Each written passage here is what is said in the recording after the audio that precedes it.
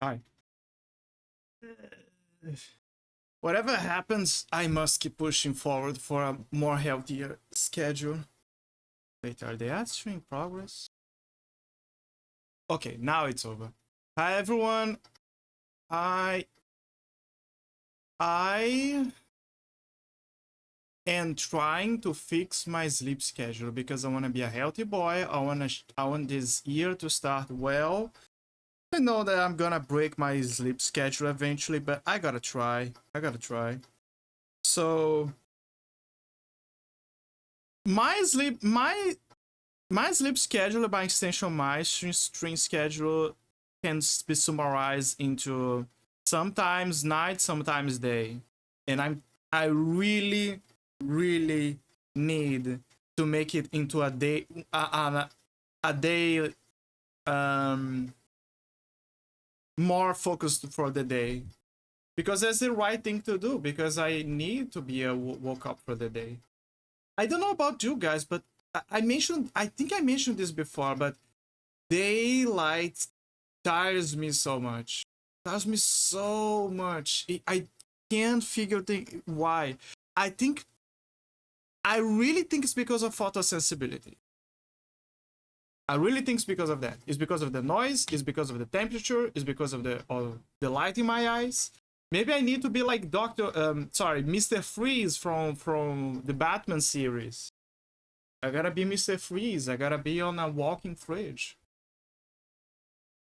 Speaking about daylight, nighttime cycles.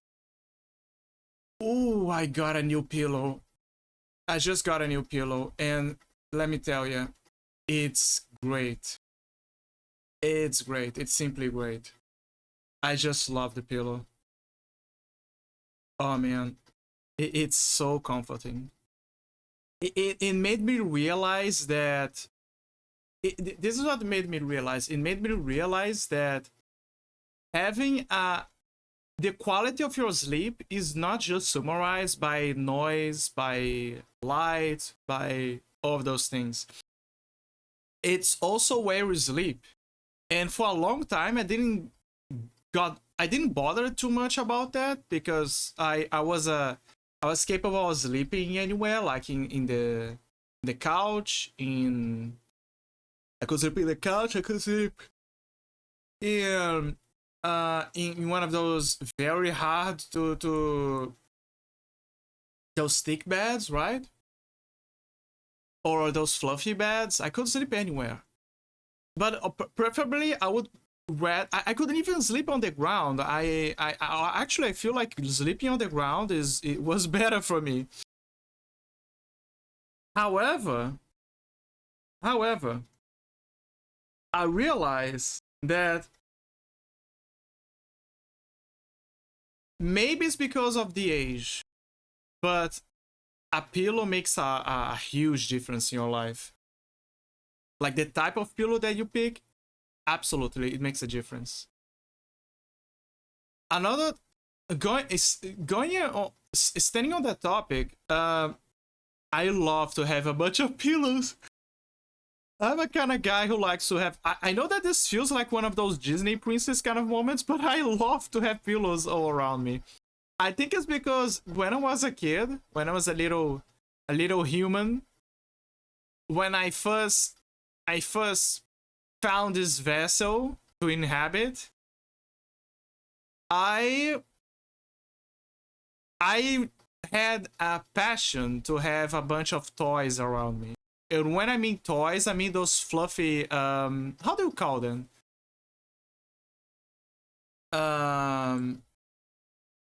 There's a name for them. Those stuffed up the toys, right? I love them. Not because of the appearance, but because they gave me that sense of being surrounded by something. And it felt like something primordial. I like to be surrounded by those things. I like to be covered by pillows. I like to be inside of a cave, like make makeshift caves with sheets, etc. I even would play with my cousin with that, make like makeshift camps. I have a thing for that. I like to make camps. I like to be covered in pillows. And I carry that to my life, through my adult life. Because when I sleep, I only feel comfortable in sleeping when I have at the very 3 pillows. The more the more the merrier, but I like to have 3 pillows. 1 pillow for me to sleep, 1 pillow for me to hug, and 1 pillow to be in between my legs. Why? Because my body is heavy. My bones. This is something that my human mother can attest to. Is the fact that the bone density of my, I don't know how, but I have a high concentration of calcium, perhaps. But my bones are very, very heavy. It's the old joke, oh, I'm not fat, I just have large bones. No, in my case, plus I'm not fat, I'm fit. I mean, I wish I had more muscles. I gotta hit the gym more often, but anyway. But the bones, right? I have very heavy bones. My bones are very heavy. And she would say that, oh my god, you're too heavy, but they don't look heavy.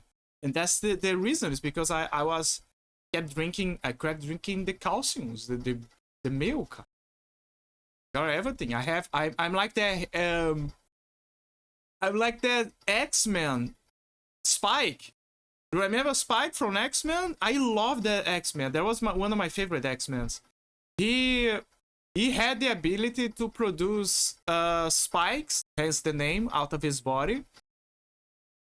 And later, he has a mutation after drinking a composite made by a company trying to kill mutants, but by throwing that in the soda.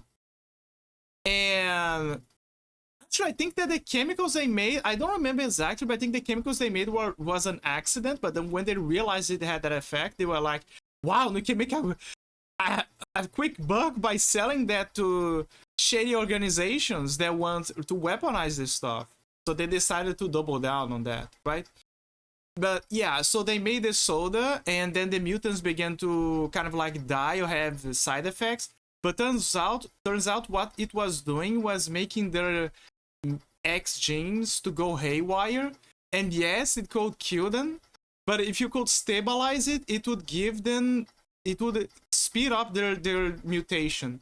And that is what happened with Spike. His mutation, so he makes the bones from his the calcium in his body from his skeleton, right? So what would happen is the mutation made him to grow them, and he couldn't retract them. And they were starting to grow more around his body, to the point where eventually he grew an exoskeleton. And the exoskeleton was so badass. It was amazing. Let me see if I can find the image. The image.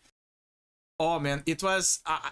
at that moment, I was like, okay, I like him, like he's alright. But when he appeared with that new drip, I was like, wow, okay, now he's one of my favorites. I wish they would explore that character more, but apparently they just dropped him. Like, he appeared in the movie, but, you know, it's not the same. Let's see if I can show.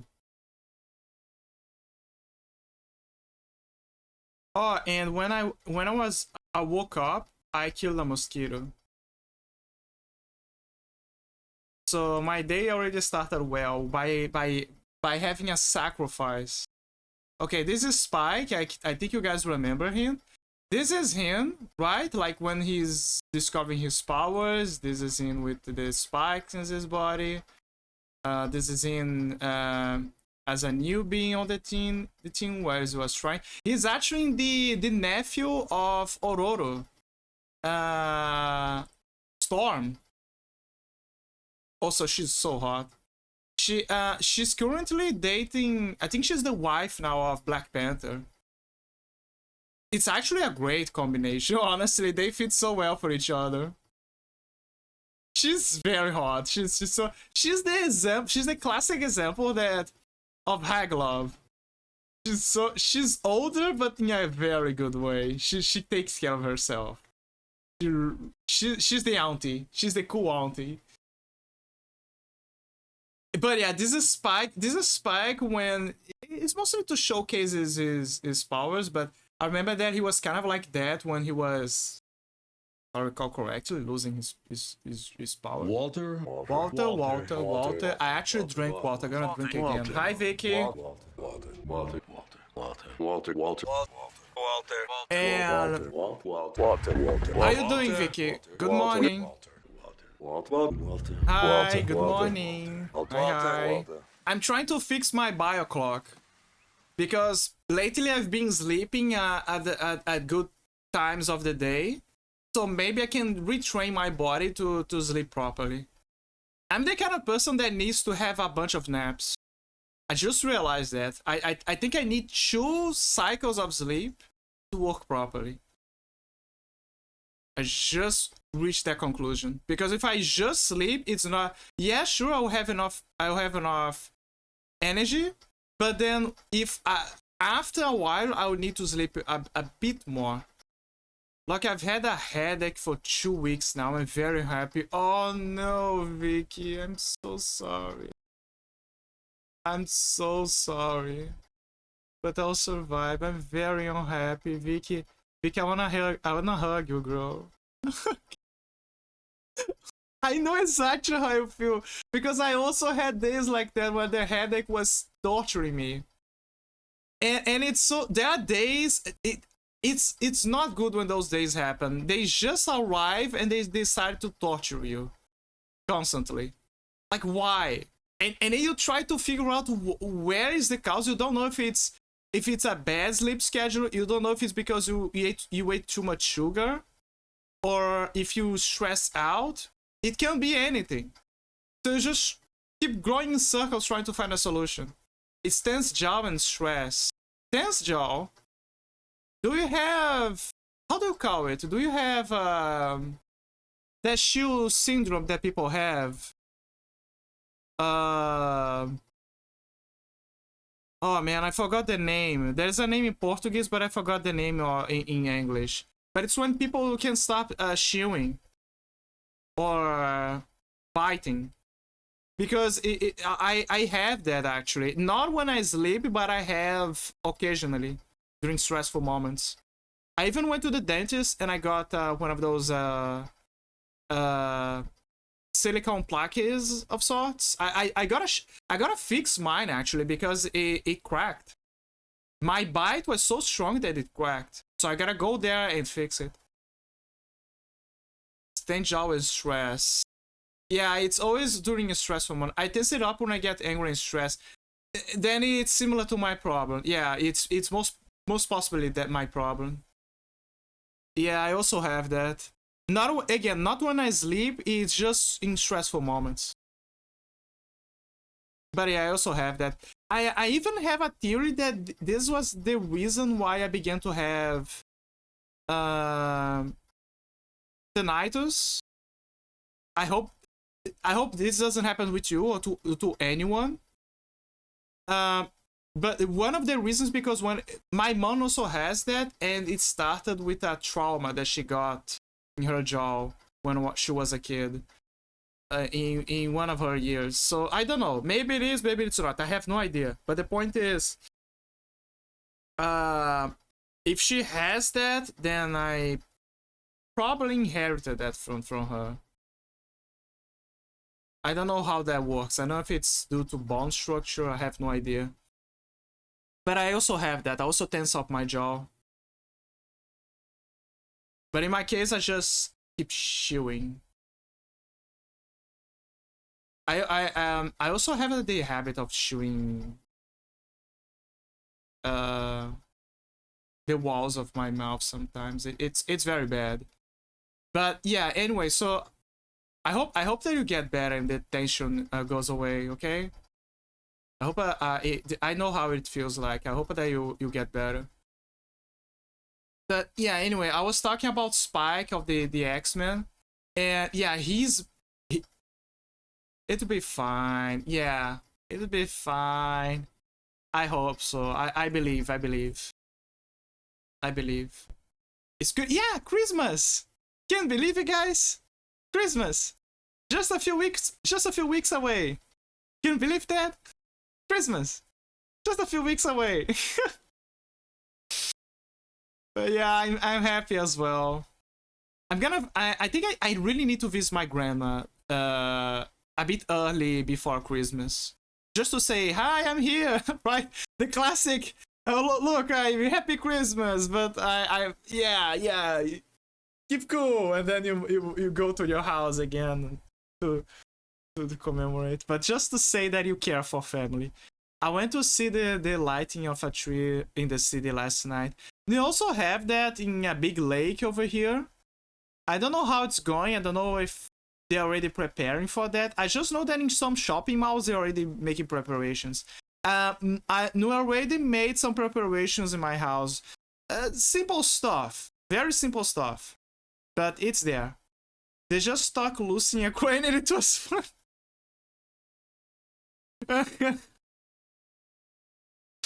The classic, there you go. Just wrap it up, guys. It's done.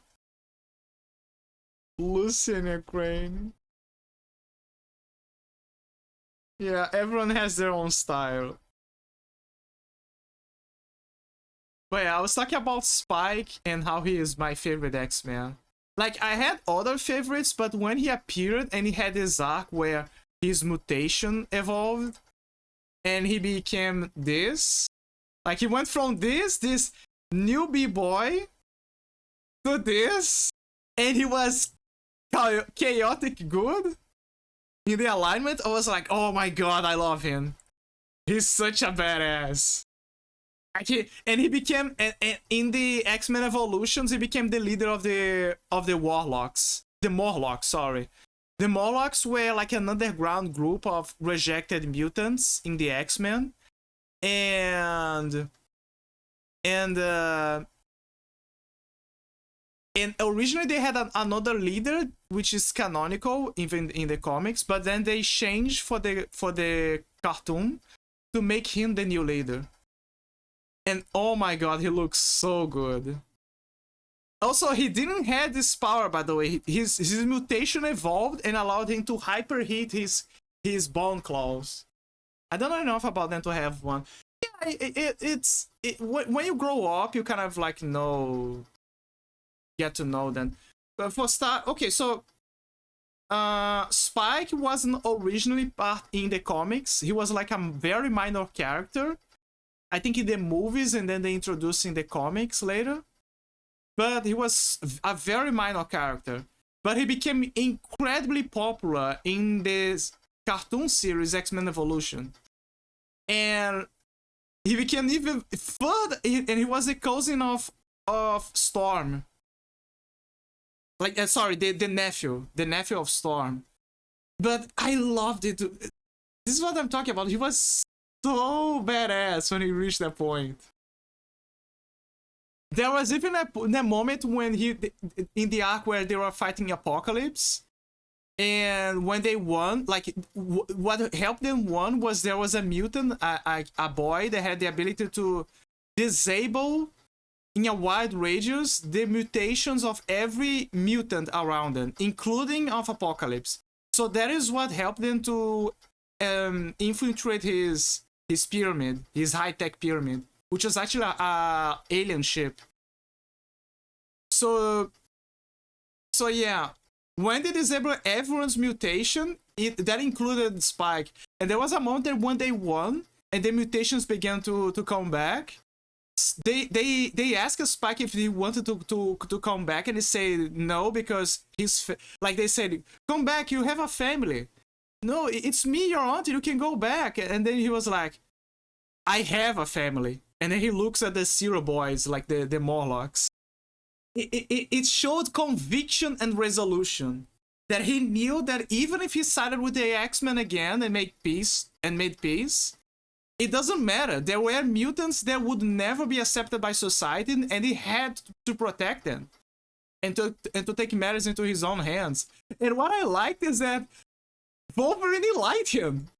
After the arc that he had with that evolution, Wolverine just treated him like a newbie. And then after that, he even tried to talk to him, to be a diplomat, and we realized that Spike was right.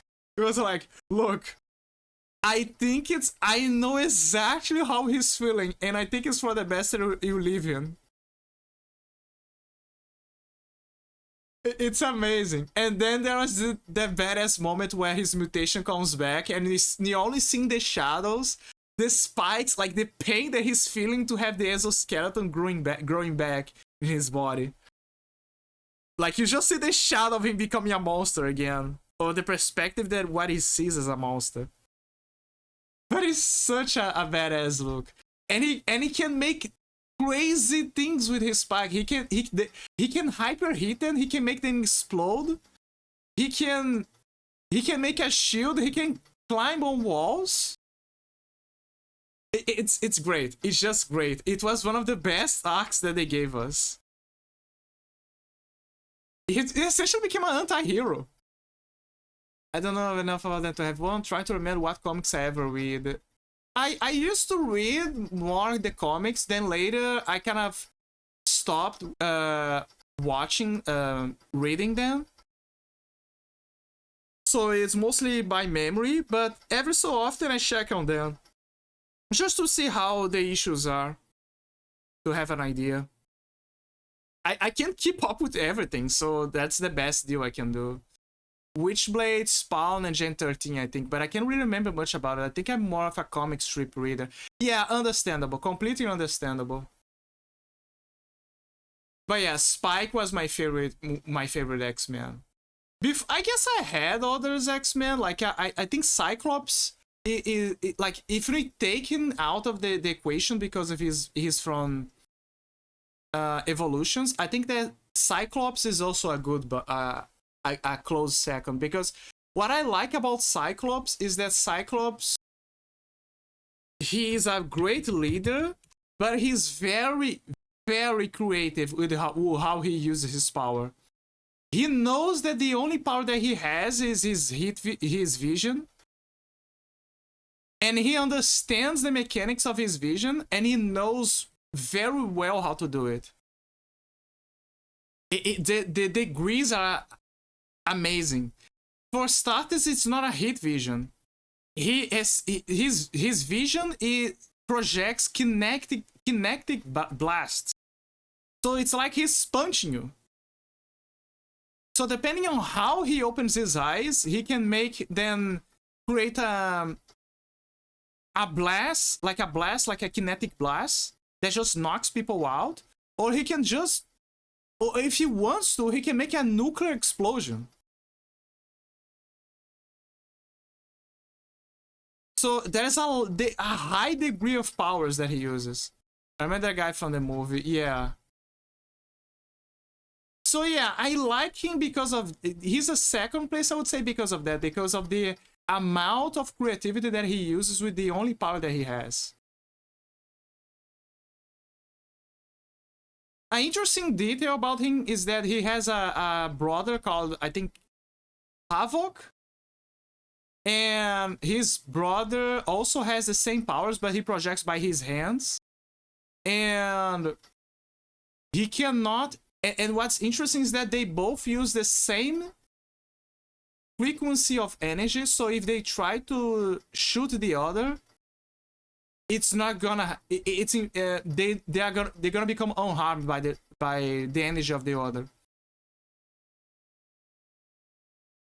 They are immune to each other's energies, essentially. Because the frequency is the same. But yeah, those are, I would say. There's Wolverine as well, but Wolverine is... I like Wolverine. Yeah, I like Wolverine. Wolverine's also up there. But I think that if I had to pick one, I think a Spike would be my top favorite of the X-Men. But only with the mutation of the Morlocks. Only with the spike that takes that to a high degree. A higher degree.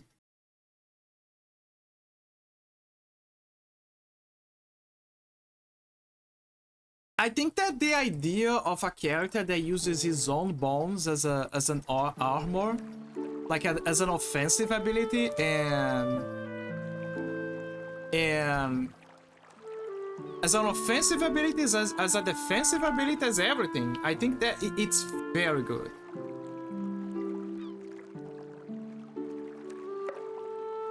Fire Explorer. Uh-oh. I knew something else was wrong. Let me turn off the controller. Why is the controller having problems? Let me see now. Okay, now the controller is fine. There's no drift. I have a feeling that I need to update my controller. There is a software that you can use to update the my controller, and they constantly update it, and I think I have to do it. Okay, so last time we were playing, we just got the ability to use ice, and now that we have the ability to use ice, we can save the fish people by... Oh, I just remembered. You can save the fish people by acquiring the ability to wield fire. That's inside this dungeon.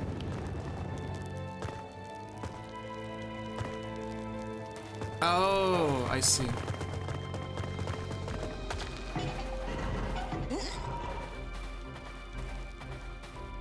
So we can melt the ice, so we can break the curse of their queen. And we can get, finally, one of the emblems. The ocean emblem. Oh, it's a reset. I forgot, this is a reset button. Huh, that's weird. Did I... Oh, never mind. I was like, wait a minute, I remember... I thought what is this? What is this?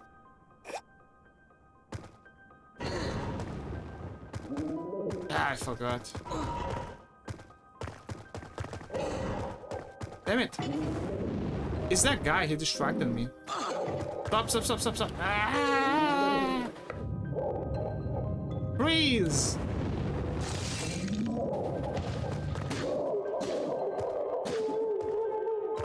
Okay, let me see. There is a block there.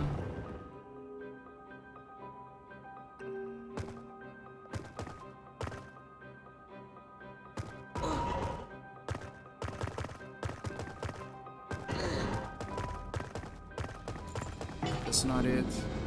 I remember that I solved this easily.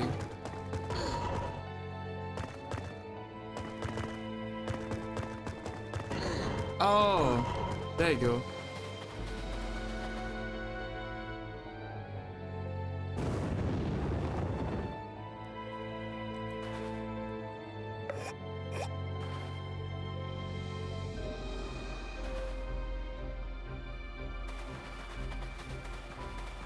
Huh.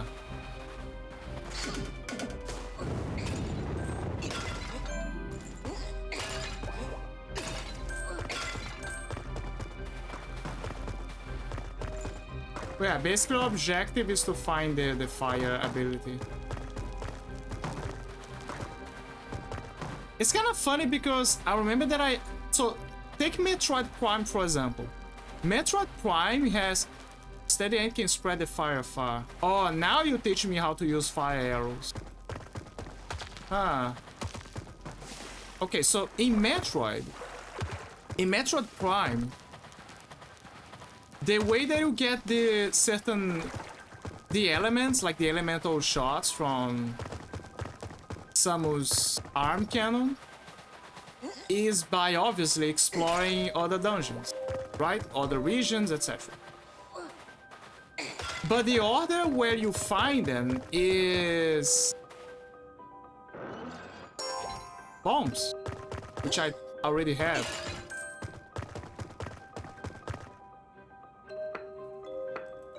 But the order that you find them is kind of weird. Use bounce to break walls 10 times.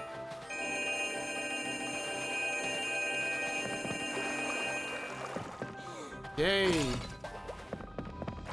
The way that you use the... Wait, there's something on the surface. Okay, so this is how I go back. Oh, this is starting to confuse me.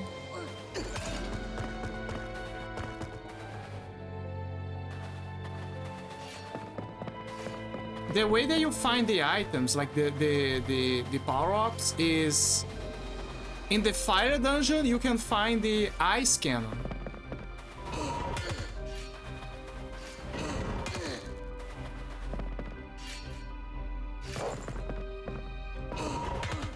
Which makes sense because the fire dungeon is where you're gonna use that ability.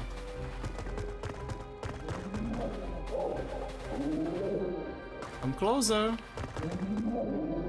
Closer.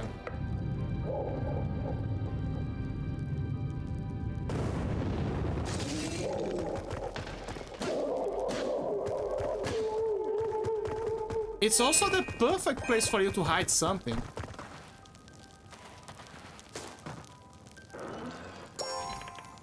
You got a regular key. Thank you. Okay, so... Okay, now it's starting to make sense. It's just that... Can I cool the... Okay.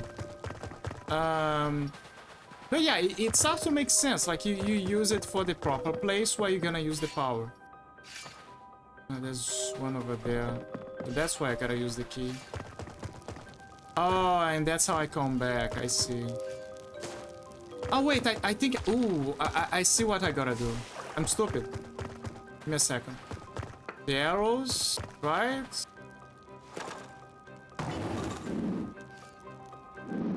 And... Ta-da! And you can come back here. But yeah, that's the simplest of logics. I think that the lightning one you find in the forest, if I recall. Like in the forest dungeon. I say forest dungeon, but it's more like the ruins of the shows or something like that.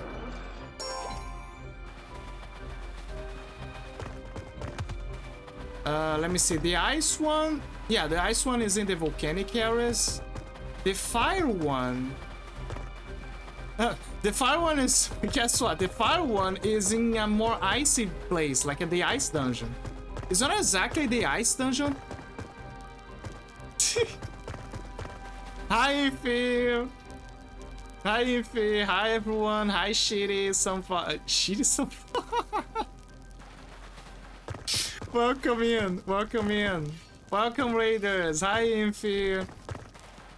Hi, Ify. Nice to meet you guys. Fuck, I need a good intro for you guys. I'm Lockhart. I'm the Lord of Tricks. I'm a variety streamer. And...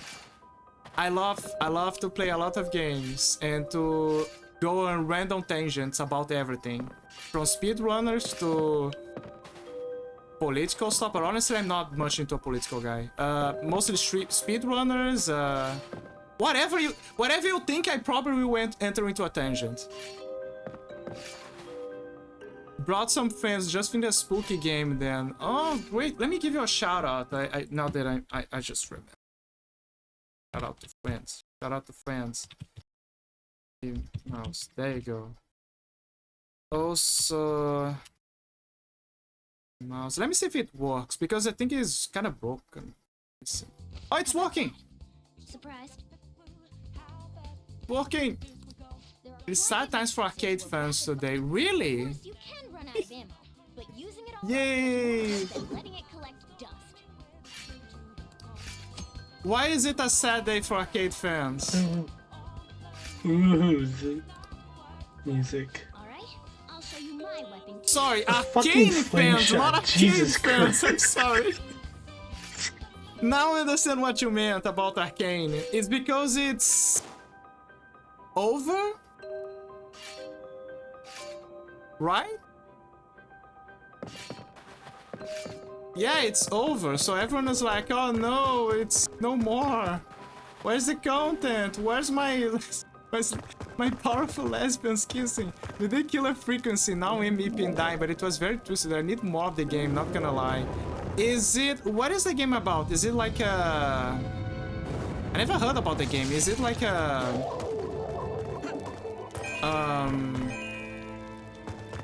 arcade-like action? It's a radio murder mystery. Really? Oh, wait. I know the game. Is that about that guy who is on a radio station and like I think it's the guy that is on a radio station. He has to like there's a murder nearby and he hears what people are mentioning about the events of the guy, and I really don't remember, but I think that the guy knows about the radio guy, so he's approaching. So it's kind of like, so you can have an idea of his general location. So it's that game. I gotta play that game. Looks fun. I like when games have a classic idea at its core, but at the same time it's a game. Well, sure, whatever you just said.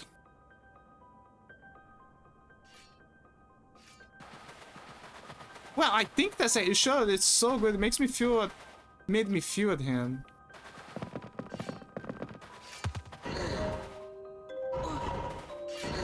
I like when games have that premise. When games have... It's nice to play during like a rainy night. I love rainy nights. I keep mentioning this constantly. I love rainy days. Rainy days are my favorite. So playing video games on a rainy night, it's the peak experience.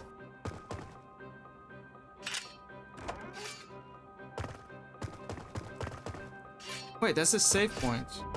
Okay, that's a save point, sure, but there was more for me to explore. Let me go back. Thank you for following, Sunflower. Thank you for the follow. Sorry, the name is sure getting me off guard. Cheese for everyone! For everyone!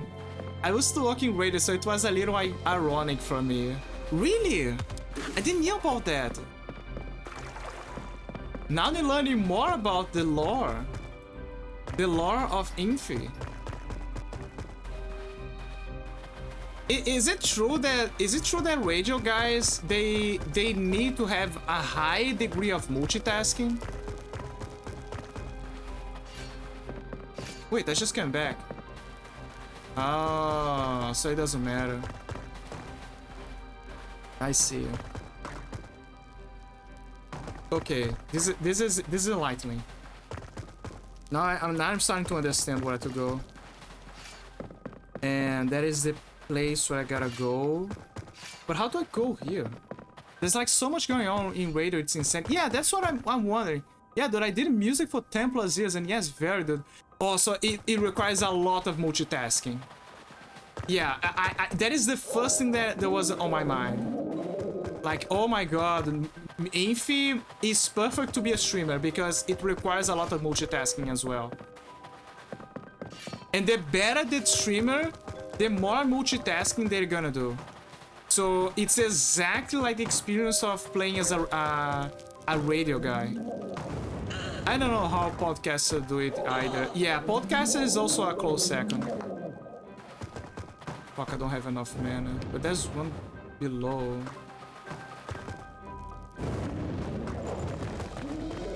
I forgot about it. Yeah, there's not a lot of multitasking. Like there's... Let me see. Pay close attention to chat. Paying close attention to chat. Checking the redeems. Seeing if everything's in proper order, the string is going, OBS, what else? The model, to make sure it doesn't crash. But it depends on the model. Like for PNGs, it's easier. For 2D, 2D is harder depending on what you're doing. And 3D, you gotta be awake. You gotta have an eye 24 hours on the systems, or something is not gonna work eventually.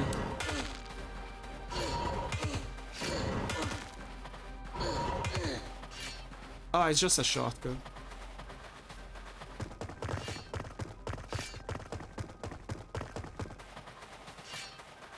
But yeah, I'm gonna check Killer Frequency eventually. Sounds like an interesting game.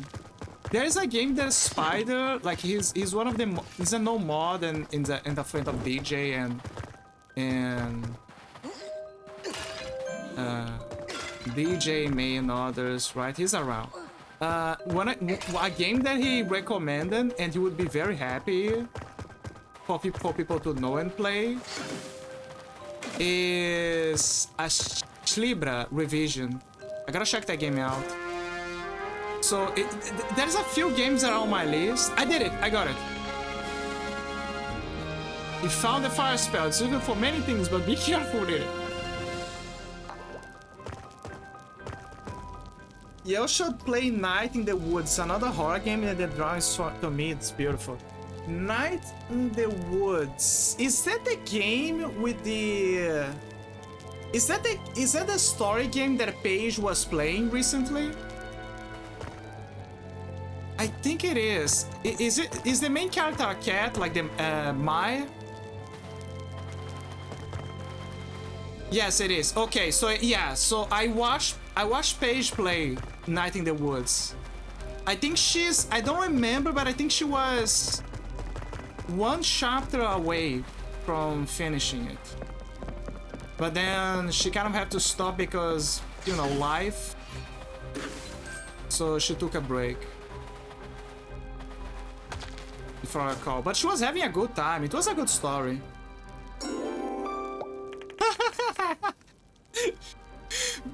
Vicky, you found another one. Oh no, it is just an old boot. You found one coin inside it. Oh no. Such a good game. The dialogue is hilarious. Yeah, Mai is a menace. Mai is the kind of person that has no breaks when she's talking with someone. Mai is the friend that I want to have around constantly. But yeah, the dialogue is amazing. I won't promote anybody. Yes, our friend Paige is also a good streamer. No, you can't promote her. She's our friend. Like, I don't know. When it's a... I understand why you're coming, Infi. Like, when you... Some streamers, they have a very... They have a fear... Like, Arthur was mentioning that before. Some streamers have a fear that eventually... They... Just because they mention other streamers... It's gonna be equal to... Throwing the attention more to those streamers, make you lose viewers. Like, it's the kind of people who are more focused on viewership. It's not like... Oh no. Stop.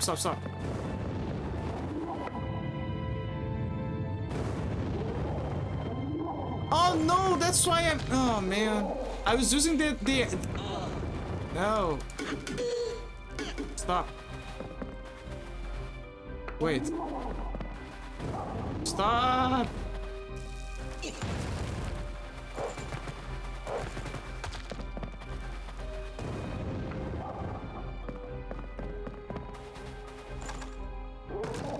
Stop. Oh yeah?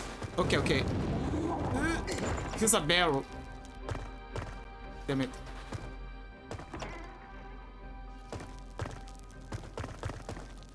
Okay, I gotta be careful with that guy. I only mention streamers if they don't know how to raid. Yeah, that is a good point. Sometimes you just mention a streamer that you trust is enough. But yeah, what I was trying to say is that some streamers, they have a fear that if they mention other streamers, their viewership is gonna drop and they're just gonna follow the other guy. That's the mentality that they have. That they're gonna follow the other guy. Oh, it's blocked. Never mind. Like, they're gonna follow the other guy or the other person. And, you know, that they're never gonna come back or something. It's sad. It's a very sad perspective. Honestly, I don't care. It's fine. Like if you wanna mention, I think that if you so here's the edge here. If you mention the name of some like another streamer in a weird, unrelated conversation, for example, let's say that people are talking about food, like pizza or topic that just happened, and then someone out of nowhere they mention, what is the name of that streamer that people keep constantly talking about because she flashes her panties constantly? Fillion. Okay, so imagine if someone suddenly says, "Oh, Fillion is doing a wheel game, and she's gonna give the 3 top guys that donated and read the responses," so something like that. Read the reactions. If someone brings that out of nowhere, the problem is not that they brought another streamer into the conversation. The problem is that they brought a conversation that's completely unrelated to what he's talking about. Like they didn't read the vibes. And on top of that, it feels like in bad faith, like they're trying to steer the attention to the others, to the other realm of things. You see what I mean? But for example, if you just mention someone that is a friend of ours, and it's here, like, oh, Paige, yeah, sure, Paige, yeah. It doesn't matter because we know her. Like, it's part of the topic, we know her, it's completely fine. Oh no, I'm becoming French fries.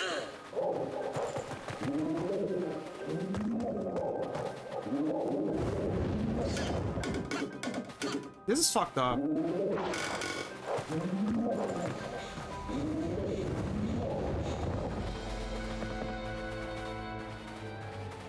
Damn, I can't. I'm trying to link her stuff. What do you mean link her stuff? You mean like, the name? Wait, I'm gonna shout her out. It's better this way. Okay, let's shout out our friend Paige because I love her. Aging us page.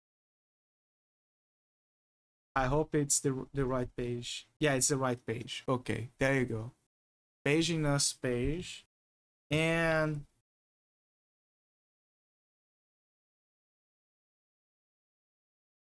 there you go. And it's still broken. I don't know why, but some people are experiencing that, including Jazza. Jazza Hall is also having the same issue. But there you go, they gave her a shout out. Your Twitch page, yeah. There you go, guys. Go give Paige a follow. She's also a streamer. She's currently busy. It happens. Life always gets in the way. But that doesn't mean that she gave up. It just means that she's busy. Like it's one of those days, right, where you wanna stream, but you have a bunch of stuff on your head, so you gotta worry about that first, and then when you're ready, you can come back. But there's some spikes here. It's like the game is telling me there's a fake wall here.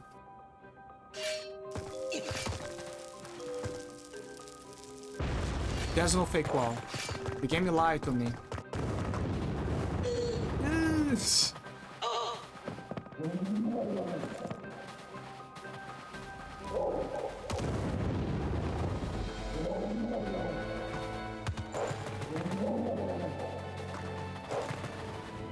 Of course, I can use the fire spell here. I can also use the... How do I need to refresh my spells. How do I refresh my spells? I know that if you hit some objects, you can destroy your spells, but I need to find another way. Remember, we are all streamers. If we aren't the one for you, then we wish you luck in another community. But we are all unique and we all stand together. Can't be more proud than to help my friends grow since they have done the same for me. So true, Infi. So true. I'm gonna ping that message. So fucking true. So fucking true. There is the message of the day. You are all in this together. It doesn't matter your size. It doesn't matter if you're big, if you're small. You're a streamer and you're trying. And that is what matters. Do not let the success of others or, you know, the whole views thing get on your head. God damn it. Do not let that consume you. It's completely fine to be worried about numbers because, yeah, to a degree you gotta check it out and see as a business, right? It's fair. It's all right. But do not become highly obsessed over that. Do not. This is just... It's a hobby. At the end of the day, you're doing a hobby. I know that the prospect of... Damn it. I think I really need a fire spell. I know that the prospect of easy, you know, working as a streamer and becoming and living off of streaming or having streamer as a side job is very tantalizing, believe me. Like, really, believe me. Like, it's of course. I mean, who doesn't want to watch videos and play video games as a job? Like, of course, of fucking course, everyone would rather do that. I mean, there is also other jobs like fishing.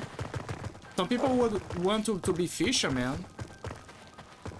Like, to me, I think being a fisherman is also amazing. If fishing paid well, I mean, fishing does pay well, but I mean, like, really pay well. People would rather would fish more. It's one of those ingrained problems in the society. People would rather do productive things for society that they find fun, but the problem is that, and they are very essential for society, but because society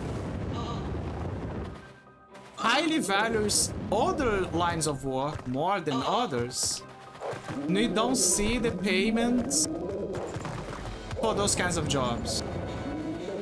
There is also the problem of how common that job is. Like, anyone can be a fisherman, anyone can be a trash man. So even if it's an easy job and essential for everybody, unfortunately, it's still something that the common man can do compared to someone that only that person is able to do it. That kind of job, which is essential for society. Honestly, if you become highly obsessed with it, you forget to enjoy stuff and it will show. Exactly. You gotta love to do something. What's the point of doing something if you don't like it? Like, I don't know if you guys were watching those streamers like, you know, Ninja or... I mean, I don't watch them, but I check the news. But I mean, like, if you know about the news, about how they're going, and how it feels like they're unhappy now. Like, it doesn't matter if they got a lot of money or if they are a public figure. You can see that they are unhappy. I would even okay, I'm gonna give a more common example. Asmongold. Asmongold is a smart guy. He's very grounded. His opinions carries value. I appreciate that. But at the same time, being chronically online or dealing in certain subjects, you can say that you are a Superman or that those things don't bother you as much, But deep down, they do. Deep down, it consumes you slowly. It's it's an ingrained fact about humanity. Eventually, it's gonna tire you out. Some people have a better resistance to that. It's like a RPG stat, you can say. Like, oh, he has a mind resistance, or insanity. His sanity is high, right? That kind of stuff. But nonetheless, they sure are affected by that.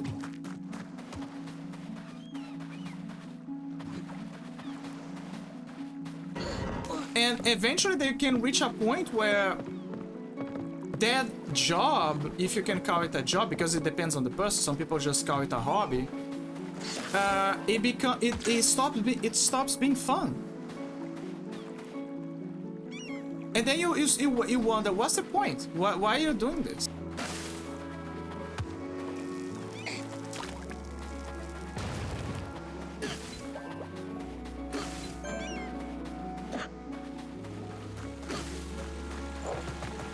Exactly, yeah. Yeah, case in point, always make sure that it's fun for you. Find enjoyment in doing those things.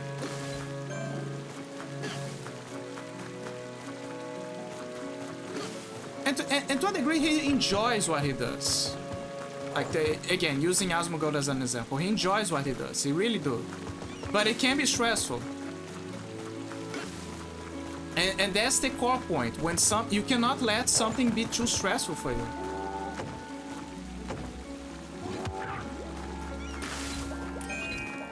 Ah, finally, I got some magic.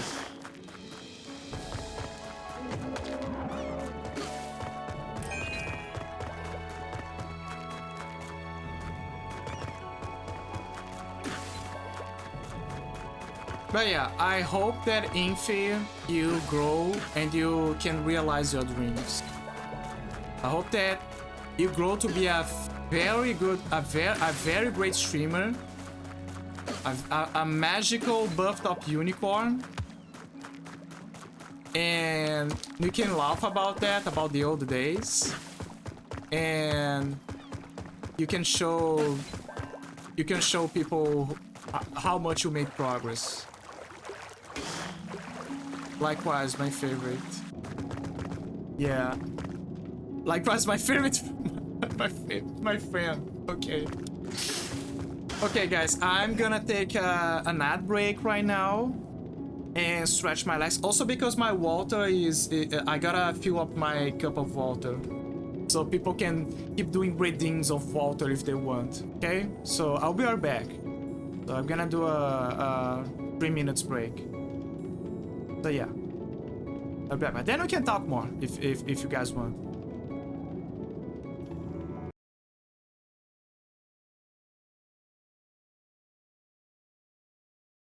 Cheese for everyone!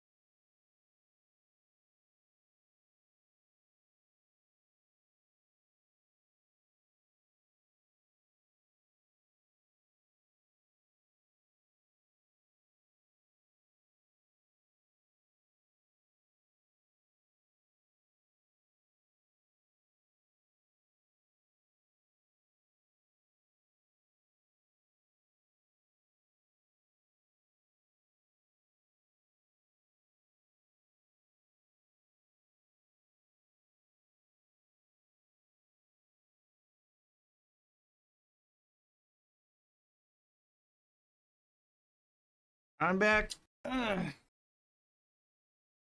John back. John back. Look at fat piss. And I'm ready. Okay, fine. I have a fire magic. Technically, I can exit. Oh no, wait. They say that. Yeah, remember there was the entrance to the dungeon was.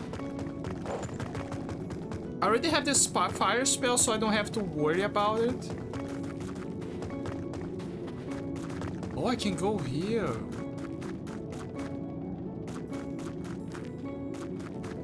But why? What's the point? Okay, we need to go back to the fire dungeon because there's probably more items that we missed.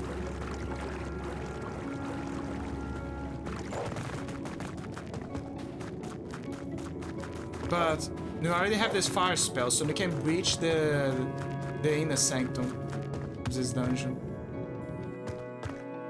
Yeah, it was here.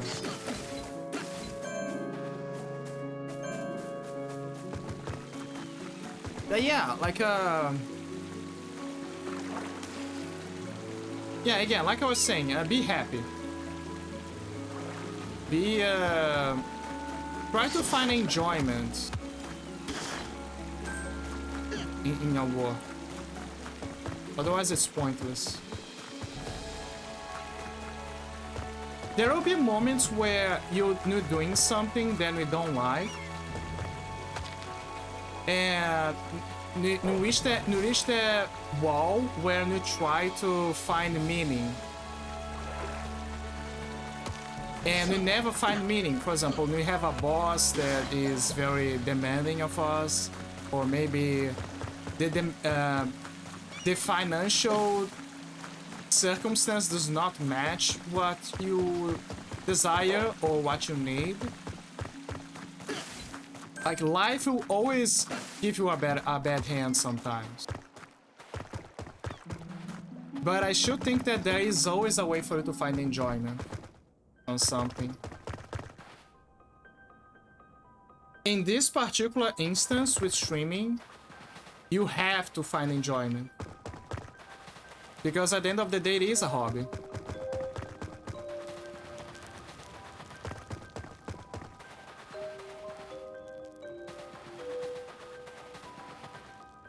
I wish I had a better... I'm not gonna shoot him. But also cannot destroy the jars because they might have energy replenishing things. I think I know what I need. Maybe if this dungeon gave me fire arrows, just like in Zelda, then yeah, there you go. I got it covered.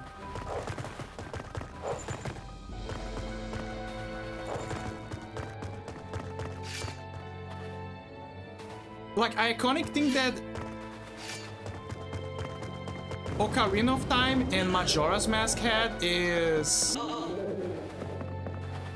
Yeah. Stop. I'm sure very pissed to the fact that the only way for you to damage him is by freezing him. Like, hey, what a surprise, right? No, but... Ah, there you go. I knew there was something here. Like, yeah, sure, what a surprise, right? But... Really? Just for bombs? That's it? There was another room here. Let me check. Right here, perhaps? Yeah, it's here.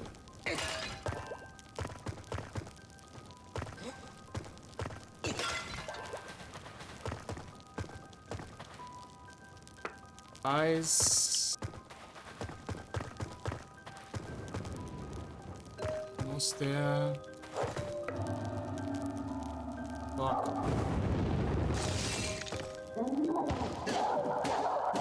Yeah. stay on your lane. Okay, now you can use the fire spell here.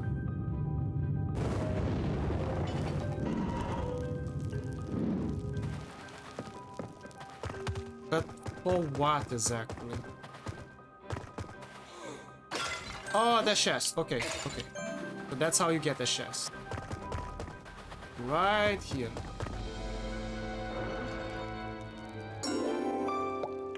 It is a beautiful necklace. It is worth 100 coins. So it's just money. Chicken finger, collect 1,000 coins. Yay. What about this? Oh, so this is the way out. So it's basically the game. Okay, this is how you get out of the dungeon now. If you want. But there's more. There's something here. Bombs, maybe? Yeah, it's bombs.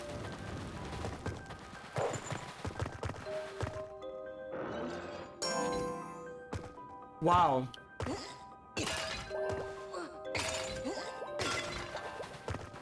So yeah, and you got everything, but I was expecting more. But at least we got a fire spell. Where's the exit again?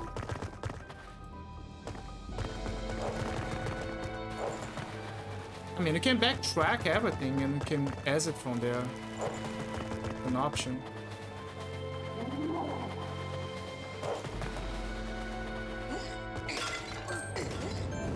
I need energy. Okay, ignore him, ignore him. Go, go, go.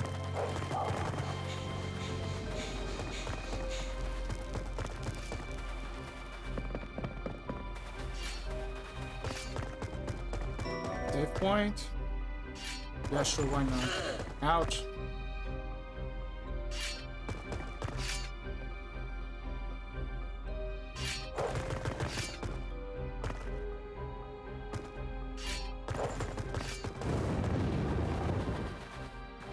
Let me see, that's where...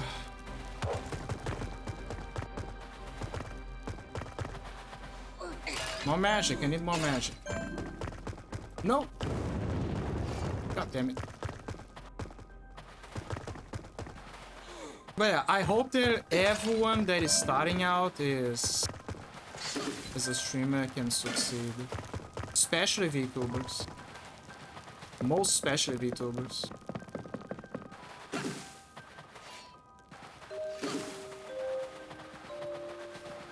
I mentioned the unicorn thing, but you know, do you guys remember that cartoon called the Foster Mansion for Imaginary Friends? I think that was the name.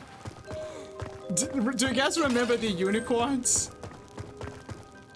Do you guys remember the unicorns?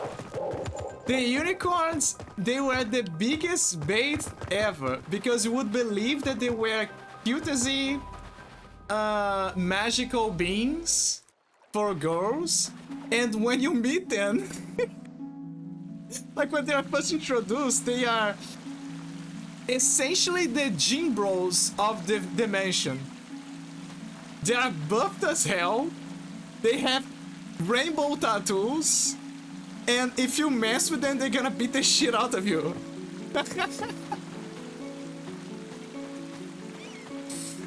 It's amazing. I loved it. It was the best depiction of the unicorns.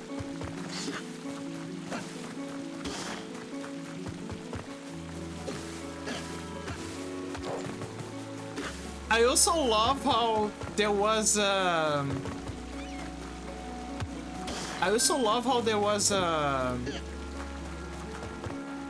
they showcased that some imaginary that universe is kind of crazy because people treat imaginary friends as if it's a haha, it's the invisible friend, right?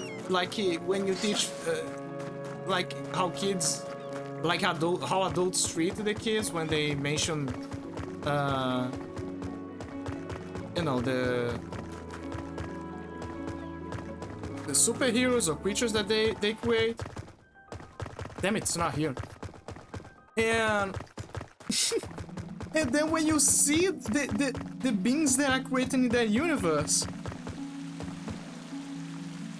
there was one imaginary friend that was so powerful that he had to be locked inside a cage, like a pocket world, inside a chest, because he was so powerful that he could control everything inside of the pocket dimension. There was a black market tournament where imaginary friends would battle against each other, kind of like Pokemon.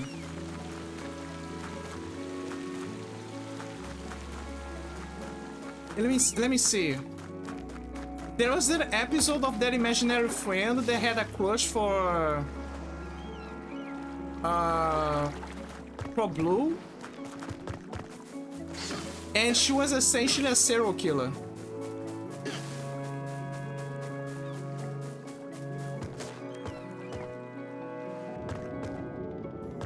Okay, finally. Now I have the firepower. Let me see if they're gonna say something. No, they don't say anything else. But they do mention the saber, which I gotta find eventually. But yeah, it's amazing. Like that universe had.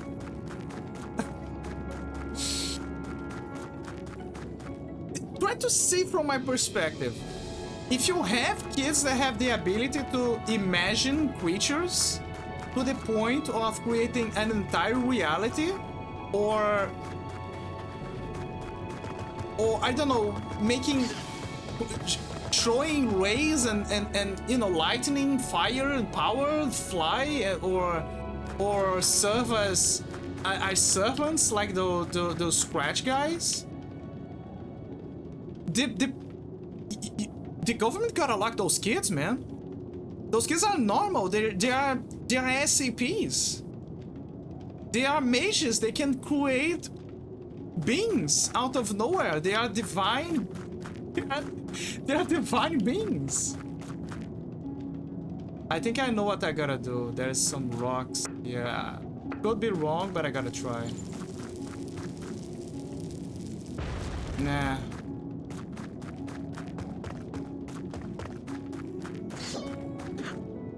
Maybe below. I fall below. How they do? No, hide in the cave because of ocean. Okay.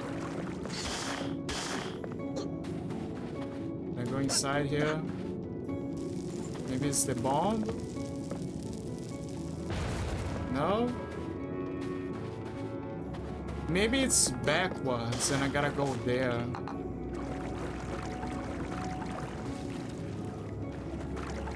What I'm confused is how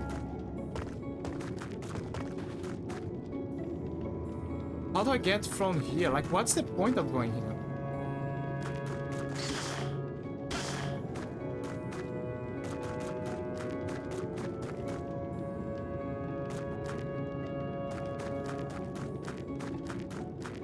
And it doesn't look like there's a place at the back.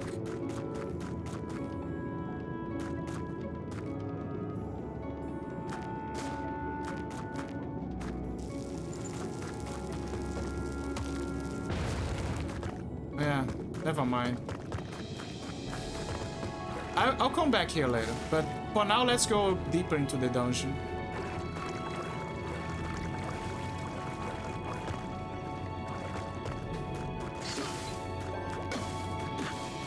Oh, and if you probably are already doing that because you mentioned that you were tired, but feel free to, for people who just got in, like on the raid, take a break. Rest, feel free to rest, to eat, to relax, and yeah. And I hope you guys have a wonderful day. Oh, I remember, that's the place where I use the key. Okay, let's go use the fire spell on the ice. You're going to slay us. I wish you could have, but spears are no sharper than yours. Russian harms far more dangerous. Yeah, everyone's saying that they need to land. So the short story, the short story of the game is that this kid is the son of a guy who went to avenge his mother, like his wife, the mother of this character, by killing a beast called Oceanhorn, which is the name of the game. And he narrates that in his diary, like the father, but then the father goes missing, possibly killed, and then the kid is taken into the care of a friend of that father, which is kind of like an uncle, you could say, and trained by him to succeed his father in the future. And at the end of the father's intro, it ends with him fighting Oceanhorn, and Oceanhorn is a mechanical beast. And then further in the game, it explains that there's like a lore that there used to be a war in the past between. There's clearly some inspirations from Final Fantasy as well, because they mentioned that there was a war between two groups, and one group mastered the art of technology and magic, and they entered on a war with another group, and it resulted in the city's collapse alongside with its technology, which is basically very similar to Zanarkand, I think that was the name, right, from Final Fantasy X. And now the kid is retracing his father's steps so he can either find him, which is very unlikely, or avenge him by killing Oceanhorn. Then later you discover that those mechanical beasts, there used to be 3 of them. And each one, 2 of them got killed by other heroes from other regions. And there was a tomb, and even one of the guys, one of those fish people, who mentioned that they made a sword for the Aurus people, which are own guys, like own humanoids, and they killed one of the beasts. That's it? I was expecting the ice to melt, but okay.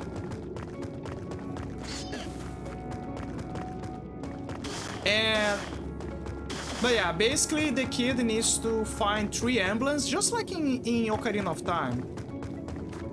And I guess Link to the Past, because there was some 3 medallions as well, right? To enter a certain temple, I don't remember. But yeah, you gotta find 3 emblems to, I believe, reach the city. The underwater city or something. And each emblem is guarded by on a place that is now long forgotten or having its own problems, just like Zelda.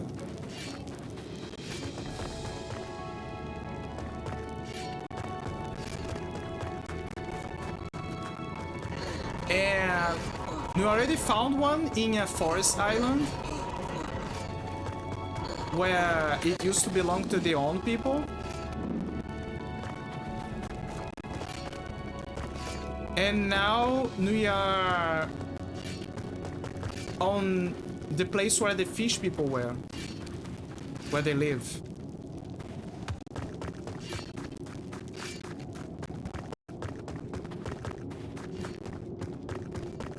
Was there more over here that I forgot? Yes, there is.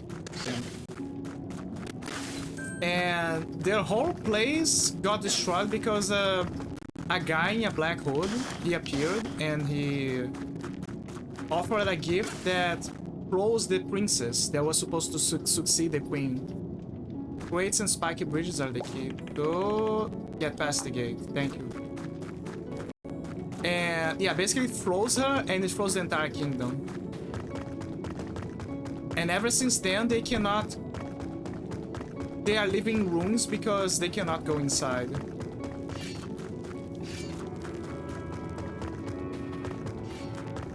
They also could not enter the fire dungeon because of the biology. It's impossible for them to enter that place with a higher temperature.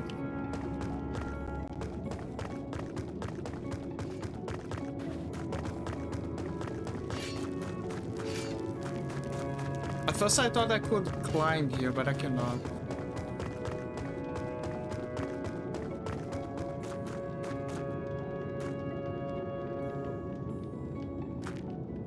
Sometimes it feels like I can destroy that, but no, I'm wrong. I think I gotta use the eyes to freeze that. But yeah, there's some degree of puzzles here. I think the Zelda puzzles are harder, but there are some puzzles that do make you think here. Oftentimes we have the perspective problem. We think that we are... No, I don't think it is. I'm back with my cold pizza. Were you not able to heat her up, or... Because I love to eat my food hot. Unless the food is supposed to be eaten cold. Obviously. But in most dishes I prefer them hot. Now I just like my pizza cold and I'm lazy. Dude, that's a sin, man. My god, that's such a sin. I'm the opposite. I cannot eat a pizza unless she's melting. Oh my god. My dad is just like that. Do you believe that? My dad is just like that. If the pizza is cold, but not too cold, he's capable of eating that just as it is. I'm like, no, that's not how they do this. You're committing war crimes. I'll straight up take it out of the fridge and eat it. Oh, it's just like my dad. Oh my god. Just like my dad.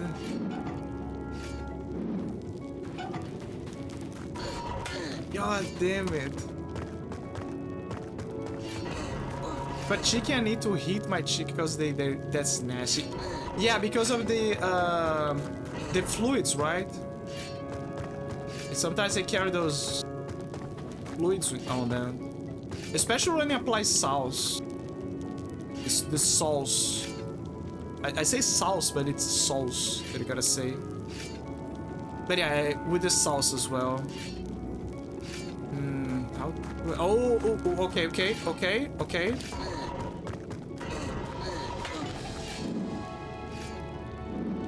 Wait, but how do I... Nah.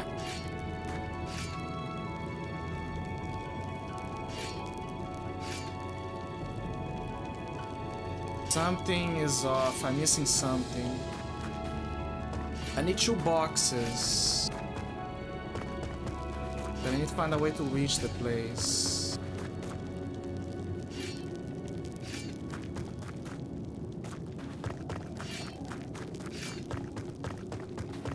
Honestly, I don't know how people eat cold pasta. That shit doesn't smack like my cold pizza. I wanna learn how to make pasta. I wanna learn how to make pasta and mix up with spaghetti. Like, I wanna learn how to make an Italian dish, essentially. There are some dishes that I can make that resemble an Italian dish, but I never can reproduce a proper Italian dish because I should need to have the ingredients and the manuals for the pasta. Honestly, I don't know how people eat. Oh, okay, sorry. I'm rereading something that you just said. I heard that making pasta is easy. Same for guacamole. Guacamole I know how to make. It's just that I just gotta make it. At this point, it's just laziness. I have a feeling that it's something here. Let me try. No, it's not something here. I wish it was.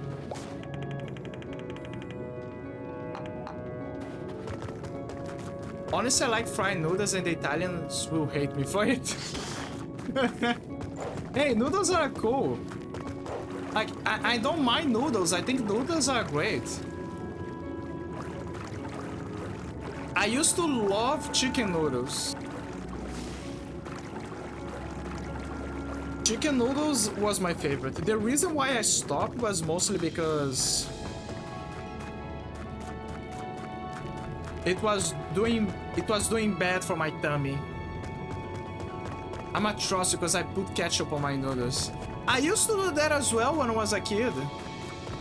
Like for real, I used to do that. I love to put tomato sauce, but I prefer ketchup because ketchup was sweeter.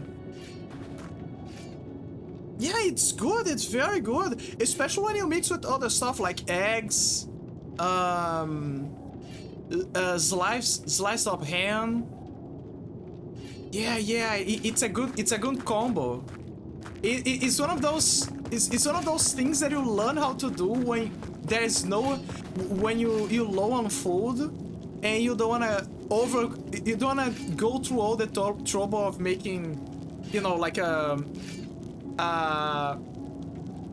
3 or 5 stars restaurant dish, right? Especially when there's more than one people in the house. But also when it's only you in the house. Like you just want to survive, basically. You wanna eat something that makes you happy. But I take it up that notch and use ketchup on my pasta. On that I cannot say anything because I never tried pasta. I gotta try to learn how to make it. Oh man, how? What am I missing here?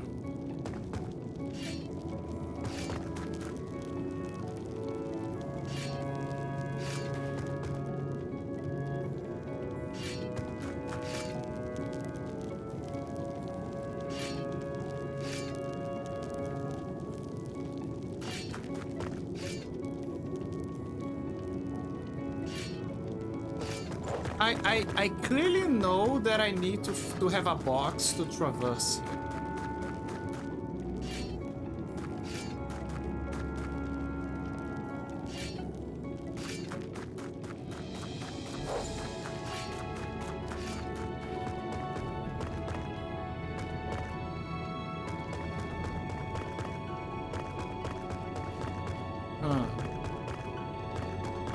Let me check that jeep again. Maybe I'm missing something. Is there about the box of weapons? You can get those yet? Yeah, you cannot get them. I need to go around or find a way to get around. Crates and a spiky bridge are the key to get past the gate. Spiky bridge.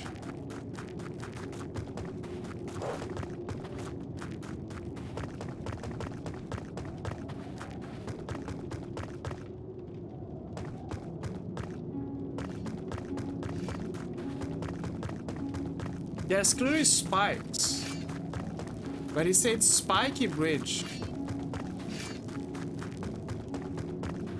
So I think that what he's trying to say is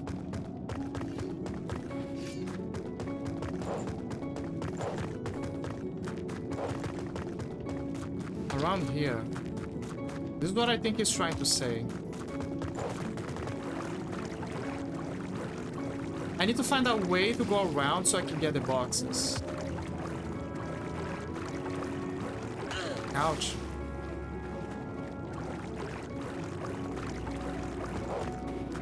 He says a spiky bridge. This looks like a spiky bridge.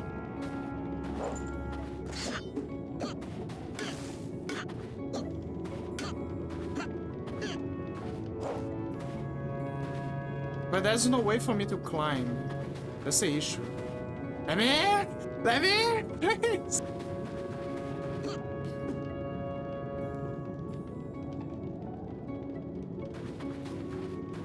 Let me go around. I feel like something is missing. In more ways than one here.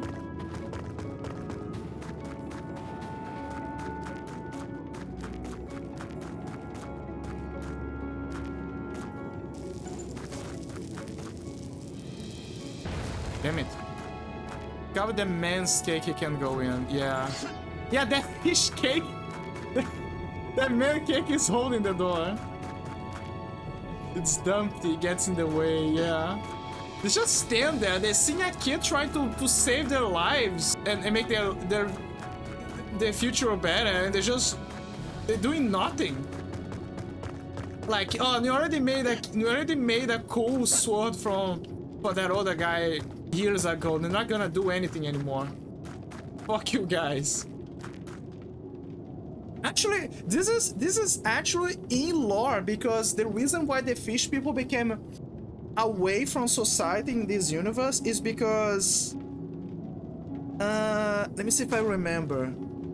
Oh yeah, because they I think it's because they were polluting the waters as humans began to evolve. So if I recall, that there was a reason. So they were like, ah, those guys are nasty. Let's get out of here. We already have enough problems. And then when the disaster happened because of that black hood guy that froze their entire kingdom, now they don't like the humans, and they don't have any condition of helping anyone. The only human that helped them so far, the only ones, is a guy who was supposed to bring honey to them. And so I had to bring the honey in his place.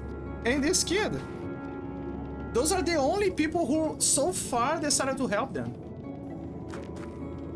after their isolation. So they are years away from people. They don't like humans. They're like, not in a hatred kind of sense. It's just like, no, they don't want help. They don't want to meet you guys. You guys are a problem. Get the fuck out of here. The longest UPS delivery of a lifetime. You have no idea. There was a whole quest regarding the honey because I needed to have to acquire the fire spell. No, I needed to get inside of this temple, this place where the fish people live. But to get in, I needed the honey. To get the honey, I needed to go to another place in another area to find a guy who got lost because like he was trying to get the honey and he got lost, and I had to save his ass. And then I had to deliver the honey from the place where he was, put on my ship, and sail with that thing miles away to the island where the guy was. So the UPS delivery is actually in line with what I had to do. I literally had to sail a whole bottle of honey to this faraway place for free. And when I arrived, the fish was low-key racist on top of that. It was like, wait a minute, weren't you supposed to be a bit shorter? And it was like, oh, never mind, you humans are all the same. Okay, give me the honey, you can get in.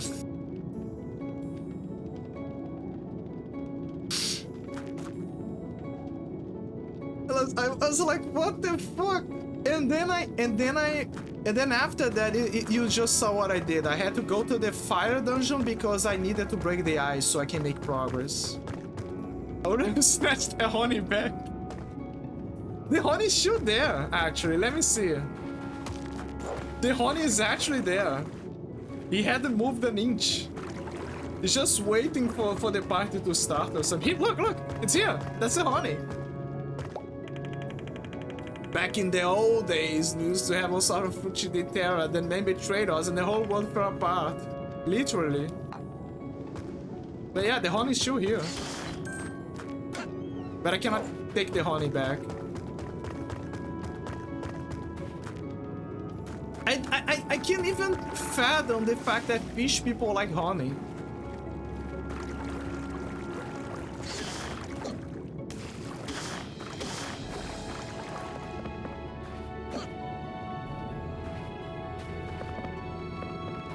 I'm not one to judge. Yeah, even I love honey.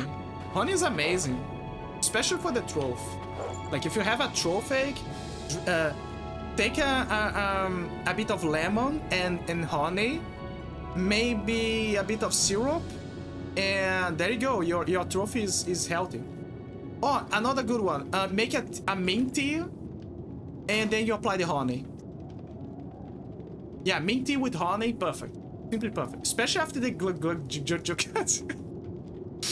The jug glug glug.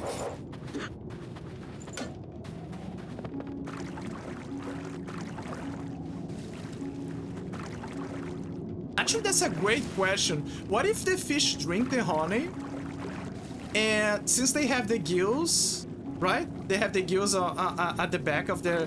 I mean, I don't see the gills. Maybe the gills are on the top of their heads. What if they eat the honey and then the honey like spill the goo out from the top of their heads because they swallowed too fast?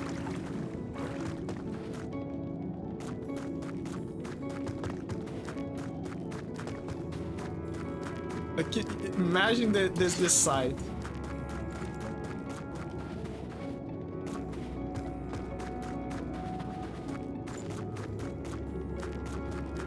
Spike gates.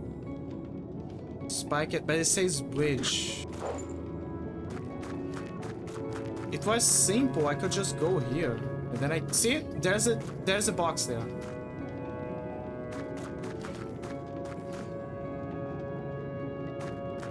Especially after the good. Oh, sorry. I have a bad habit of rereading the same test over and over. That's giving the deep vibes from the show called The Boys. Yeah.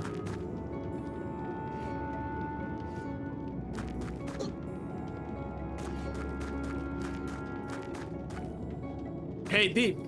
Give blowjob A-Train. blow up A-Train. And everyone's like, wait, what?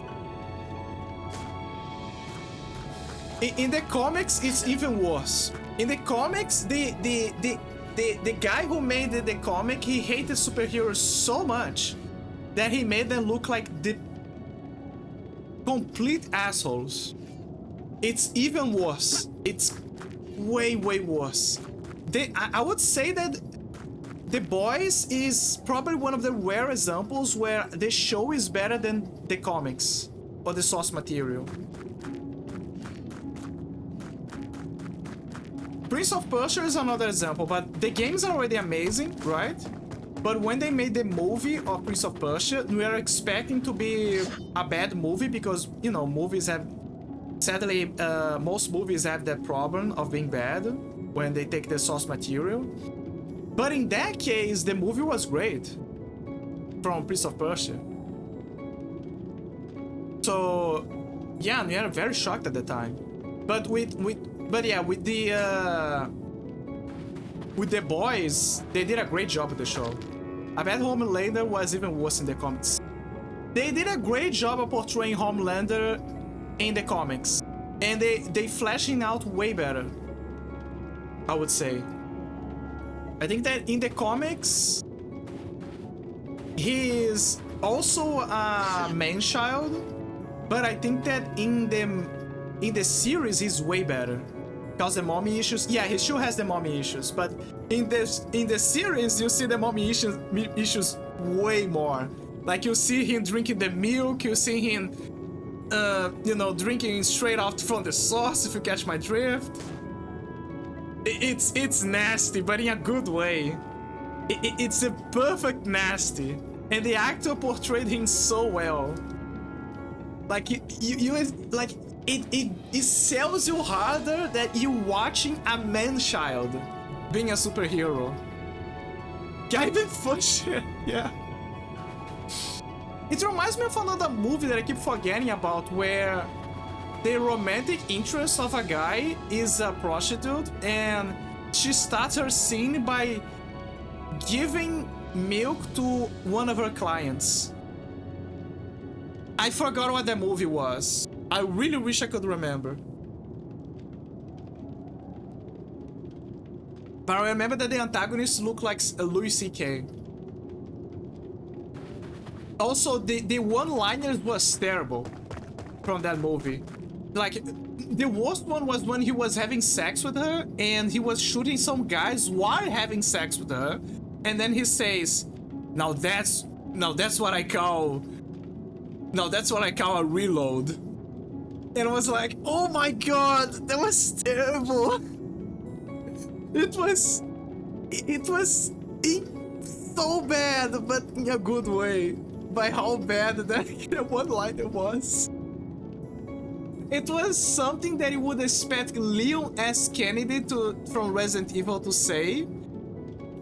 But with the mindset of Leon S. Kennedy from the TV show, from the movie, the Raccoon City movie. It reminds me of the show that great, but not really, because the main character husband is a hoe. Yeah.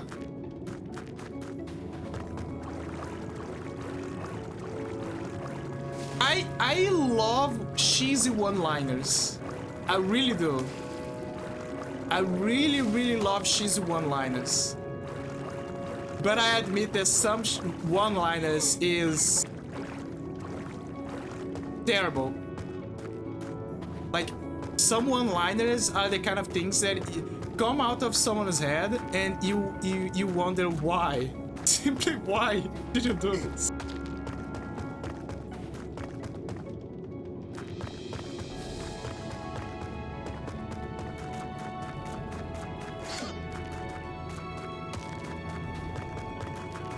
Is this shower thoughts? Yeah!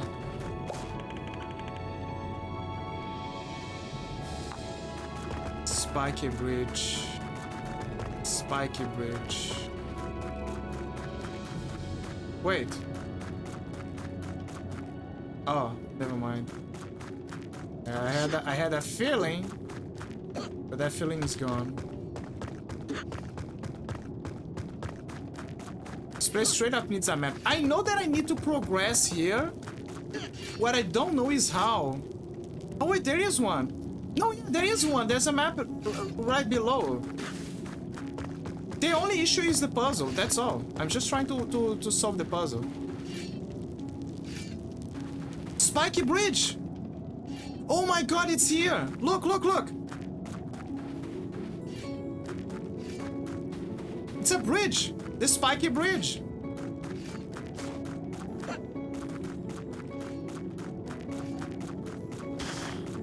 There was the trick. It was right in front of me. Gaming physics make no sense, yeah. Also, that's how I reached this place. I think. Okay, the logic is here, but I still don't know how. Reach this place. That man, his beans. Yeah. Where's my beans? Anyway, now I can use the box. Finally. On here.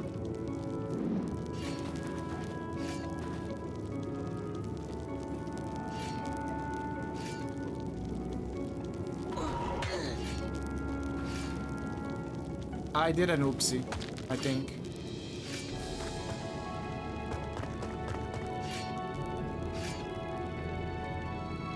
I think I'm missing something. There's more here. The solution sounds simple, but there's more.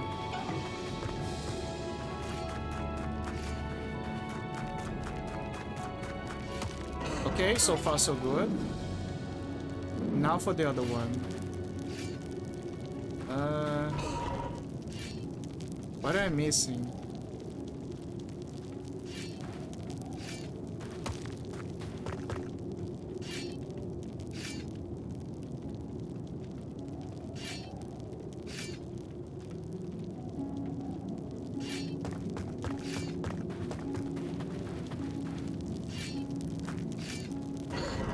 There's a spike here as well. You sure the other box to hold the spikes? Yeah. I need to make a bridge.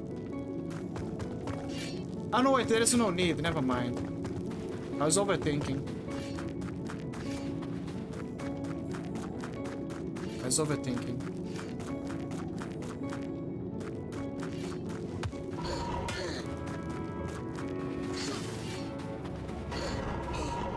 There you go.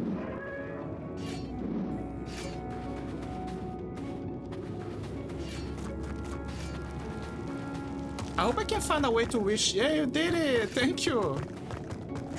It was just that bridge. That bridge was the whole reason why I couldn't find what I needed. It's way over here. I hope I can find a way to get that art piece.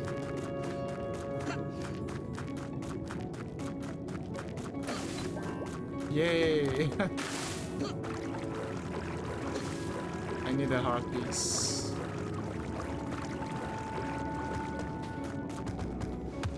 There's a lot of ice here. Oh, clearly there's one here. So...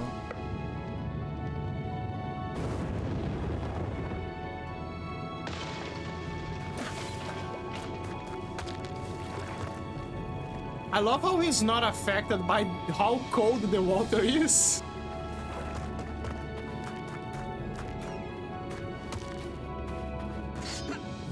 He also doesn't get damaged by ice like Link does.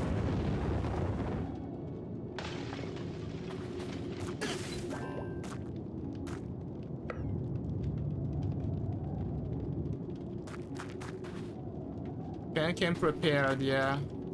I mean, considering he trained his whole life, maybe he's used to the cold.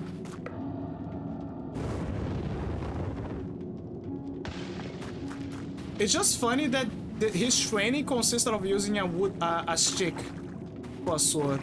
Like, it doesn't start like Link, where he uses a sword for kids. No, he starts with a stick. And that stick is so powerful that he can kill monsters with it.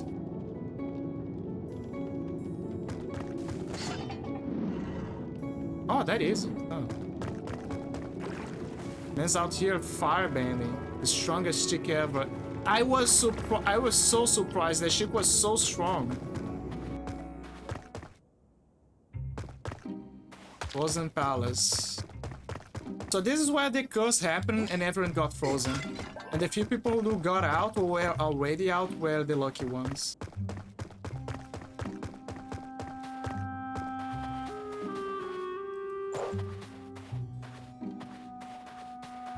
I love how he's stuck on the animation of him getting bumped.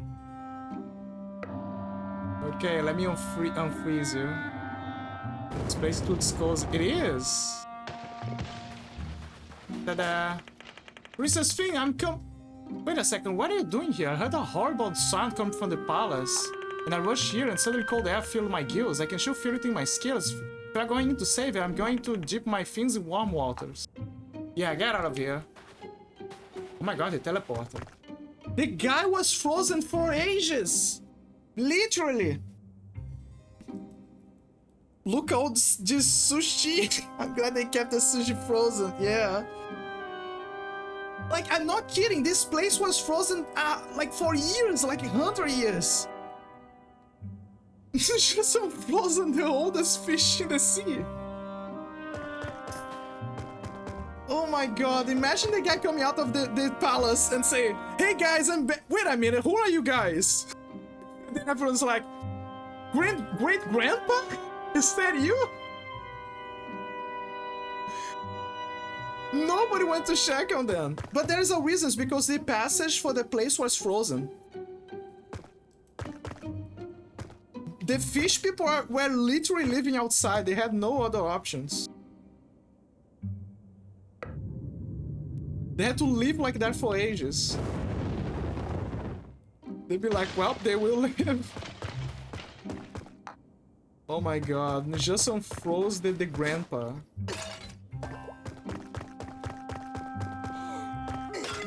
To be fair, the fish people live a lot, so I guess for them it would be like meeting someone that was frozen for 10 years.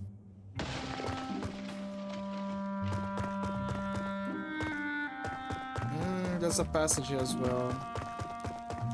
There are boxes there. There's a lot of doors as well. There is a hidden chest here. I don't know how he's gonna... Oh, wait. Wait. There you go.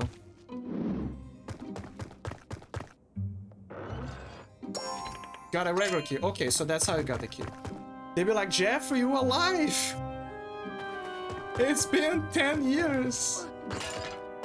It's like the meme of the old lady that survived the Titanic, right? And she says, it's been 84 years.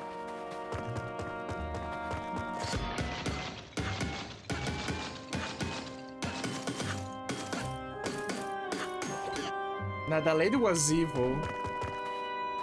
Bish had room. I think there's something here. Let me try. Nope. Here's. Maybe I'll have an ability. I think I'm gonna unlock another power-up. And I presume it's a hammer.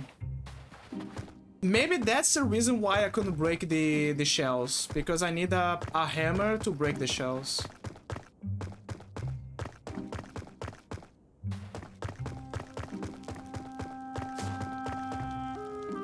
There's one below. Lady had room to save him, but she let him drown. Yeah!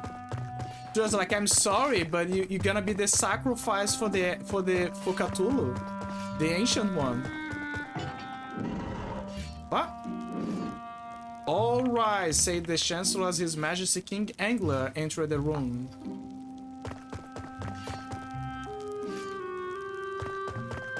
Yeah, she's sacrificing to Cthulhu. Like, that was her master plan. She infiltrated the place so she could sacrifice Jack. She was an elder priestess to Cthulhu. Angular probably frozen too, yeah. Either they're dead or they're frozen.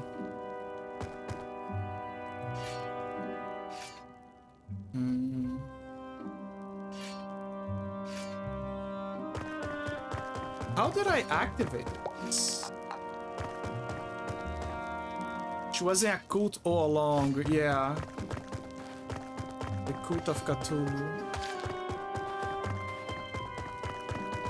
It reminds me of that game that I love, Prisoner of Ice. Prisoner of Ice was the GOAT. It was one of the best ones. Overall, most of the Cthulhu games are good. Most of them. Because I think that the modern one is not good. It had good ideas, but it's not as good.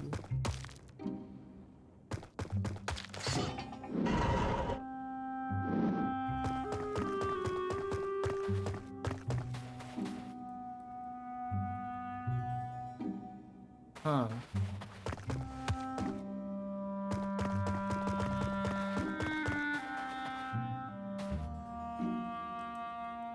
Oh, I know how to do this. Wait, it's... Never mind. I was overthinking. I constantly overthink things.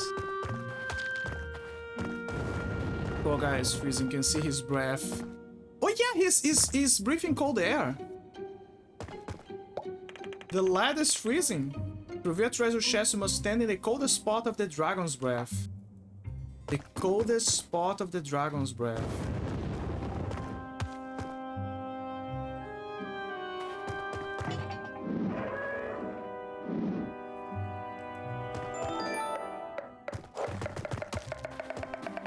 They say to reveal a treasure. The treasure will spawn here. He says I need to be on the spot of the dragon's breath.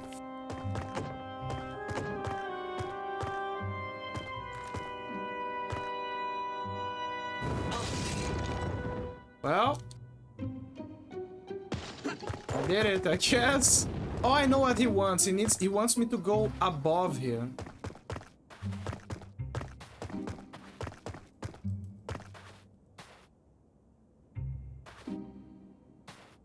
Oopsie. You rip those 2 hearts. Oh, there's some hearts here. There you go.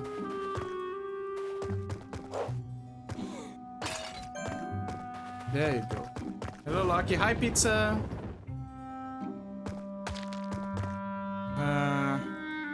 Okay, I'm gonna solve this puzzle, but there's gonna be ads now, and I gotta respect the ancient teachings of Arthur, which is take breaks every 1 hour. So I'll be right back for the ad breaks. I'll be right back. And then I'll have the solution. I'll have some ways of unfreezing myself. Of solving the ice. Okay, be right back. Ice break.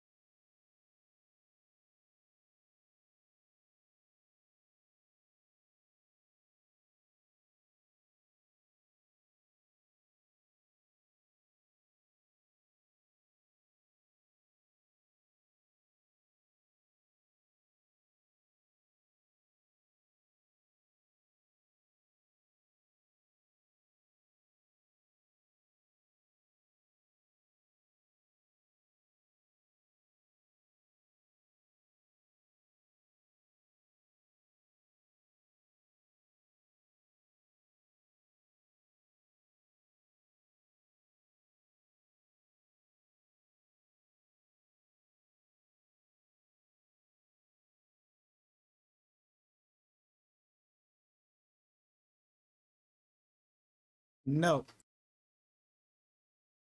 Ah, I'm back. I'm gonna. It's because the music would be too long. Okay, I'm back. The ads are about to end soon. I'm more.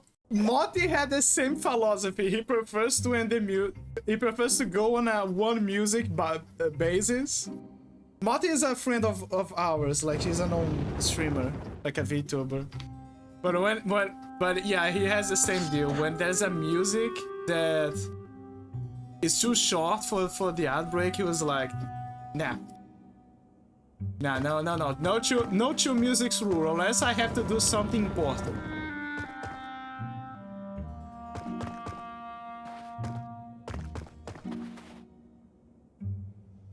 Okay, let me use my brain now. Let's go back to using my brain. Don't get your brain, how do they call it? Don't get your brain freezed. Don't get brain freeze. Have a good luck, pizza. You're actually talking about pizza. We're talking about frozen pizza, and now I'm in a temple of ice, and pizza just went to lurk. How fitting. But yeah, have a good luck, pizza.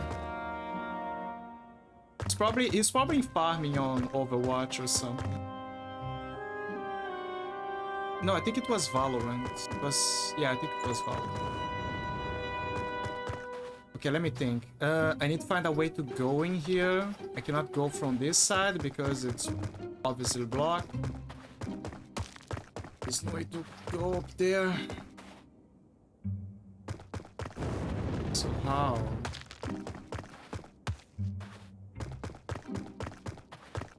Can I go from it? Yes, there's some stairs over there. I gotta go around then. Okay, I think I know what I gotta do. Yeah, I know what I gotta do. I have the solution.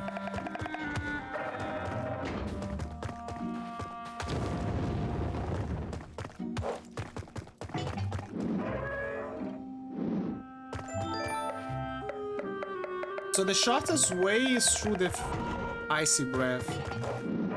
Go, go, go, go, go. There you go. Now,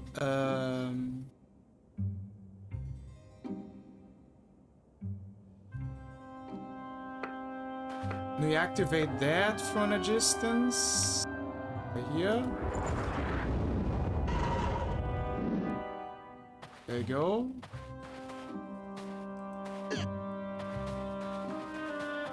And now we can cross. And we beat the bat because we don't like bats. Actually, I like bats, but I don't like this bat. And oh, there's a hidden platform there. That's why. There you go. How you get the secret chest. Amazing chest ahead.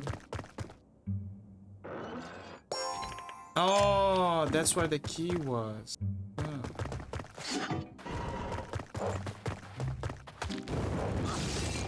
Ouch.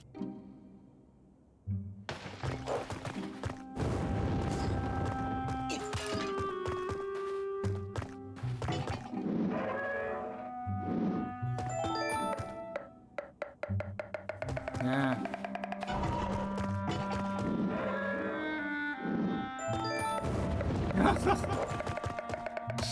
I had to go through the icy breath. There's no way. Okay, now I think I can go. Yeah.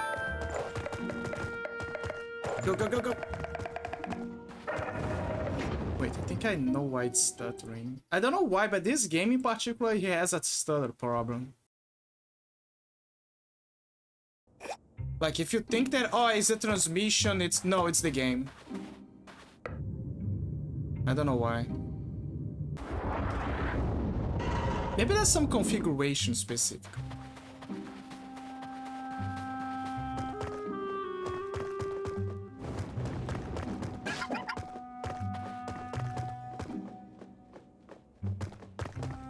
Come here.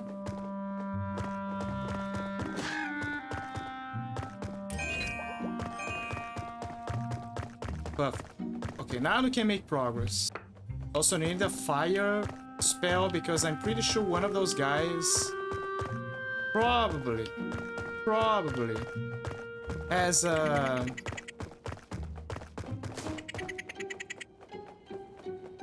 nice and a shield trick up his sleeve.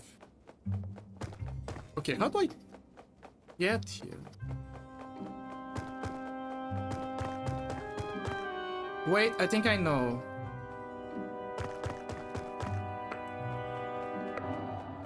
It's an old trick, but could work, but I'm not sure.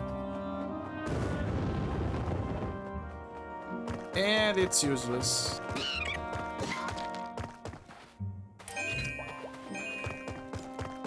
There is always a bat that spawns, so it's the game's way of... Wait, I think I know? Maybe I just need to melt the ice so the water level can increase. No. Wait. Maybe?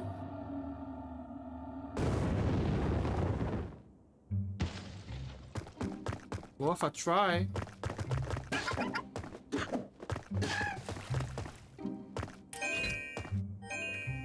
He didn't drop the money.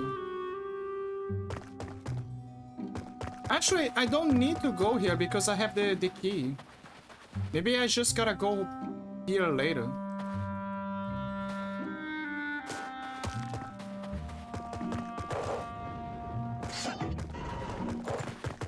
Like, maybe it's one of those cases. You gotta go back here later when you have the necessary stuff.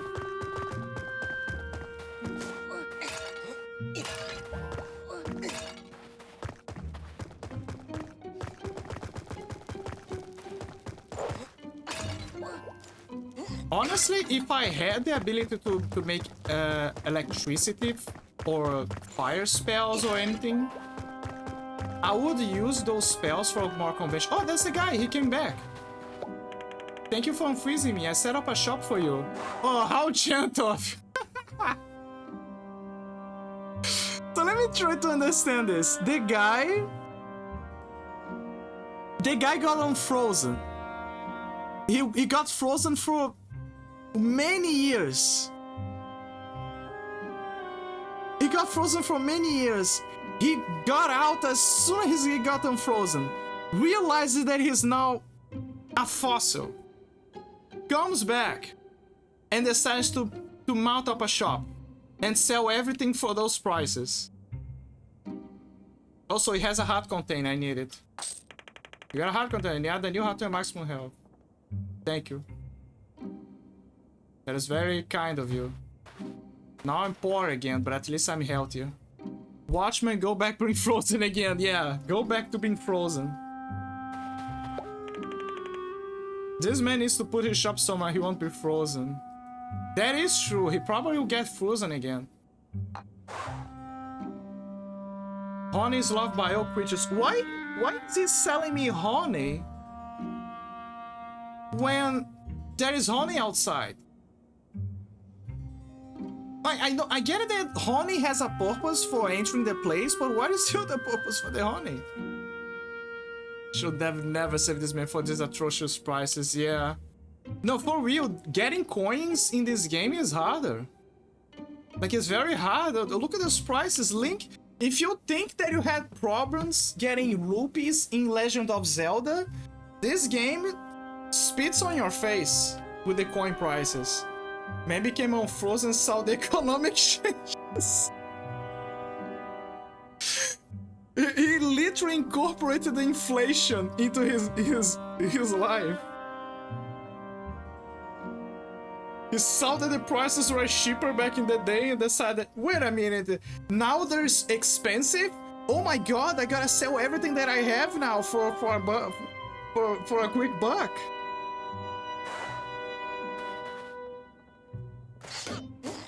What a menace.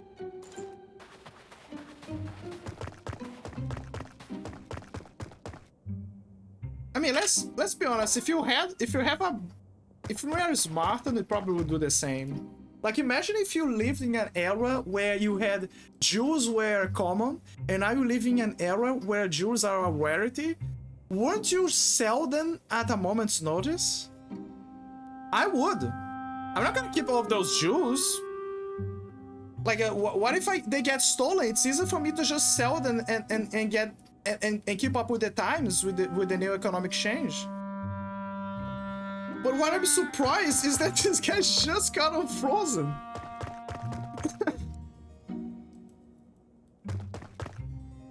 He woke up from many years on ice and decided to mount up a shop and sell to the adventure, the same adventurer that just unfrozen him.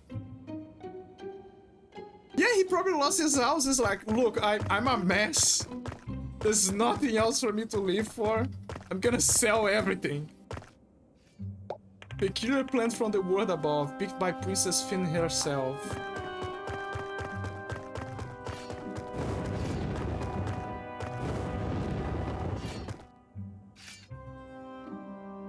Like, I share his sentiment, but oh my god, that was so funny. Yeah, fuck you.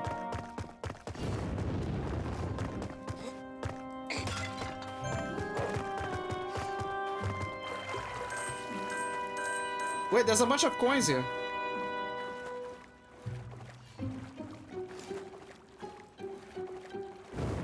Let's see if there's more coins. The best way for you to get XP is just by doing challenges. But the coins, man. The coins. The coins you just... Yeah, you just gotta...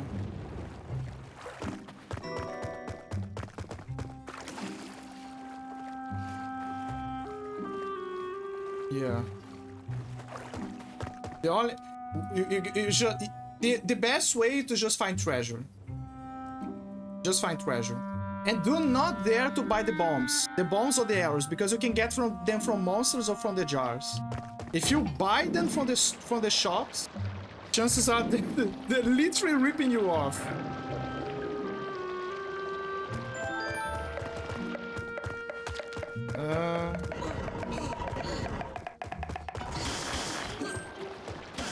Oh, so that's where the coins are from. This man's gonna go home and take the biggest fat nap ever. Absolutely. Also, he's gonna be rich because I gave him 1,000 coins.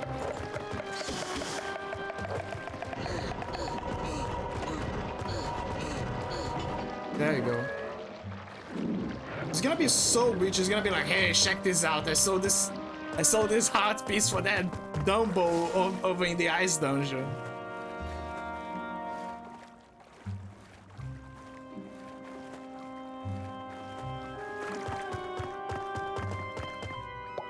This string takes you to the underwater kingdom. Swimming is forbidden.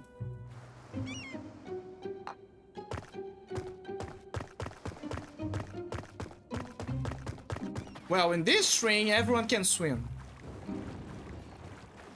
It's gonna be those guys that same back in my days when you had to walk and swim through shit to make package deliveries. Yeah.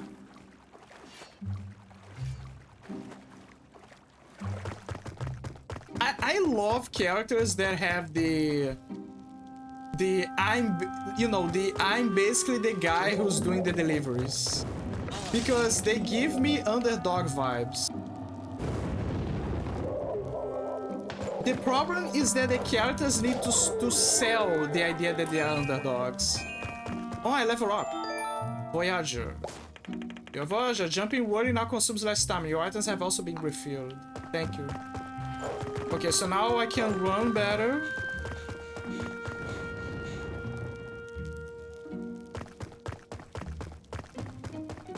I guess that's a positive. It's gonna be those guys that send back there.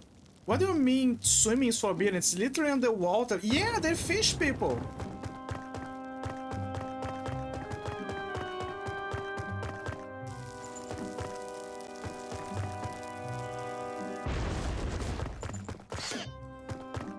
What do you mean I cannot swim? I have to swim.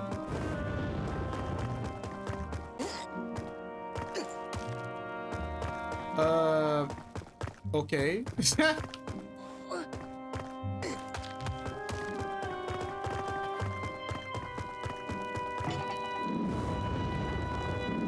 I think I made a mistake. I made a mistake.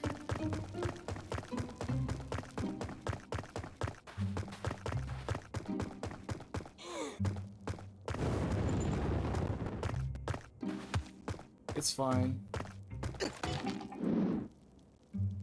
I'll find a way.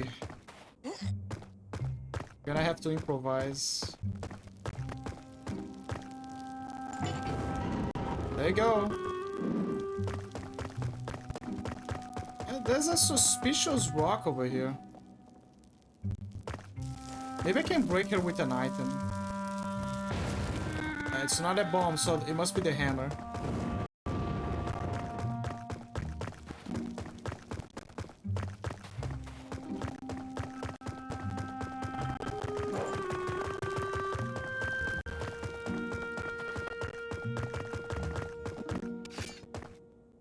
Frozen Palace, upper ring. Past the bridge of locks and beneath the floor hides a secret store. Inside it, an item a hero wore. Dare to jump, and you will soar and explore. Oh, it rhymes. love when it rhymes. There's those guys again, I hate them. There should be a way for me to break the masks without using the spells.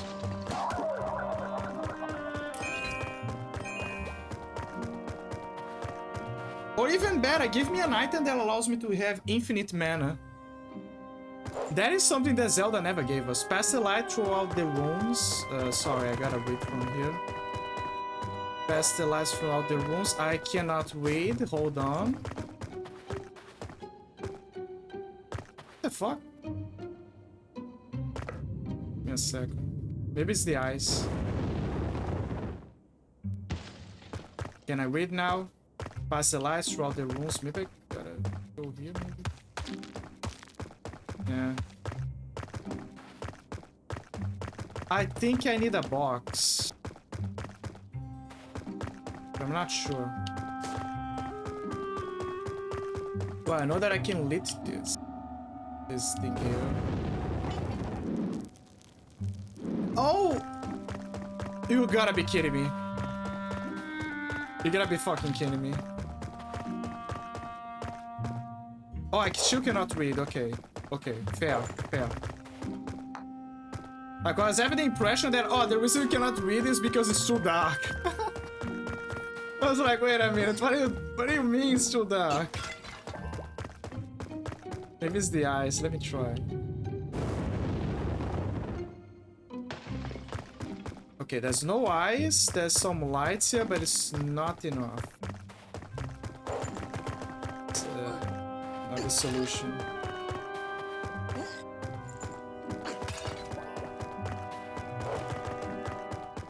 There's a box here. Maybe it's the angle of the box. But the question is, can I take her there? No, I cannot. So there must be another way. Maybe the devs just forgot to guess. Pass the light through the rooms.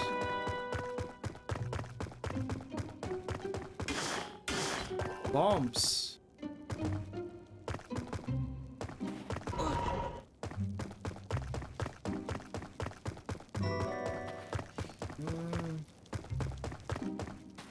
I think I need to make the box into a bridge there, but I still don't have the keys.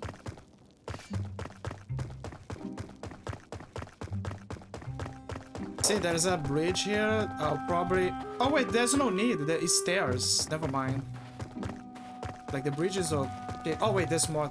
There's another place for me to like the brazier. Wait, there's a hidden floor here. Right here. What?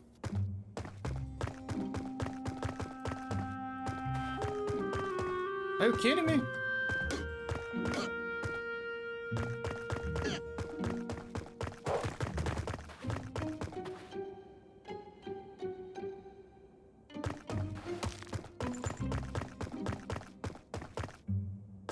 What the hell? Are you again? I hate this guy because there's no way for me to... I'm not gonna reset. There's no way for me to kill him. Let's see if I can use the arrow on him.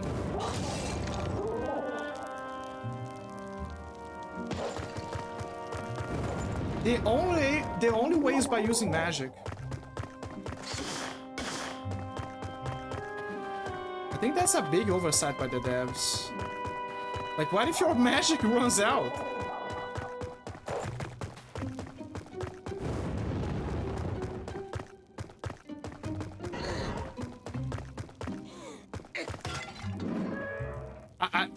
That was not my intention, but okay. Come here.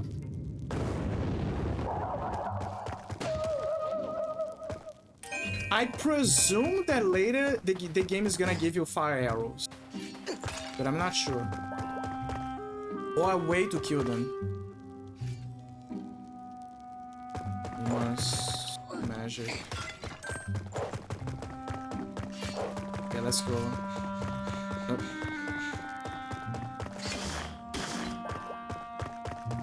I knew it. Damn it! Now I need health. Oh, there's the block, guys. Our spell here.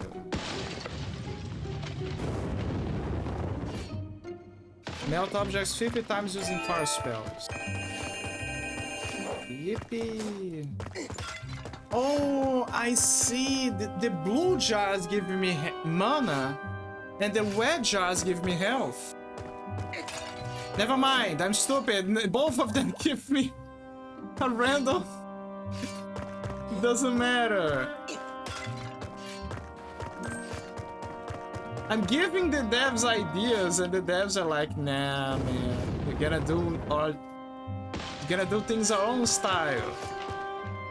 Oh, I see. This is the way you can go in. Okay, I see. God damn it. That was a good. That was a good idea. It's just simple.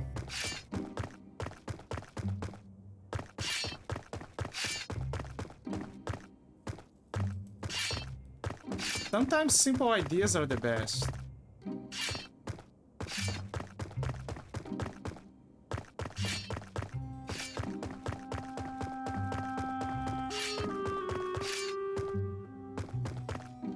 Let me guess, okay.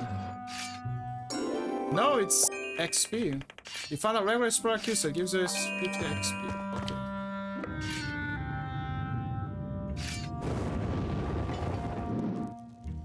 Oh, I see.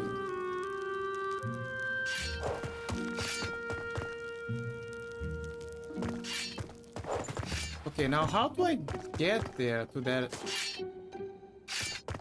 chest right there? I think there isn't a way. Wait, there is. I'm just blind. I went through the other side. Just gotta go through here.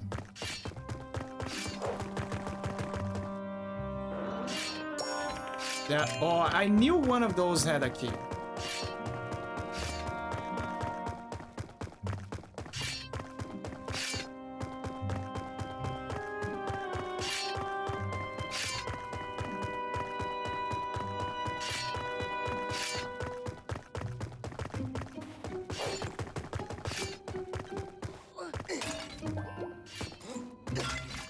Point. One jar gives you 1 point. I need more keys. Probably some around here. Maybe this one has a key. Let me see. Yep, there's a key. And I need three keys. Oh, perfect. Oh, if you wonder if you can kill them, no, they are unkillable. They're just some dumb pikey boys, and they just hang around. Okay, we have 2 of them. We need more. Oh, maybe. Okay, maybe it's a hidden chest and it's just revealed. Wait.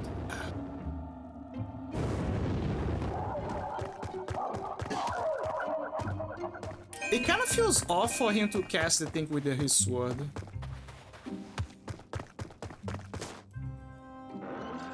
Yeah, there you go. That's where the key was.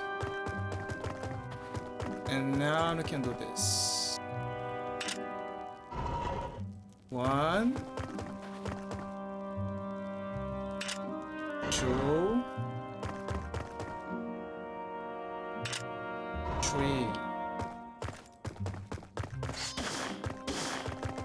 4. 4.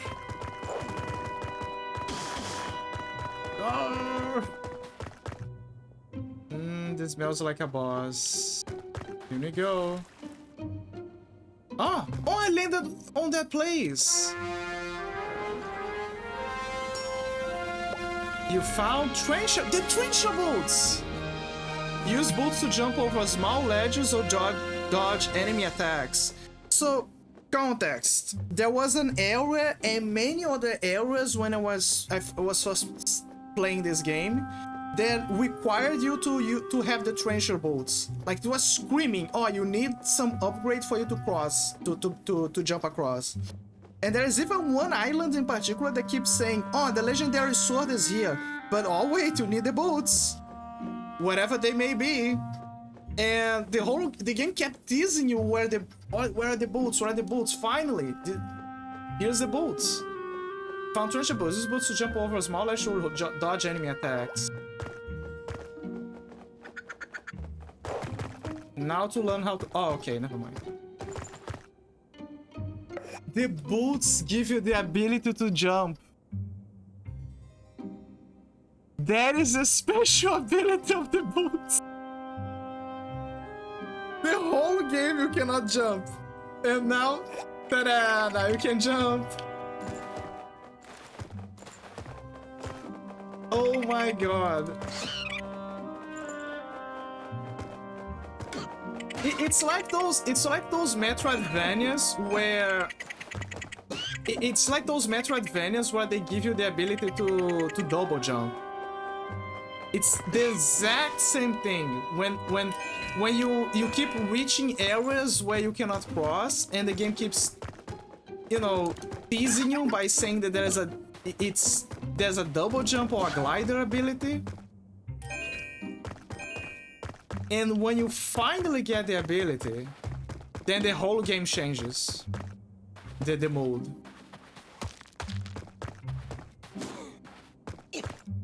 What the hell? You guys saw that, right? The jump went flying. Oh my god. But yeah, finally got it. That is the special ability of the bolts as well. They allow you to roll. So now this game is a Dark Souls. Or trying to be a Dark Souls.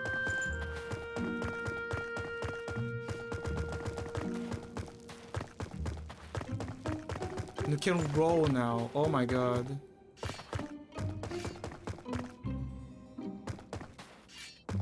You also can reach across here. Oh.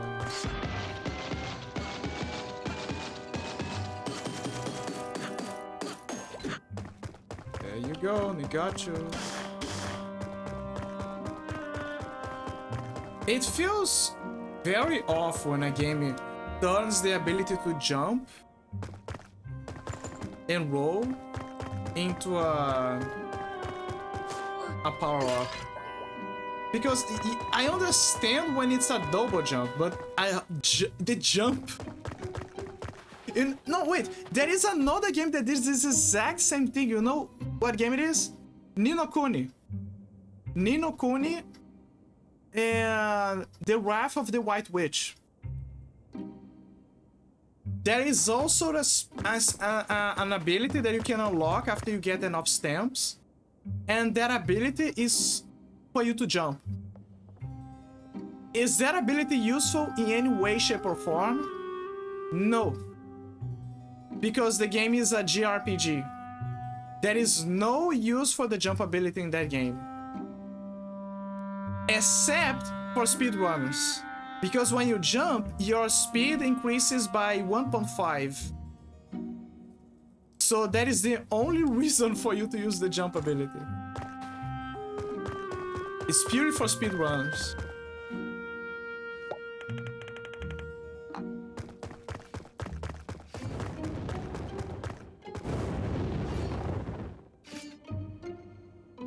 Can I roll past those things?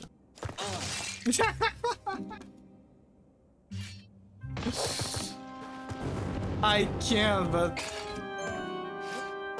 why should you?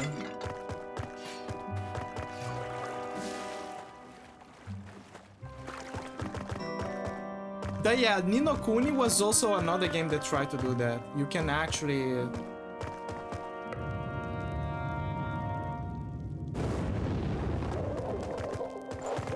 Come here. You can actually jump in that game, but the jump is useless. So technically it is a power-up that you can acquire. Oh, so that's why. But I cannot... Okay. Let's see what the game wants.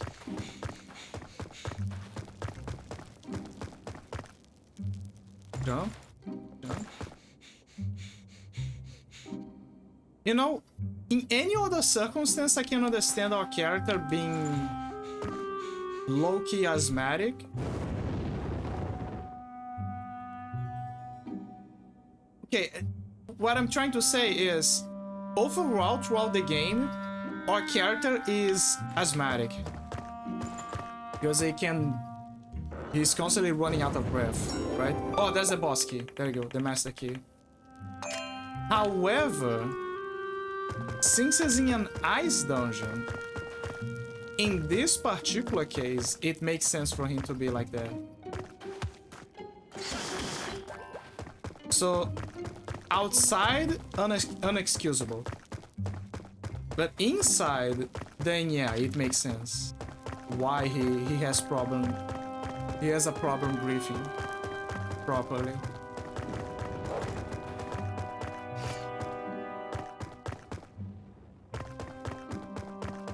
And I hate those guys.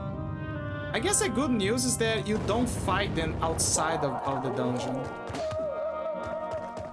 It's like, oh, you have a fire dungeon. Are you gonna fight those guys that breathe fire? Probably not.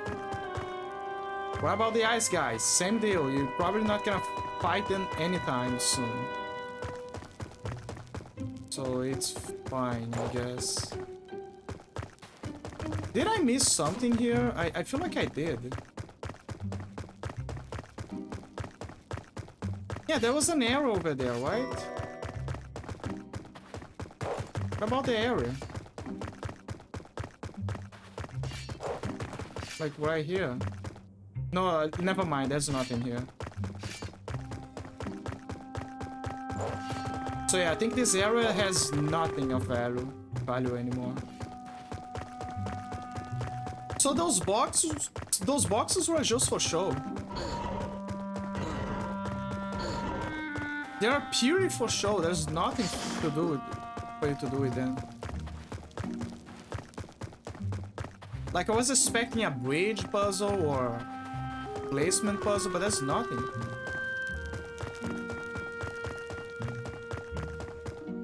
Can I go underwater? Maybe there's something here.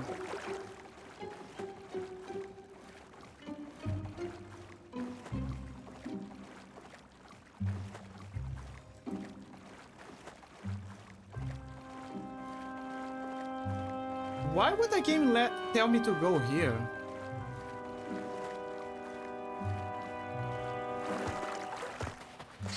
There is no fake wall.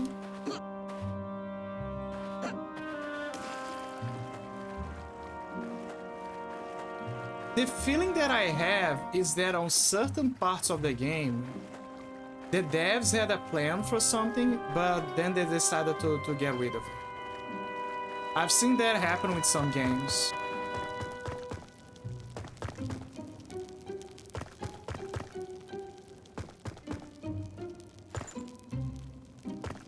Like some games you can see that there was supposed to be something there. An example of that is Eternal Darkness, because Eternal Darkness, there are colors corresponding to the Eldritch beings that you take your powers from. Like there's red, green, blue, and purple, which is like the most powerful. And it's like a secret power of sorts. But you also find yellow barriers. You also find yellow barriers and scrolls. I mean, not scrolls, like one scroll in particular, but it's you only see its application on a plot, like as a plot device. But the color of those glyphs, of those barriers and of that particular scroll is yellow. So it implies that there was supposed to be another being whose corresponding color was yellow. And that is actually true because it was an idea that they wanted to make, where the Elder's Being, like Mantarok, which was the purple one from Eternal Darkness, he was supposed to have an enemy, like a nemesis or a alter ego or something, and his counterpart would be yellow.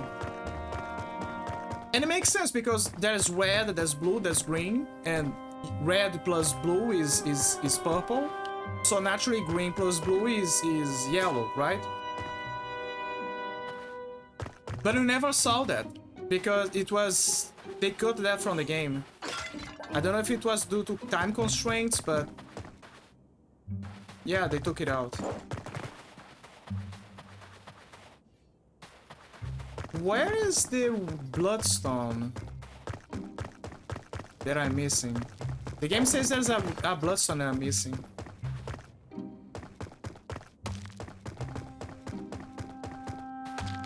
It's not here because I just got one from here.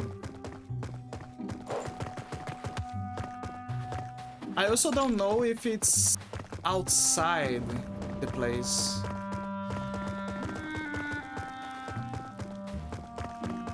There's a good chance that it's outside.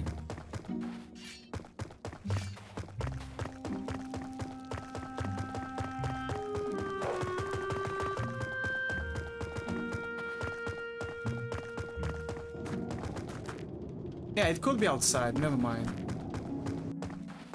Let's use the key.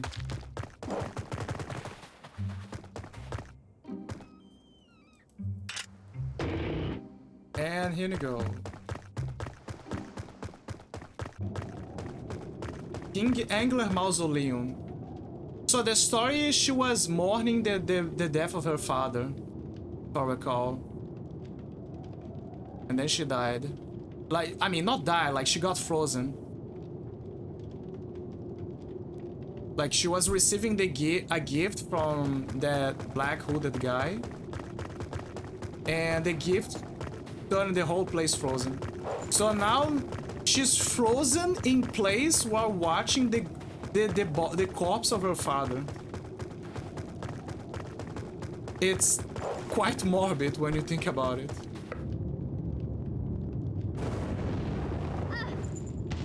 You free? Oh my god, she has ass. She has cake. She has fishusi. Oh no, she's back to life.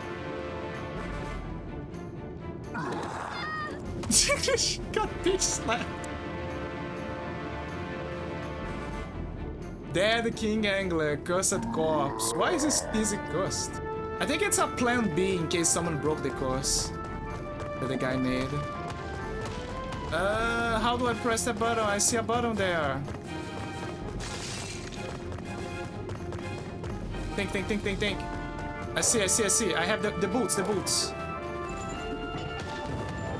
Oh, and you gotta use the fire. Oh. Die. I see, the fire's to make him weaker. Makes sense because the fish guys say that they could not go into the fire dungeon because the fire was too much for them. It would essentially... it would kill them. Ooh, he has a nice ray.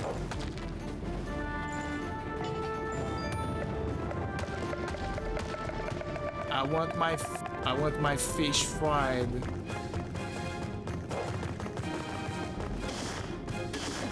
Ow.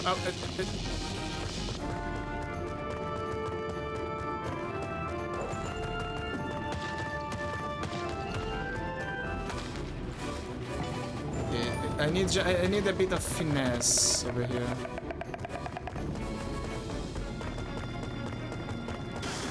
I can also use the boxes as well, I guess. Ouch. I'm gonna cut the grass here so I can get a better... Wait, there is a button there as well. Let me try. Oh yeah. What does it do?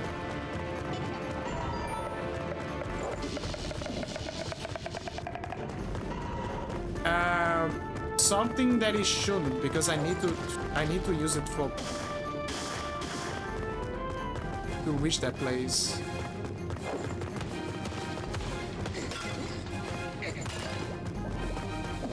Ouch! Get over here, get over here. Get up. I need to fly you. It's getting smart. Too smart. Stay there, stay there, stay there. Stay there. I said stay there. Fry the fish, fry the fish. Damn it.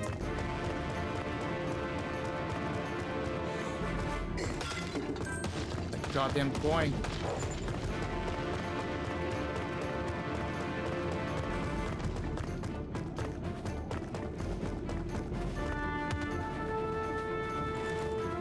Okay, fry.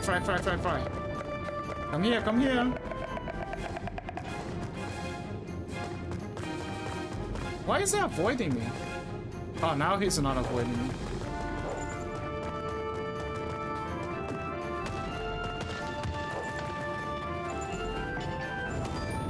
Come on, come on, come on. Come here, come here.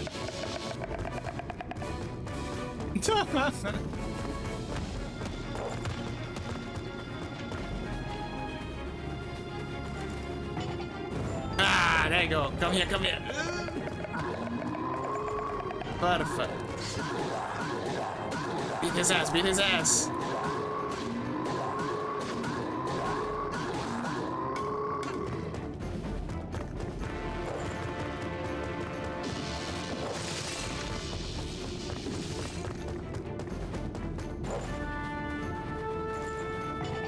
Yes!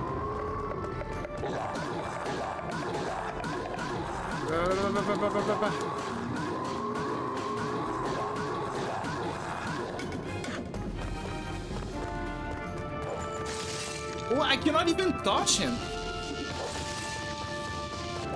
Huh. He's like the Lich King. Like literally the Lich King, because he's frozen and on a throne of stone.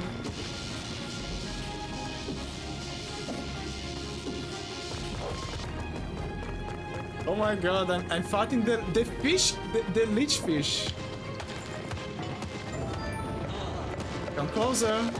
Ah, there you go.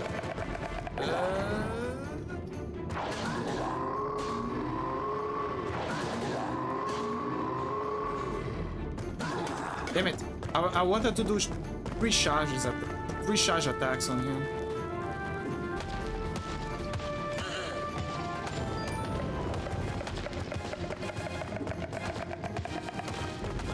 Ah, that was so close.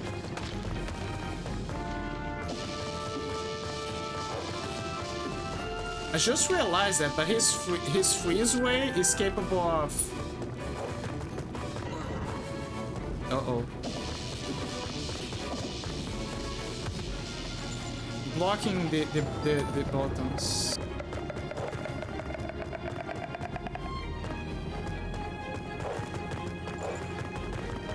Let me try this one, because it's on a perfect angle, I think. Or was, that is. There you go. And the grand finale. Yes!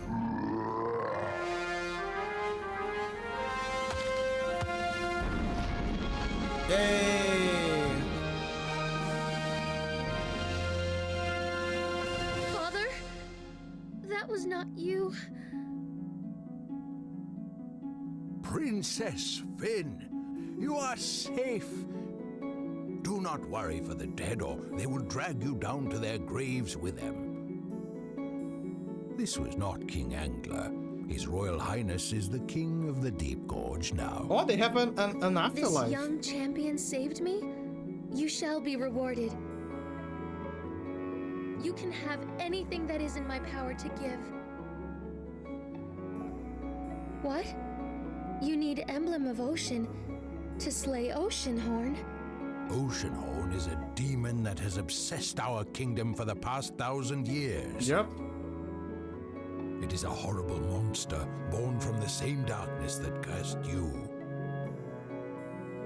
I shall give the emblem of ocean to your care, young one. Thank you.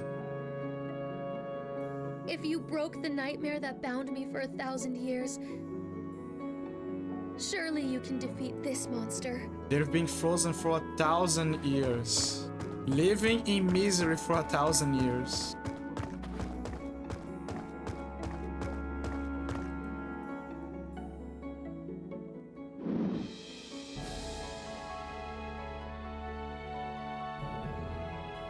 Yay, they got the totally not Triforce emblem. Britter, God of Water and Ocean, the source of valor and protection. Bylov, poison at the deep waters of the world, the source of good spirits. But now you've freed me. I will join your spirit and bring peace to the world.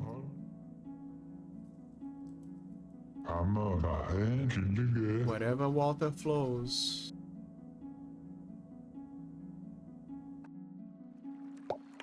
After Oceanhorn is gone, we can start rebuilding a better world together with the Arcadians. The Arcadians are the humans. Or the descendants of the humans. I mean, they're basically humans. They call themselves the Arcadians. So thanks to that, the fish people will now try to make better relationships with the humans.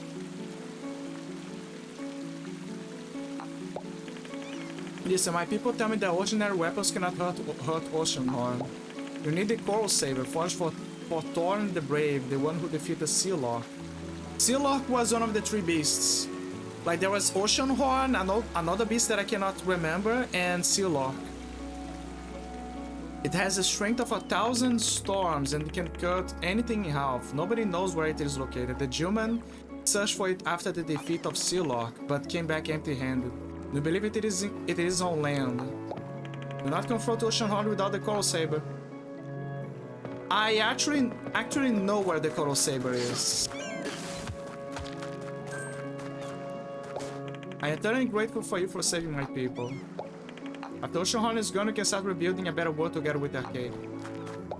When the Oceanhorn is defeated, we shall start the restoration for our kingdom under the leadership of Queen Finn. Anything is possible. I am eternally grateful for you. New adventures await you, young champion. The guild folk will always be in debt to you.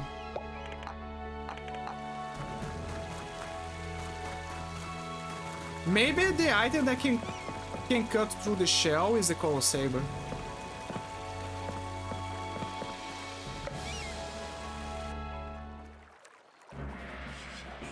Damn it again, after the catastrophe, a disciple of Mesmerov must have been traveling the world and cursing the emblems to suppress their power so that the world could not heal itself from Trilops, toxics.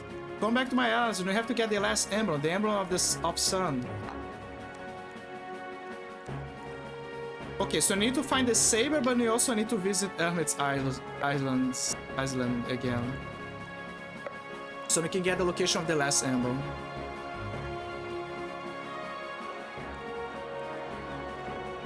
Also, if you guys thought that this would be like Wind Waker, no, it's not. It just looks like Wind Waker.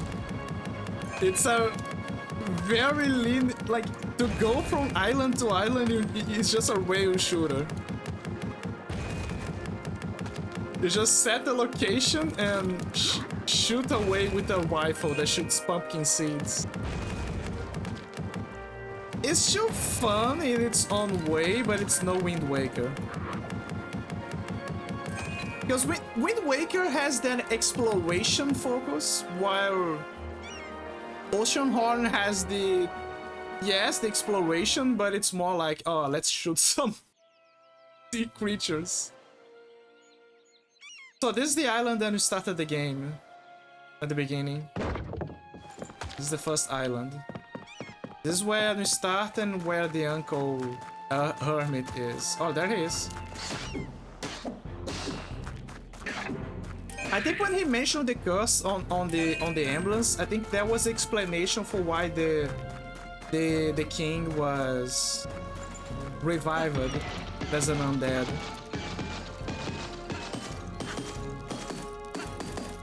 There you go. Now this island is 100% complete. There's nothing to find here. What do you want? By finding those two sacred embers, you have proven that you are a true knight of Arcadia. On your travels, you have probably seen an island floating in the sky. I did. The last sacred artifact, the Emblem of Sun, is on that island. I know! I saw some people mentioning that every so often. The Emblem of Sun is the symbol of Arcadians, and Sky Island used to be the heart of the Arcadian capital. But when the catastrophe hit, Tryloth, the dark force of creation, lifted a vast mass of land up in the air, people and buildings along with it. We need to get you there, up to the Sky Island. Because of the secret package that you found at the Great Chronicler's grave, we have a way to get you up to the Sky Island. I just need your help. First, I need you to get me a stool. A stool? Get me a stool, you know, a small chair with no back or arm rests. Go on, find me one. Stay a while and listen. Get me a... Okay, he wants a stool. Oh my god. Two guys again.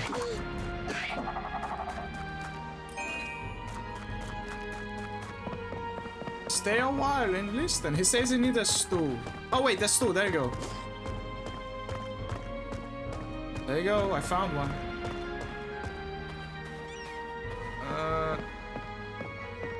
Calm down, Grandpa. I'm coming.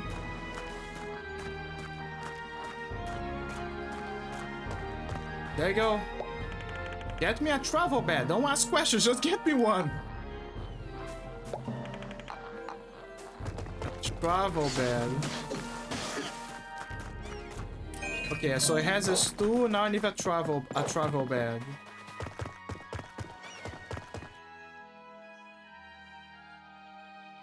I have two places where I can find them, but I'm not sure.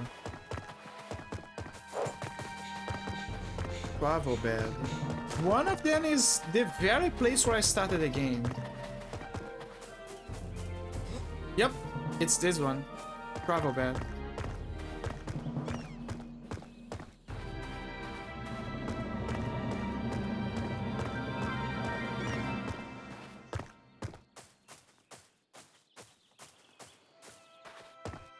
Oh my god, what is he gonna do? That better be minimap with me reveal secrets. Yeah. He better have something extraordinary to show. What if he's gonna catapult me to the island? And the... Okay, I took care of a problem. Let's go. Get me a burning fireball. What for? You see? Oh, he's gonna make a... Oh my... I see what he's gonna do. He's gonna make a sheep... balloon.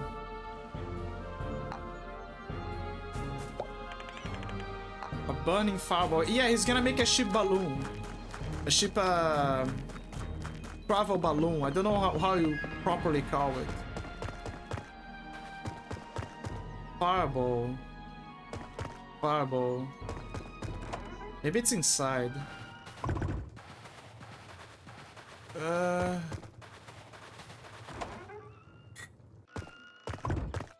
Fireball, fireball.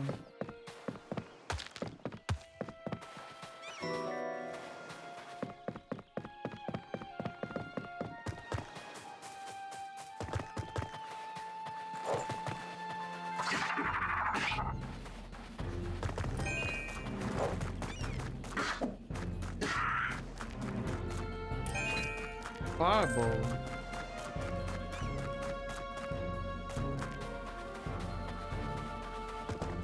Fireball. Fireball. Oh wait. I found it.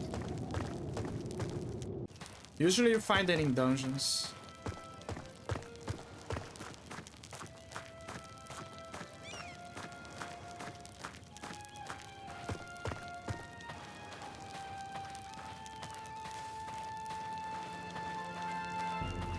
Oh, ads are gonna start soon. Just gotta deliver this to him. I kind of already know what he's gonna do. But I don't know, it's gonna be fun. Maybe you're gonna ask me to get sandbags. For a counterweight. Okay, ads are in place. I'm gonna take a break. And then we're gonna see what he has in store for us. Be right back.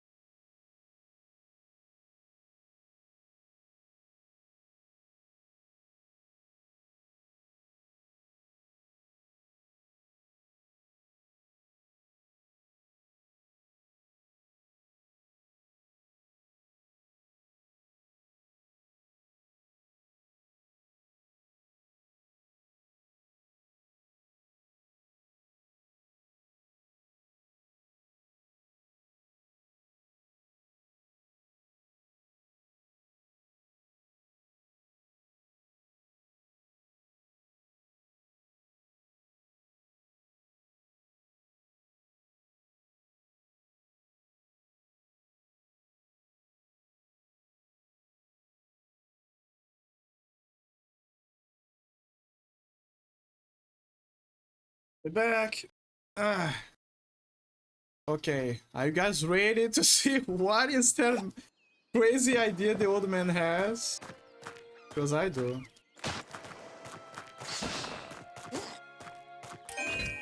Oh, coin. Oh, what did it? How? The guy walks so fast. You need one more thing. The object that I'm building cannot be completed without a weather cuckoo. Can you find me one? You know, a little cuckoo-shaped metal piece that shows you the wind direction. Go and bring me one of those. You need one of those. A weather cuckoo. That's how it's called, a weather cuckoo? I didn't know about that. So usually they are at the top of houses, right? I gotta find one. How fast? How? Like, I guess there was some wood nearby. But he built that thing so fast.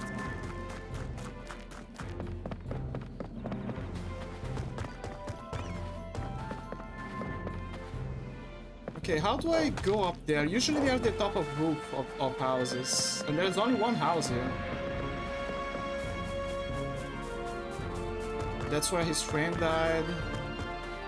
I gotta go over there.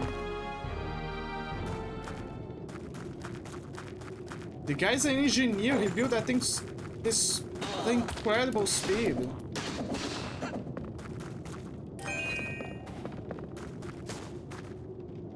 Never be afraid of an old man with knowledge of engineering. My grandpa was an engineer, by the way. Like, he was a military engineer. He also flew some airplanes. And yes, he had a knack for building things. He even built the house of my auntie, his daughter. Like, it's people like him that made me appreciate certain things in life, like certain professions, and realize that, yeah, there's high, how do I put it, high payment, high grade, famous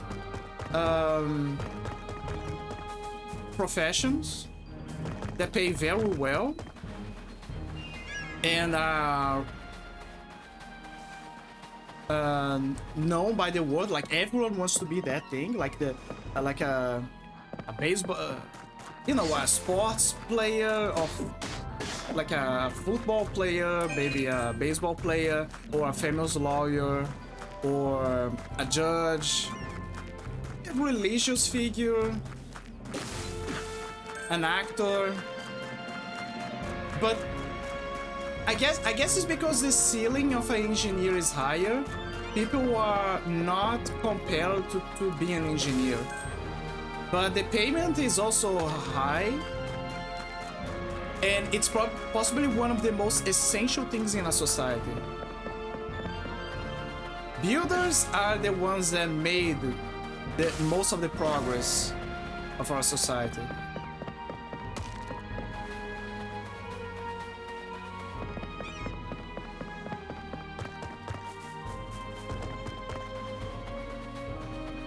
But yeah, engineering is an art, amazing art.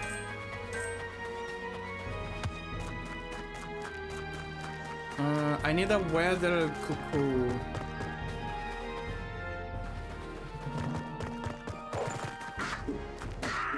There's no place here with a weather cuckoo. That means that it's possible that I have to find it in another place. I doubt that it's up there as well. But there's nothing there, it's just a hill. So yeah, I think I have to find it on another island. Which one? I'm not sure. I'll have to figure it out. I have some ideas, but I have to explore. Because there's the classic island where we make our business.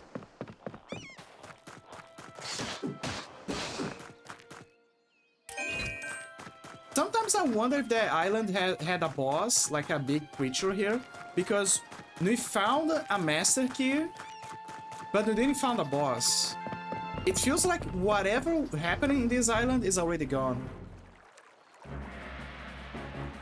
So this place is 100% complete, so good. The Southwind Island, Southwind Island. Maybe that's the place where the Cuckoo is. Who knows? We also need to go to... Where's the place? There's a good chance it's here.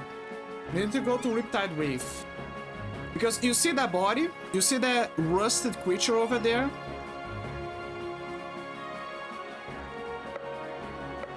That creature is Sealork. Is the beast that died by the Aurus Warrior. Ooh.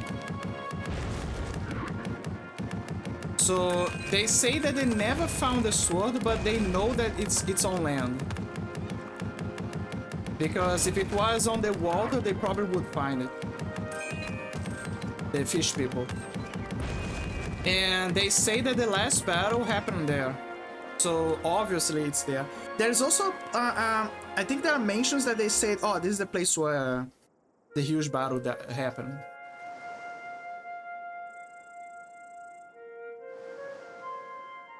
So yeah, we can try our luck here.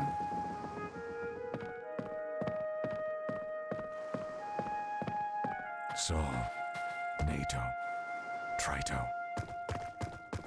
Hear me this one last time. Oh, the gods.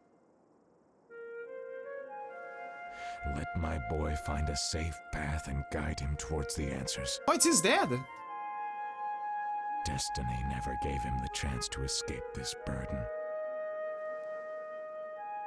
I'm losing my strength. I'm far away, lost with this monster, and I don't know how much longer I can retain it. But until my last breath, I will wait for the moment to be reunited with my boy again, no matter what lies ahead. We will be fighting along your side. Saul, NATO, Trito.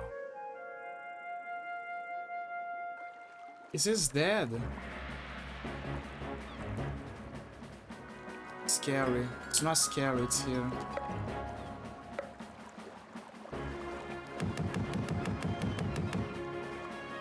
I don't know if it's the ghost of his dad or if his dad is alive inside the beast. Had rest and sleep last night. I had those days, don't worry. It's gonna go away. Don't worry, champ, it's gonna go away. I promise. Somehow it's gonna go away. I should find it funny how we cannot take the gun outside the ship and we're essentially shooting. Break a crate with trencher boots. Interesting. Draw in by water. Okay. But yeah, I find it funny that we're shooting a pumpkin gun and we cannot take it to land.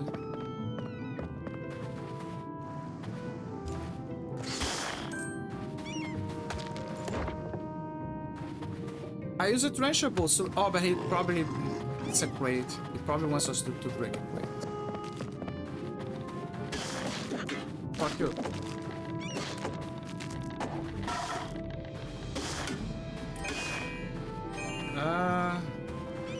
Beware, fellow adventurers. If you want to go any further, you need trencher bolts. Now, if only I knew where to get a pair. Yeah, sucks for you. Good for me.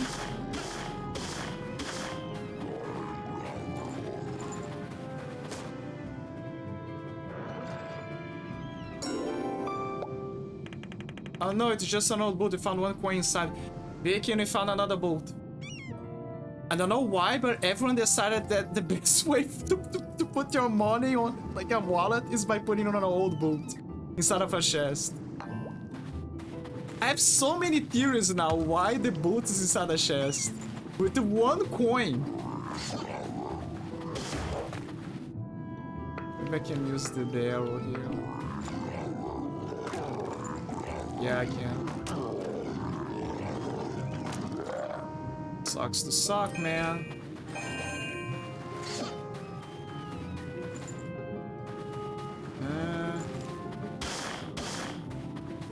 The equate. Ah, finally. Heroic equate with trencher bolts. Now for you guys. Charge their sword.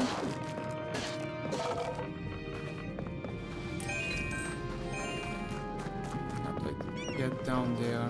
I should gotta give the bloodstones to the fish. I don't know if he wants all of them or if he's okay with giving a certain number. No idea. Absolutely no idea. Also, where are my trophies? I was expecting to get some trophies in the game. But so far, no trophies. I cannot even... Wait, why I cannot use the Steam thing? Oh, I think I am getting the trophies. It's because it's one of those games where you cannot... Huh. Yeah, I am getting the trophies. I don't know why, but the game is not popping them. Let me see if the overlay is disabled for some reason. This is bothering me. I like to see my trophies. Interface. Searching big picture. No. Notifications. Security. No. Account. Downloads. Where is the overlay? In-game. There you go. Never the overlay while in-game. Yeah, it's... The FPS is over there.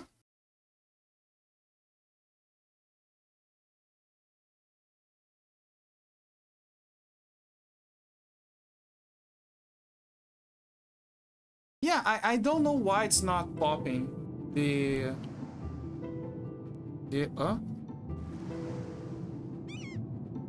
Excuse me? Take the controller. Now it's not recognized the controller. Controller. Ah, man. Wait. I think if I Alt-Tab, it's gonna fix it. No, it's not. Okay, I gotta close the game. Don't worry, the game saves. Ocean Horn is weird. Sometimes. It was already giving a weird vibe when a controller was not being recognized by the game. It's fine, it's fine. There's no issues. It happens. Happens to the best of us. Let me see if the Steam overlay appears now. No, it does not. But at least the controller is working properly here. So unfortunately, I cannot check the achievements. Oh wait, what if the reasons... Okay, let me check the graphics. Wait. Maybe it's just how the game is. Resizable. Let me try this. Now, let me see if I can... No, show no dice. And the show doesn't recognize the controller after doing this. Resizable.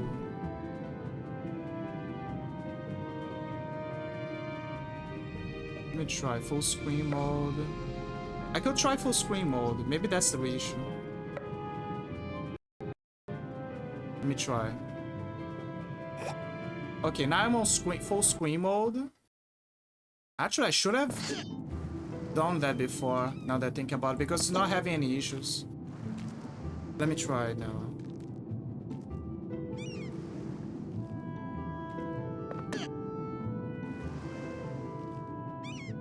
No, it's still not giving... It's good that full screen's not having any issues, but it's still a bother the fact that Steam overlay is not being recognized for this game. I don't know why. Maybe it's just how the game is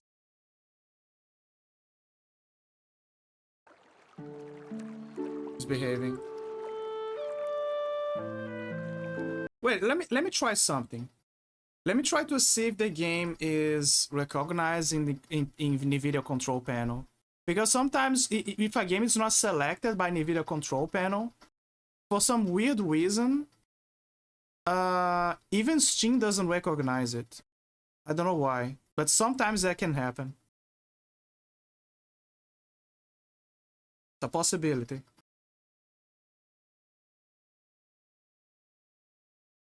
Let me try. Ocean Horn. No, it's here. So yeah, this is not the issue. The game is simply peculiar.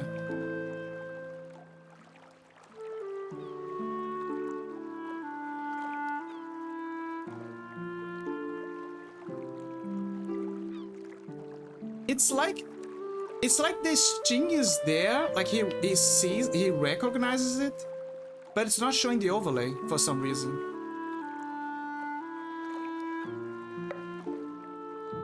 There is even a FPS counter, which makes things weirder.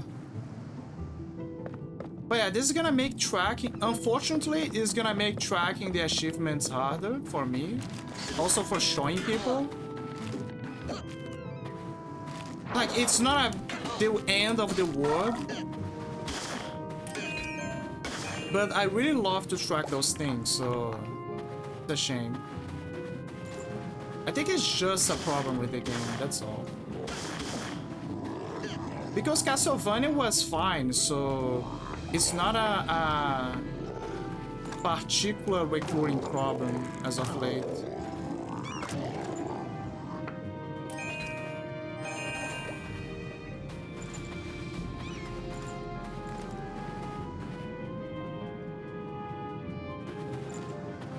Oh, I see, gonna be direction. But yeah, it's fine. I don't. This is a Zelda-like game, so most of the achievements are. You cannot miss them. Okay, he kept the. He kept the achievement, the challenge. That's good. That is good. Oh right, the low one. Right here.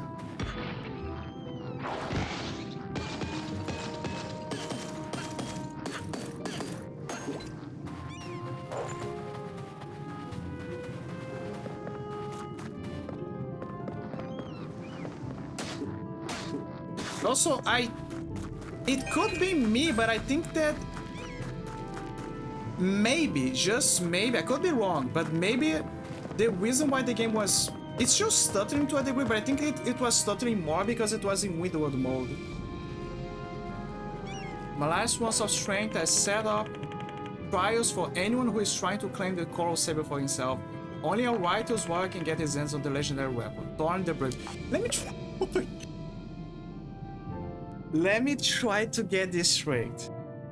The guy had a fierce battle for days against a huge mechanical beast. He won. He was on his last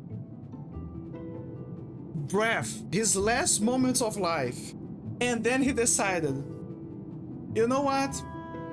I think I'm gonna make a dungeon and trials for the next person who's gonna find the sword. I am dying. I could find a way to survive and get out of here. But no. I'm gonna make trials for the next hero who's surely gonna find the sword.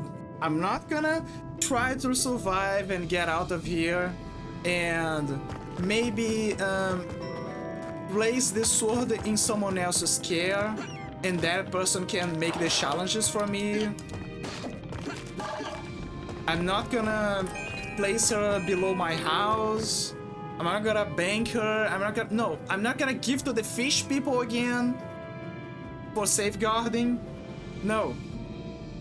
I am gonna waste the remaining hours that I have to live to make a trial for whoever wants this sword.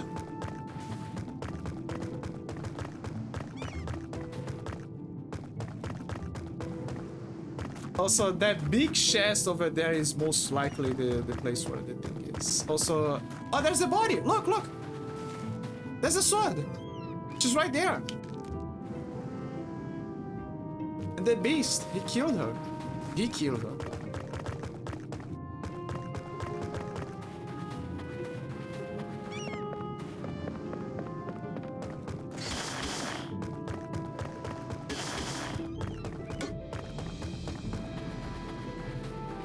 I'm gonna be so mad if after making progress the game just suddenly says, oh haha, you wanna make progress and get the sword? You need all the 3 emblems so you can enter that door. And it doesn't make any sense because, I mean, it makes sense on a gameplay logic, but sorry, I'm checking something. It makes sense on a gameplay logic, but it doesn't make sense on a... It makes sense on a gameplay logic, but it doesn't make sense in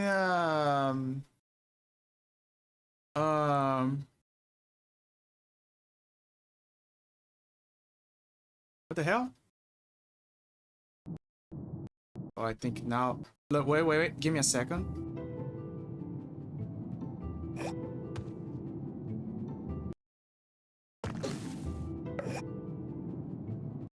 Okay, it was just a fluke. Okay. But it makes sense on a gameplay logic, but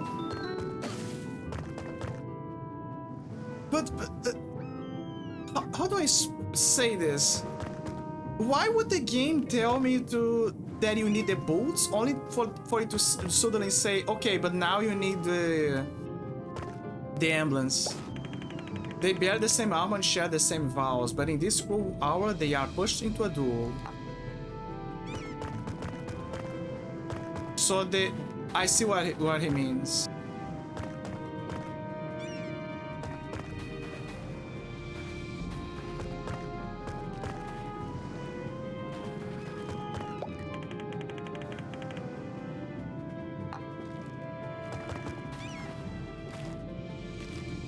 You again.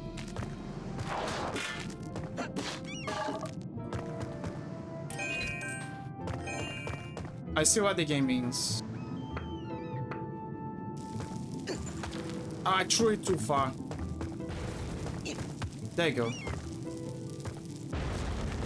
And now I use the bolts.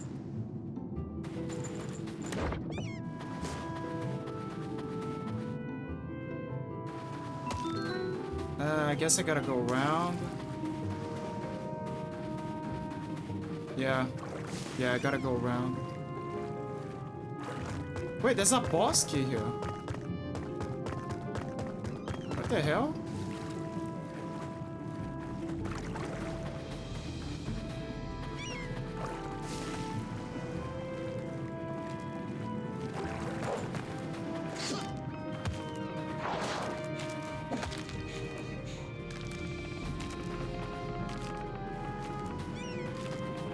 You know, a game that I want to try eventually, because I don't have the game yet, is the game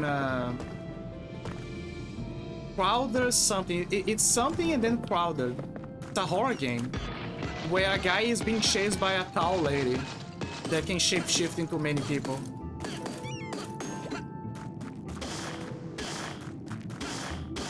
I want to play that game. It feels like the kind of game that Telltale or other people would probably play as well.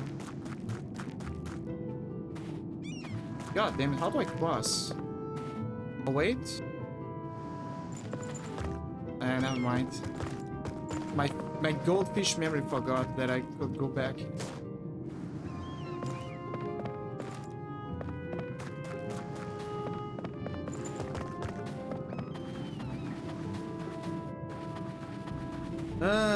Here we go again. What am I missing?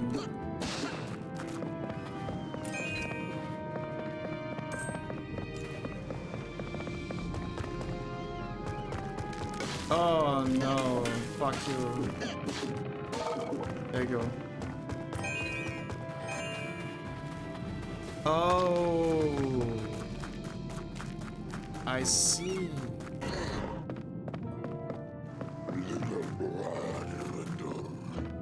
Wait. I wish it was me that killed that guy by doing that, because there's a challenge that tells you to draw on an enemy by getting it into the water.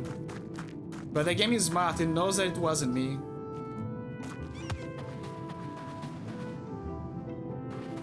Okay, let me see.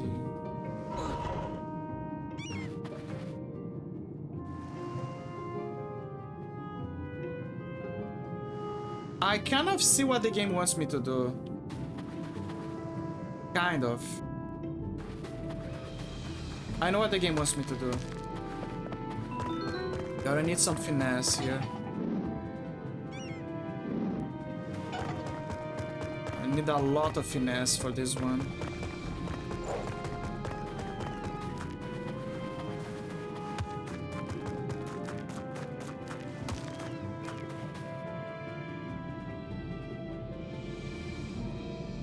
Actually, I need more finesse. I just realized. The game is... Wow, the game is fooling me. Give me a second. Oh wait, let me see if I can drown him. Come here. Come here. No, no, no, no. Come here. Son of a bitch. Come here. Come here. Come here. Come here. Come here. Come here. You some shit.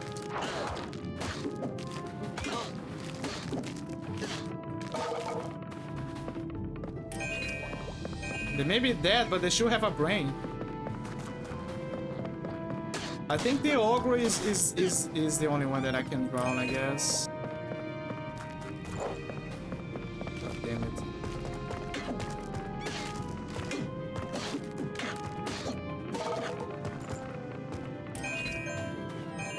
Oh, at least I got a heart. Okay, go up here. There. Is it still there? Yeah, it's still there. Now we jump here.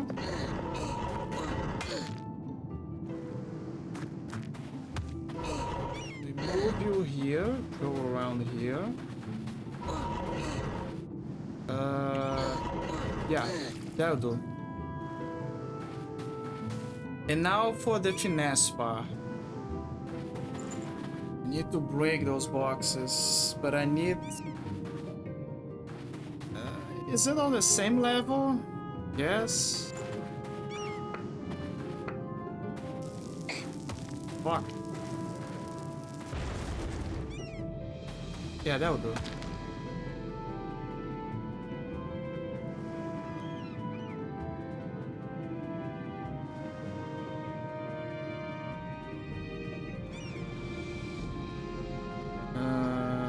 Let me think. The boats. Can I push this? No. See, this is a weird logic that this game has. Some boxes you can push, like the classic red ones, orange ones, the iron ones, but then you have the wooden boxes. But some wooden boxes you can push and others you cannot push. The game is very selective. Finally, he's here. But there's no water. Wait, there is one. I can drown him here, I think. Let me try. No. Is there a place close to water that I can use? No. You just had the audacity to spawn in a bad place. Damn it!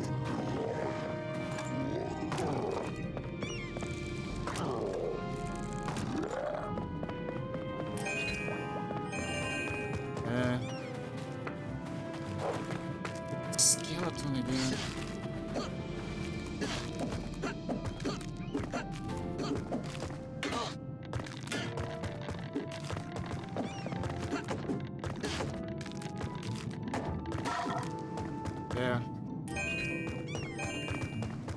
Okay, back to the plan.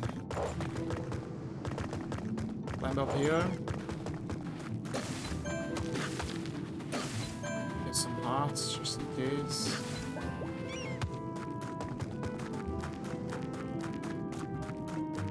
Okay, again, finesse. We need a lot of finesse here. Place it on the middle. But the boxes. Need the boxes. Sadly, need the boxes. Fuck my life. Need the boxes.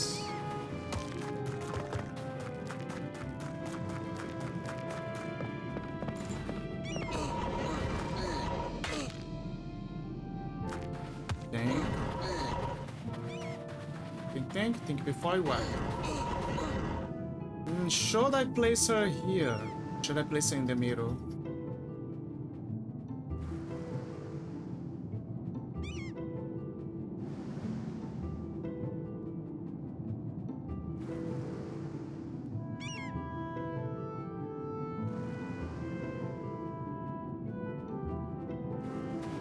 Let's place her here.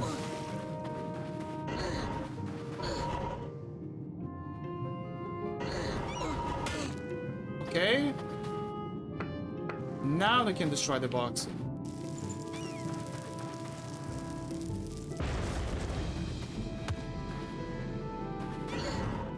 And over here.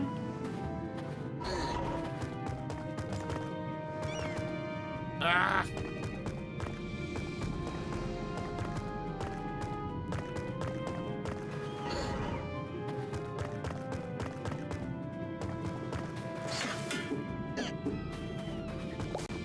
They bear the same armor and share the same vows, but in this scroll hour they are pushed into a duel.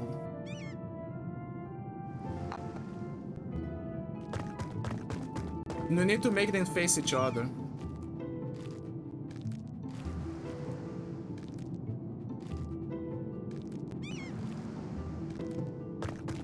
The problem is that this thing is not...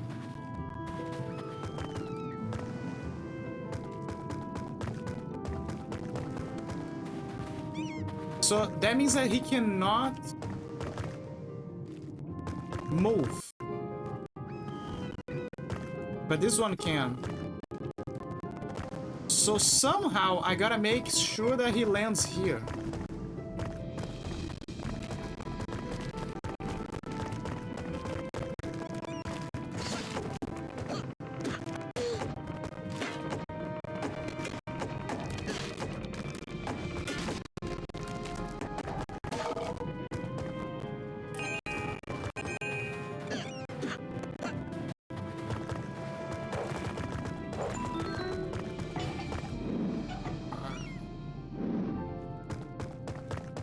There's gotta be a way.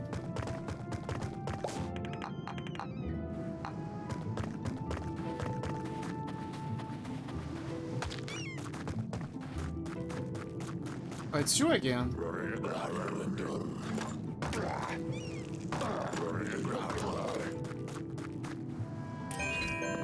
Thanks for the heart. Boots. I'll push. Okay, let's think this truly.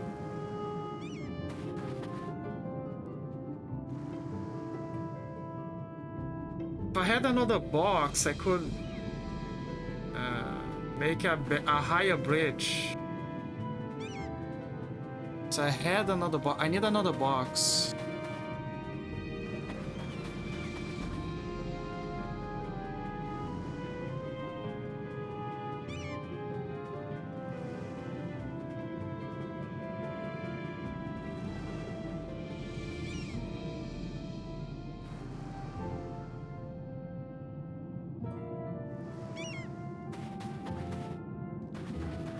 Need another box.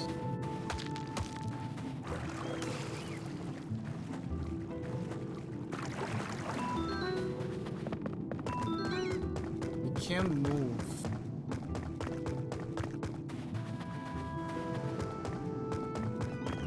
But I don't see another box here.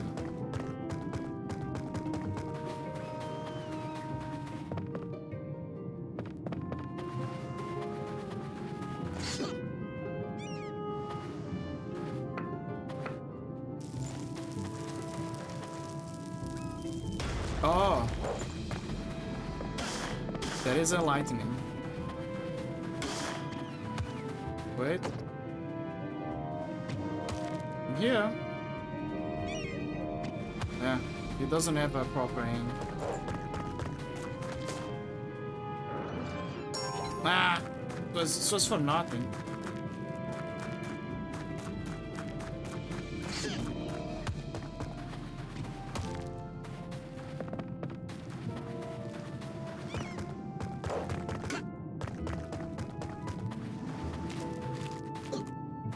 I'm here. Ooh.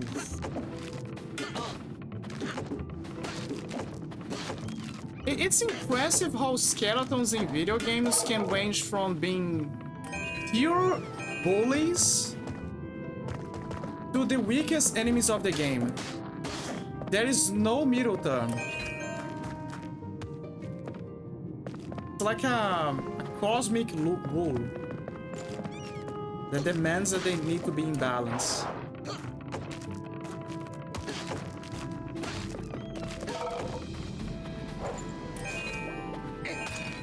Okay, there's a heart here.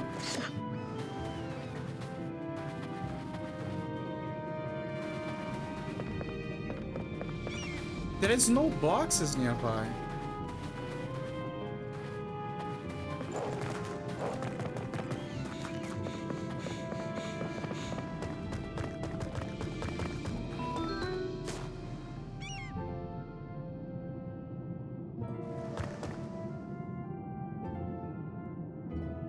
Am I missing something?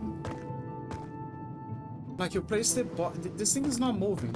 That's the issue. This thing, it cannot move.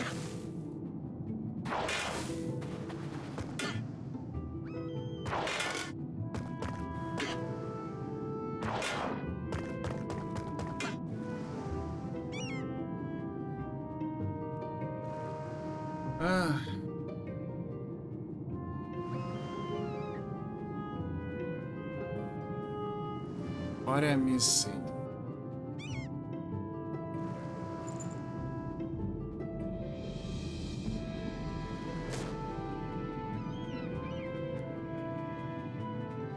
What if, okay, so what if it is the one that can move is capable of moving, but requires you to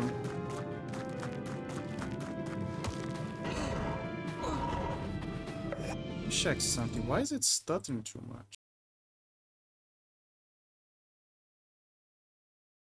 Everything's fine.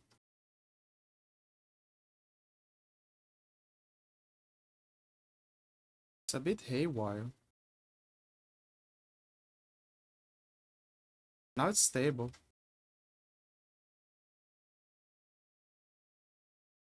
I think I kind of know why. Yep, yeah, that's the reason.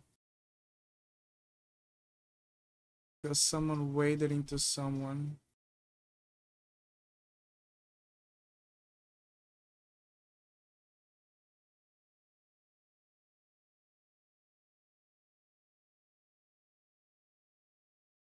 Trying to remember who was. Oh, okay. I see now. Everything's coming back full circle.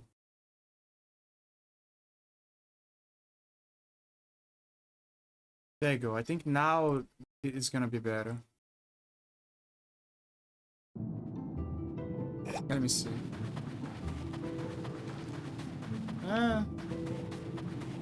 Let's hope.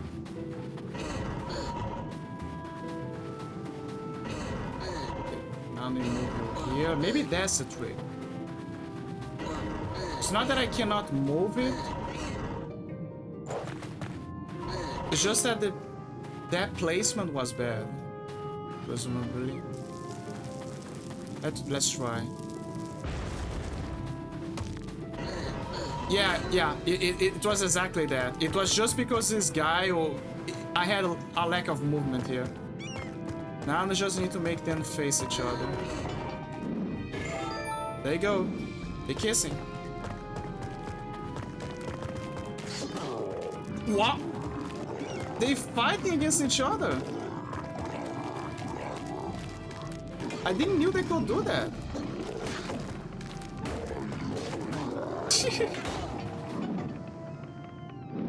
Just kidding.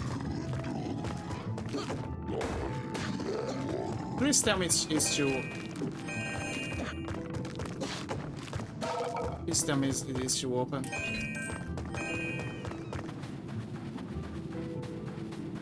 No, it's not.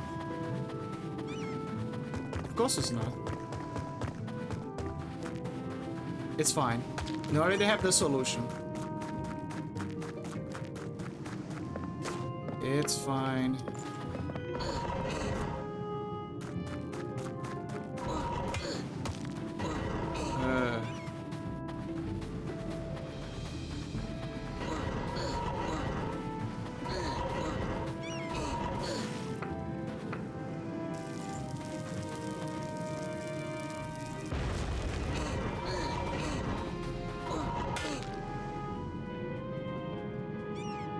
I'm stupid.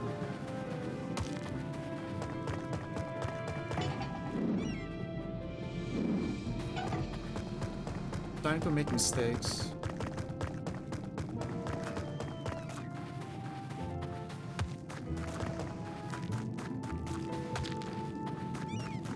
See, I'm already making mistakes.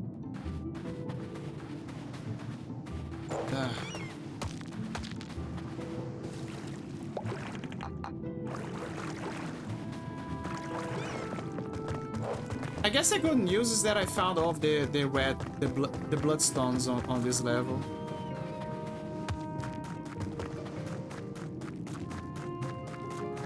So I presume that everything else is just gonna be treasure. Just money. And money is good.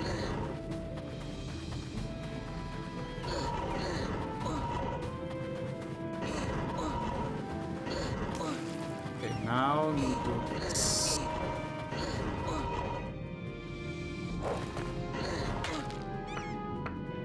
bombs.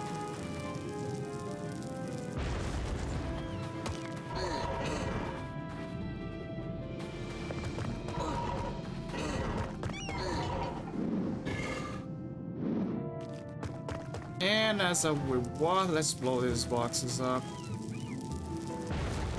Just to the sign of victory. Let's not step on the blue button anymore. For everyone's patience. More explosives, thank you. Okay, finally we can make progress. Finally. But now, this ruin holds a secret deep under the spot where widows weep. What is it? The graveyard?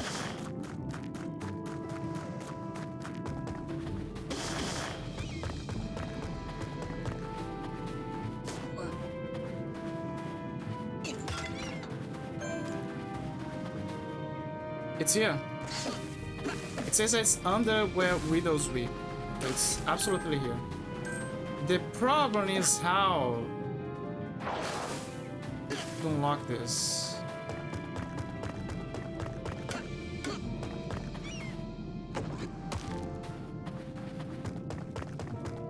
Secret where widows weep, but how do I?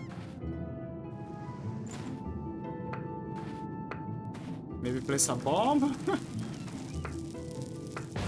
Oh, I see.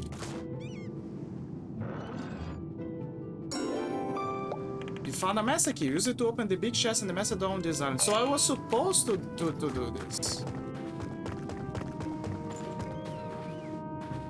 I picked a scope.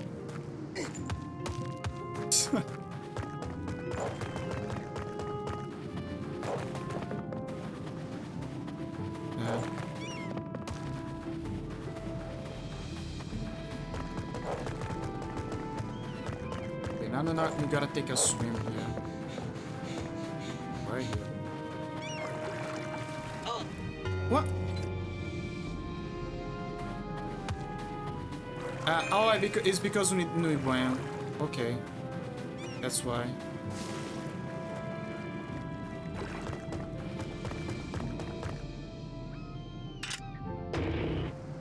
Finally. Let me guess. You have shown wisdom and power, but your final try is still ahead of you. Attempt to pull the coral saber from Sealork's head. Only a true champion will succeed.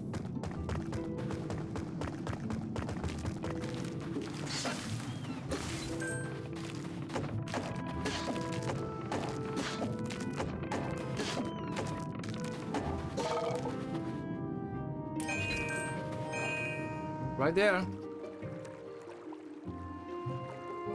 I like how the grass began to slowly grow on the thing. There it is! Coral Saber!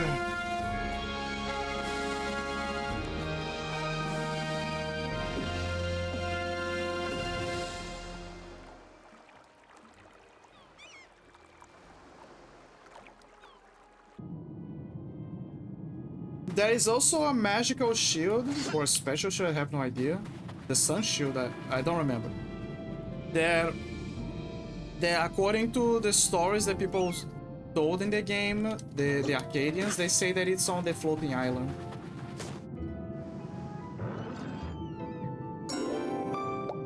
Palaroth, Explore Crystal, gives you 25 XP. Voyager. I still don't know how... Okay. I hope there is... Okay, first let me kill you. Perfect. I still don't know how...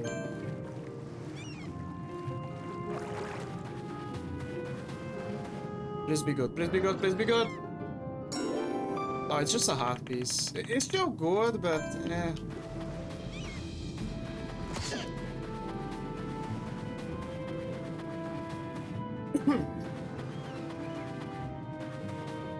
There is a spot where she stepped over here. I wonder if he... So in my head, here's what I'm having in my head. Imagine a prequel of this game where someone is fighting this creature, and one of the weak points that he found to force her to land or to stay in place was to make sure she would step on this ground. That is the thing that is, let's say, in my head right now.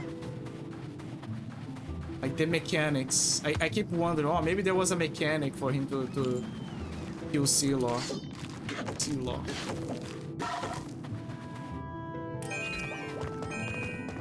It's a cool design that one of the mechanical beasts is now like the dead is actually just a machine that got disabled and rusted.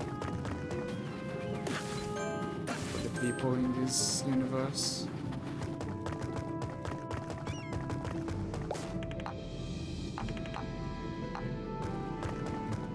We did it, and we finally have the sword. Why did he... So apparently it... So let me try to get this straight. The kid just found a legendary sword. Cool. And the first thing that he does is throw away the sword of his father for a better sword.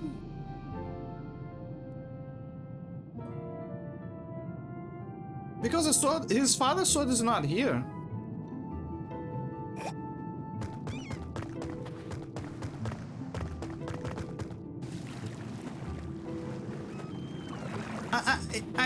I kind of get that this is the same logic as Legend of Zelda, because Link to the Past, because Link kind of did the same thing, if I recall.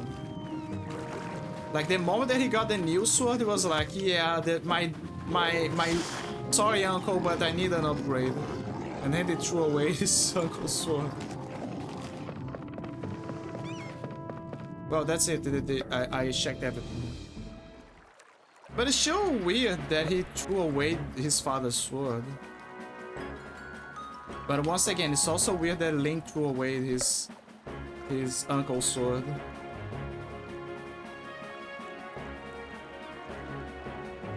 Let me see. Old Fortress still has stuff for us to check. There's Witherlands as well. There's a lot of stuff for us to check. And you also gotta find a Kuko.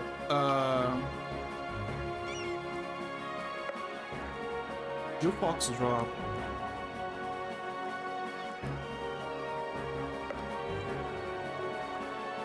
Alright, and you still gotta get the heart piece from that place.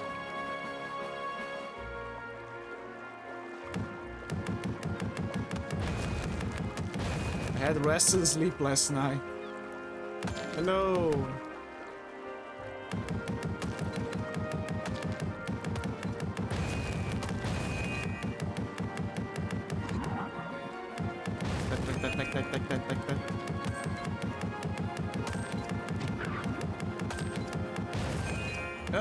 Money.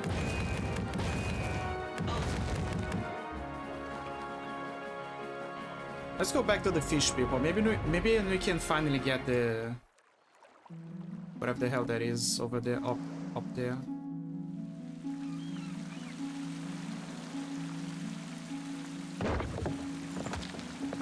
And we should gotta find. There's lots from more places for us to get more stuff as well.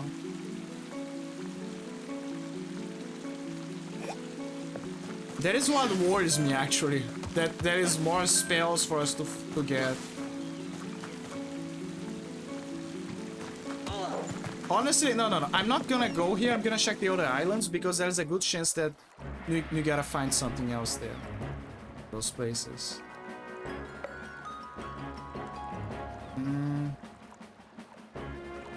Bomb Islands? Yeah, let's go to Bomb Island. Maybe there's something there. If there's nothing, then yeah, that's it.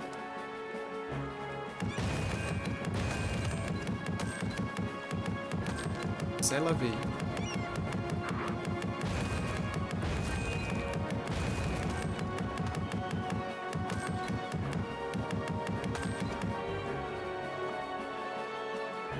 Can I see the floating islands from here? No. At least not here specifically. I already got off the challenges from this place. Maybe I can attract one of the bugs to water. Let me try. Okay, come here. Right here.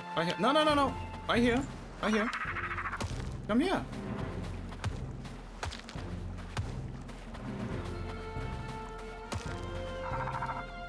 It's like the... Oh, the sword is powerful. Sword is very powerful.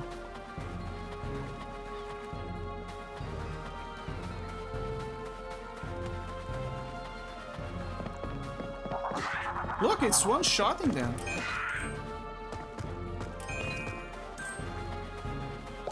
When I was walking around, I found the hole. I saw some machine there, but I was too afraid to find out where it was and climb up quickly.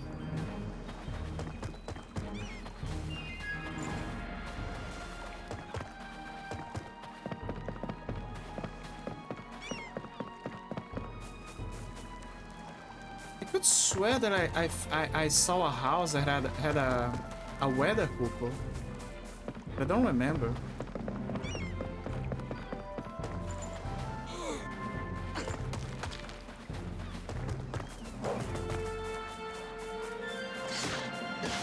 Two hits.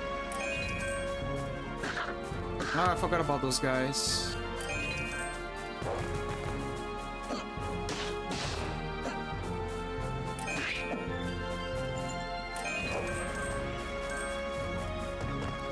Oh, ads are gonna start soon, so I better take breaks.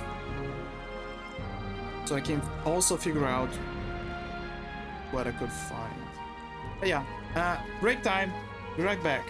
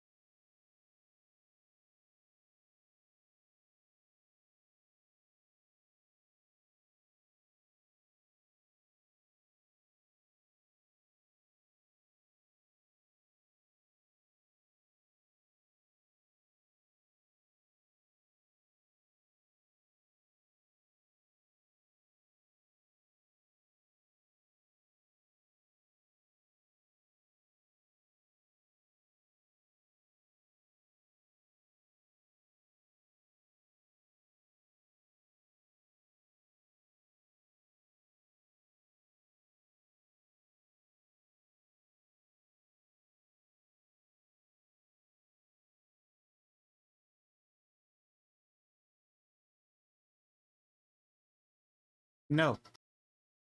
I'm back. Leave it for later. Leave it for later.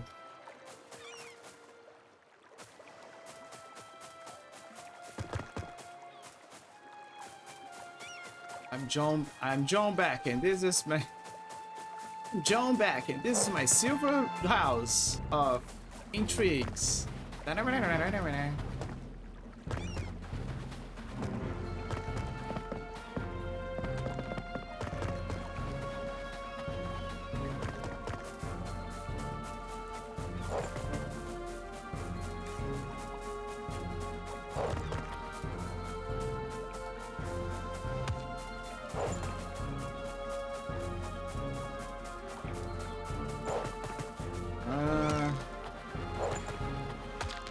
Question of the century.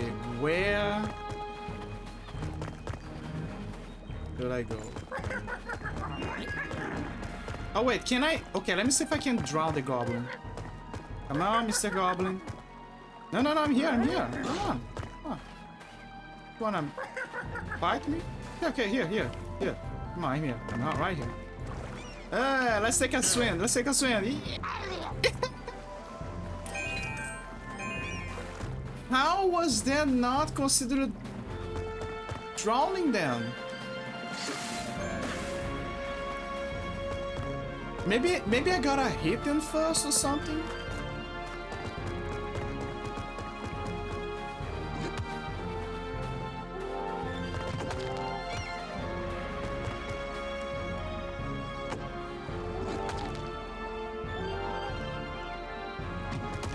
Fuck. How did... come closer.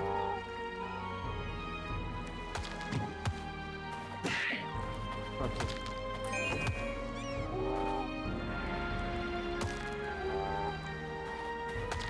The angle for this one was so bad. I don't like it. Oh, there you go. Finally. You gotta place yourself right on the edge. Get him. That is not a weather cocoa.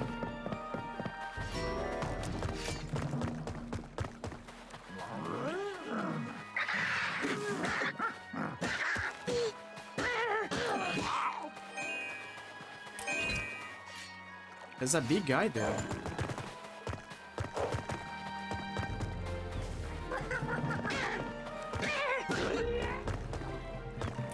Why is it called the coral saber if there's no corals on the saber? Can you even call it a saber? Doesn't look like a saber. Like, I can understand if it looked like a magical saber and the handle was made by corals. And it's like a mixture of something that looks like it came out of a fantasy, right? But it's actually just exceptional blacksmithing. But no, it just looks like a very elegant sword. Also, I have other questionings. The fish people say that they forged the sword, but they are weak to fire.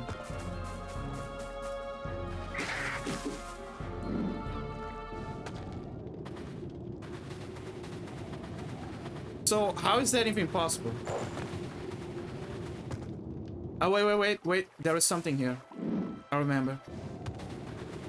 I remember too well. But yeah, how can they forge something if they are weak to fire?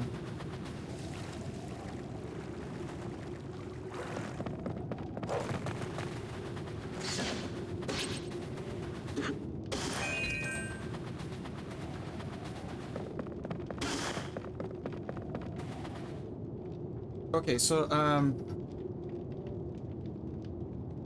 I gotta find a way to go around here. Oh wait, maybe I can use the bombs. Let me try. Maybe I already tried before, but let's try again. Yes! I didn't. Okay, so that was the trick.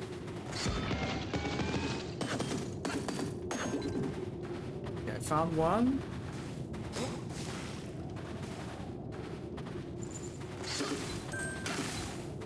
Surprisingly, that was the...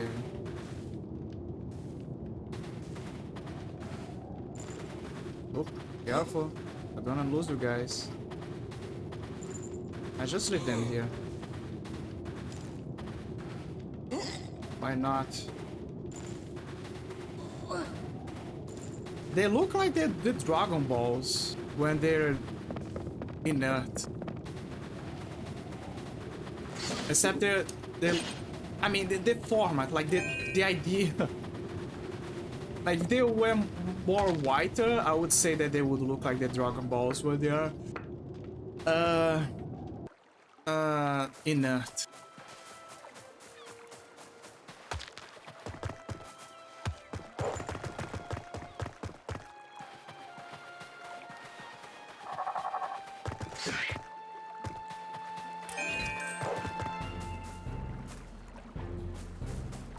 I think that the last one is inside the cave. Most possibly. That's the only place I can think of.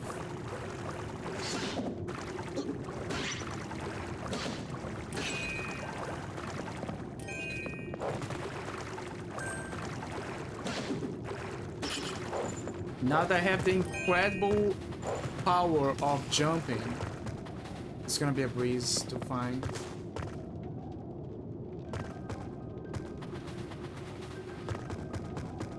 I also have the detector, so it's also gonna be easy with that.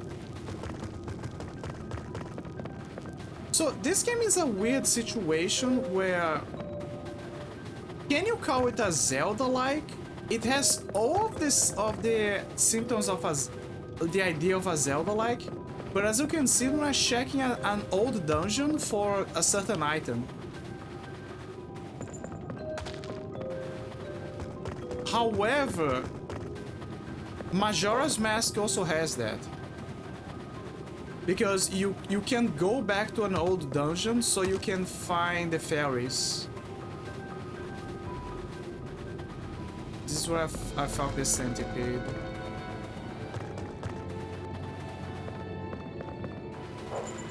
I remember, this is where I found the centipede.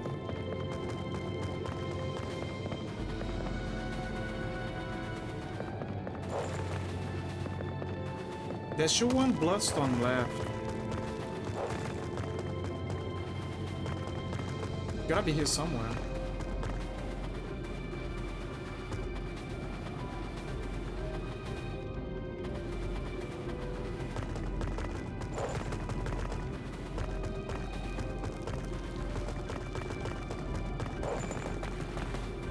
Cannot be there. No, this is a place where I fought her. I remember.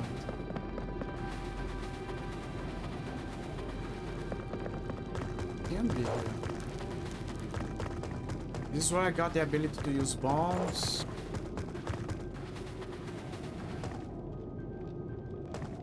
That means that it's here.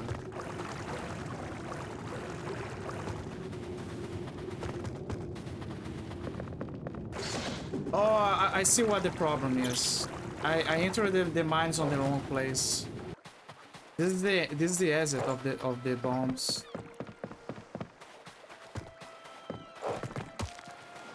That's like the exit area. Oh wait! I'm close. It's there. It's there. Okay, this is way better. This. Oh, I'm so happy. I'm so happy. That means I don't have to explore the bomb dungeon. Was outside over all this time. Right here. Fuck you. Okay. Come on, take up some deep breaths. And jump.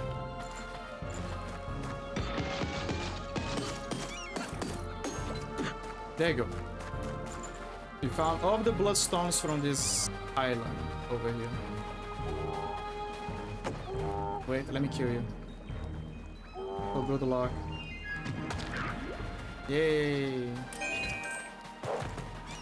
I guess though, I don't remember if there was something there on that little spot.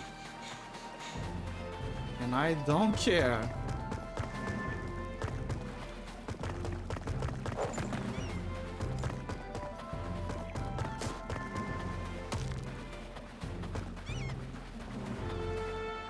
Let me see if I can kill the blue goblin again by drowning. Because I feel like the easiest way is with, to do that is the blue goblin.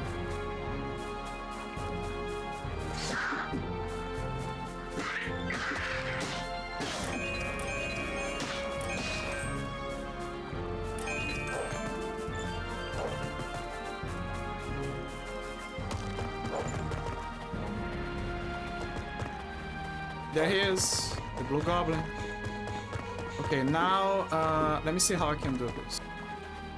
Drowning. Let me see. Maybe let's try this. I'm gonna let him hit me.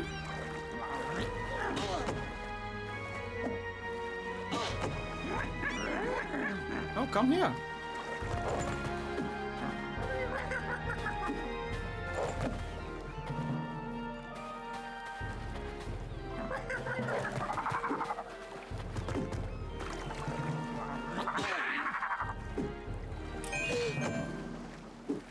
How does that not count for drowning?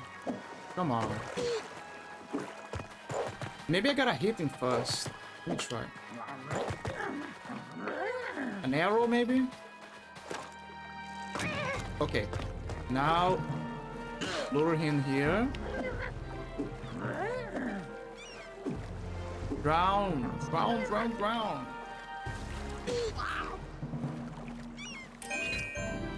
It doesn't count.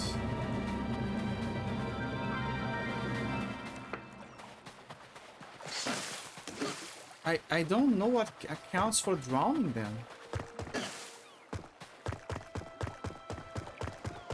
Maybe you gotta lure an enemy and then flood the place like in a water temple.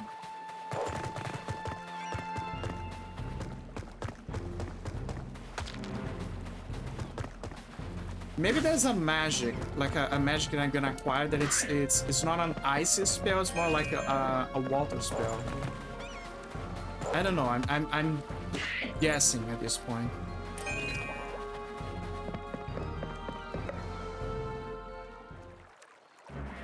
Well, Bomb Islands is 100% complete. Jukebox drop.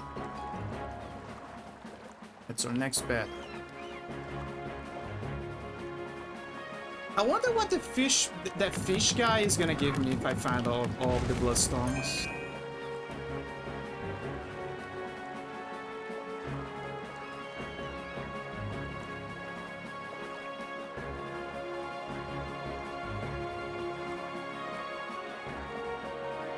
I forgot, this is the place where the fish guys are.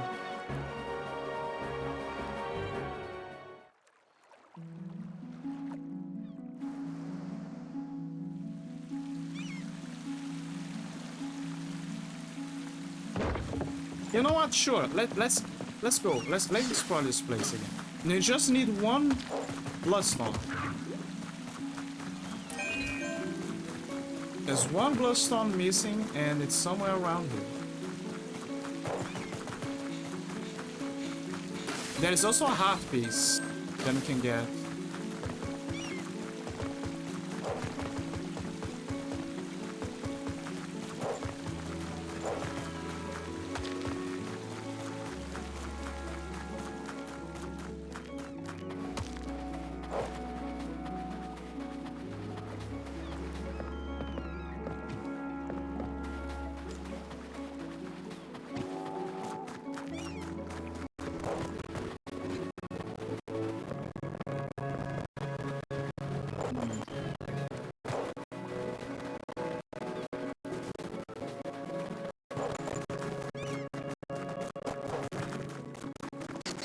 Now that I think about it, what would the shield upgrade give me? Like, will it reduce my stamina to 0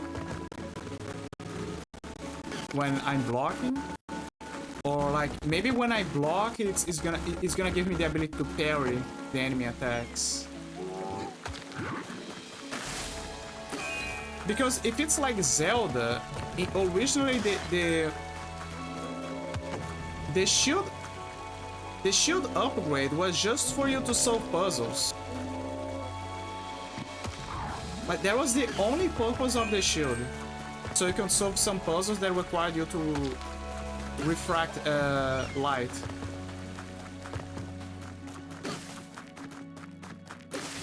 Like the shield was not as important.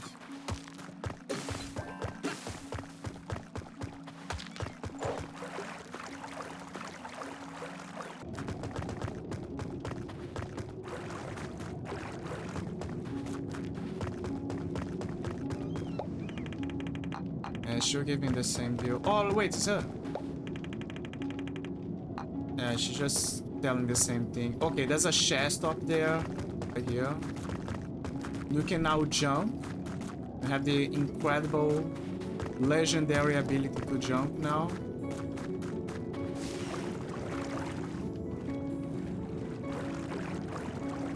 I doubt that the sword is gonna give us anything special. It just increases the damage.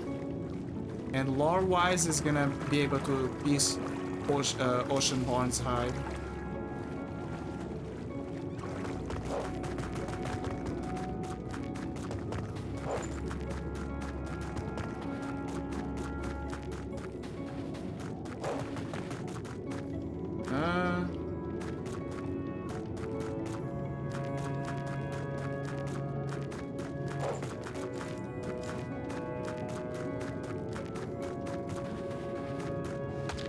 Oh, right, I forgot. I gotta go around.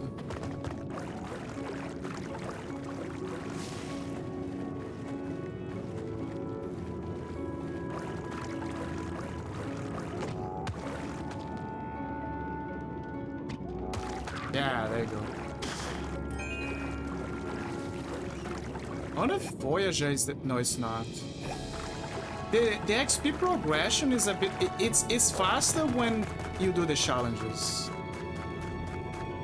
But at the same time, I don't think it gives that much.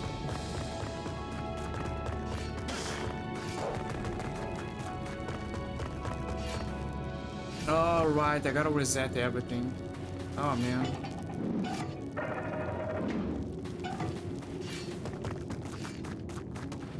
But it doesn't matter.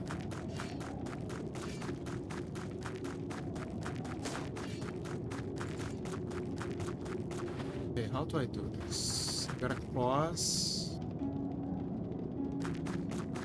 Is there any boxes over here? No.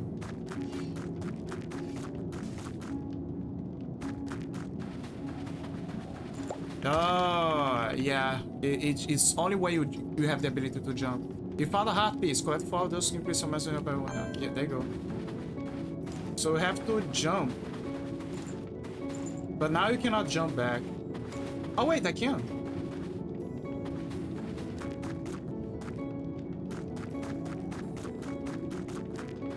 There seems to be an area over here.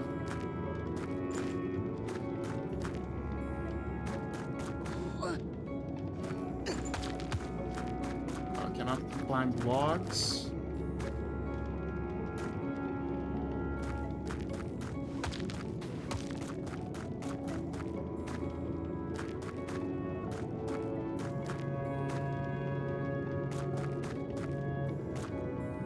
It feels like there's a hidden passage there.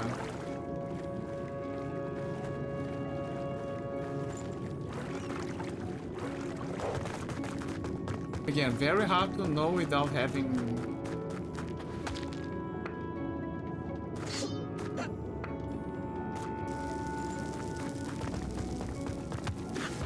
Ooh, I knew it. There is a hidden passage here. Right here. Found a rare seal shell, 5 coins. Oh. There you go. Found all of the bloodstones here. So there was a hidden passage here, but nonetheless, even if I found it, I would have to use the boots to cross.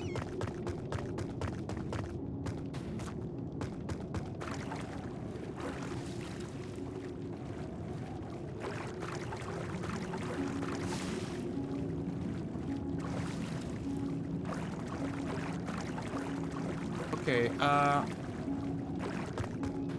gonna keep that puzzle solved because I don't know if I have to go back there again.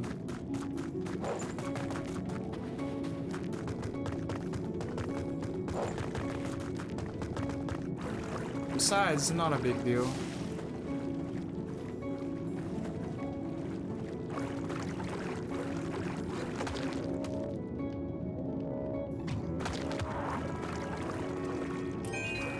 Coin.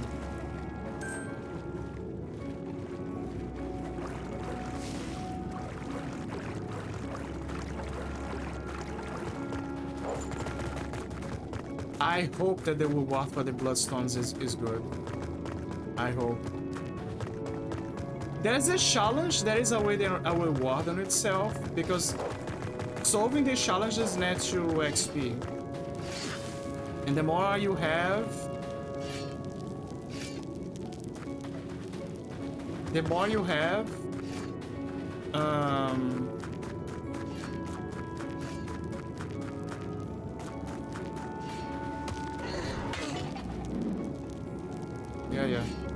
the more you have, the easier it is for you to...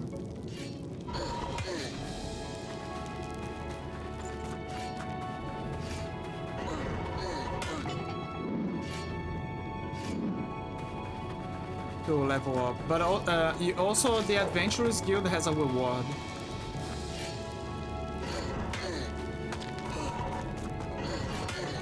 There you go.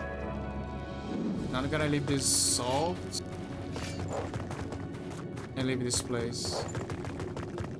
Again, because I don't know if I have to come back here in the future. Always expect something. But it's interesting that the Bloodstones, when they are accounted for, they account for the entire island, not for the dungeon specifically. So it's like, oh, you're missing 5. Oh, 5 of the dungeon, 5... No, 5 of the entire island. Same, I presume same for the percentage. Which is very helpful, because it means that you don't have to come back. You have a sure way of knowing that you don't have to come back here ever. The game's saying, okay, you found everything you have to find. Whatever else is here, it's either the challenges or something else.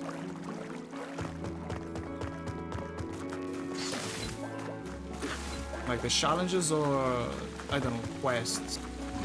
Also, I was expecting those bugs to have something important in the game, in the grass. So far, nothing.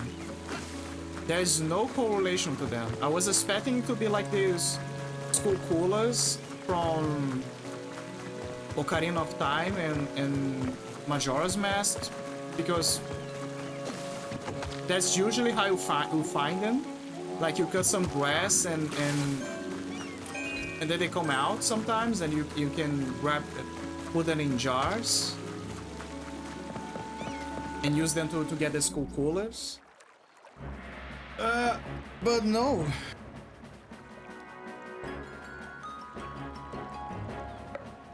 Apparently not. There's no indication that you gotta find them. You gotta use them.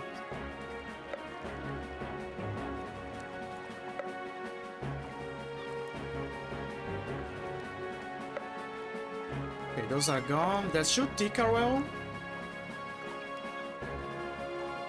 There's also the Great Forest, where I was trying to find one of the Bloodstones. And that's Witherlands, which is the one that I would most definitely use the boots the most.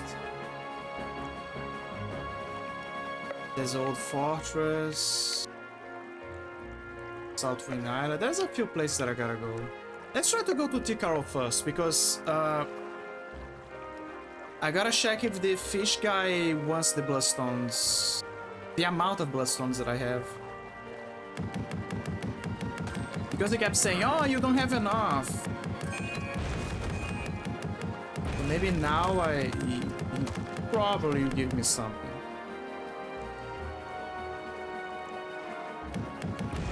There is also the Adventurers Guild.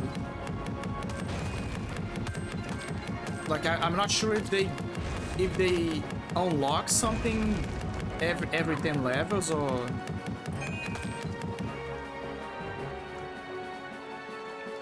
if they wait.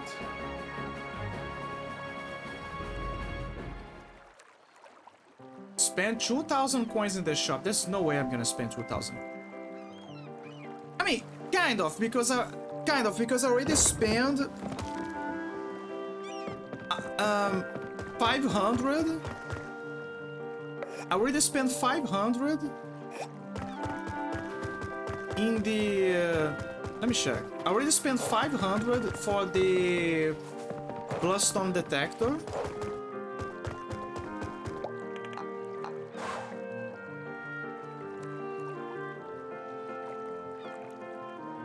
There's no heart piece as well. I don't remember if there was a heart piece. Okay, so I think there was a heart piece. So assuming there was a heart piece, I spent 1,000 for the heart piece.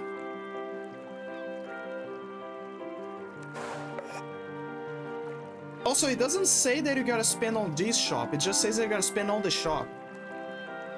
So I assume that I already got the heart piece. So 1,000. 500 for the detector of secrets. That means that I'm missing. I need to spend 500 more. And the best way to spend is second chance. Why not? You got a second chance punch. It will raise your back to life with 1 heart if you die in battle. Thank you.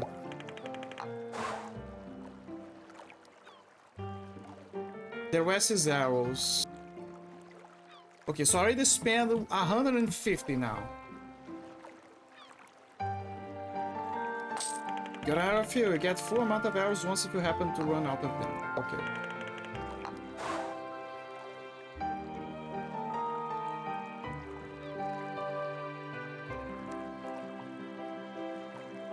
So let me see. I already spent 200 now. So 1,500, 200, 1,000 and 1,700 basically.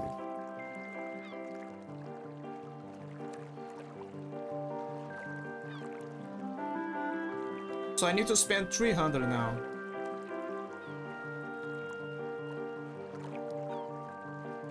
So basically mana refill, bomb refill, those are my best bet. And honey?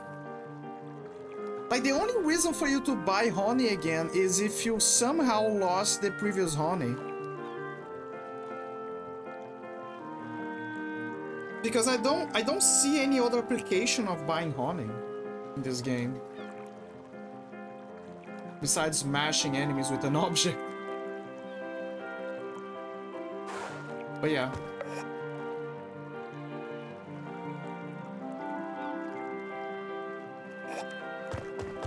Okay, where's the treasures? Where the adventures go? We gotta find everything. Okay, there's a chest over there. Cool.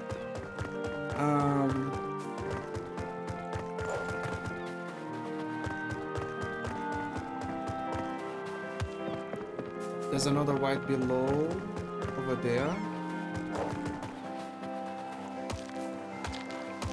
Oh, the arrow, of course. Give me a second. Oh, so that's how the refill works. I have plus now. I see. So it's like a... It's not in your inventory. It's like in the menu over there with a cross. So every time that you run out of arrows, the refill is gonna kick in. Huh. Oh, that's how.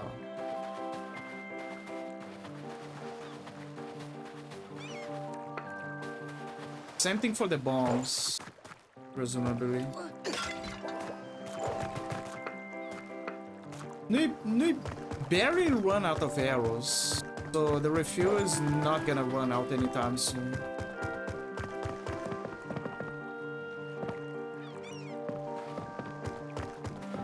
Okay, let me see how I can get there. Can I push this box? I can.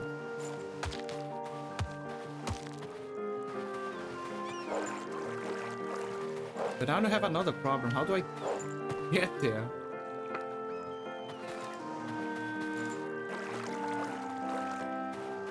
I think I had to jump.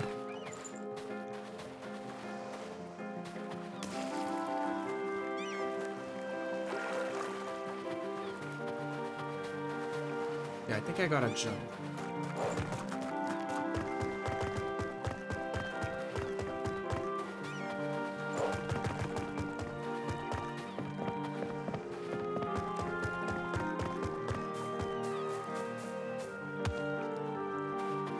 Okay, with the jump? Yeah, there you go. Yeah, nice, we found a polished explorer crystal. Gives you 250 XP. That's a good bunch of XP. Not enough to level up, but enough to make my life easier. There's also an island over there. Try to reach the place. Oh no. Did the potion kick in? Oh, it didn't. And there's a reason why. It's because we didn't die. Okay, it only kicks in when we are without hearts. So yeah, so far so good.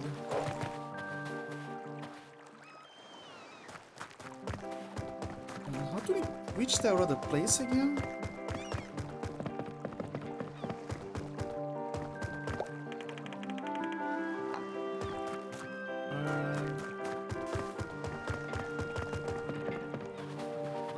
The cave. I gotta go through this cave.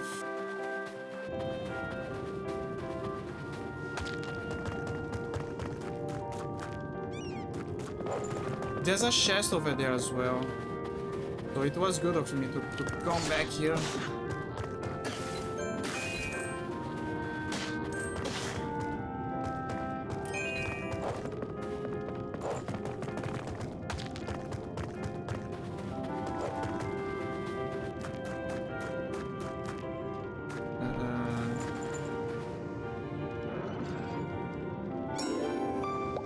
Found a rough explorer crystal, gives you 25 XP. Ah. Good XP, good XP. Good XP. Okay, now we can go here. Because we have the ability to jump. Ah, finally.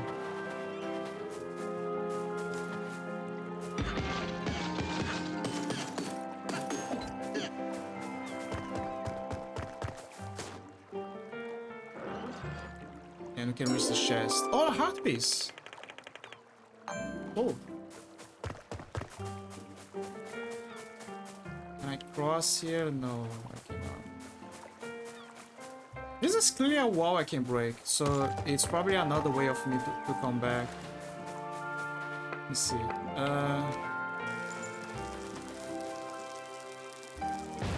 No! Apparently it's not. Huh. Somehow it's not. Alright. Let me see if I can find a weather cuckoo somewhere.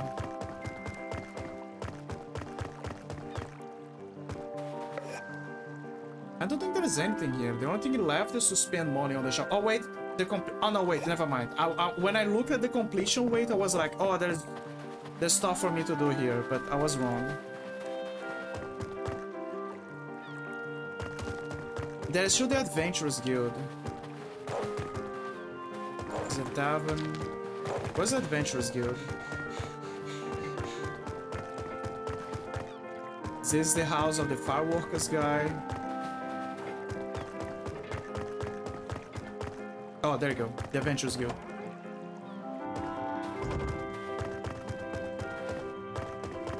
Do we have something? Did you visit Graveyard Island already? It is a real trap for an advanced level adventure. Oh.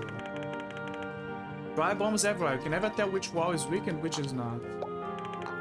Yeah, you're good alright, but I bet you'll never get to the mass adventure level.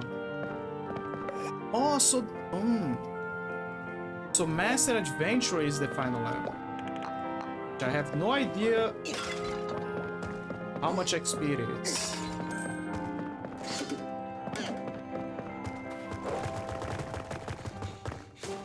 But it gave me a new island to check.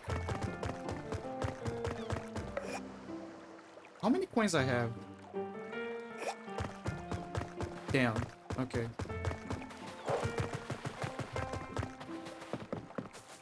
And I'm gonna check on the fish guy. There's a fish guy.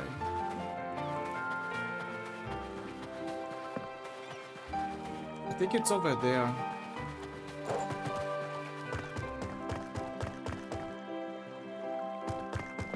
Oh wait, there's an easy way to get to him. It's right below, but never mind, I already reached the place. It's right here. There he is. I've heard stories that bloodstones contain souls of people. Makes me shiver just to think about it. You need to find just a few more. My special gift is a rare spell, but you need to find me some more bloodstones. Okay, so it's still not enough. But he gave a hint that there is... I'm getting closer. And apparently it's a spell. So he already gave a hint that the reward is gonna be a spell.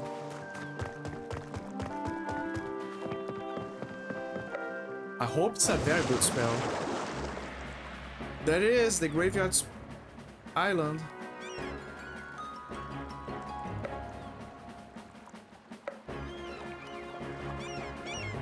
There's the Sun Island. Isla del Sol. Remember Bayonetta? There was the place that was called the where she went in the story, like the place where the sages used to be.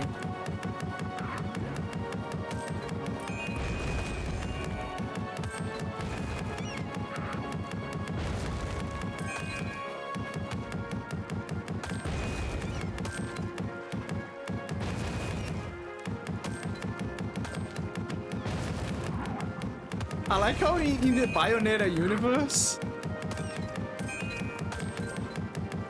Bayonetta universe, it's they made an Easter egg for Dr. Eggman, and the best part is that it was only according to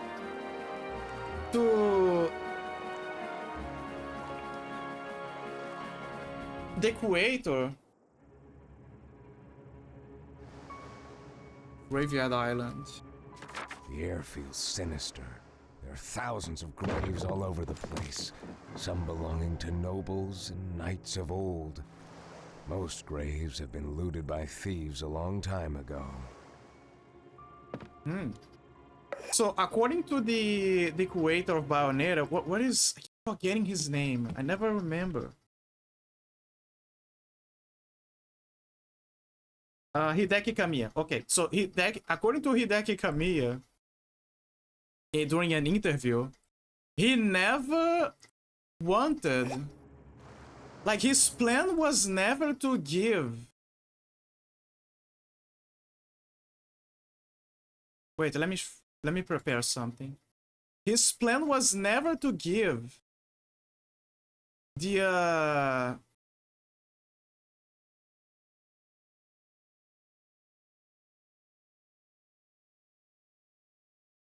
his plan was never to give to make an Eggman reference. He just found funny to place an Eggman reference there. But after the everyone pointed out, he was like, oh wait, yeah, there is a Eggman. I just made the Eggman reference, and so because it's, you know, Sega Platinum, right? So it was like, oh, you know what? Yeah, it is a Eggman reference now. Because it's just made because it was funny for him. And then we realized, wait, fuck, there is Eggman, the Destroyer in the Sonic universe.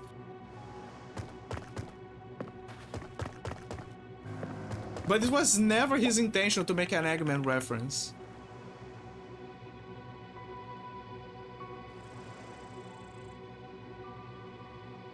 fallen heroes of Arcadia are buried here. May their war horns echo until the end of time.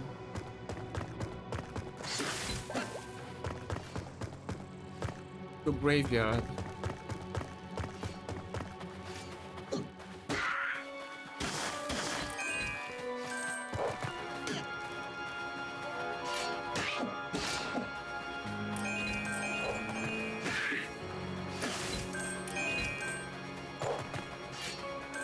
Remember, we need 300 coins so we can get the challenge for buying at the shop.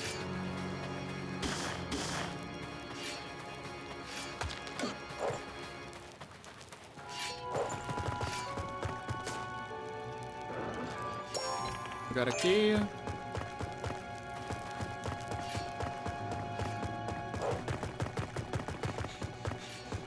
Wait, there's a way around here. Perfect. Bloodstone. Already found one. Wait. And there's the annoying guys. But at least it's not the ice one, it's not the fire ones. I hope that I never have to fight them again, because it's so annoying. Oh, it's too bright. Ah, there you go. Rats! Dear Gardener, I locked up the entrance to the Knight's Tomb, but there are still some skeletons wandering about during night time. Be cautious. Knights have armor? What are the odds that you're gonna get a cool armor? I hope we do. I really hope we do.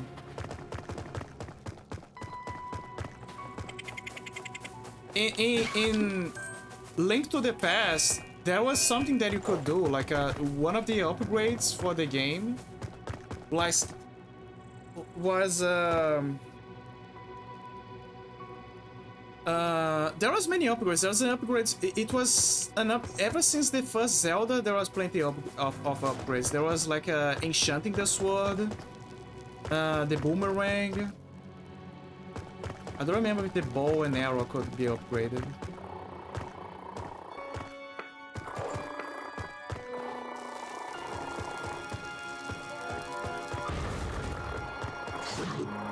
Ouch.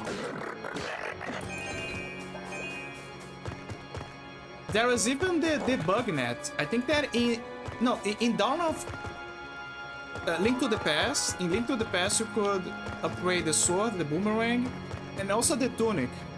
The tunic could also be upgraded. So Link would change his tunic from the green color to... I don't remember what the second one was. But it could change to the green color. I think the second one was the red color, I guess? I don't remember. And the last one was the purple color, which was the best tunic. Sadly, the sword cannot pierce these masks. Arrows? So the good old bombs is gonna be good.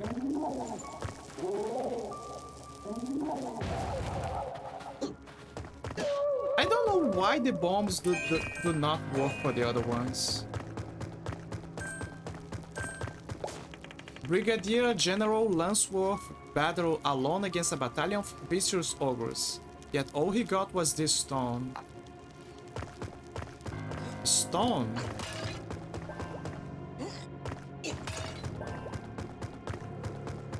Stone. Here lies Cecile, a hero through the ages.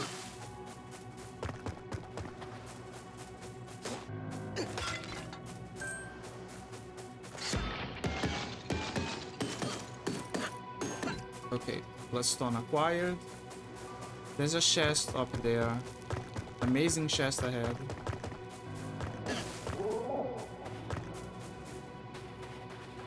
Here lies you!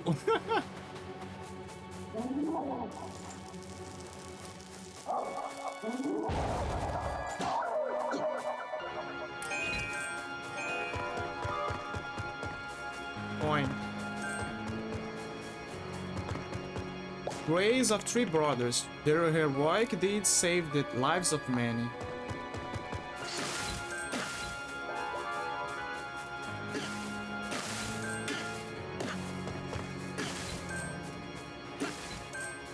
Heroic brothers. I wonder if it's the legends of the guys who fought the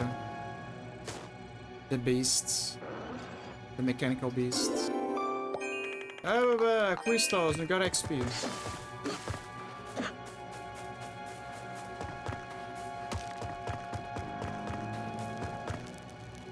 There's a bug. Again, I wonder if there is a moment in the game where I can collect the bugs. Because it looks like I can.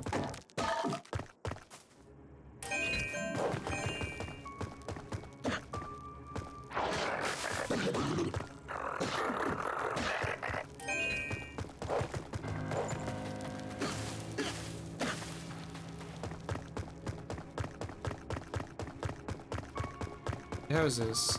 Find two switches to clear path. Two switches. Unlock the answers.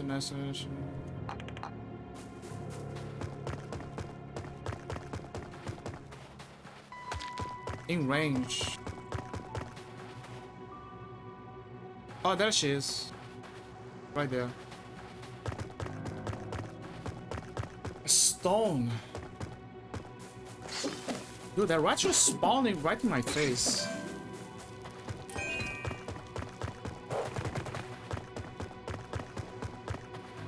Graveyard.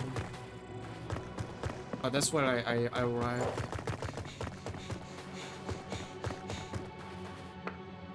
I guess I can use the boots here. No? Okay. No.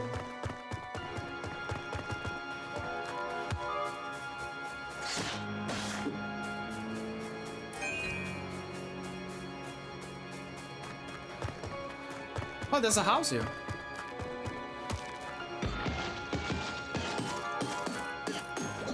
Okay, and we found another one.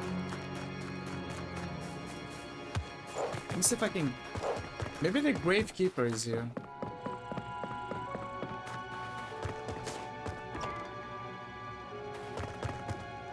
Gravekeeper's hut. Cozy place.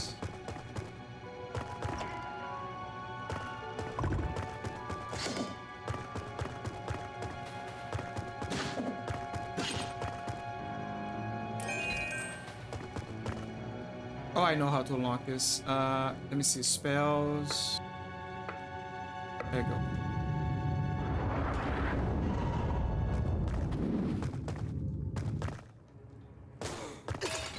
Thank you. There's corals everywhere.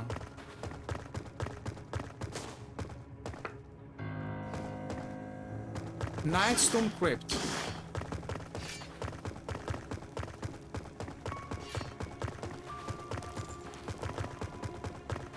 Bombs.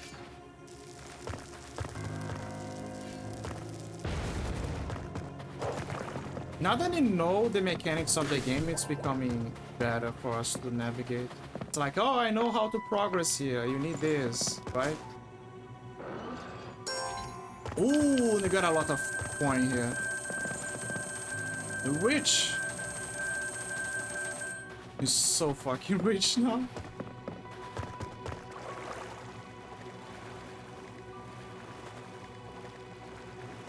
Why would the game allow us to swim if there is nothing here?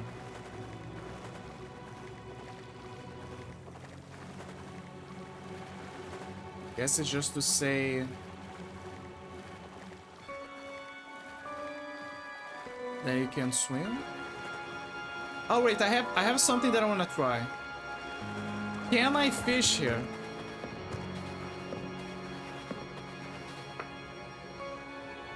Get closer to water.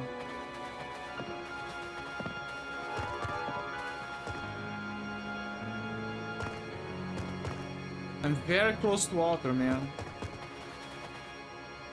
It would be interesting if I could fish here and there will be a spooky fish for me to fish. Let's clear a lever here. Yep. There you go.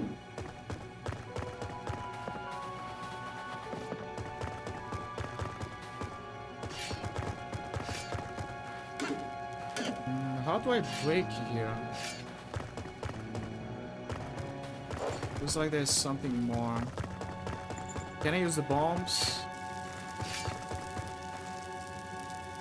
No, that would be too easy.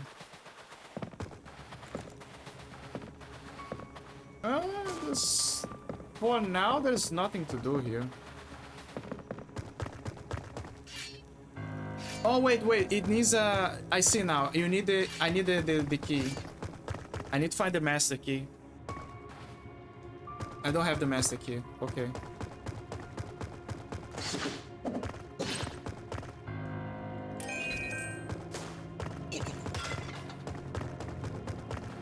Time to find the master key.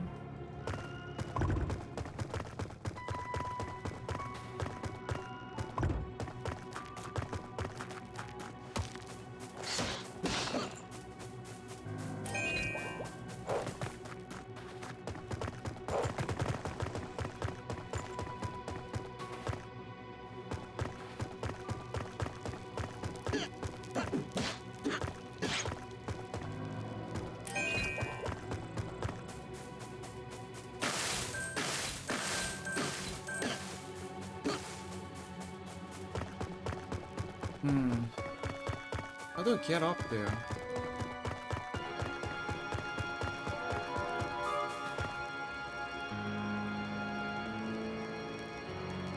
Choose switches to clear a path. And I gotta find them.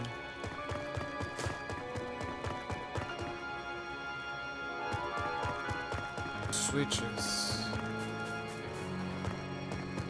It's a graveyard, so they probably hid them.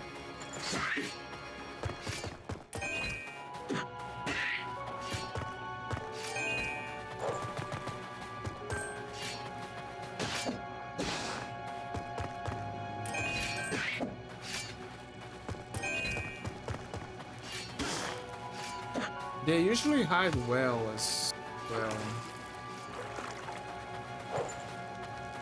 Like in stone.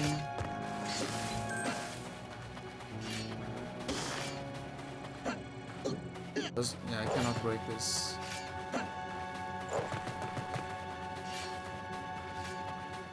Find two switches.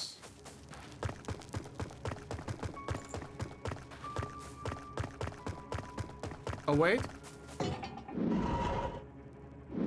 Oh, maybe the other... Okay. Maybe the other one was below. Yeah, it was below. It was most possibly below. It was that one. Can you find a key? So that was the reason why we had to go down there. Now I gotta find the gate for the key.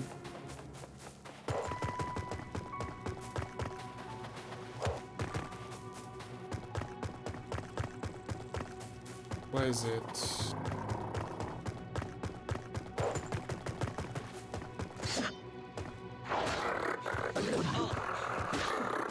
From here. Ah.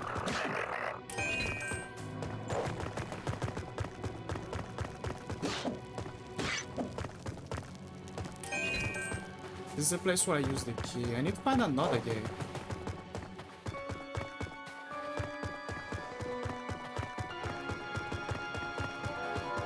Was there a gate in the gatekeeper's house? I don't remember. I don't think there was.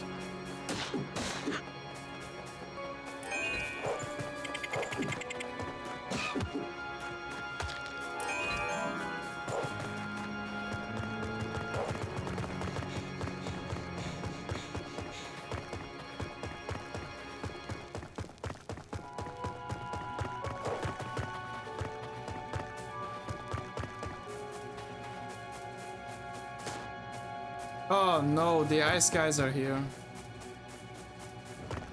It makes sense But it sure sucks. Oh wait, I just realized the lever was up there. So it wasn't the one below.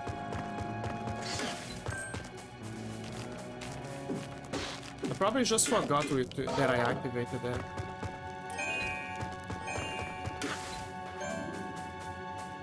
Okay, ads are gonna start soon. Oh, it's here.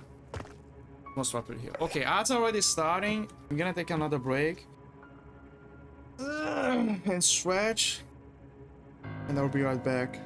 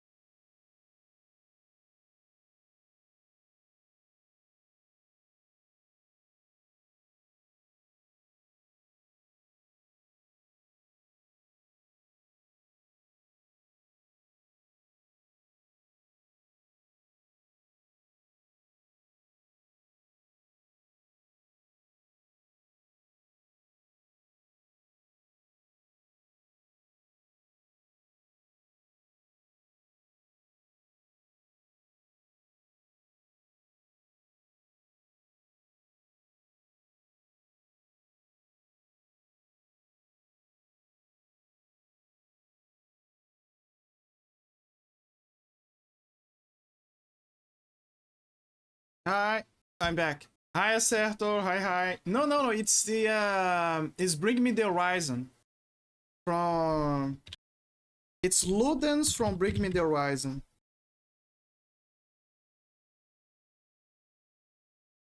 Let me write here. There you go. Something that I love about the the official. How the fuck did I not recognize them? Yeah. They what I like about the Luden song is that they made inspired by Hideo Kojima's Kojima Productions Death Stranding. Someone or probably played or saw the story, but they really liked it, the thematic that they made a song inspired by that game. A very good song, by the way.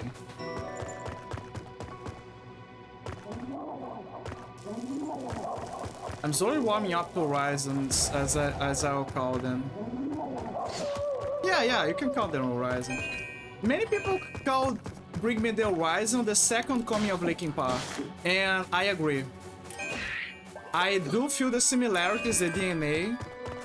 Sure that they got inspiration from other known bands, but I like to see them as the second coming of Linkin Park, because it's the exact same feeling that I had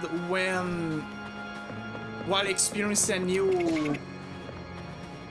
a new band, a new song in the edgy 2000s.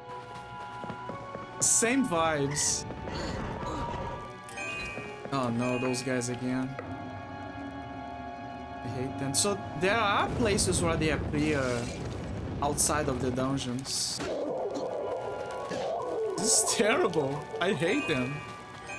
I don't want to see them anywhere. Oh, heart piece. And my health just increased. Perfect.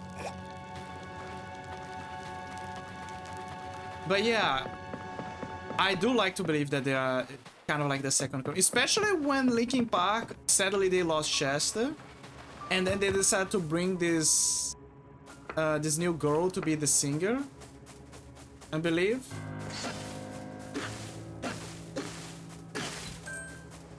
And Ocean Boy, take me open. Ocean Man, take him by the hand, well, it's understand the land that you understand. Ocean Man. I should make a command in Nightbot where I would put just known songs, known meme songs for Nightbot to replicate. So every time someone wants, oh, this reminds me of Ocean Man, and then people just put exclamation Ocean Man, and then the bot just says the whole Ocean Man song. Do I have enough bloodstones? No. Yes, I do. I found all the bloodstones here. Good. But yeah, that would be yeah. That is a great idea. Ah, these Skelly boys. Yeah, kill him! Kill him! Kill him! Kill him! No, not me, not me. Leave me alone. Oh, okay. That was an accident, but worked in my favor. Okay, go for the Skelly. Ouch. Yeah, freezing. Yeah, whatever. No, that was the wrong guy.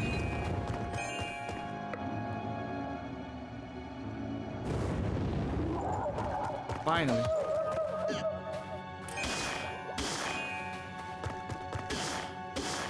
Is it just me or the magic meter changed colors? Because I could be wrong, but I think it was green. Maybe it's because I'm so used to not seeing in full that I get the impression that it's not. I forget that it's actually blue.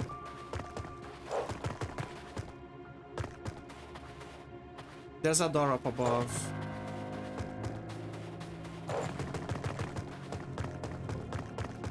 There's a bridge. Oh, right. Okay, the gate is open. Gate is open. Also, we have 300 coins, so that means then we can get one of the challenges for spending money on the shop. And then we can be free of the spending coins challenge.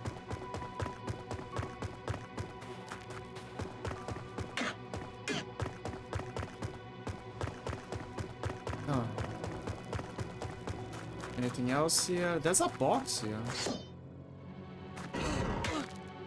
Ooh. That's weird, but okay. Ah, it's so bright. Nightstone quick. Okay, so this is a place where you can use the... Not use, find the master key.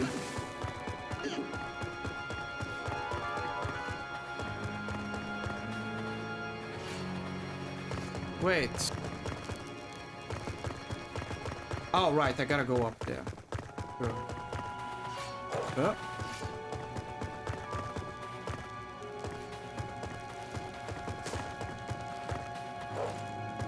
The other side. Bombs.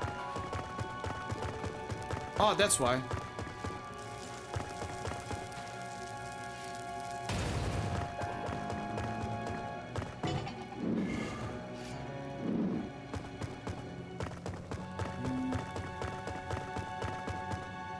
I gotta find a way to get up here as well.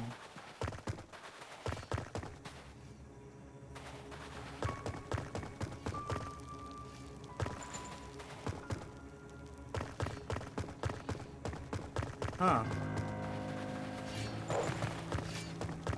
It's gotta be a way. Maybe I'm gonna climb somewhere and then I'm gonna drop over there. Rats. I hate those skeletons. The worst enemy are the floating masked boys, because there's no way for you to break their masks without a spell. Spell or an explosive?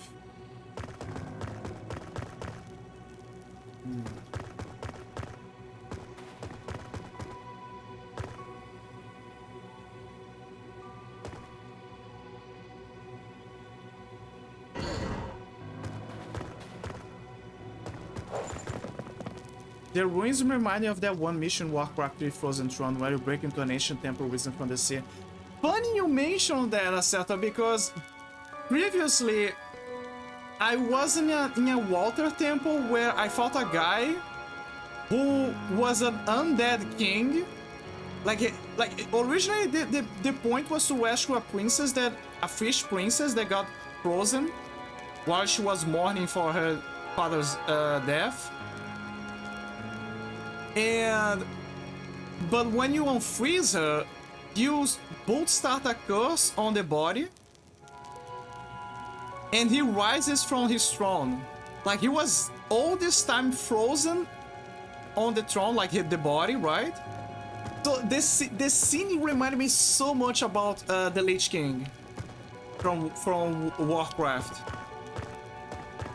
Like an undead king rising from the throne. Except that in Warcraft he was technically a prince. Dark was the hour when the Knights of Arcadia confronted Mesmerov's army at the gates of Arcadia. The battle lasted for hours and the knights were victorious, but when the sun gave its first light, black ships were seen on the horizon carrying something that would bring destruction upon the whole of Arcadia. Whoa, now I'm itching to replay OG Warcraft 3, yeah. It's so iconic. I'm gonna be honest, if back in the day I had the means to pay for the subscription of World of Warcraft, I would probably be one of those guys, one of those 30-year-old men that had many memories with the guilds and playing World of Warcraft.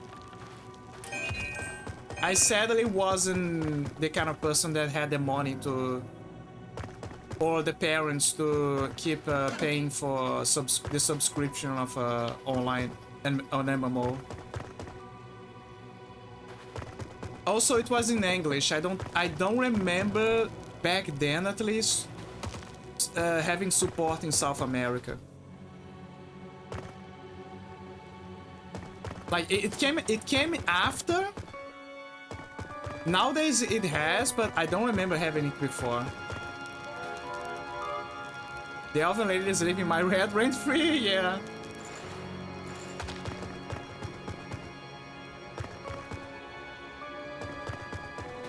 Yeah, they're hot.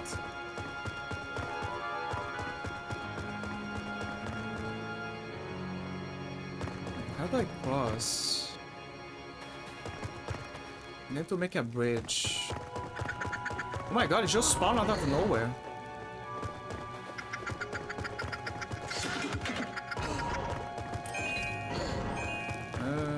There you go. I think that would be enough.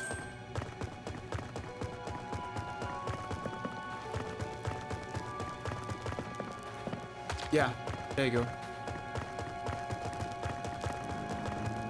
Oh, there's a patch of land here. That's one game I must finish one day.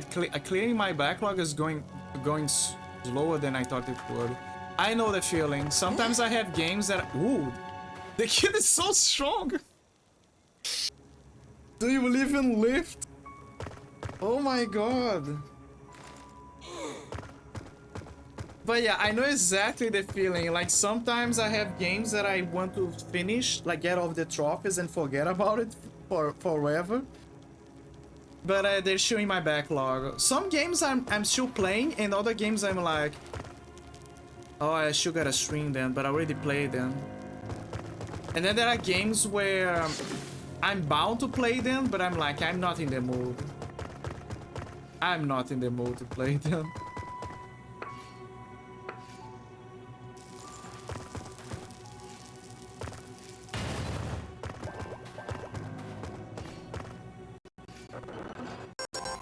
Points.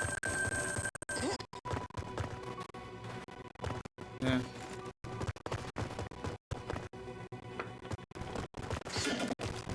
For example, I have a bunch of point-and-click games, and I love point-and-clicks because I grew up with them.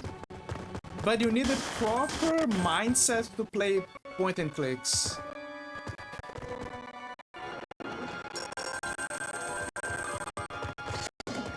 I'm getting so much. I'm getting rich.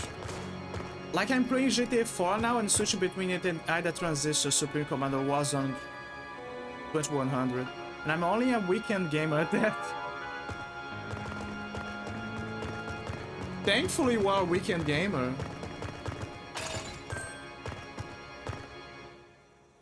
Like, good. It means that you have war.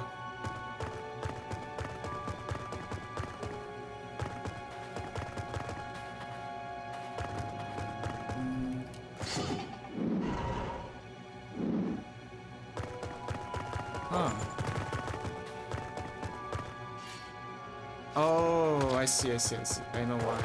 Okay.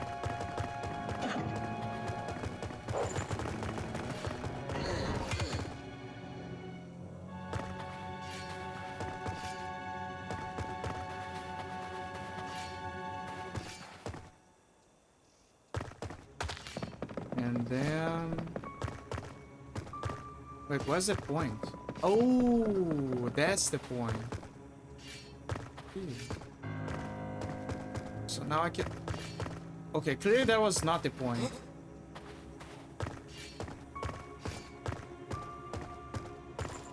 Ever since I moved back in with my parents, the days of booting up my PC immediately after work or I think of the past. I understand completely, yeah. Like no time, right?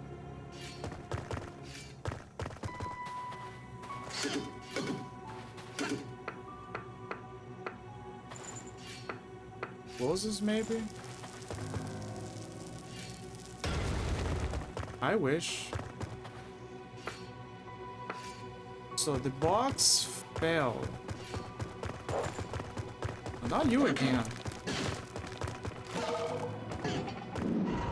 But yeah, I understand completely. Like, people are busy.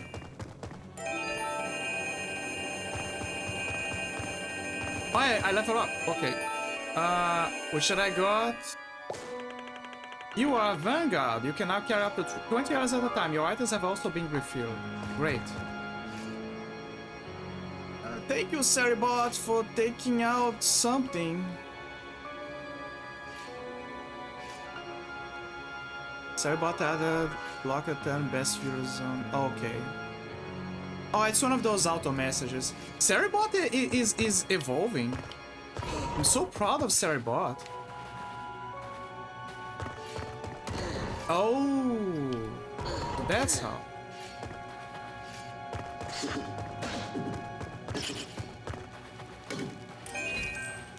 Vanguard. I really wish I could know what is the max level of the game. Like, if it's level 20, it makes a lot of sense, because my completion is at 58%. So... how many levels are you at now? Level 11. Or do you mean the game, like in general? Because I already got the legendary sword of the game, which I will need for the end. There is only one region for me, I presume, to explore. Like it's a floating island. But there are still some spells for me to collect. Most of the islands are already covered, presumably.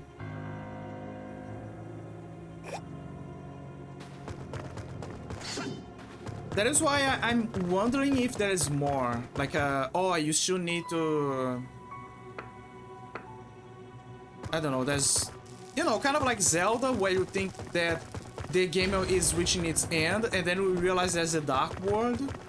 Or in Ocarina of Time, where you realize that you gotta time travel now.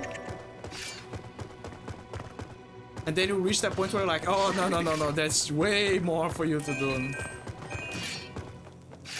So I don't know if this is the case for this game. I don't think so.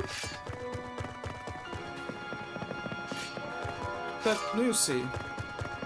But I don't think it gives that vibe.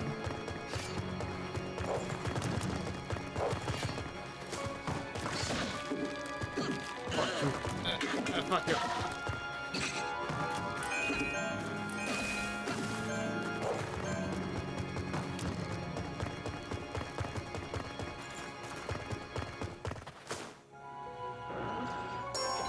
He keeps giving me bombs.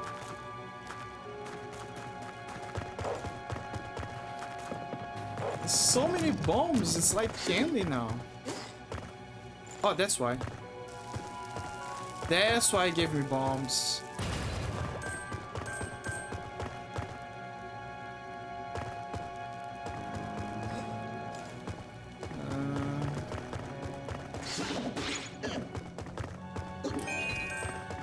I like the design of the game.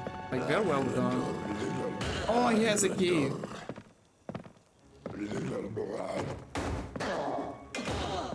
Ouch. You got a regular key.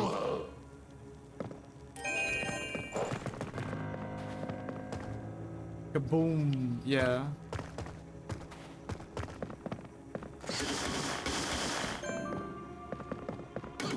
What? Maybe there's a hidden blockage here. I clearly can use a sword here, but there's a... oh! Okay, little Superboy. Lift this thing. Oh my god, he's so strong.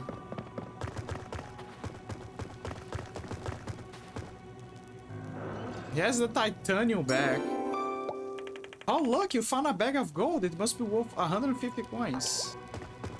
Now the game is giving me so many coins. After I was scrapping by to get money, now the game is like, okay, here's some money. You don't have anything else to give you, so here's money. I wish it was like that in real life. Like, life reaches a point where it doesn't have anything to give you anymore, so she starts to give you money.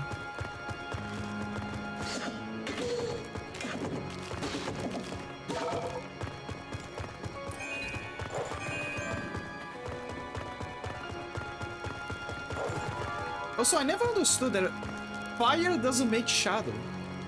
So why the fire is making a shadow?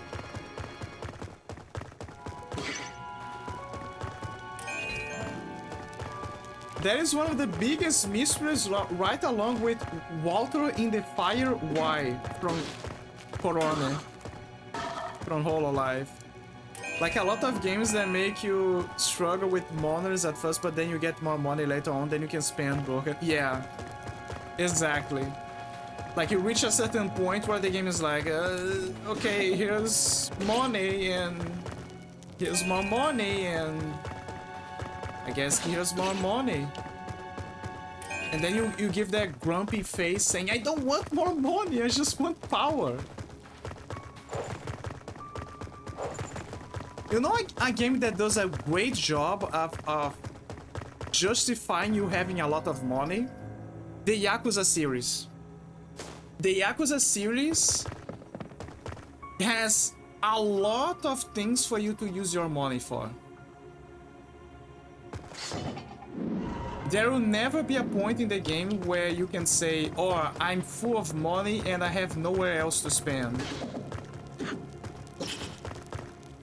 Because you can use the money for upgrades, you can use the money for the arcades inside of the game, you can use the money for... You can use the money for buying new property, so you can, you know, do the completion of the game and get more money. You can use the money for gambling, if you want. There is never a moment in the game where the game says, there's no more need for you to spend your cash. I found it, the master key. Crazy how she's on a... Like, it makes sense, like, it's fine, like, it's a place that looks like the kind of place that would find the master key. But at the same time, it's not as eloquent. Maybe one day I can get a Yakuza type, but for now, the best game I've played so far when it comes to money is GTA San Andreas. Yeah, San Andreas is also a good one.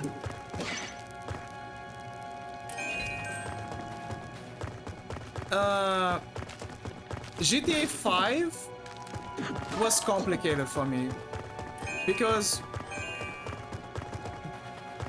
I never understood how the system for investing your money in the stock market worked in the game.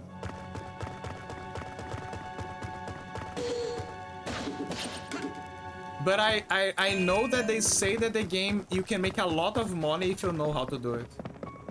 GTA 5, for all that I love them, their money is all over the place, especially 5, yeah. 5 is now worse because they have the shark system. You know, the one where you gamble in the game.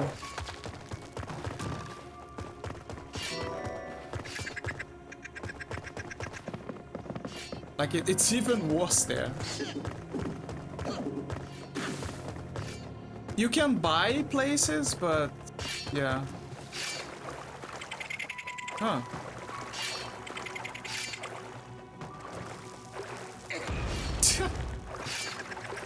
Didn't want it to do this, but okay. How do I get out of here? Mr. Game, how do I get out of here? Oh wait, I think I see some stairs. No, I don't. I do not see stairs.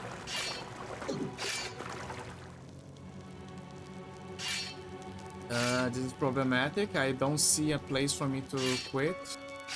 I consulted the GTA wiki for the investment in GTA 5 that should end up not getting much, and blowing up armored cars only nets 5k USD. It's like it wanted me to become Yahtzee or Angry Joe.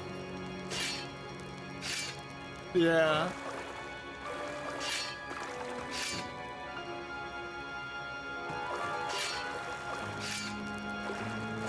How do I get out of here? How do I get out of here? Oh my god. I'm stuck.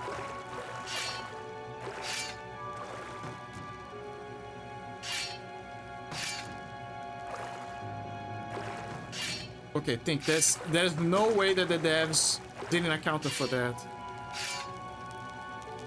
There's no fucking way. Is there a switch nearby? Oh yeah, yeah, there is, right there, right there.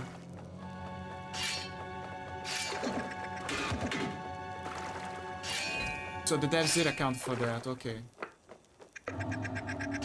Right here. Perfect.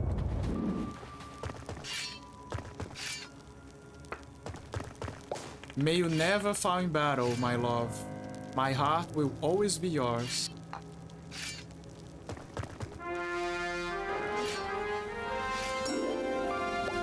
You found the cure spell. Use it to heal yourself. Oh. It's an optional spell. It's like in Legacy of Kain. You can find optional spells if you explore. So the master key is just so you can open the chest and you can escape. That's the only purpose.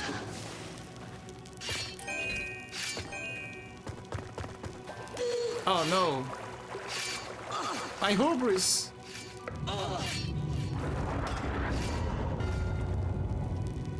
Wait, I'm gonna get revived. There you go.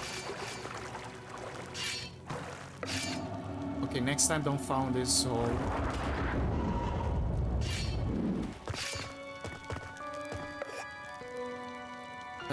Is there anything else over here?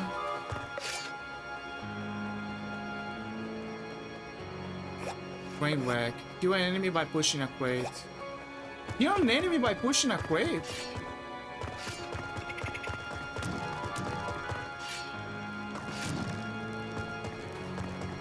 How? How?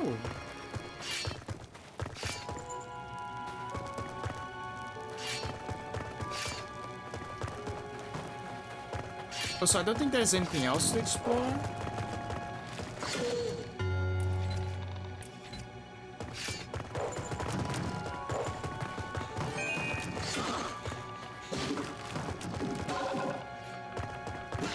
Let me try to use a cure spell now.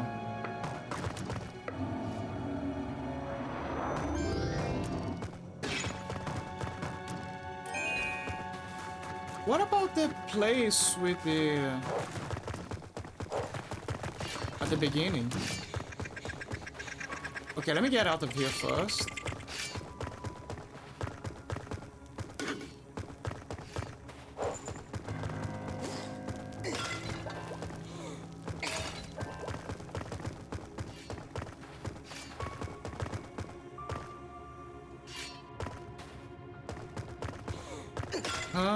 So apparently I wasn't supposed to use a spell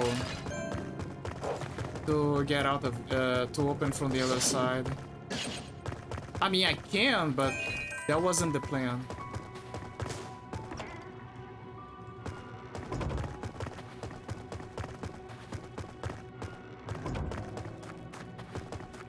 So presumably I found everything in the Graveyard Island.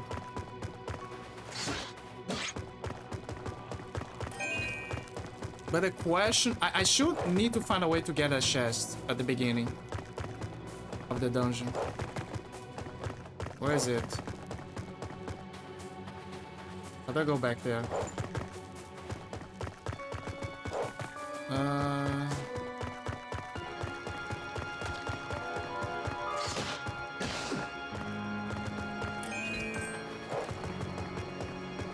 Is it over here? No, that's the That's for the Gravekeeper. That's for getting out of here.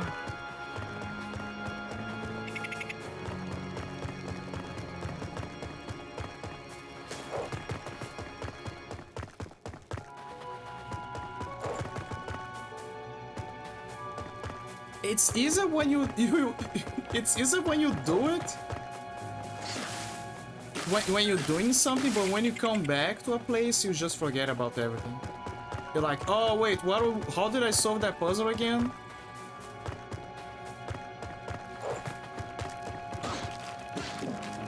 Especially when you put inside your brain that you have no plans of coming back here ever.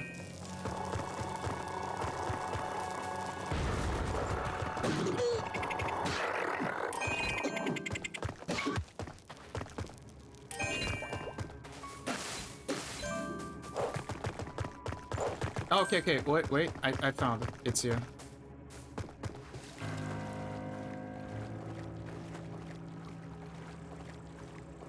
I still don't understand why the game insists on making you wet before entering a dungeon.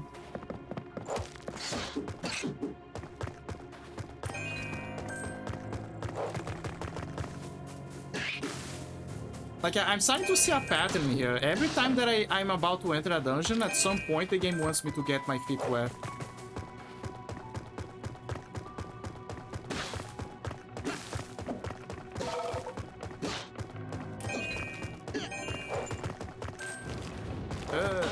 Damn it. Chest. Amazing chest ahead.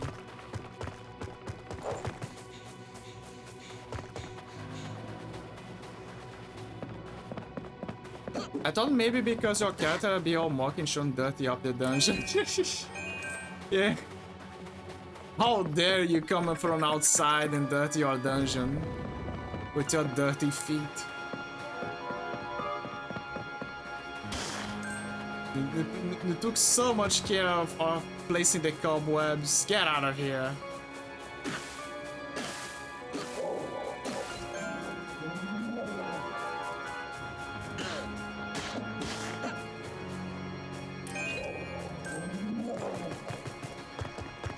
Why is there a floating bear over here?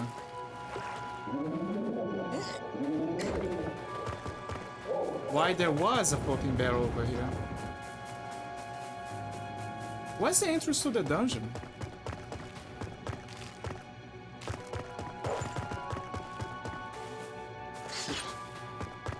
Yeah, but don't.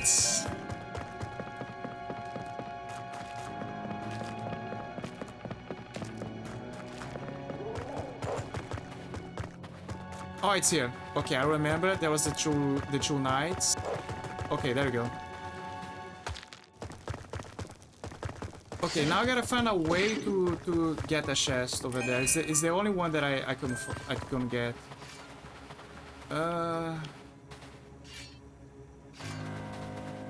There's no way to get there, right? No, wait. There is. I got it. That's how. Some of the ways that you gotta navigate so you can reach across somewhere. It's not Zelda levels. It's Half-Life levels. You see what I mean? It's Blood levels, like the game Blood.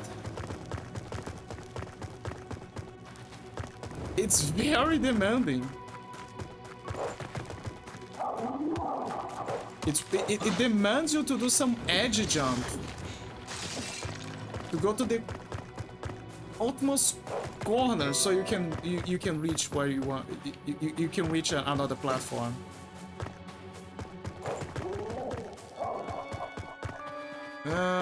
I'm done with this place. Okay, where do I go to exit?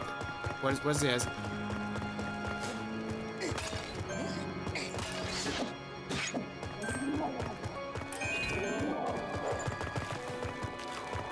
I'm gonna get out of here.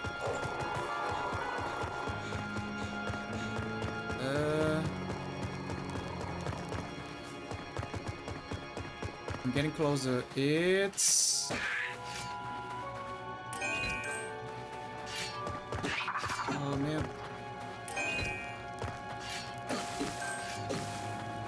Where's the exit?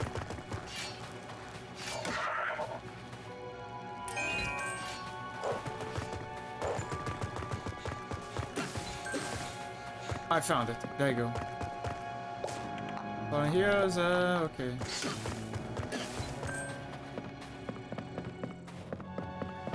Ah, fine. New free. So Graveyard Island done. You probably would never have figured there was another island thanks to the adventurer guy, the adventurer guild manager. Thank you, adventurer guild manager.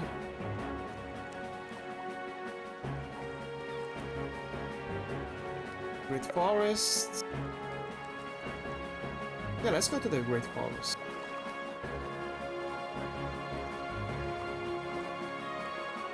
So the way that you gotta do for reaching the floating island, which is the place that you gotta go, is you gotta go to the Hermit Island, and there's an old man up there that is basically your guardian, right? That your father left the boy with him, and he wants you to give him some items to make a balloon. Like he doesn't say, but it's clearly a balloon. The first two items are on the island, but then he asks for a weather cuckoo. And I'm not sure if it's on the island itself, but I'm pretty sure that it's on someone else's island. And that is the reason why I'm exploring, because I need to find the bloodstones anyway. So I'm basically doing that. I'm exploring. I'm exploring the places that I couldn't get before. There's probably a bloodstone here. Like, obviously there's a bloodstone here. Yeah, there you go. Why that one's on a chest? And it's open. It's an insult to me. I don't like that insult. That's a very bad insult to me. You do not show an open chest before my arrival.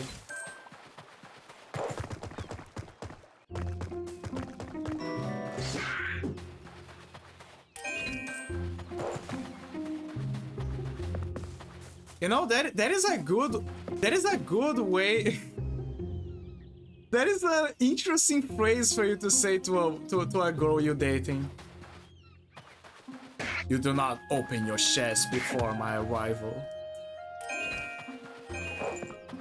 Kind of menacing, right? It's a comic, jokingly way a jokingly menacing way of saying you should wait for wait for me.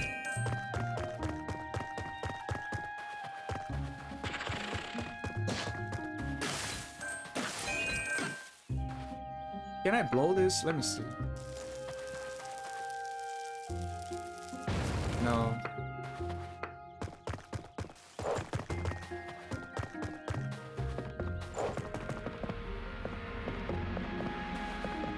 There was another place I could jump, but I can't remember. I think I can... No, I cannot. I wish I could, but I cannot. I think I'm getting closer. I remember there was a redstone over... a bloodstone over here.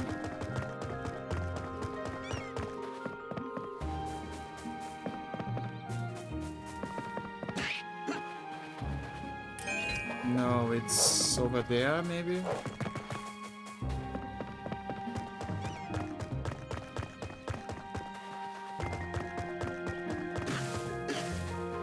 Is there a grappling hook that you can use in the game? No. There is no... So far, there's no grappling hook.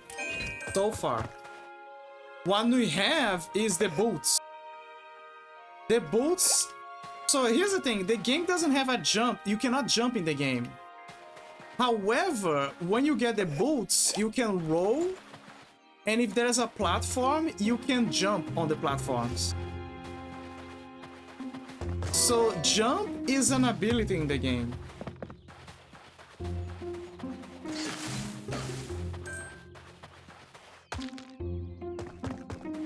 it's here.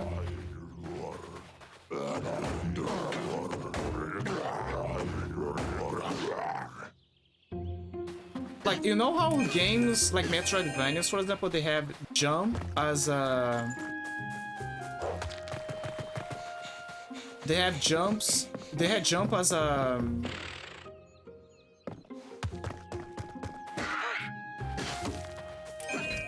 A double jump as a power-up. In this game, jumping is a power-up.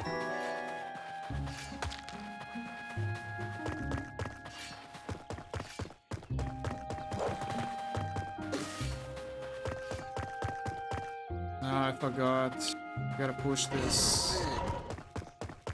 It's not that bad. I don't need to destroy the box. Actually, I constantly forget that I don't need to destroy that specific box.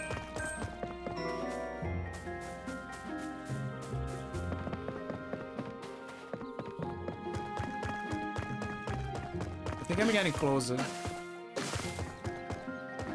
But I could be wrong. No.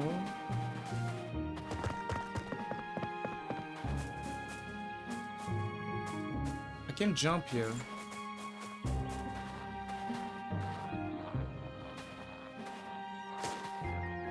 I don't sense that there's no indication that the bloodstone is here.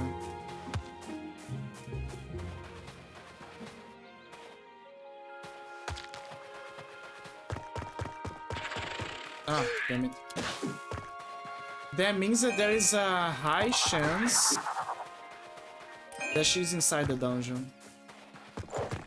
Which I don't like. Not fun to go inside the dungeon. Wait, there's some water here.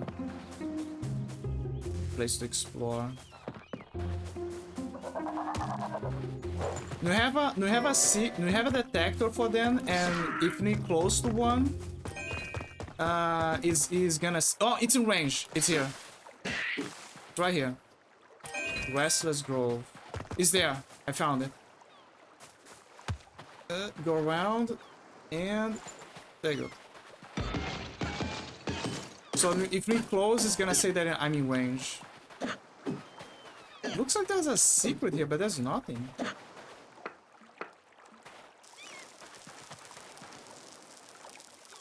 Yeah, there's nothing. It looks like a door. Okay, and we found all of them. Great. No, really, great, because we don't need to explore the dungeon. It was so close, it was close to the chest where I found the other one.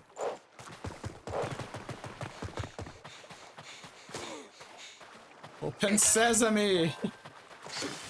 So I was playing some last month, during October, Spookytober, Critters for Sale, and there is actually the door where you say the Open Sesame.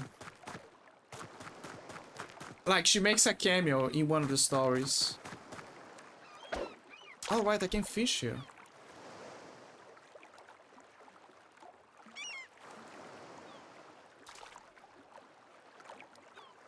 I just forgot how I can pull the wheel.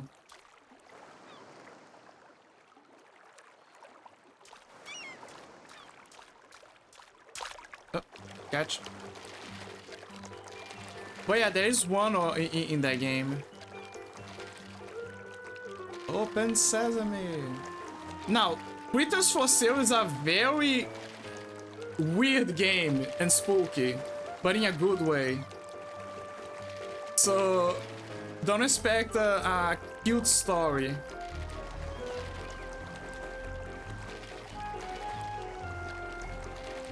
I just find it fun that the infamous door Open Sesame appears in the game.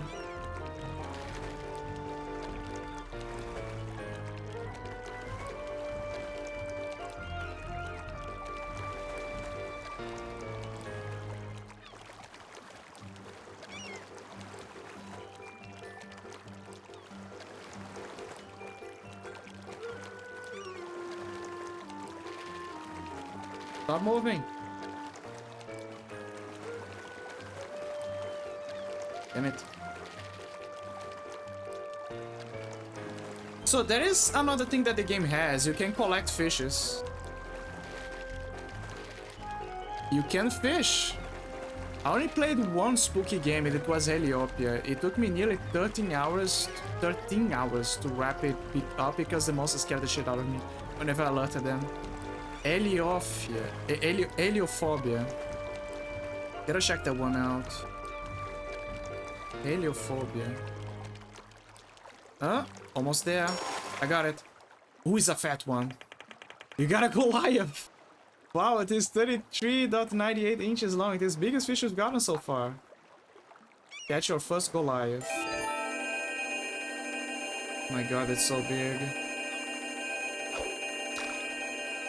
That's what she said. I'm gonna fish another one because there's always two fishes usually.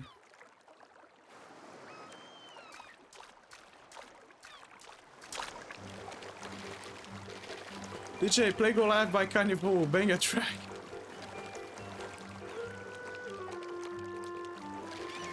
Ooh, that one's a fast one. I think it's a different one, it's not a Goliath.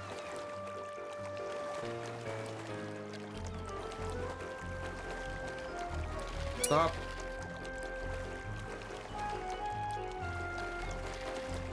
Oh no, he's gonna escape. He's gonna escape. Oh, wait, wait. There's hope. There's hope.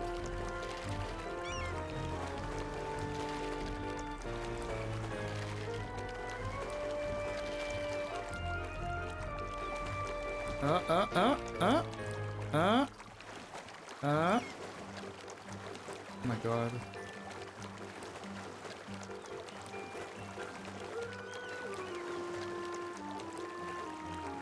Who is so powerful? Stop moving. Stop moving.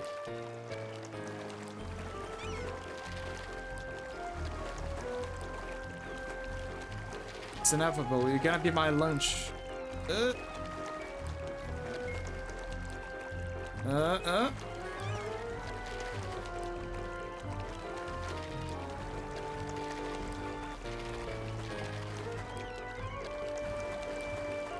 God.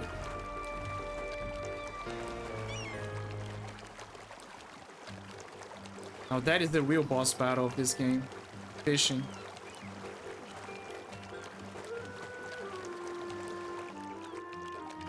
Come on, come on.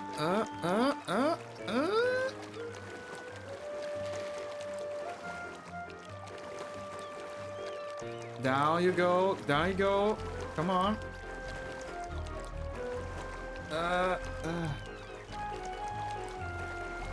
He's a fighter. He's a big fighter.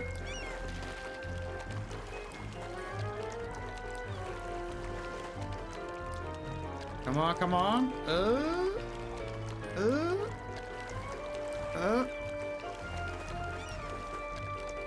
Come on.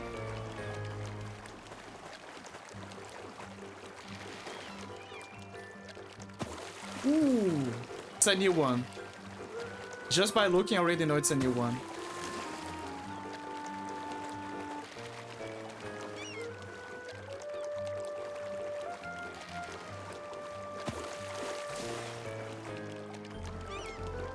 You're not escaping me. You're not escaping me. No! I wonder if I'll ever come back to White Day Elaborate Cloud School. I bought the sometime in the DLC because the costing in the genre, but I'm trying to work up the course to either restart the game or continue my current playthrough. I don't remember if I have the game. I think I have the game.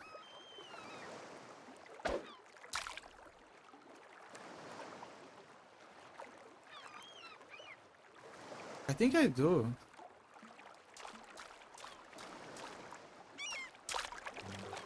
Fishing this game is so hard.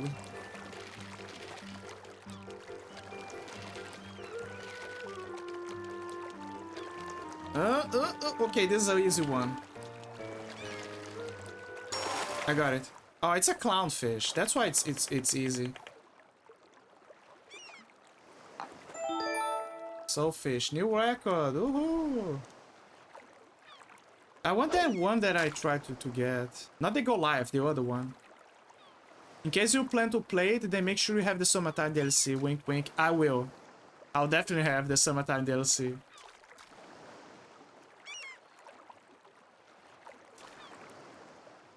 Is that the game where there's one of the first pursuers of the game is a janitor? And that janitor has the stamina of 1,000 men? I think it is.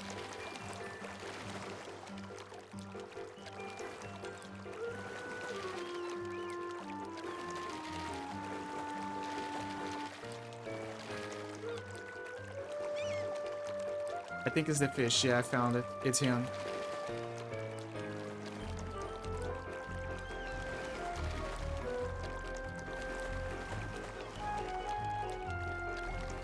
It's him.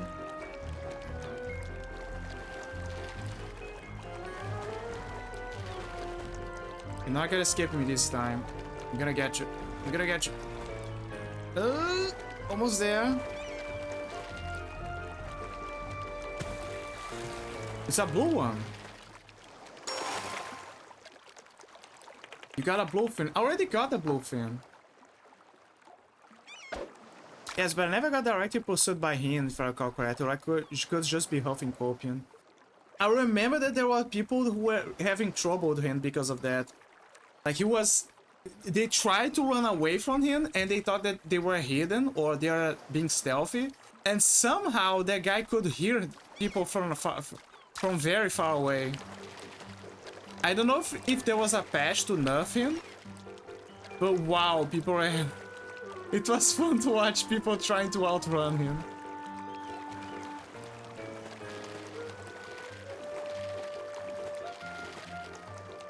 The ghosts were the least of your worries. The janitor had so much stamina.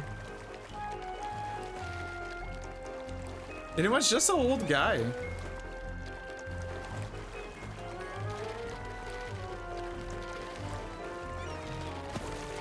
Oh, it's a bluefin.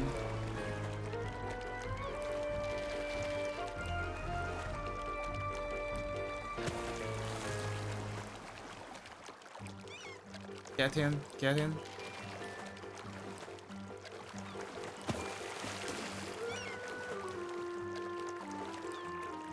God damn, get the bluefin. What is your problem?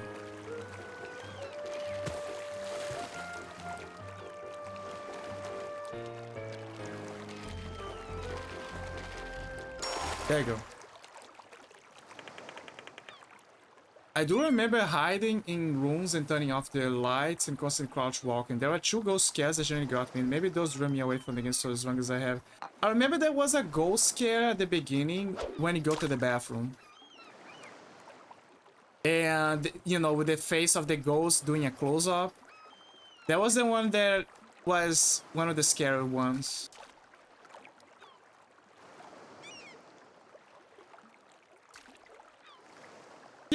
People don't... I think jump scares are kind of valid, but I think that they are still cheap overall.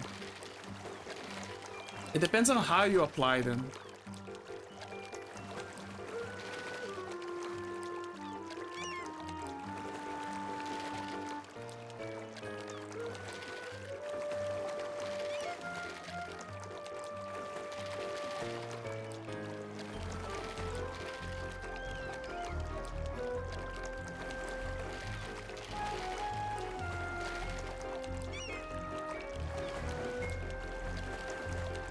Oh, ads are in progress. You know what? I'm not gonna take the break because I'm just fishing, so it's not a big deal.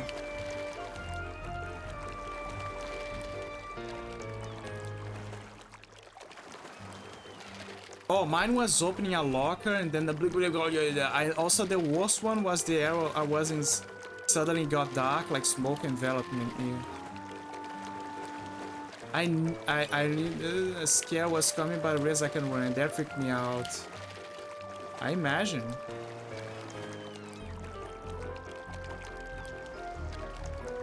Oh. Ew.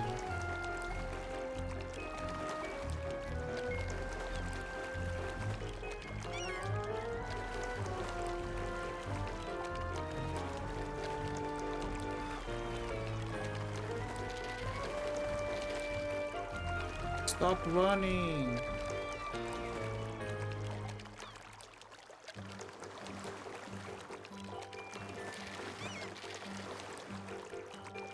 Didn't help that I always play my games a weekend at night. Ooh. Playing scary horror games at night is like the peak. Especially at the dead of night when you have nothing else to do. Or no one else in the house, that is even worse. When there's no one else in the house, then yeah. Then your brain starts to hallucinate the possibilities.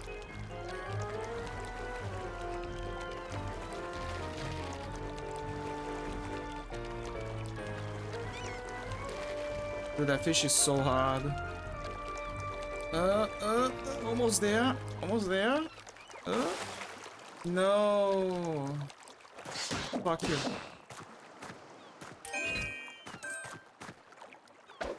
The game is like so many monsters and say, hey, I'm gonna go back to the adventure. I'm like, shut up. I'm fishing. Good for the soul.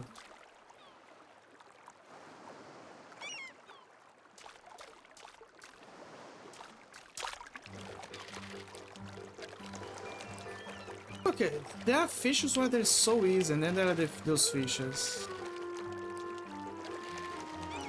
I think it's a cloud one. Yeah, it's a cloud one. I immediately know that is a cloud one. Just by the speed.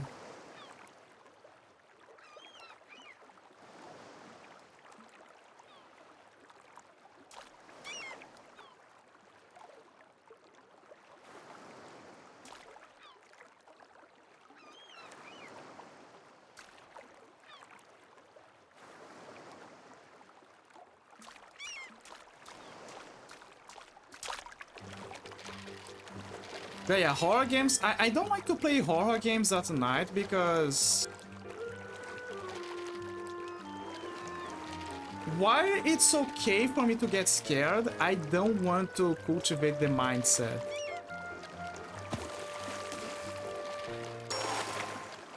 Horror games with a combat element are the easiest to handle when I'm playing all by my lonesome. Yeah, because you have the ability to fight back. Like, you're basically conditioning your brain to say, okay, you can... It's a monster, but you can kill it, essentially. If it's a... Okay, so if it's an Outlast game, Outlast also has jump scares here and there. I think it's fine to play Outlast at night. Like, I'm gonna be honest, I don't think Outlast is a scary game.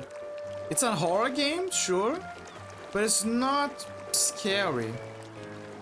At least for me. Probably because I'm conditioned to...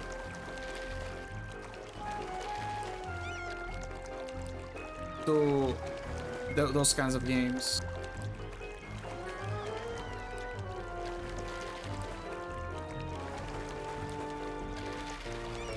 Stop.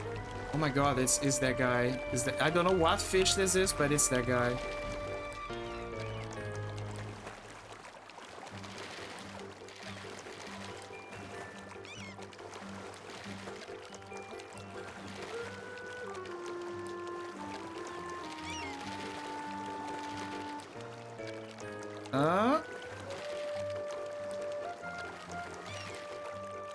Come on, come on.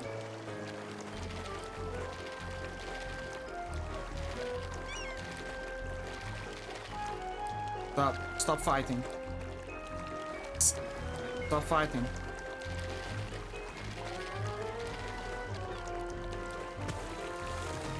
It's a big one, it's a big one. It's like a catfish. Please, soon. Please, don't run away. My God, it's so powerful. I did it. You got an Arcadian pike. Wow, it is 34.68 inches long. It is the biggest fish we've got so far. That is the fish that I wanted to get. I knew it was a green one.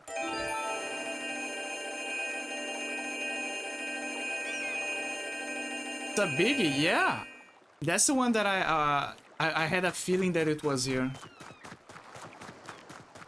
Almost 3 feet long, yeah. Definitely a big one.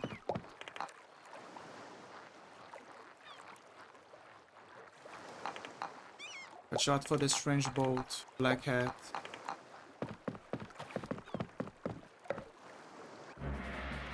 Fear and Tripang 2 did a good job of subverting that feeling though, even though there was a heavy emphasis on action. When they decided to bring the scares, it was quite unsettling. I should gotta play Tripang. I should gotta get Tripang on Steam, actually. But yeah, I played... So here's the thing, I played the Fear trilogy. I never beat Fear 1. I beat Fear 2, and I beat Fear 3. But I know the story. Mostly. It's been a long time. But I never was able to beat Fear 1 because I was a dumb kid and I didn't have the experience of FPSs still.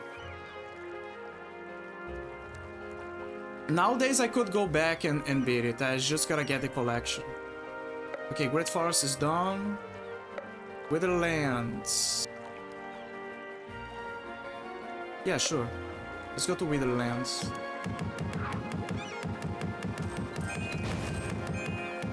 It's hella interesting, but I believe you can beat it.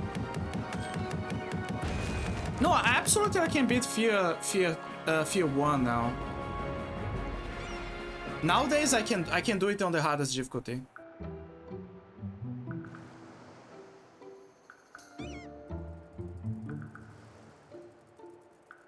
It's just that back then I couldn't. I didn't have the proper. I was a young Padawan.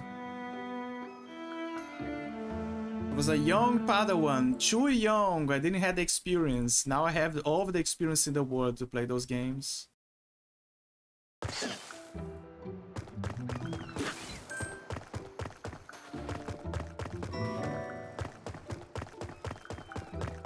Jazahol played recently. Like his unknown friend. Just make sure to get an executable from the PC. Oh, I know about the story. I know. Everyone has... Believe me, when I first played Fear, I was one of the first guys who knew about the patch. And how bad, like, how necessary it was for you to have the patch. And nowadays, when I saw a lot of people having problems with the game, I was like, the time has come. Like, I just put a big smile on my face. I was like, oh man, they're gonna have have a headache. Some people, patching the game is easy. It's incredibly easy, but I knew that some people would try to patch the game and be like, oh wait, I need to patch, I need to put on the phone, oh fuck it, I don't know how to do this, whatever, I'm gonna do this later, or oh, this is too hard for me. And I'll just look at their faces and be like, I knew this was gonna happen. I particularly knew this was gonna happen. Someone was gonna be pissed off because they needed to patch the game. But I'll say this again, it's not hard to patch the game, it's very easy. It's super easy.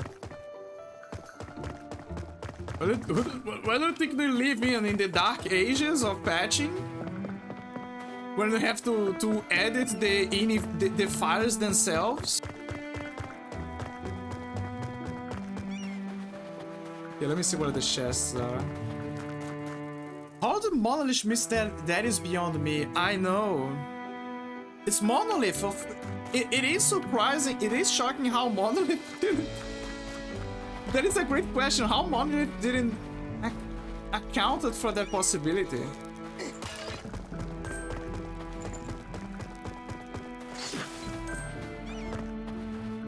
Like, they have a good track record of thinking ahead.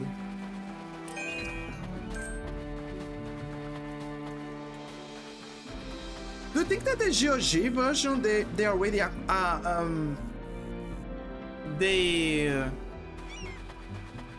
they already expected do you think that the GOG version already has it patched, like from the beginning? Like you see what I mean? That they already give you the patch with the launcher, or it already comes with the game? Because it's GOG, like they are the masters of patching. Like for all the bad rap that they got with the launch of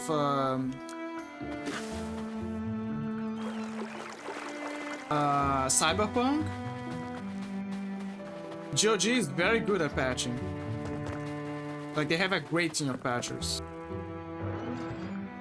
Well, in this case, CD Projekt Red. Wait, what? Wow, a golden gift from ancient times. You can have 50 coins for it. Every time I see one of those items, I'm like, oh wait, there's probably a puzzle or something for someone that is gonna unlock a new quest, and no, it's just coins.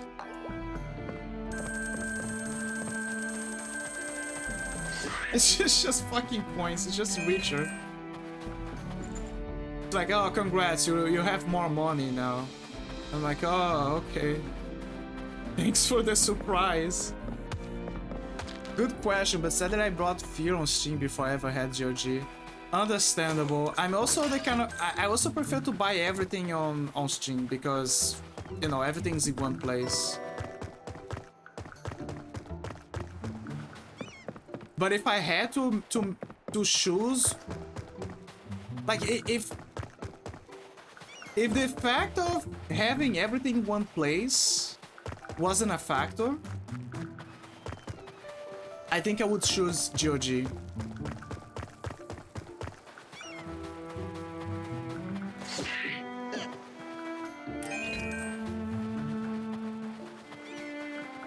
Like, GOG by far has the best patches.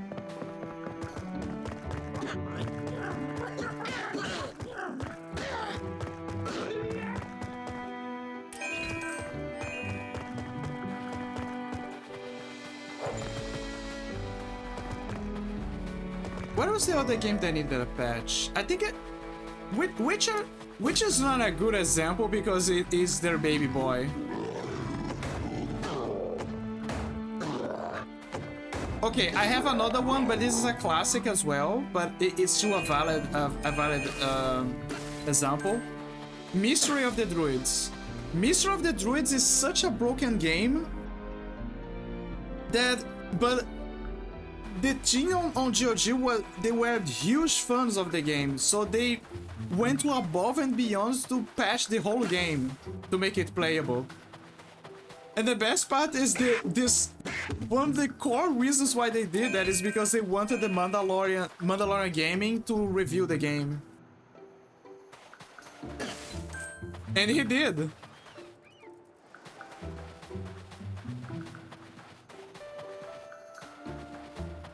I'm gonna take a shower first while it's my last break. Be right back. Okay, Certo, have a good shower. Be clean for the ladies.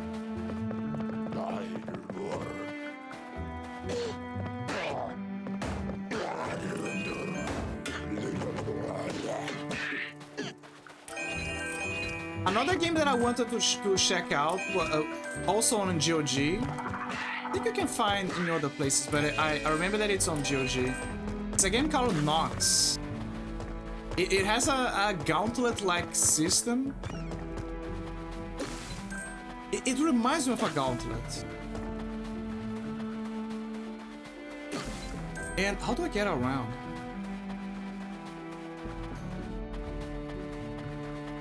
Anyway, so it's like a gauntlet-like system that the game has.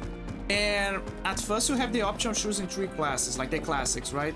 Warrior, Rogue, mage, right? And they have, it's just like Diablo, different styles. But what I liked about the game is that the endings change depending on which class you pick. And the premise of the story reminds me a lot of the Ultima series, because it's also about a character that got isekai into a fantasy world. And the resolution, I remember that the resolution of the warrior is that you can go back, you know, just go back to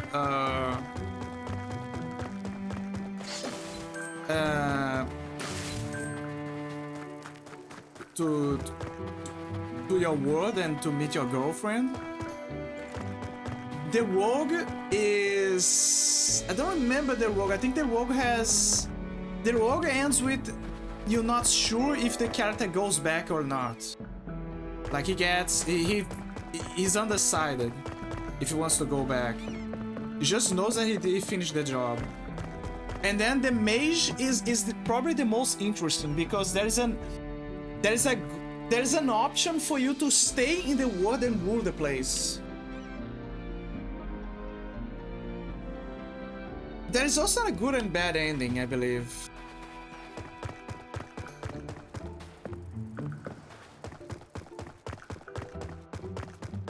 But yeah, it's one of those games that I have like that curiosity of trying one day. What is the interest for the chest? It says it's here. I think I gotta go inside the cave, that's the only way.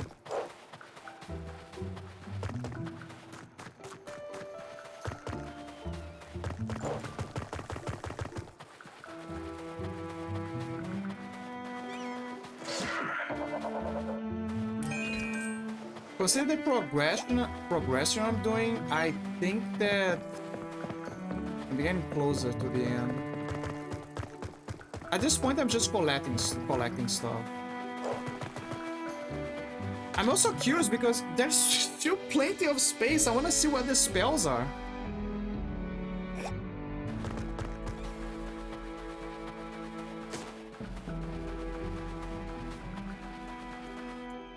It's most possibly one of those assisting spells that games like Legacy of Kain and Zelda have. But I'm sure curious. I wanna know. Damn it.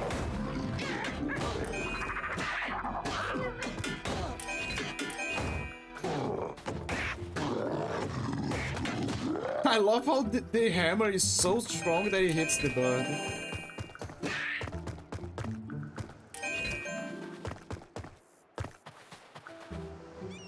It's right there.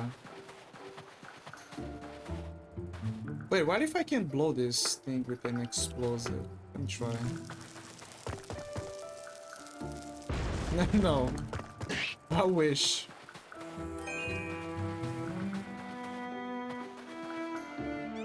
There's a passage over there that I'm seeing. Yeah, I have a feeling. Yeah, I think I gotta go here.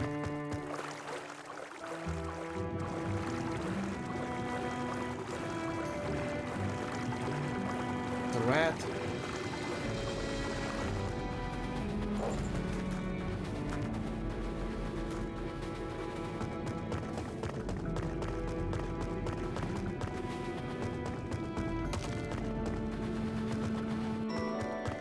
Okay, we're up here. Good.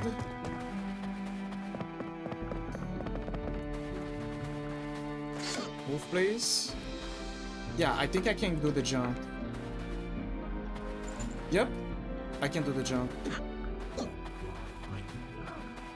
But how do I cross?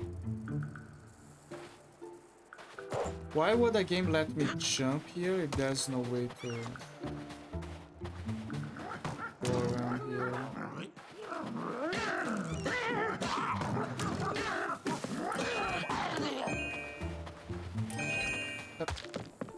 Ah, I want the coin. I have returned. Wow, there was a fast shower.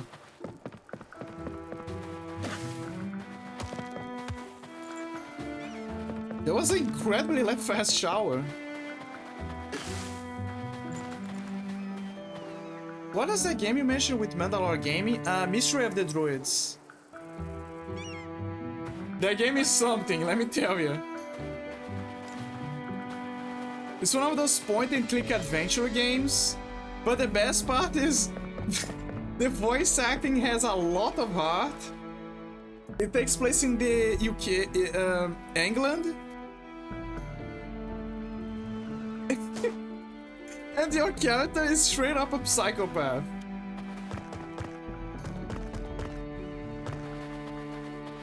Like his solution for entering into a place, oh I need pocket change so I can use the booth.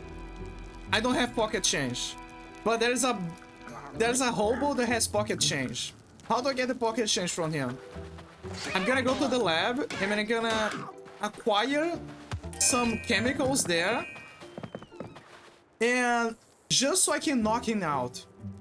The problem is that the dumbass probably put the wrong dosage, and when he put on the drink of the hobo, like his booze, it essentially, it almost killed him. He went to the hospital. Like at first we're like, oh my god, he just killed the hobo, and then like later they said, oh no, he's like hospitalized because of high toxicity levels. But still, I was like, oh my god, and it just keeps going on and on. Like by the end of the game, his solution for taking care of the bad guy, he's stabbing his girlfriend. I mean, not his actual girlfriend, it's like his romantic interest by the end. But he's like, okay, how do I take care of the guy? Stab my girl. The reason for that is because there's a time travel, a bit of time travel in the game, and it involved him making a promise to the ancestor of the bad guy, let's put it like that, like the guy who started the order. And he made a promise to the guy, like the guy from the order, that he would give him like the magic wand that he wanted, but in exchange he would keep them from harm, like they would be unharmed. And then he made him make a promise. And the guy would have such a big ego that he was like, oh, it doesn't matter because the end is gonna end, right? I'm gonna rule the world. And so it's not gonna matter anymore. Like, I don't care if you live or die. So he's like, okay, so make the promise. So he says, okay, I promise.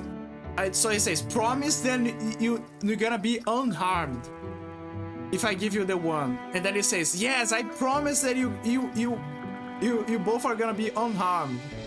So he assumes that it's unharmed in the sense that he's not gonna harm them.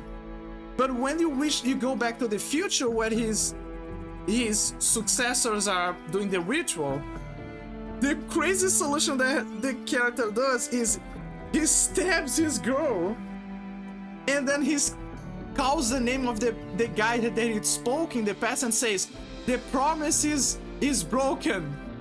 Because the promise said that they were supposed to be unharmed, but it never said that they were supposed to be that the harm was supposed to come from them or for the guy. Like there is no rule that said that it could not come from himself. So when he did this, he broke the promise and the oath that he made, and that's how he defeated the bad guy by the end. And it's crazy. Like it's crazy. The levels that the game goes for. But I like it. I love those kinds of characters because you can never expect something out of them.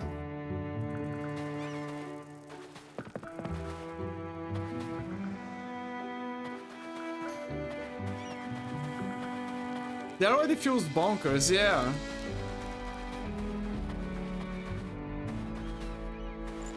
But the game was unplayable before. It was a hell. It was pure hell to run the game from what I heard. So thanks to GOG and the patches, they made it possible for you to play the game.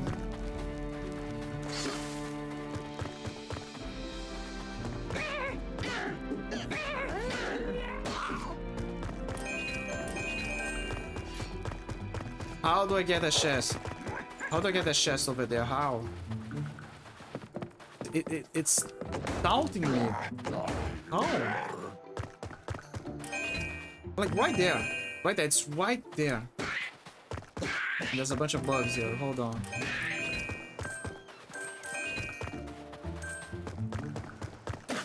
Right here.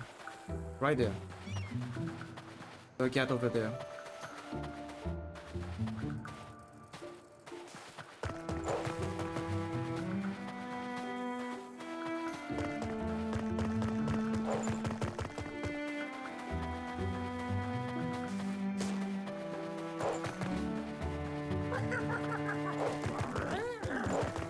I just realized that I didn't need to go inside the cave. I could have just gone here.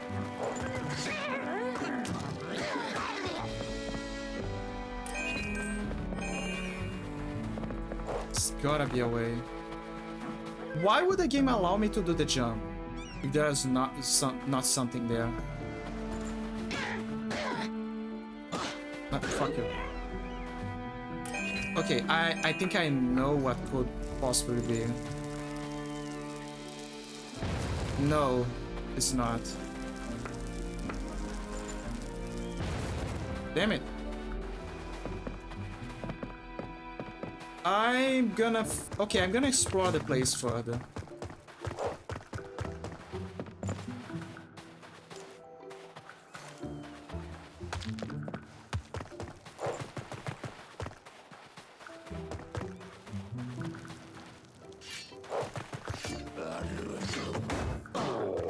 God damn it. It's those guys again.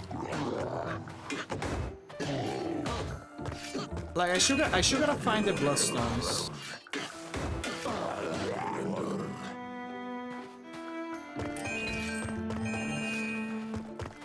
One of my favorite games from back in the day, you know, since we're talking about GOG, is Prisoner of Ice. Like there's Call of Cthulhu, and Comet something, the Mystery of the Comet, I think. And there's Call of Cthulhu Prisoner of Ice. I only played and knew Prisoner of Ice, but I never played the Comet one. And you gotta play the Comet one because it's a prequel to Prison of Ice.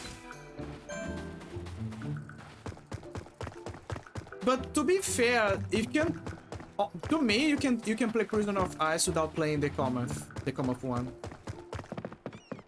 because the game does a good job of explaining the events of the previous character. Like, I think that the only reference to the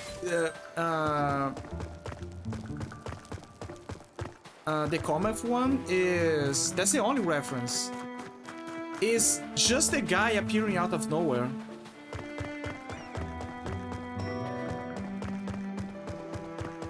It's like, oh, by the way, I'm like your ancestor or something. And everyone's like, oh, okay, cool. Thank you for the information. Oh, it's here. It's a fake wall. I found it.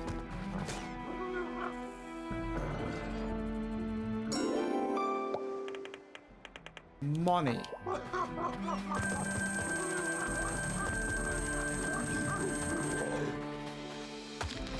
You gotta be very smart with those fake walls.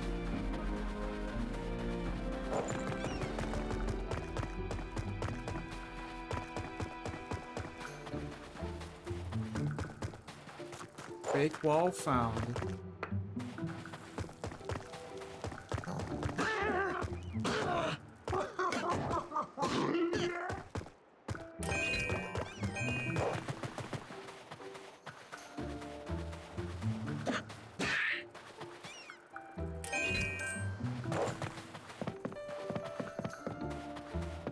Now I gotta find the bloodstones. They're most likely inside the caves. But I'm not sure. Fake while staring. I can't finish that one.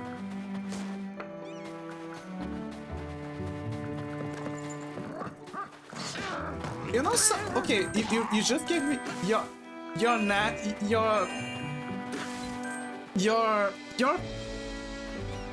tricky thinking made me, okay, your nasty thinking made me think about something else.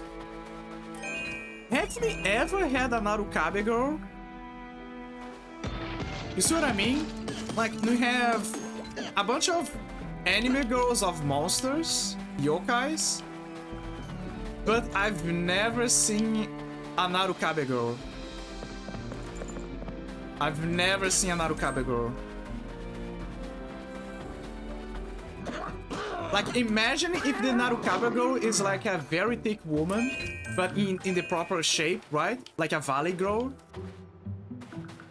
And like a big valley girl, right? And she works as a guard.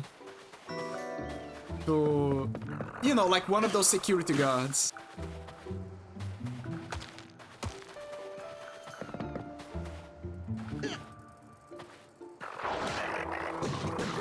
We need this. We need a Narukabe girl.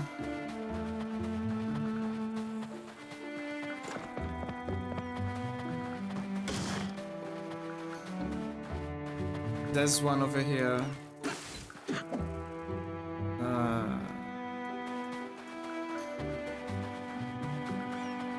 There's one over here. I wish I could just reach from here, but alas, I can't. I think I gotta... Yeah, I gotta go around.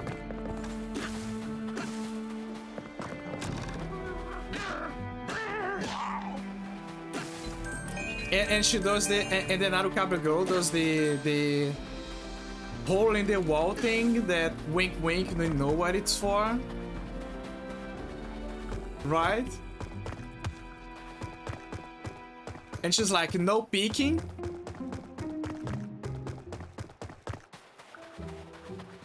Dude, I'm giving ideas for a mangaka. This is gold. We need a Narukabe girl now. Wait, how it's spelled? Okay, I'm gonna spell it for you. It's Narukabe. There you go. Narukabe. That's a good question. If there is a...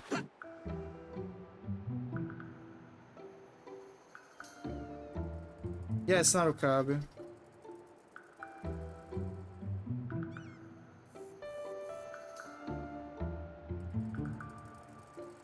Yeah, it's Narukabe. Oh, sorry, I spelled it wrong. Sorry, I'm really sorry. It's Nurikabe. Nurikabe. Nurikabe is the actual name.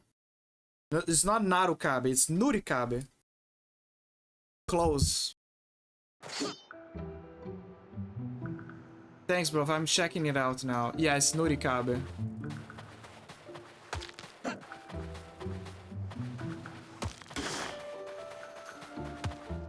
Damn it! I went through the wrong place. It's Nurikabe. They actually appear in Okami. Like in Okami, there are certain points in the game where you meet the Nurikabes and you gotta hit their weak points so you can progress. The first ones are easy, but when you reach the Demon Tower from the Nine Tails in the Oni Island, the Nurikabe there is very powerful, like very hard. But he's not the hardest, surprisingly. The strongest Nurikabe is actually below ground, in one of the secret places. And many kids suffer through him because it requires your memory to be sharp. So if you are able to do that without a camera or a cell phone, or smartphone recorder, then congratulations, you are... Your brain is still working. There's still hope for you. Oh, okay, I gotta jump here. This guy again. I don't wanna fight him.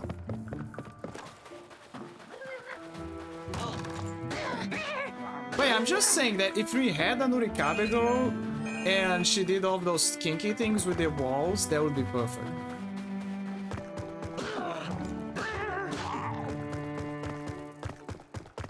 But she has to be thick. She absolutely has to be thick. She needs to work as a security girl, and she needs to be thick. She also needs to be tall. She needs to be a very tall lady.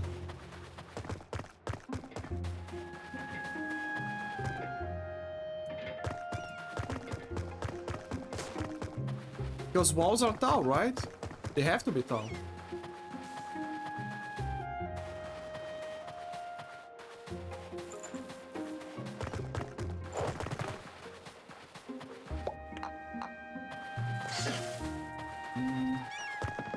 Maybe the stone is close by. No, I think it's inside.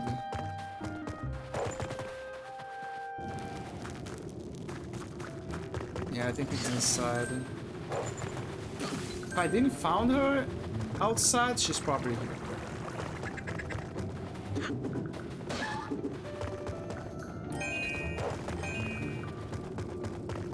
It would probably have a strong comedy vibe to it because it is bonkers in a good way. Yeah! I think that there is a possibility for you know, going in the... how do you call? Each way.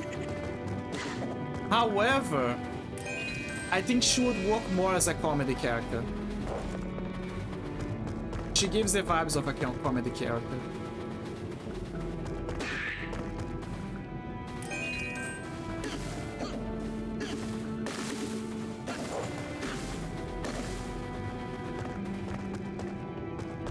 Yes, it is here. Let me see. Pirta Desert. It's just a way for you to get out easier.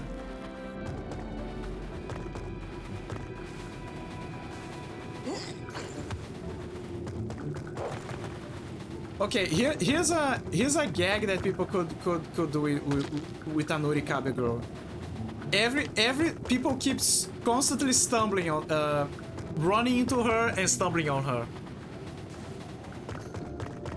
Like they're trying to reach a point, they don't see her, and so they hit her, but she's so tall and she has a big chest, so they keep running into her. You know, like smashing against a wall.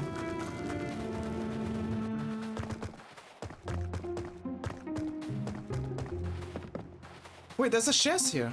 Speaking about chest, there's a chest here. It's on the other side.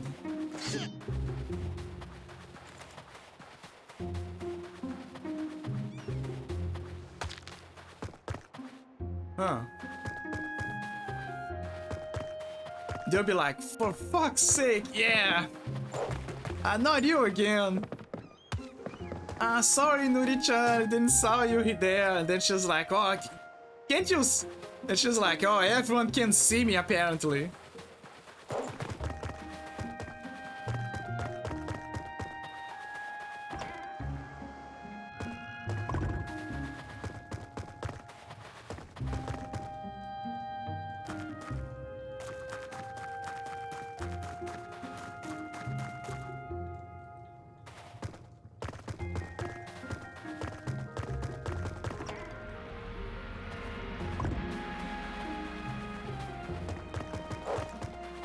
The way... I remember that I read that the way for you to make a Nurikabe move out of the way is for you to... So if you...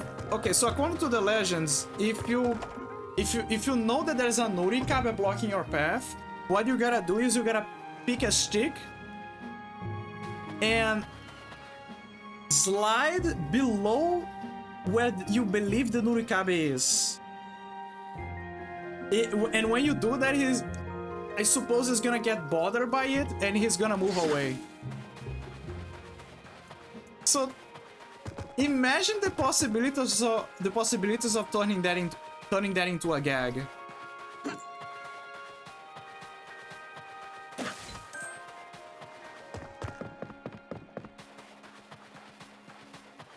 I'm telling you, the Nurikabe girl has the potential to be a comedy, but it also has the potential to be an ichi.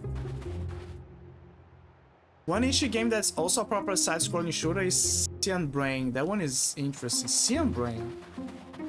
So many games I never heard about.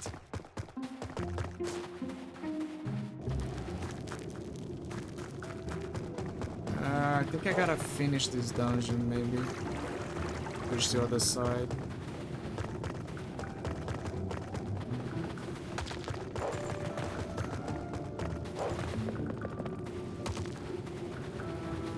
Honestly, I prefer... Oh, it's here! The Bloodstone is here. I prefer... Teen girls. But I don't have a problem with girls that are a bit on the thicker side. Honestly. How did I not found this heart piece? I'm shocked. I completely ignored this area.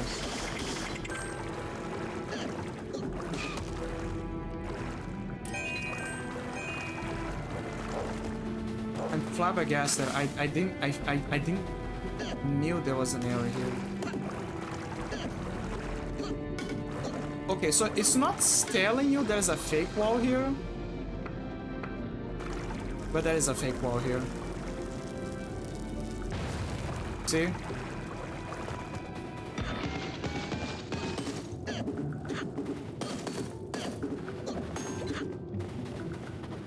We found it. All of the bloodstones. Now you gotta find a way to get that chest.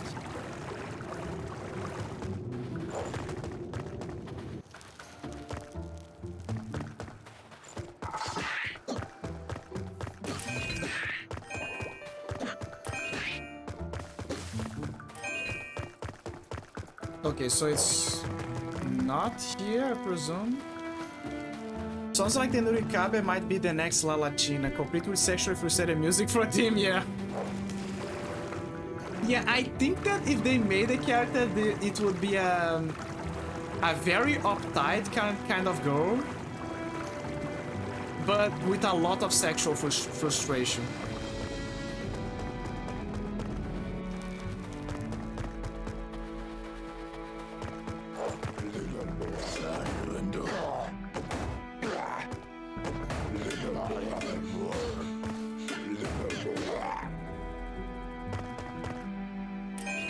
That is the way I see it. Let me see another idea. I think I've seen it before, but... What is the name of the yokai that is an umbrella? I think I already seen that one. Like, I think someone already did a anime girl version of the umbrella yokai.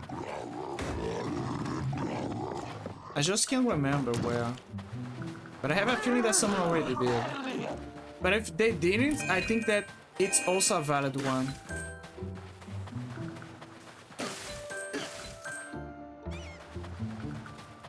What about the kappa? Do you think that someone already made an anime version? An anime girl version of the kappa?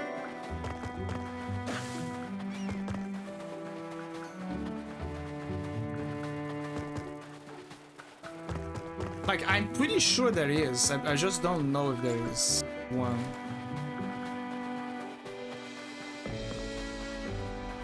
Yeah, I think I'm backtracking at this point.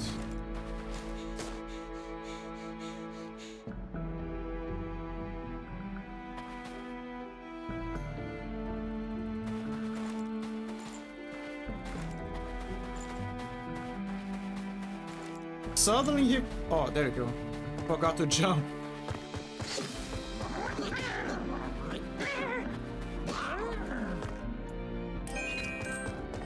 I remember that I made one of the The doppelganger, I would say, is the easiest one to make.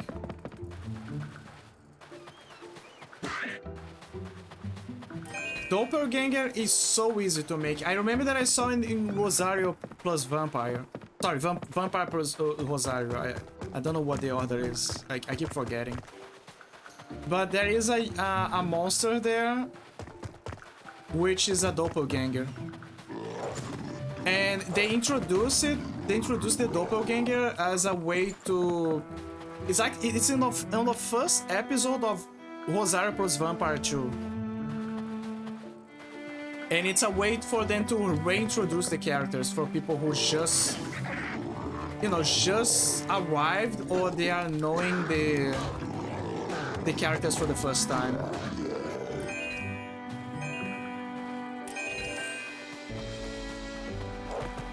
I like Rosario plus Vampire. Like, it was a good Ichi anime. Ichi anime and also a manga. The manga is better. But I like it. It was one of those animes that you would watch back in the day. That people would say, oh yeah, that anime. And people would watch.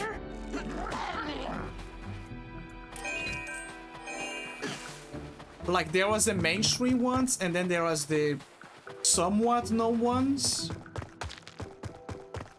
And then there was the low-key ones.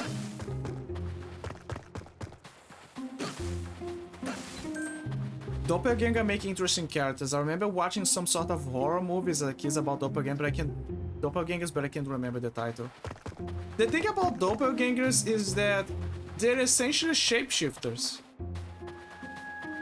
That's the best way to put it. They're just shapeshifters. And there are plenty of stories involving shapeshifters. So you can make countless stories involving that. You can make an alien being a shapeshifter. You can make a demon being a shapeshifter. You can make an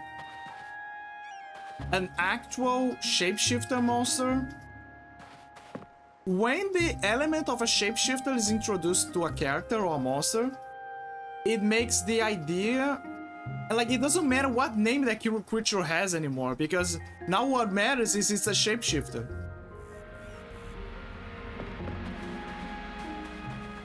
It's interesting when when there's limits to the shapeshifting. For example, the Tanukis. But if it's just shapeshifting, then it doesn't matter.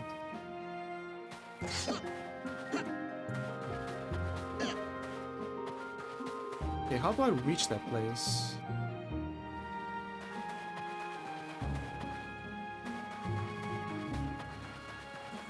But it would still be interesting to have a doppelganger as a concept. One of the boss battles in Castlevania Lament of Innocence was a doppelganger. Yeah, I heard about that.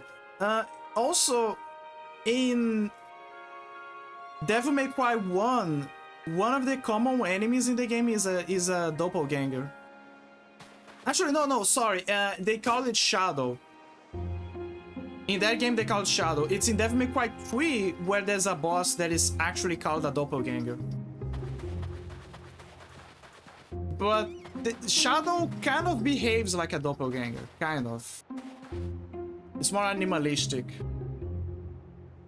Because they describe it as a kind of a doppelganger, but it only mimics the abilities of the people that he fights. While the doppelganger is an exact replica, in this case. My friend who owned the game had a tough time, and I'll never forget that one time we were so close to it and he fucked it up. I will play Lament of Innocence, don't worry. Lament of Innocence is on my list. I will play it. My plan is to play the classic Castlevanias, and when I finish them, I would move up to the Game Boy ones. At least Area of Sorrow. At least Aria of Sorrow.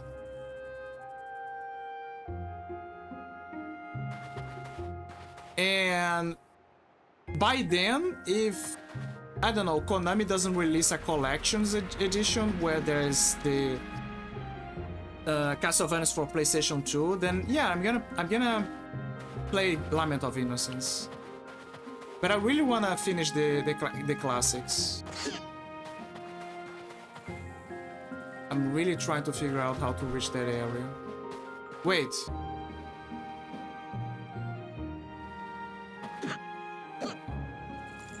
I think there's a fake wall here, but I could be wrong.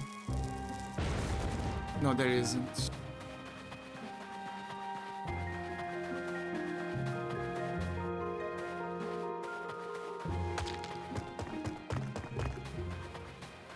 There's some stairs over there. Basically, he was down to 1 HP after beating Doppelganger. I told him to heal, he wounded. The next room, he walked into a trap and died. I distinctly remember him trying more than 3 times after that. So goes fuzzy after that point. I know that there's a... Just like in Symphony of the Night, there's a... So, in Symphony of the Night, there's a mode where you can play as Richter Belmont. And in Lament of Innocence, there's a mode where you can play as Trevor Belmont as well. And I heard that Trevor makes an appearance in Lament of Innocence, but I... Oh no, wait, no, that is it, sorry. That is in... I'm mixing my marbles. It's in... Ghost of Darkness. Ghost of Darkness is where Trevor makes an appearance, and you can play as him in Trevor mode. Lament of Innocence, I guess there is a character that you can play as, I don't know. But yeah, I don't know if in Lament of Innocence there's a character that you can play as. For all I know, Lament of Innocence is its own thing, like there's no other character.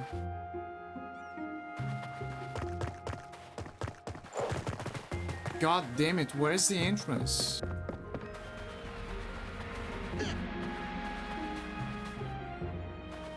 It's around.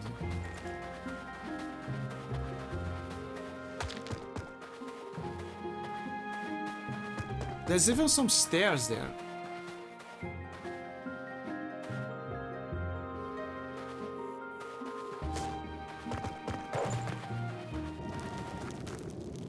So there is a chance that it's from here.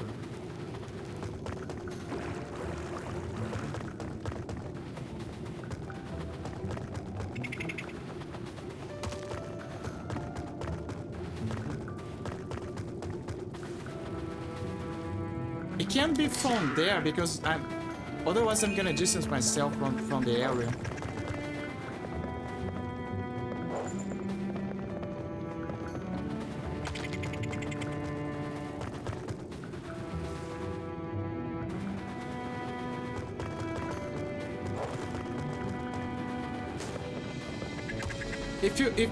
If you want to understand the lore of the origins of the vampire killer, but also the origins of Dracula,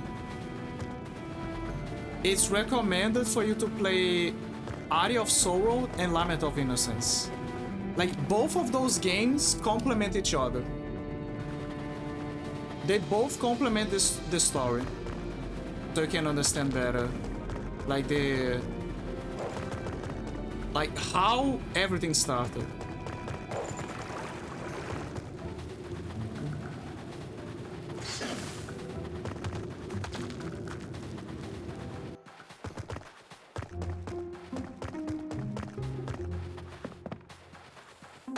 Wait. Oh my god. I did it. I don't know if that was how you were supposed to do it, but I don't care. It's a whole new area, it's quite big. There's a bunch of grades here as well. Yeah, I have a feeling that that wasn't supposed... That wasn't the place... That wasn't the way that I was supposed to do to reach this place. I think. I'm not sure. so many graves.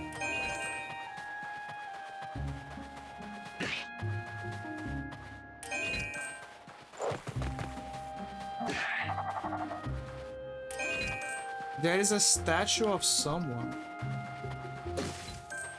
I don't know if it's a mummified body or if it's a statue. Get out of the way.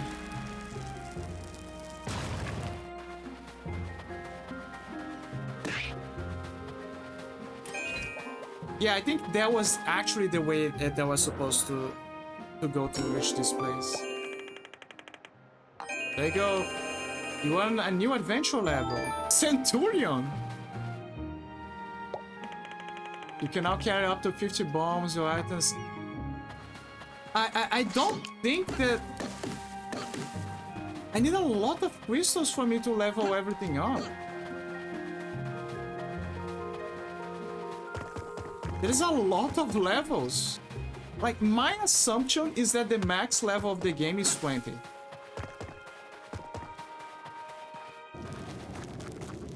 I think that the max level of the game is 20.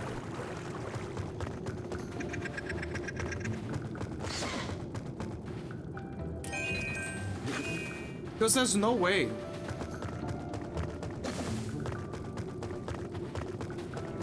Like, it's too much work, and by the level of progression of the game, by then, you would have reached max level.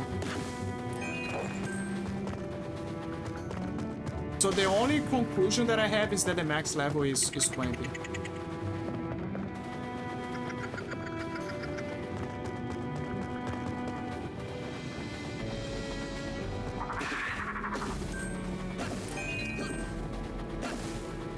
And I believe that it has to be 20 because otherwise the game's gonna give me too many... It's gonna give a huge number for the capacity of arrows and bombs that I can carry.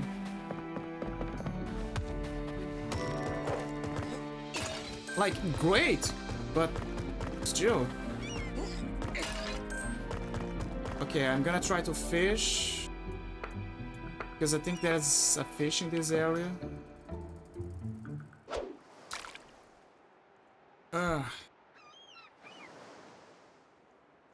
I mean, it has to have a fish here.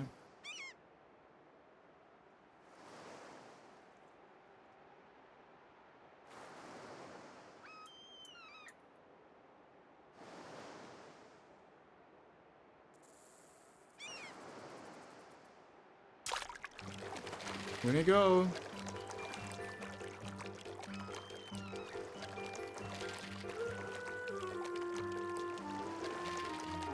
I think it's a clownfish.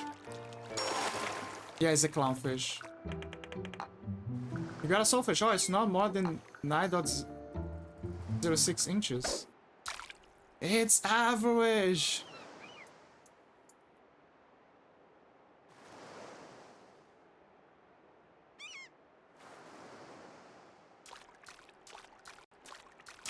It's kind of funny how the Belmonts, they have unique names. Very unique names. And then you have Leon Belmont.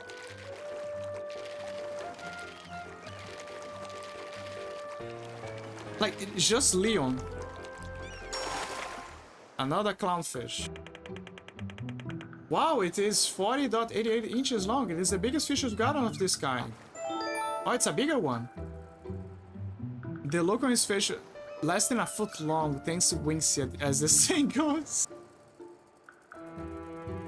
Okay, as I'm gonna start soon, and yeah, I'm gonna take another break. Stretch my legs. Oh yeah, that one was a biggie. But yeah, I'm gonna take an ad break right now to stretch my legs. And yeah, I'll be right back.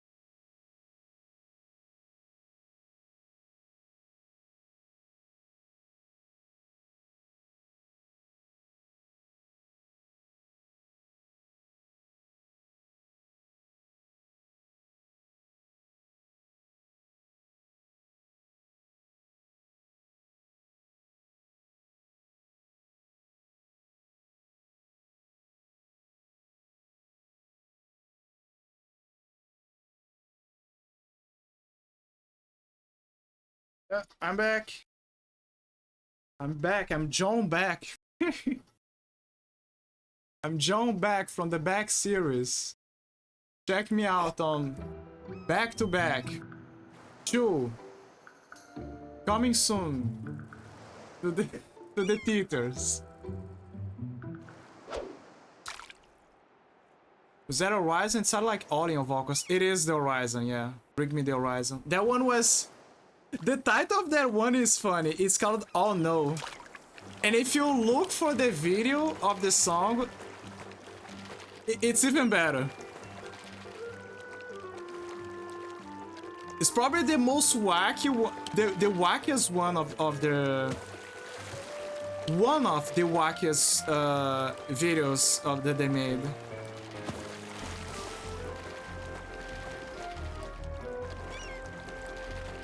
I think the other one is Obey. Obey was... I think Obey was the the goofiest of them. Because it's just two punk kids. Two punk kids. Fighting on Megazords. And discussing about the order and about obeying the system. Boy, a fireback, that one is new. You got a fireback. Wow, it is 18.94 inches long. I knew there was one here. You got a new fish. And they're fighting, and then eventually they start to find the other attractive.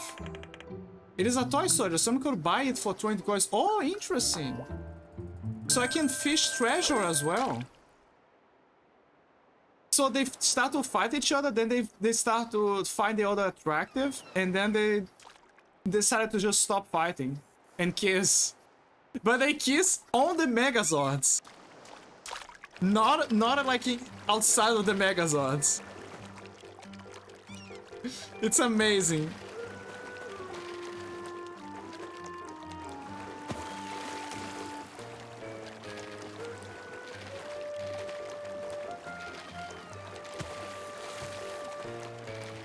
It's probably one of my favorites from them.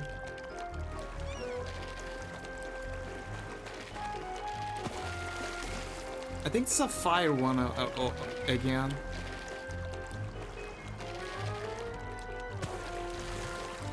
Ooh, that one's powerful.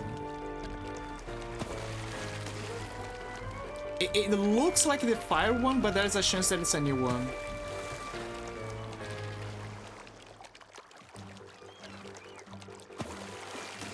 Stop fighting.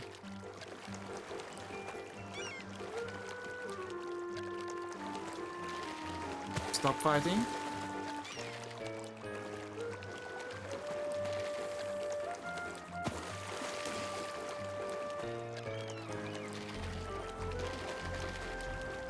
Stop fighting. Oh my god, he's a fighter.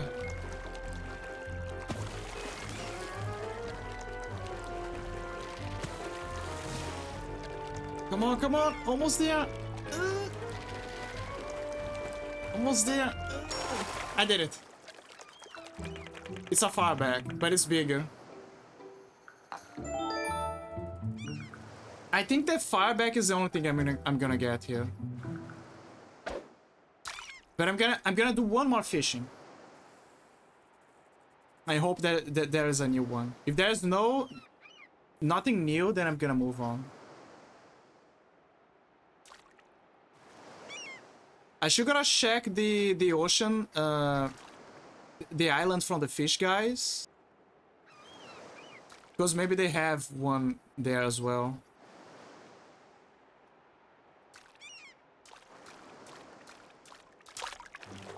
There's also the graveyard island, but I'm not sure if there's anything there. It would be interesting if there was a spooky skeleton, a spooky fish there. Ah, it's a fish one. Sorry, the clown one. And it's small. It's average. It's not small, it's average. Old Fortress, Tickerel. If Hermit's Island. I never tried to fish on the Hermit's Island, I think. Bomb Island. Also never tried to fish here. And it turns out your next fish is one of the bigger monsters from Dredge. Yeah, that would be amazing. Go to the Graveyard Island and then you fish one of those Dredge-like monsters. I want to play Dredge. I don't have Dredge, but I want to play Dredge. I love fishing video games. DJ hates fishing video games. I love fishing video games.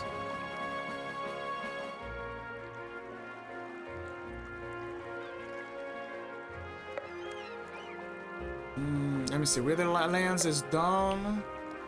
Old Fortress, here we go. Alright, you gotta shoot everything on sight.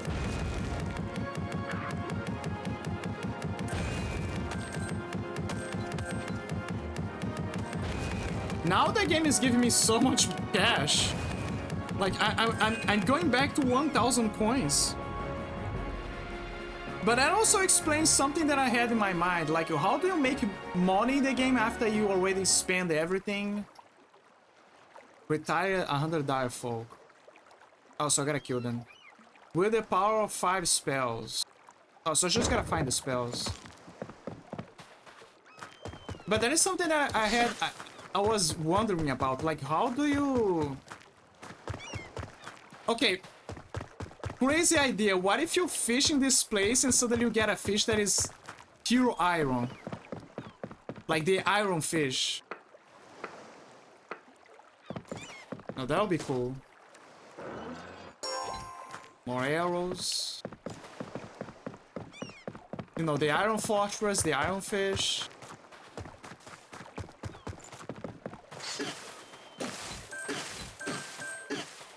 Oh, and if you want to see the fishes that you collect, it's here. The fish log. And there they are. How many you caught, how many you...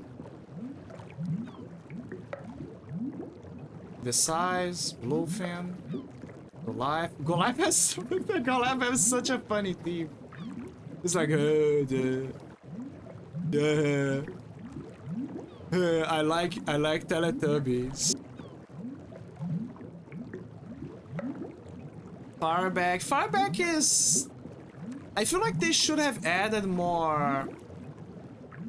I understand where the name comes from. And it's an elegant fish, but I feel like they should give more... It needed more textures. You see what I mean? I understand the design is very good, but I feel like it needed more textures for this fish. This is just cute. This is just a normal fish, and this is probably my favorite one. It's very beautiful. I really like this one. The bluefish, the bluefin.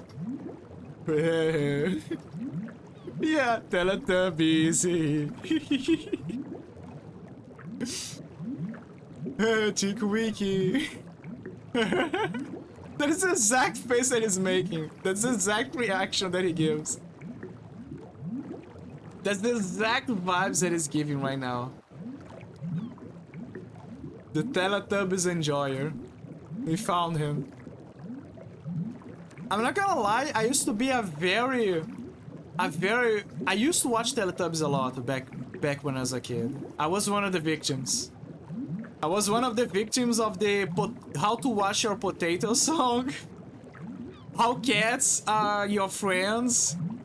And those dumb Teletubbies doing the same mistakes over and over again and dropping their pink goo everywhere. Every time they were feeding. Or something like the... Yeah, it gives it the vibes.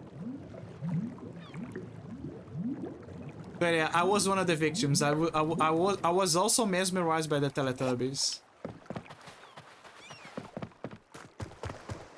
I remember that there was a game that I used to play where you had to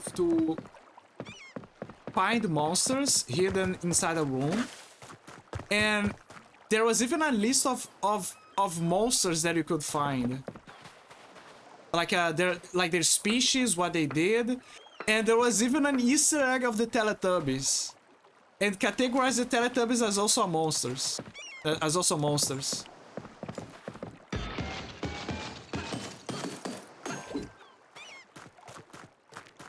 And it says to be careful because what they were trying to do was just mesmerize their victims. So they can commit heinous acts. I don't remember much about Teletubbies, but I had a VHS tape as a kid. Same. I had a few VHSs of cartoons back then. I had one of Pingu. I had one of Teletubbies, one of Pingu. And there was also of the Little Bear.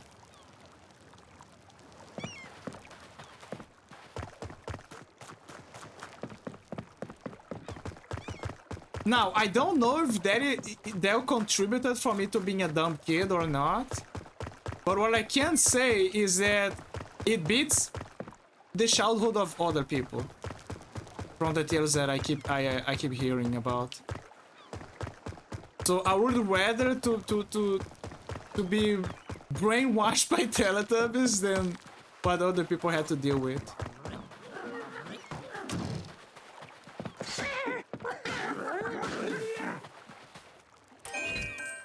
Oh, there you go. I killed 100 of them. You sure streaming? Of course I am, Pits. Of course. But I'm gonna finish in like 2 hours or something because I gotta go out to eat. To have lunch.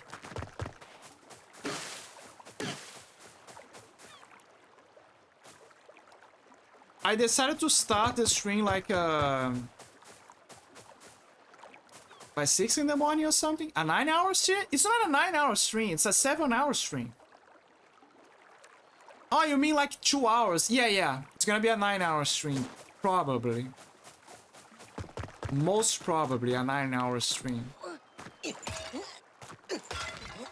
Usually I can say, oh, it's because I can barely stream for 2. You get used to it. Believe me, you get used to it. The trick... Okay, so my trick is I have a lot of adrenaline. Like in my genes. But there is another trick that I can give. Walter. The other trick that I can give is... Sleep schedule.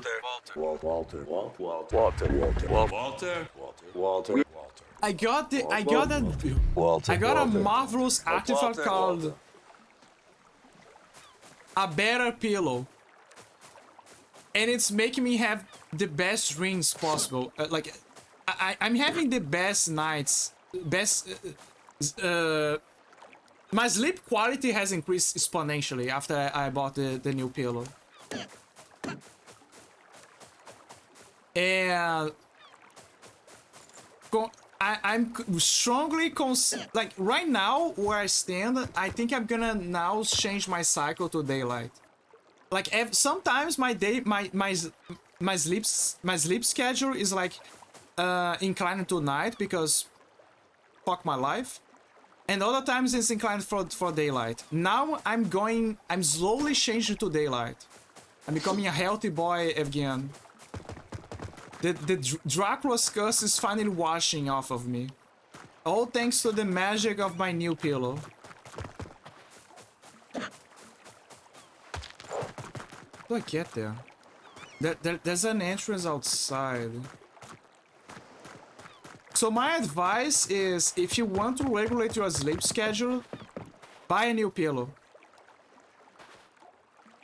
Whoa, I have all the emotes without paying. Woohoo! Yeah, I know. Congrats.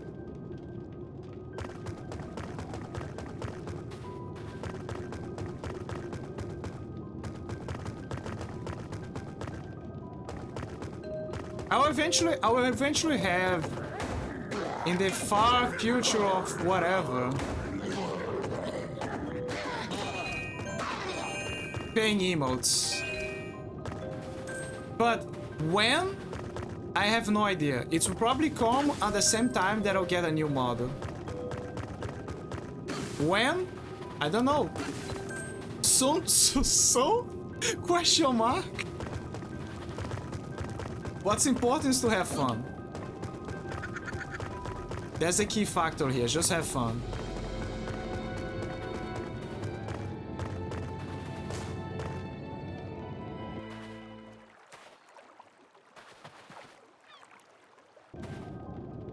Just have fun and don't care much.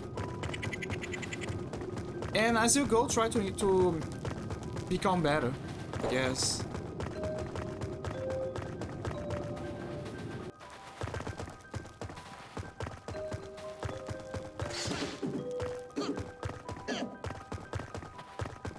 But yeah, my trick is just because my sleep schedule is becoming better. Like it's on the healthier side.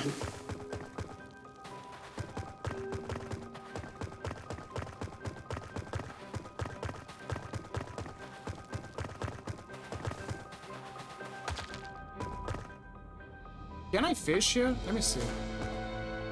It's not a good location for fish. Oh, okay, you cannot fish in dungeons. Okay.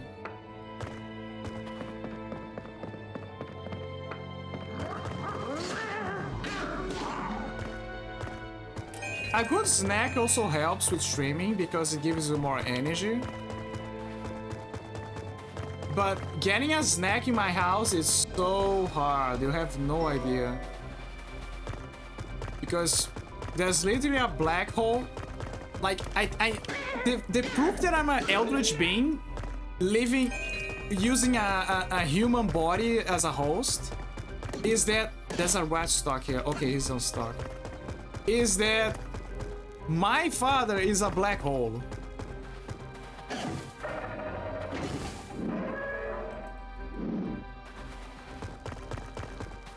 And by that, I mean that he eats a lot.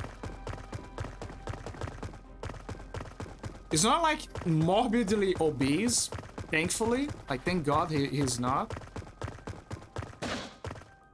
But he takes pleasure in eating. So because of that, you cannot leave 5 or 4 sandwich snacks on the fridge that he'll do a magic trick and get rid of half of them.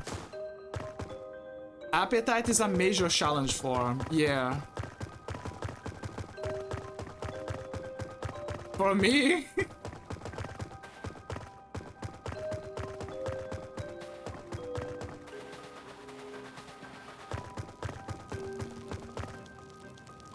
I think it's here. No, it's not here.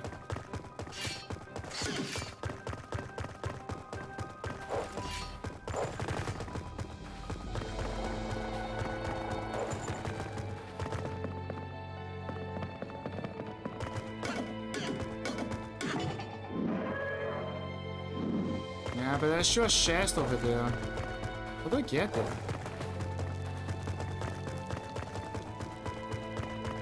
The whole... I feel healthy. I feel healthy as fuck after completing a workout, but then when I realize how much I've eaten after a meal, yeah. I gotta go back to the gym. Like, my biggest worry with going to the gym is just my sleep schedule. But now that it's on a good side of things, I think that it's a good time for me to come back. Especially because one of my childhood friends uses a gym nearby. So yeah, it's a good chance for me to go and talk to him. I feel a bit uneasy with meeting people from back in the day, honestly. I think that part of the reason is because it brings out a side of me that I wanted to grow out of it, you know, because of maturity and reasons, right? Adulthood. So when I meet those people again, I'm like, oh my god, like, right? It brings that inner self that you had from back in the day. And to a degree, this is a positive thing because it shows how much you grew. It shows the length that you went, and there is more to you than meets the eye. But it's still very uncomfortable for me. And it's not their fault. Like it's amazing to meet old friends. It's just a feeling that I have when that happens. I'm not sure if people will have this feel the same. It's just me. Mine is balancing work-life balance, but overcoming the mindset challenge that come along with it. Yeah, understandable. Trying to manage time and with self-improvement is very hard.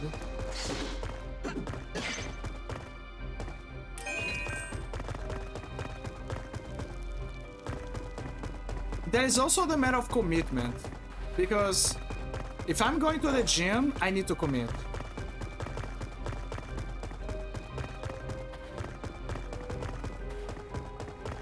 Like, I need to go there religiously.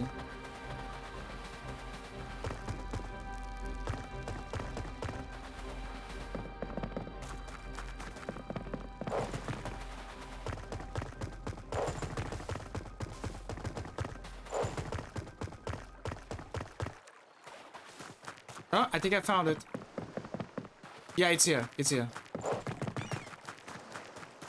It's right here. So how do I get there?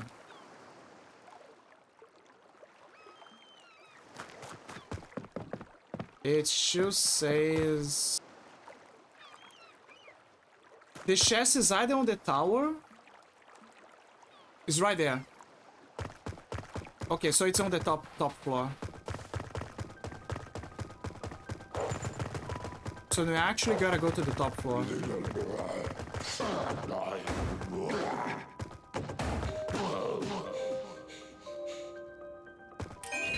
I guess some people like to go to the gym because they want to impress the ladies and get stronger. Right? I want to go to the gym because I reached a point in my life, like before I wanted to go to the gym because I wanted to be stronger. Now I want to go to the gym because of self-improvement. I want to feel like I'm doing something that makes me feel better. That makes me feel that I'm making progress.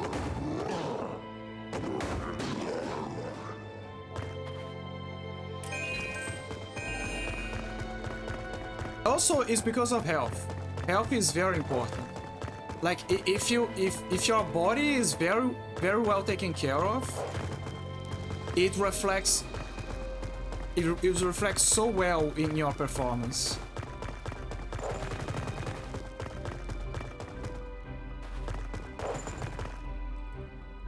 How do I get out of here? Like it makes you sleep well, it makes you do certain tasks better without feeling tired. So yeah, exercises are very good overall. Like there's not a single situation where you can say, oh, exercising is bad. Unless you're recovering from some sickness, or like you did a workout that made you feel too sore and you need like a timeout, then there is no excuse for you to not exercise.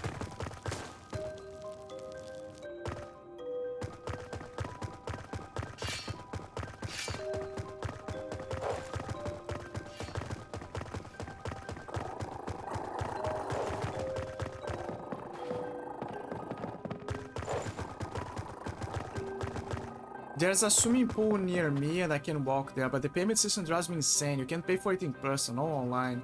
Yeah, nowadays everything is online. Yeah, I feel on that. It's a bit unsettling. I get it that it's easier to track and it's just to make it more convenient for both parties.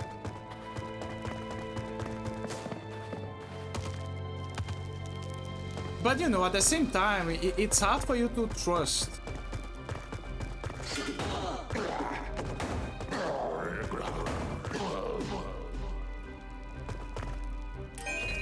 I love how when you kill the trolls, there's that echo in the background, and it really feels like you're Mortal Kombat or a Street Fighter, you know, when there's the final.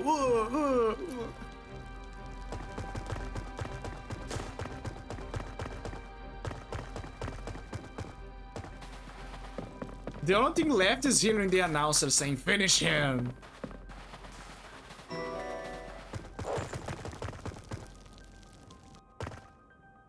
I'm going in circles. How do I get out of here?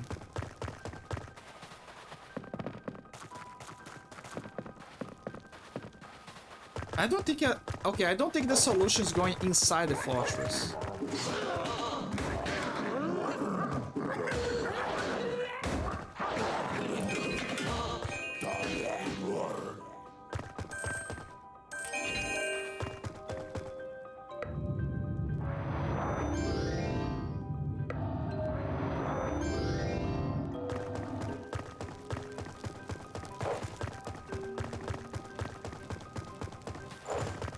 I guess my reason for working out is I miss boxing and Muay Thai. It felt therapeutic as fuck wherever I did combos have a bad day at work. Also, I want to be able to kick some serious ass if I'm actually avoiding fights. I also want to learn martial arts.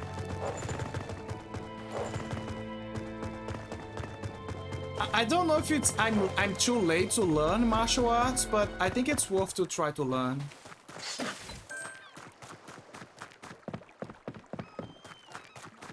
It's self-defense, at least you should try it, right?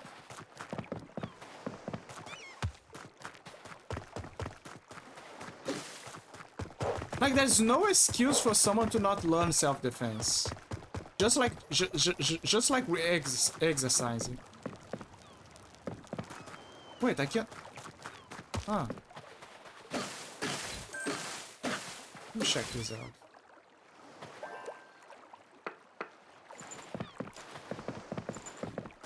Oh, I think that's where I got the... yeah.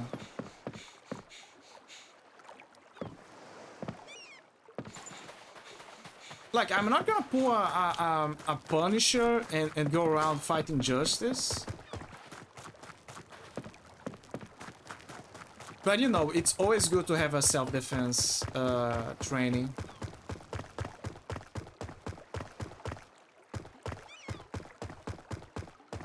They say it's never too late, no matter how old you are, and I see the value in that statement. There is even ways for you to use self-defense by using a cane. So if you wanna be a gentleman, or if you're an old guy trying to learn how to use a cane as a self-defense, it's a valid way. Now, I'm sure not an old guy, but it's a possibility. Remember Batman Beyond, when Bruce Wayne was very old, so he retired as Batman, but he could still kick ass with a cane. That's the same. That's the deal. He took down a whole gang of Jokers just by using his cane. Like, it's a prime example that you can use the cane as a weapon. In range.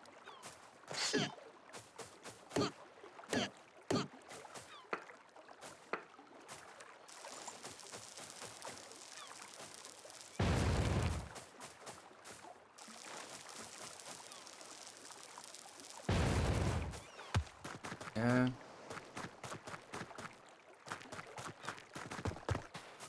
I feel like I'm missing something. I forgot about that moment. Haven't watched Batman Beyond in forever. Batman Beyond is amazing. I think that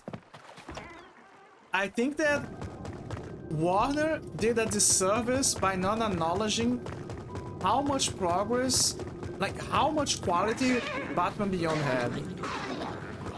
Justice League and Justice League Beyond were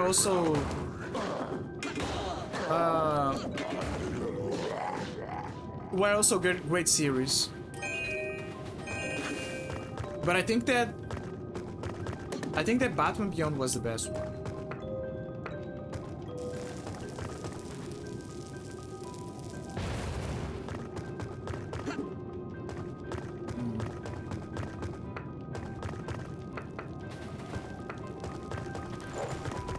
So my inspiration for relearning boxing was the hallway fight. Yeah, I remember you said that one of your inspirations, like one of your character inspirations, was the Daredevil, and you felt in love with the hall corridor scene.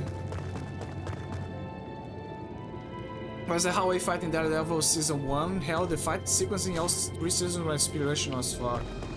Yeah. I heard that in the latest issues of Daredevil, it's kind of funny, but he made a deal with Fisk where, like, at this point, Fisk knows the identity of the Daredevil, and MODOK knows all of the dirty laundry of Fisk, but they made a kind of like uneasy agreement where they're not gonna go too much into each other's territory.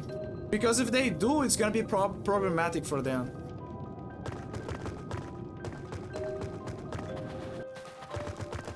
And the only thing that broke that deal was actually Fisk's own son. Like, he was the only reason why everything went to hell.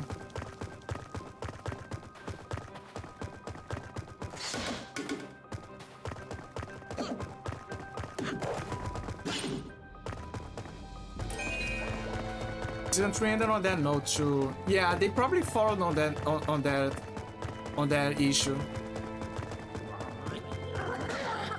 Also, what a shame that they couldn't that they canceled the Punisher show.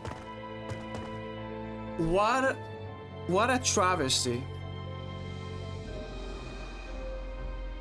Like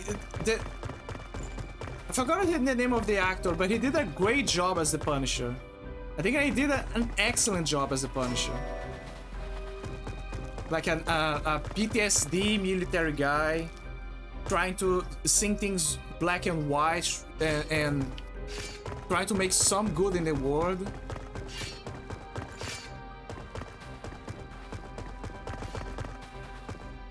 Like he did a great job of portraying the Punisher.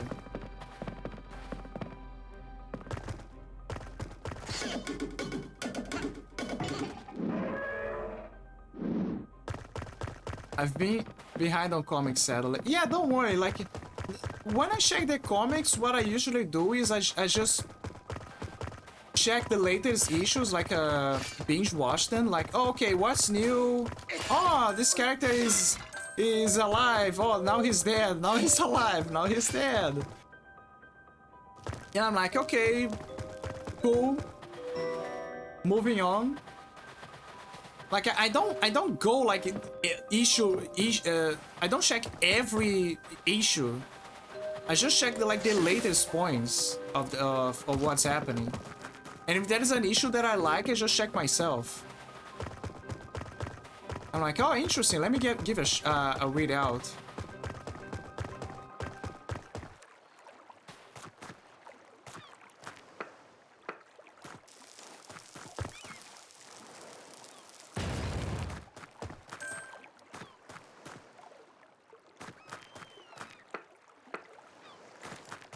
I feel like I'm missing something here.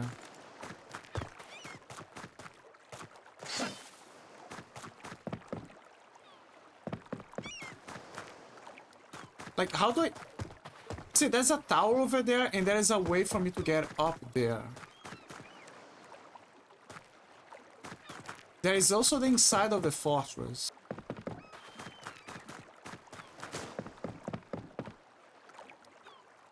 Yeah, if it's any comfort, then the crew are back for Daredevil Born Again for Disney.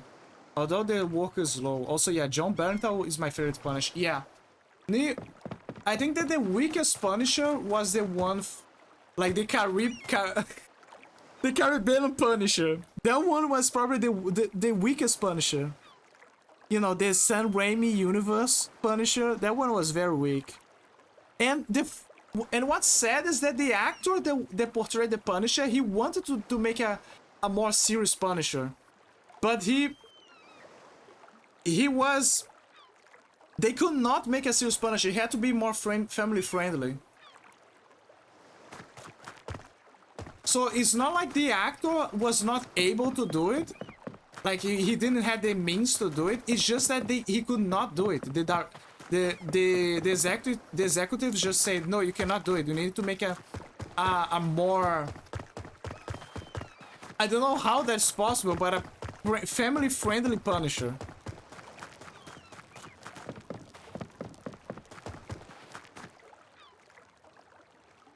WC Punisher, who was that? The bad guy? The bad guy was John Travolta made the bad guy. I just remember that. I remember that John Travolta was the antagonist of the Punisher.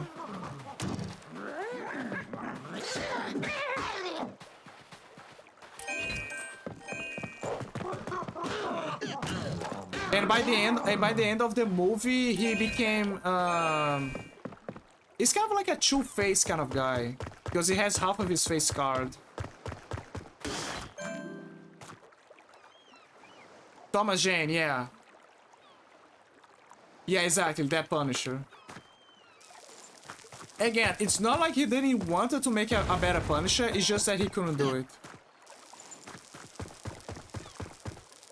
Yeah, it's a very forgettable Punisher.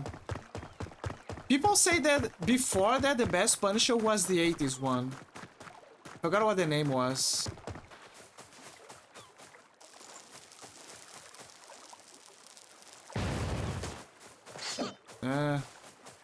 And there's another way, it's inside. But yeah, John Bertal made the best Punisher. Like, without a shadow of a doubt.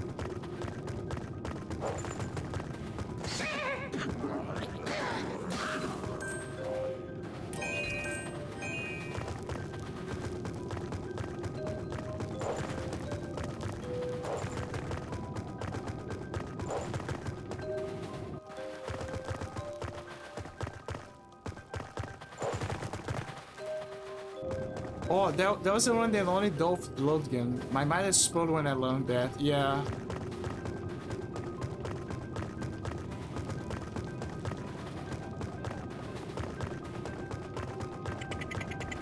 It was a weird time for Marvel movies. That's for sure.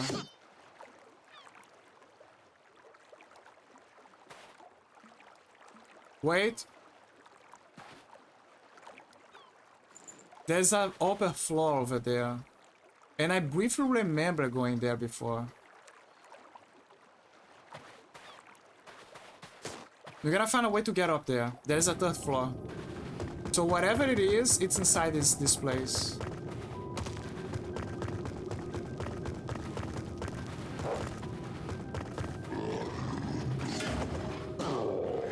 I just don't know where.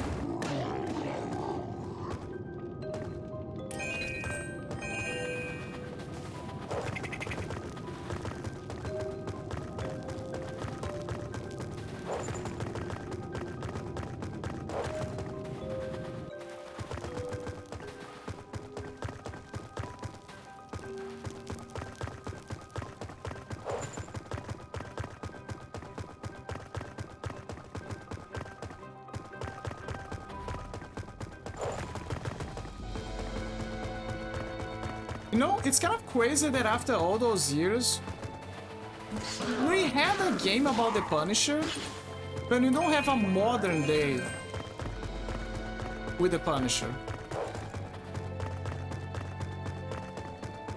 It's like Wolverine.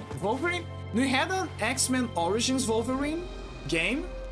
We had some old games of Wolverine with Wolverine. And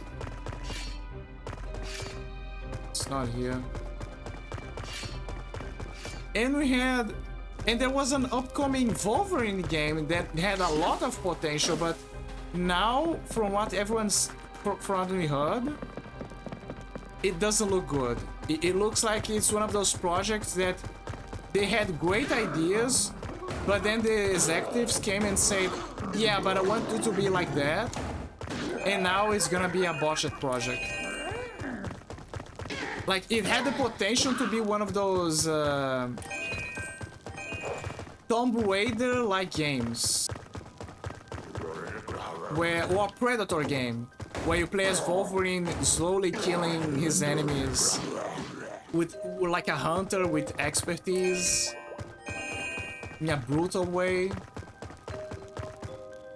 But now, from what I heard, it doesn't look like that. It looks like it's gonna be just a generic Wolverine game.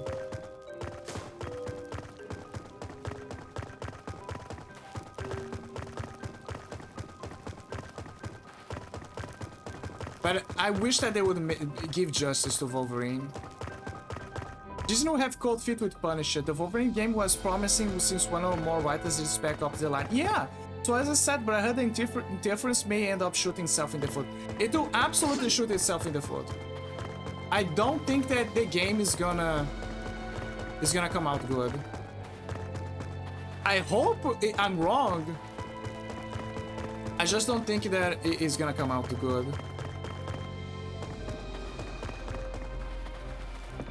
Like, the problem is Disney. Disney, with its current CEO, I guess, it's not doing a good job.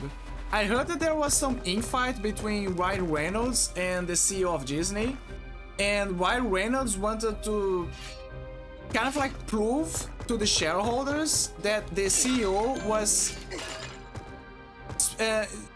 basically incompetent, and that if Ryan Reynolds was like the new CEO, or he had the spearhead of the whole project, he would make Disney tons of money, and at the same time give the fans what they wanted.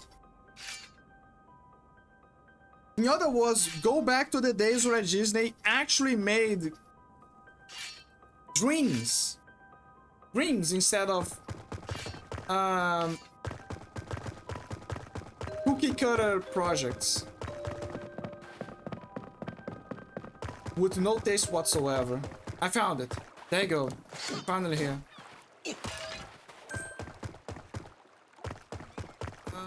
I'll go here to this side. There you go.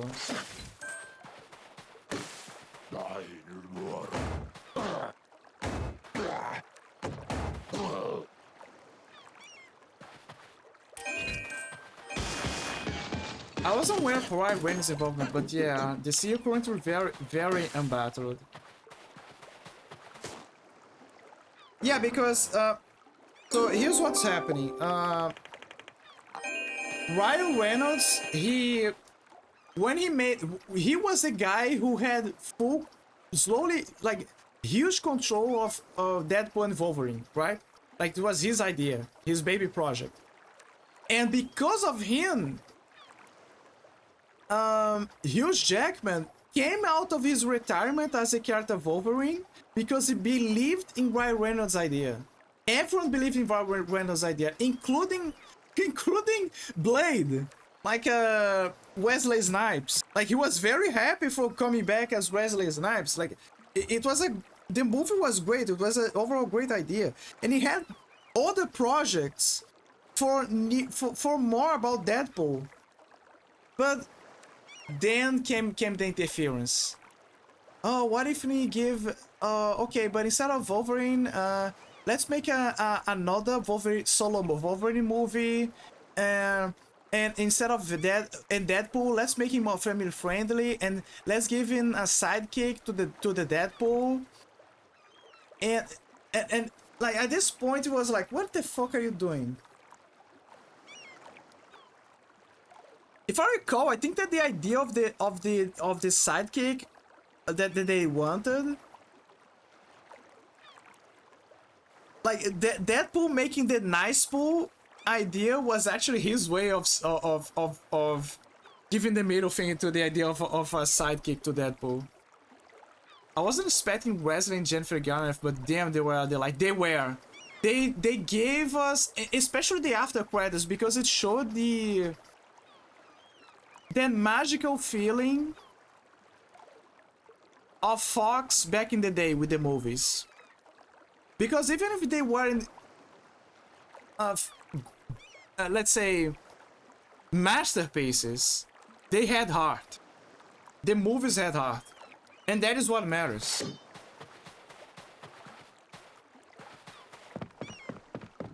Finally, I reached the chest. Finally. Oh, it's a heart piece. No wonder it took too long. Yeah. Yeah. But yeah, the nice pool idea was great. You saw the nice pool was an awesome idea. Yeah. But yeah, after that, like, now there's no expectations of another Deadpool or a Wolverine or another movie with those guys coming back because of Disney. Like, Disney is interfering too much into their projects. And you know what sucks? That is... Remember the problem that Joker 2 had, that people didn't like the movie, and there was more behind the scenes, like the director didn't want to make a Joker 2, and Joaquin Phoenix also thought that it was a better idea to not have a Joker 2. But why, you know, they're questioning about, oh, but why didn't they accept why did they accept the cash? Why did they want why did they make the movie regardless? So it's quite possible that they accepted. So yeah, the story is that they accepted to make the second movie, but they had to have full creative liberty to make the movie. And the result is what is Joker Folie Douce. But the issue is that because Warner gave them full creative liberty, and now the project was what it is, like terrible for the public eye. Now it gave like a leeway for the big corpos, Warner in particular, but I believe Marvel as well, because now they're gonna look at this Disney, like Disney and Marvel. For them to look at those projects and the idea of giving creative liberty to certain directors, and see that as dangerous now, because it will cost them a lot of money. So from my view,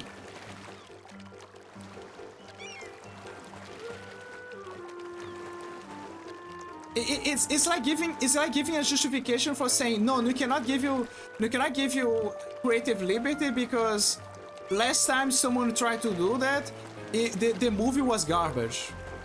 You see what I mean? And that is why it's gonna be now fresh in everyone's heads.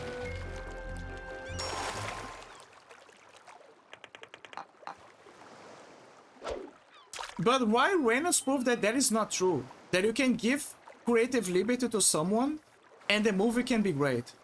It's just a matter of the character of the person that is directing the movie.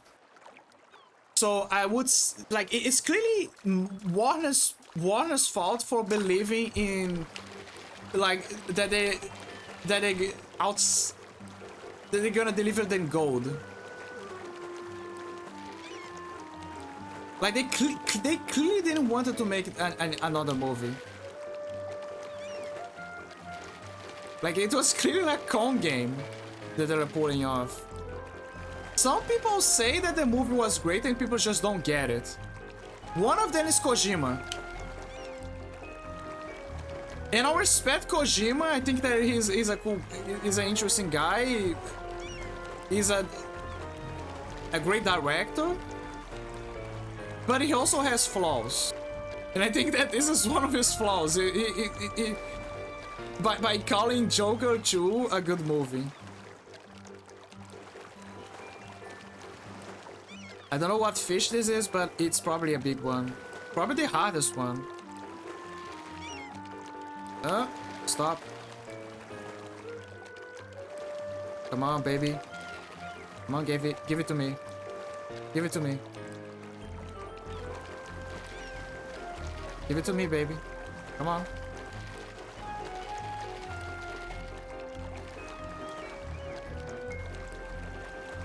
Give it to me. Give up.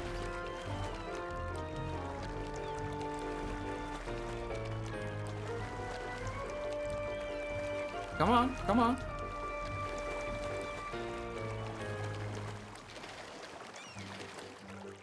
Come on, come on. Give it to me.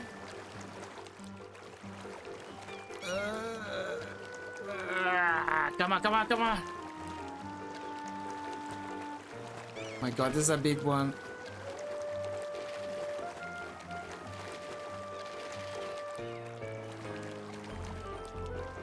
Don't worry, Seth, I'm gonna read what you're saying. I just need full concentration here.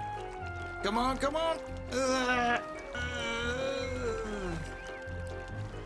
Almost there, almost there. He's gonna get away. Damn it! Okay, let me see what you read. One of my biggest issues with the way Disney handles things is Pom Pom put far too much content for us without giving us a break. It's like the complete opposite of what happened to the band Deep Purple in the 70s. Basically forced to pump out so much music in so little time that the bandmates broke up for a long time. Yeah, it's like a... It's overkill. Since I haven't seen Joker 2, I can't say much, but one thing I question specifically is the part where they turn the movie into a musical. For some reason, it just doesn't sit well with me. If I ever see the film, then maybe my opinion might change, but that's unlikely. It's okay, get the big... Yeah, he escaped. It's clearly the... I think it's the hardest one.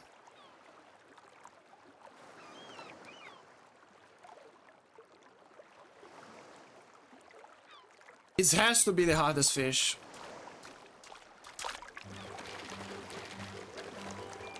Yeah, he's in again. Oh wait, no, I think it's another one.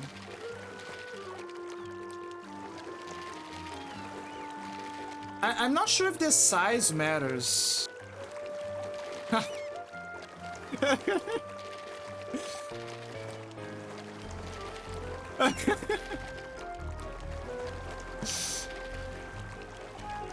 No, because I'm not sure if is its gut is gonna affect the...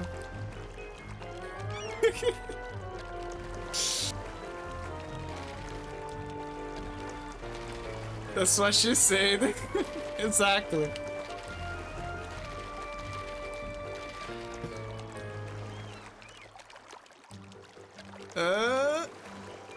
Come on, come on.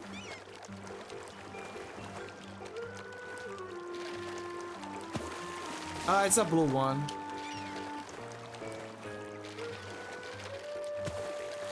Yeah, it's a blue one. The shame. Dude, get out of the water. What do you think you are? Aquaman? There you go. Yeah.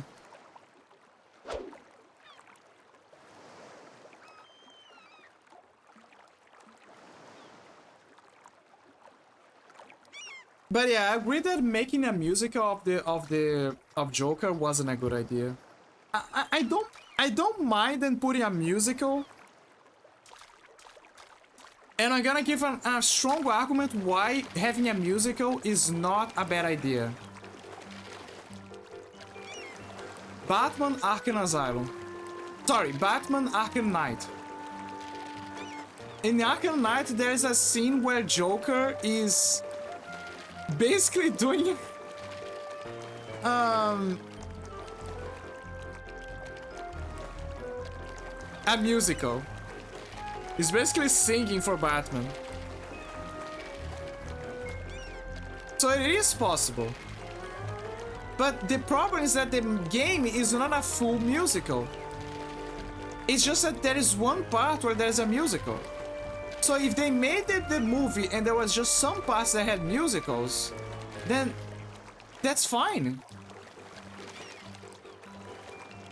Yeah, also Batman the Killing Joke, exactly.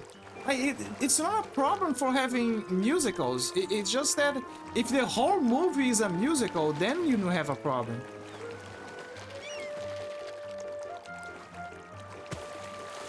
There's the blue guy again.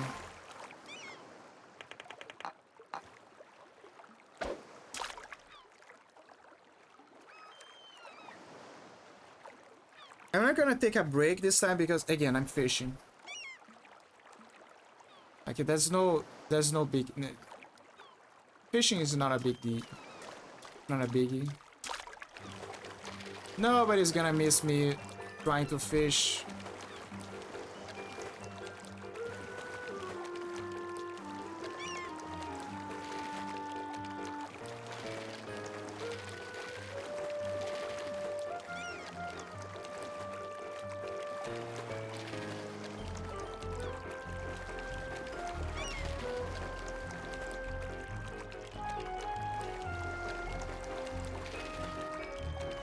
Come on, come on.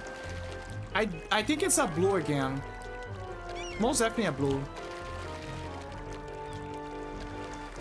Yeah, it's a blue. But I'm pretty sure there was another fish that wasn't a blue. Because it was too strong.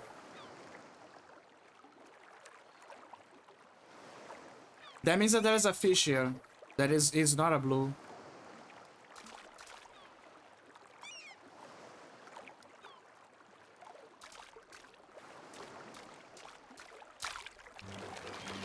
Okay, I think it doesn't. No, it's a clownfish.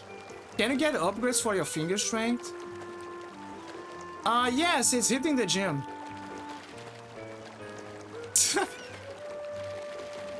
That's my upgrade. I just gotta hit the gym to upgrade my fingers.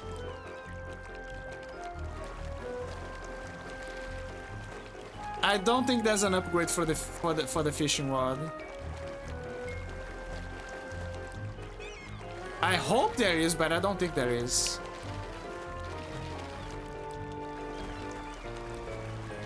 I don't think that's a clownfish. It's too fast for a clownfish, but it's too strong for... I think it's him. Oh my god, his shoot's powerful.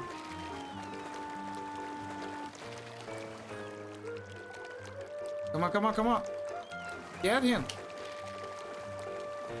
No, don't let him escape. Come on.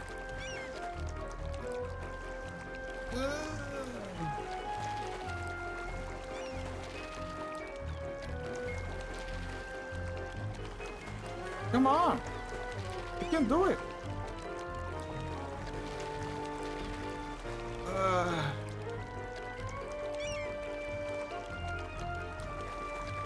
I'm almost there. I'm almost there. I got it.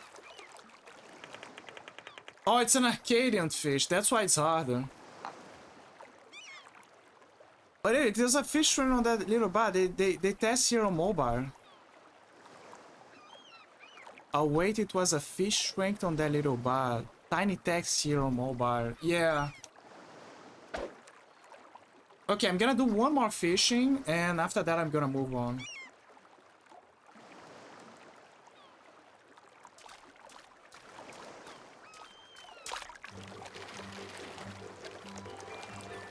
I think it's him. It's that same fish that I had trouble before. I don't know if it's an Arcadian pike, but it's a strong one. Oh, it's a fire. Oh. That is why it was harder. It's a fire. It's the firehead. Okay, let's try. God, it's too strong.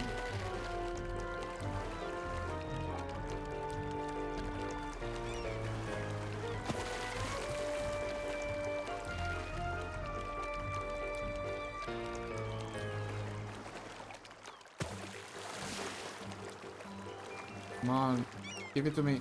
Give it to me. Give it to me, baby.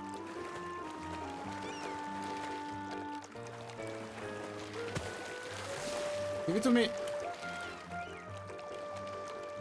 Ah, I got it. You got a fireback. Oh, it's no more than a smaller one than the one that I got. Okay. Enough fishing.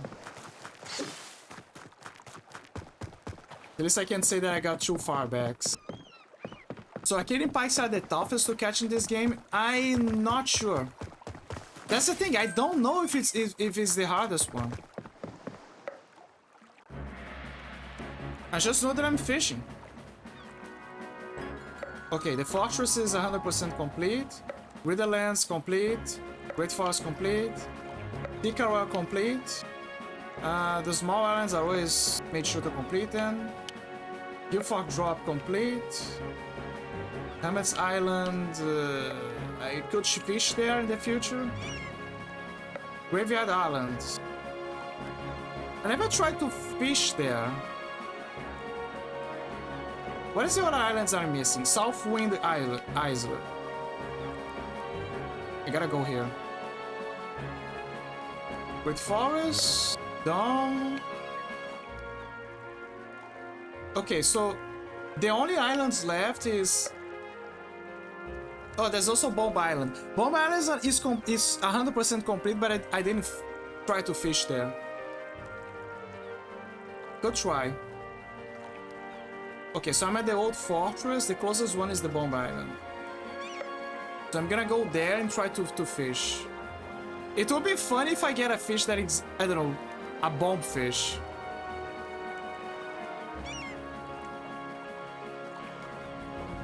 That's completion percentage, yeah. Feels good to complete everything.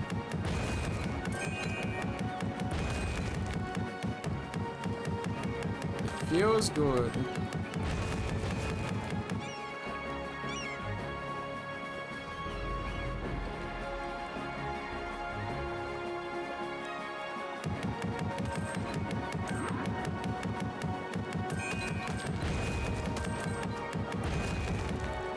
Tac.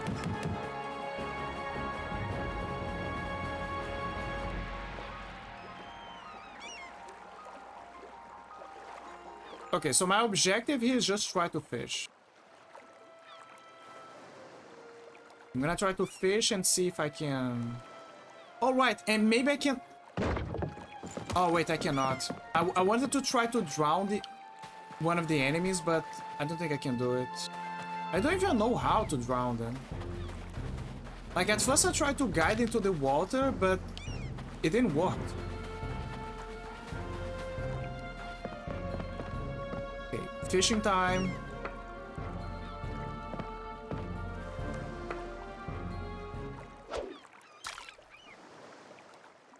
I hope I can get a new fish here.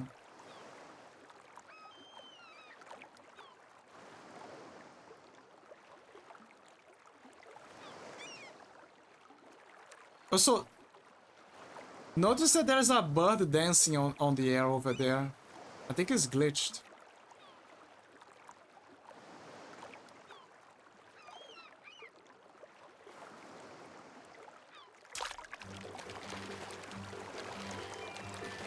It's a strong fish. Nah, it's not as strong. I think it's a clownfish. I think it's just a clownfish, a fat one. Probably a green one. Where? I'm gonna show it when I finish fishing here. Oh, it's a blue one. Oh, look, right here. See? It's actually a bird that is supposed to be flying over here, but because I'm stuck here fishing, it's like stuck in the air doing that weird dance.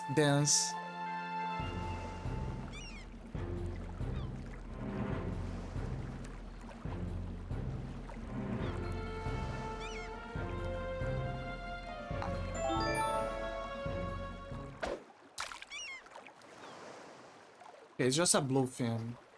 I'm gonna do a few tries and then I'm gonna move on. Look, he's still dancing.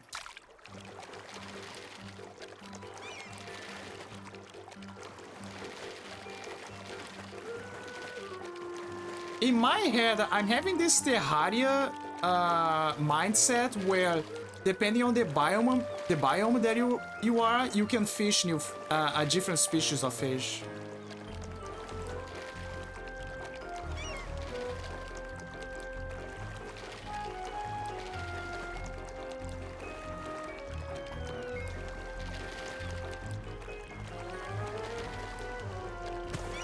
Oh, it's a blue one. God damn it.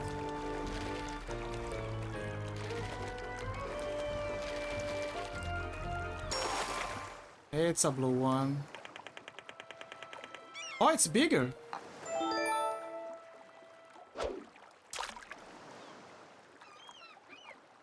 There are moments where I wish I could... This is one of those things that I have in my head. Like, sometimes I wonder if I would be happier working as a fisherman.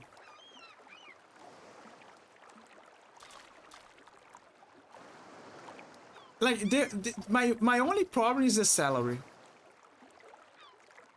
Because if I worked as a fisherman and I made a good amount of money, then yeah, sure, I would be happy. Like, not like a judge salary, but like a good bunch, right? A good bunch.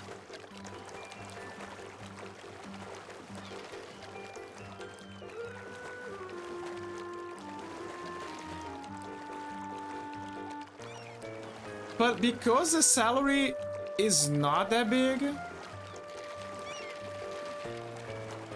you know, I don't feel too inclined to try it.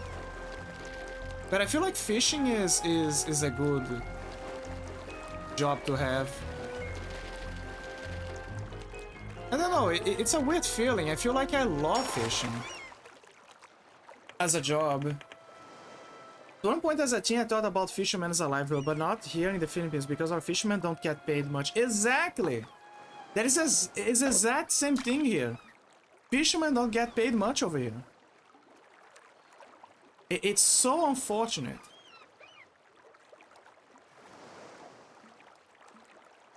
I can kind of get it because nowadays people can just get the fish and reproduce them in artificial lakes.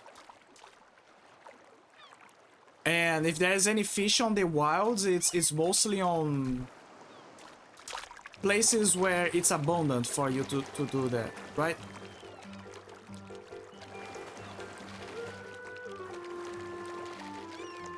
I presume.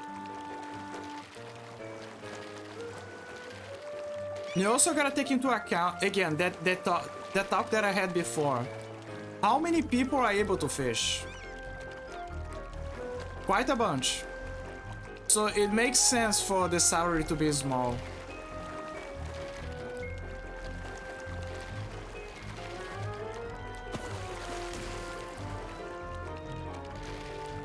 Now, I wish it wasn't small, but I understand why it's small.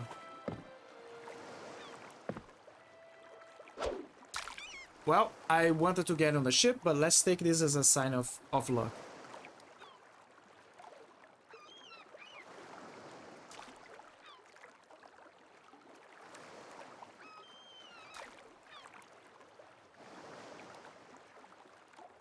Speaking about fishing, I keep seeing those documentaries saying that they prove that the story of the Megalodon is...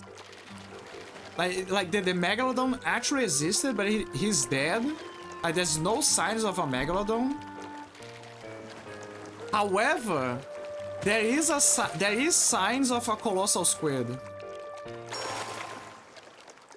And the proof of that is that they found... suction marks on whales, and the size matches of the colossal squid. So deep down in the ocean, there is a colossal squid, like a very giant squid. So the legends are true. There is a giant squid below. There is no megalodon, but there is a squid.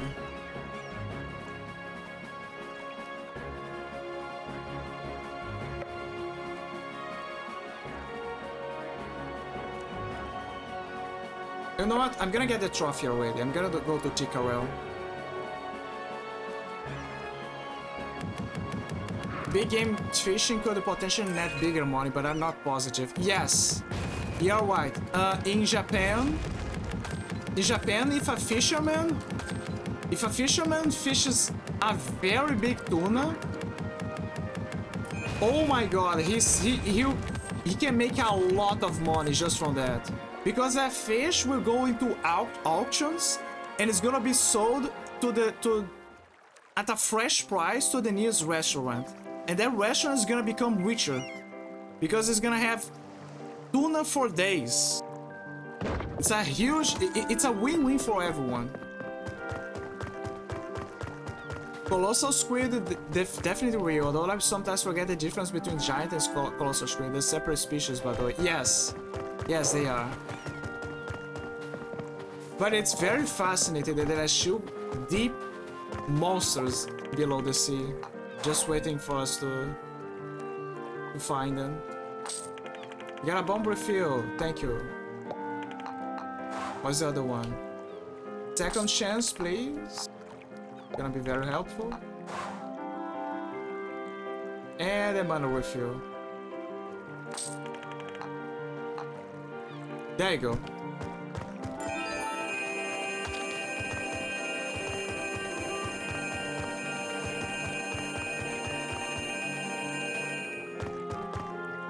Where's the adventures? Oh, I see. Okay.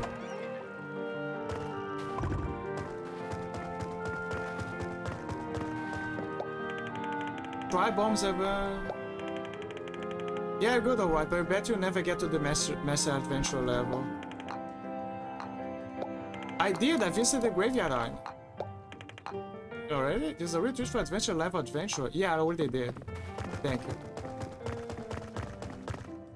I have a strong feeling that the master adventurer is gonna unlock by level 20.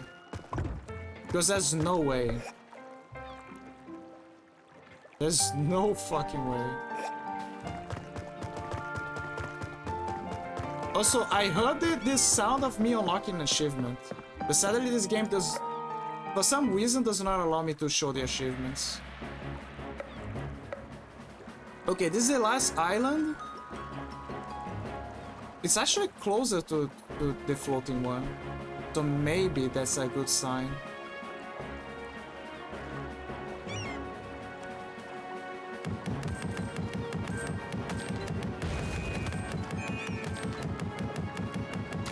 But yeah, just doing this is already, and fishing is already a confirmation from the game that there are alternate ways for you to get money in case you run out of money or you need a quick cash.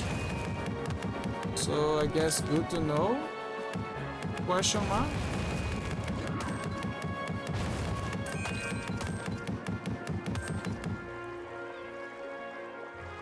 Remember the cartoon where there was, I think it was Maximum, where there was a scene where they went on a submarine and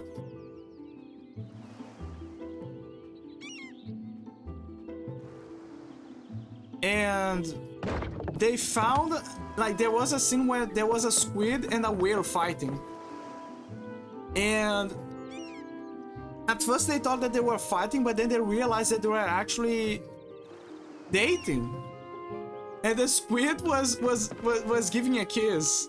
And then by the end, they... Oh my god, that episode was amazing. They didn't know if they were fighting, so they tried to help them. But then Baboon, like... The Baboon, like, I think that was his name. He intervened Maximum by saying that they were not fighting, they were dating. And then he was shocked by seeing that it was actually a relationship, that they were just kissing and doing things to each other. And that is the best part. After they decided that they were having a great moment together, they wanted someone to be the priest for their marriage. And then, but since there was no priest, the next possible thing that they had was Maxima and the baboon itself. So they went to the submarine in a wedding, like one with a wedding dress and the other one with a tuxedo, and they gave them marital blessings to them, like, I declare you whale and squid, and they kissed each other. Oh my god, that was such a wild episode. It was amazing. Like, those two big creatures standing in front of the submarine while he was presiding over their ceremony, and the other fishes were there, like, as the guests. Oh, how much I miss the 90s cartoons of back in the day. They were smoking something absurd back then. But I still remember that episode. It was insane.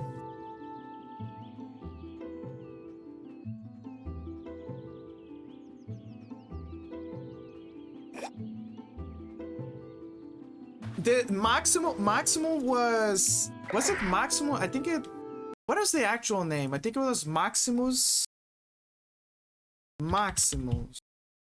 cartoon. This was not Maximus. It was Maximo. Maybe it's Maximo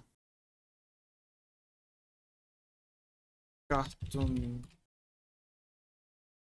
Oh, okay. So here's why I got it confused. In Portuguese, the name of the show is I Am Máximo. So like eu sou o Máximo.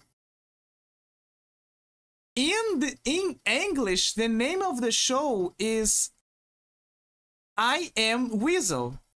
Like not I Am Weasel, like I am, like with the letters in capital, right?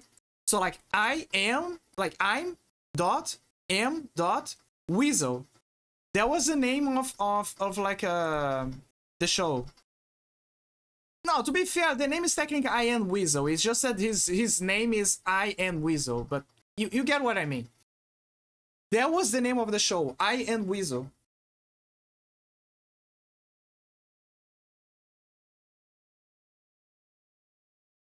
And the name of the character is Weasel. And the reason why I keep saying Maximo is because in my head, it's just like Subway when she was explaining Pinky and Brain. Because in France, the name of the characters were Cortex and Minus. But in English, it's Pinky and Brain. So it's the exact same reason, like why. No wonder why you say Baboon. That was a title I was thinking. Yeah, exactly. Like his name is I.R. Baboon. Like that is the name of him. But yeah, you get what I mean. Like the show is I Am Weasel. Like I Am Weasel is the name of the show. It's just a translation issue because of the countries, etc. But yeah, that is the name of the show. I just looked it up. That is the reason why I got confused. It's just like Sarway. Sarway also made a mistake when she was naming the characters because she grew up with the French names of the characters. But yeah, it's I Am Weasel. But yeah, that show, I remember that. But regardless, I remember that episode clearly inside of my head. It was crazy. I haven't seen that show in forever. Yeah, I also didn't saw that show in forever. Oh my god, I love that show.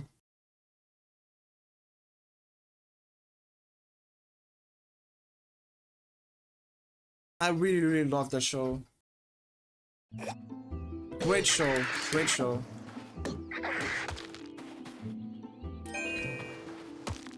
Knight of Arcadia. The Crow Saber now shoots missiles of light when you are in full health. Your items have also been refilled. Whoa! So it's just like Zelda. Also, now the sword has now it implies that the sword has magical properties. But now I wonder, what if I level up and I should have his father's sword? I wonder. The episode that lives rent-free in my head was when Whis and Baboon were bees and were of course serving a queen bee. I remember that one as well. I remember. They were disguised as bees, right? Like they were actually disguised themselves as bees because they wanted their honey.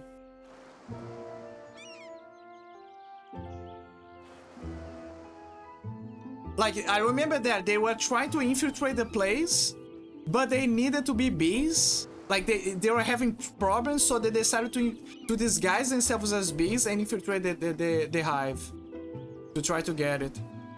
And it worked for a while, but then they realized that they were fakes. Also, completion 69%. Nice.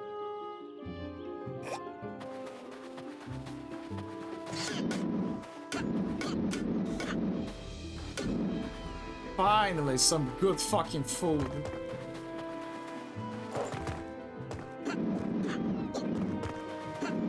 Dude, this is amazing. I have a cure spell, and now all I gotta do is just shoot them from afar. Fuck you. Okay, I don't think it works for the birds. Oh my god, this is amazing.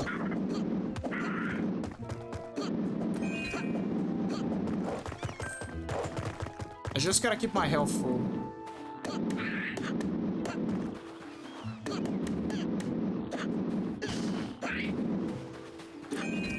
Technically, I'm doing double jet damage now. Also, the Drink Doctor episode where Weasel was the Drink Doctor and Baboon tried to help a patient and went downhill forever in that episode. I don't remember that one. But I do remember the one where... Oh no, wait, that was from Cow and Chicken. Cow and Chicken was also a good one. They also were part of the same universe. Like, that was the one that shocked me. Like, they belonged on the same universe.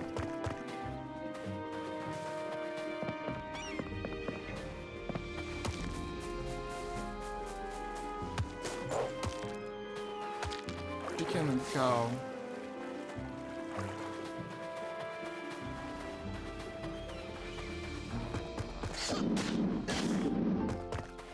But yeah, I don't remember most of the episodes. I just remember some of them.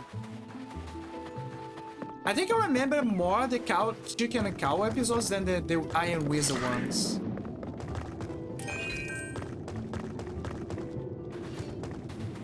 Yeah, the devil who liked to walk with his butt connected them together. Fun you mentioned that, because now I am justified to show you guys something. So, in Brazil, we have something called Globeleza. It's... So, in Carnival, we have someone that is chosen to represent, let's say, our country, you could put it like that, for the show.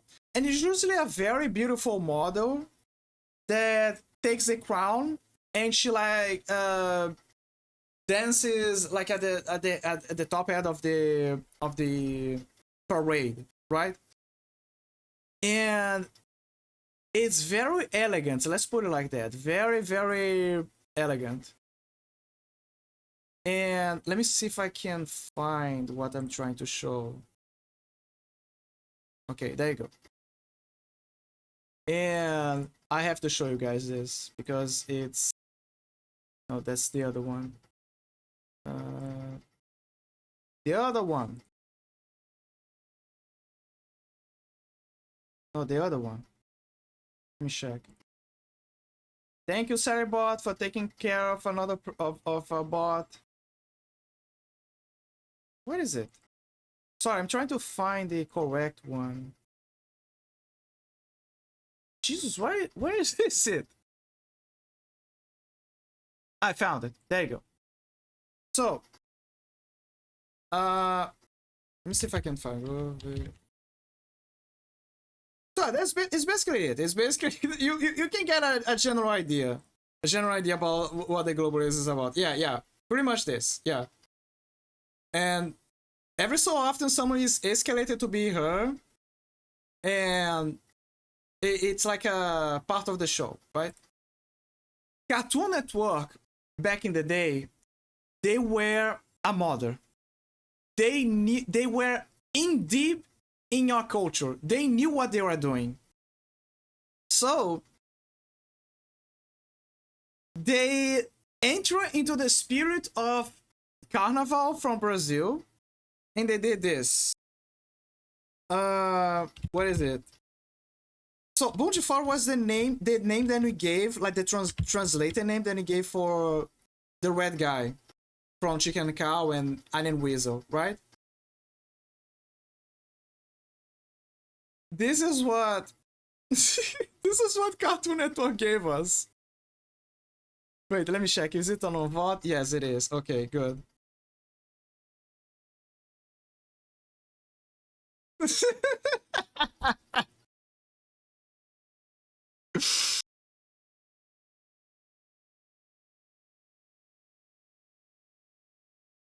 We were so happy back in the day. So happy. We were exceptionally happy.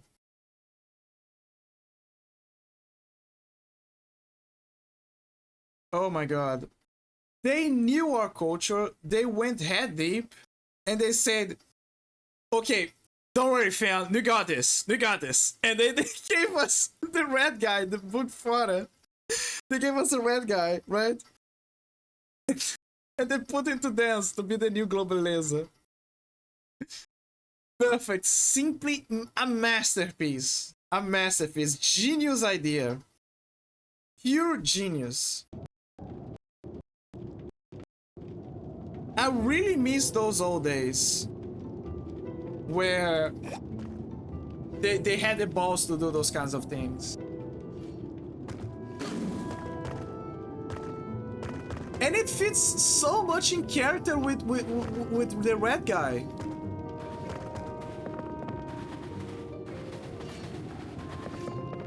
Like, it's completely in character. This is exactly his rip. He likes to be a diva. He likes to be extravagant. Like, if we told to him, oh, there's gonna be a carnival in Brazil, it's gonna be, okay, I'm there. Don't worry, I'm coming.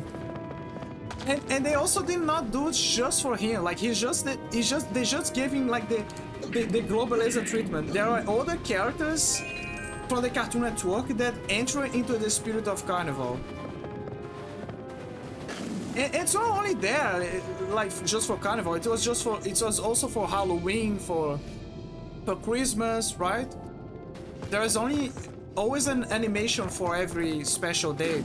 But they gave us, like, they respected, they gave us one for Carnival. It to me, at the time, it was very impressive. This was like, wow. Like, thank you, like, exceptional.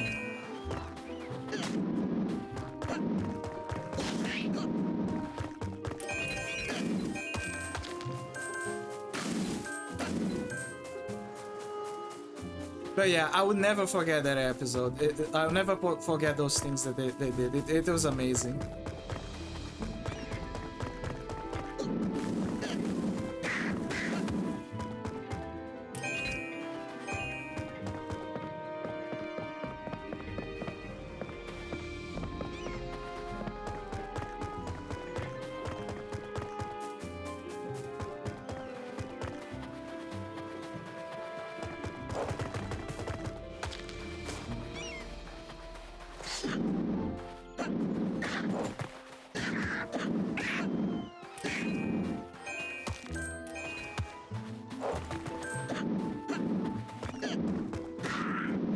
Not to be that guy, but the sound that the range attack makes sounds like the fart reverb soundbite.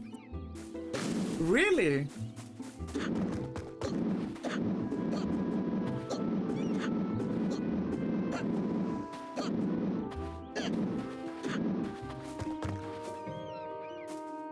No way.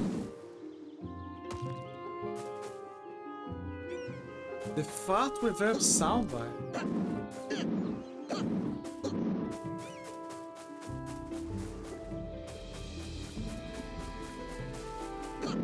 It kind of sounds like that, kind of.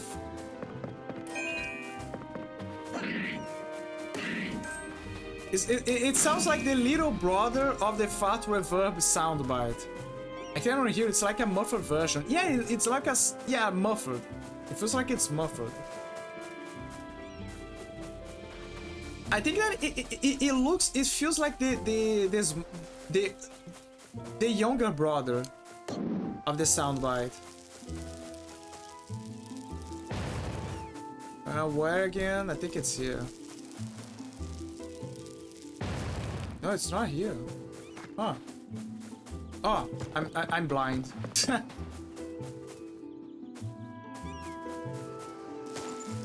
Be here. Yeah.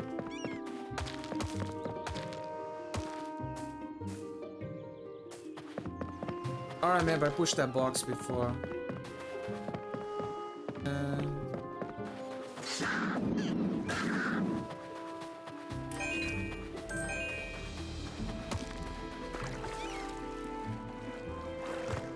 There's no way I can make that jump, so no, there's nothing here.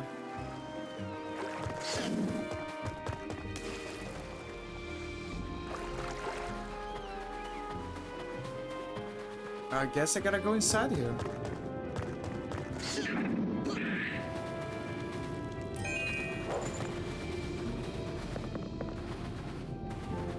Wait, that's a place where I went first to find the honey guy.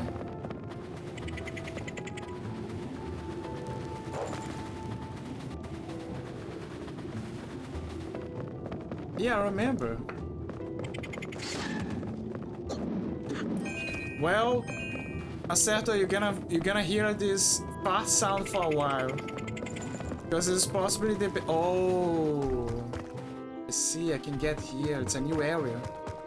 Because now this is possibly one of the best abilities in the game.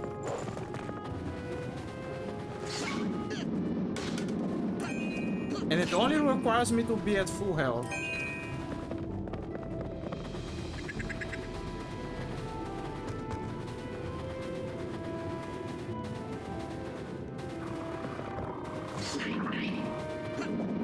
Dude, this is amazing.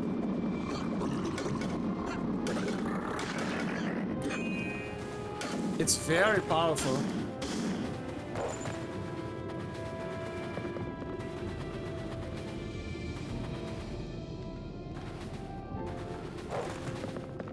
I don't want to go too far over here. Can hit like a mode.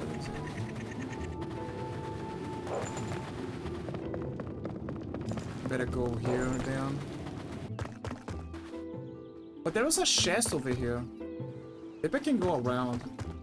No, not around. Not in. Around.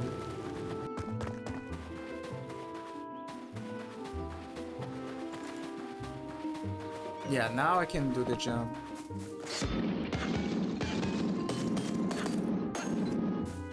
Oh, and they found the last bloodstone from this island over here. It's not an island, it's an island. Island. I don't know how to pronounce. Island? Island?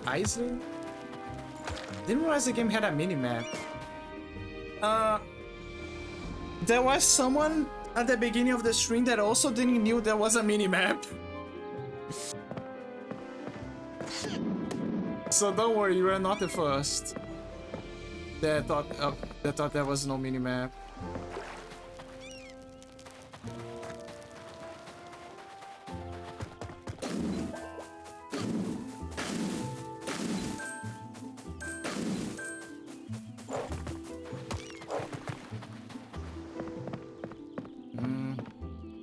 There's no way to come across.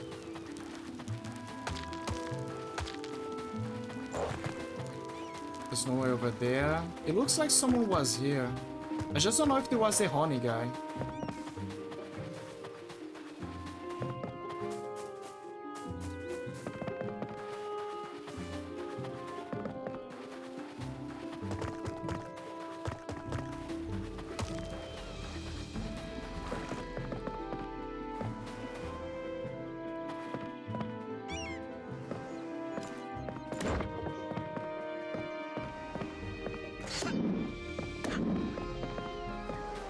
Maybe I can break this. Let me try. I can!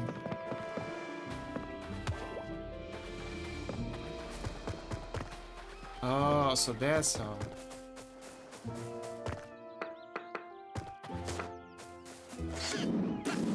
There's a fake wall. Dude, those trees look weird. Oh, there's another cave here. Okay, before I go in, let me explore this place. I knew it. I can go around. Amazing chest ahead. There's a big fish in the lake. Do you see it?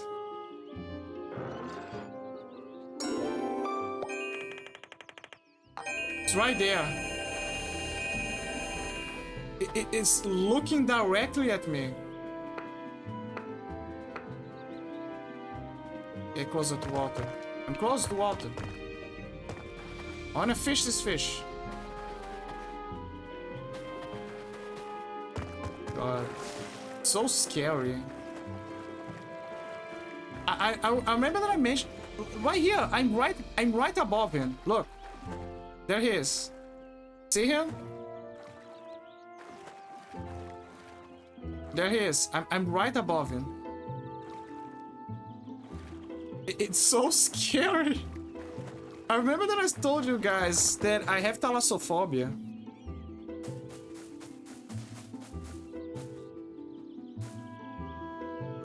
So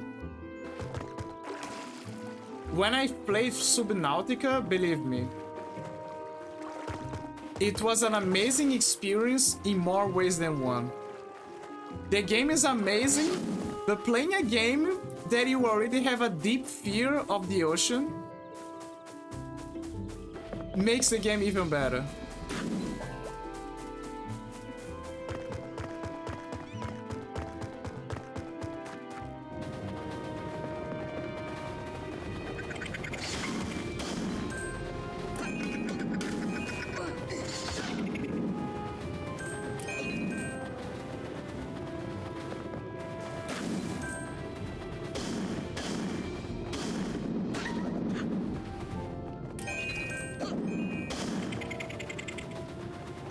Here, little freaks. Imagine playing Subnautica with Gargantuan Leviathan mod. Oh yeah, I saw the mods. I saw the mods. I saw how big it is. Heart piece. So there was the purpose of this place, to find the heart piece and the bloodstones, of course. Huh. Anything else? Question mark? Gotta be something here.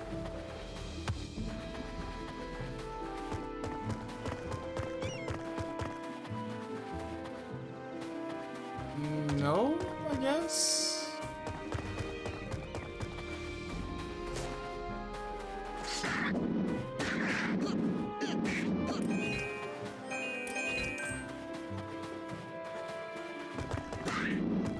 I think I found everything here. So this place the only reason for going to this place is because of the honey. Like the honey guy. And the heart piece.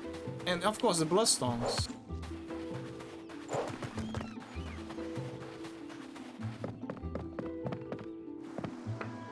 Let me see if I can get a fish here. Like something noteworthy. But besides that, the place is 100%. So basically all of the islands around me are at 100%. Also look, the bird is doing that thing again. See where my rod is? Like my fishing rod? Look at him dancing. This is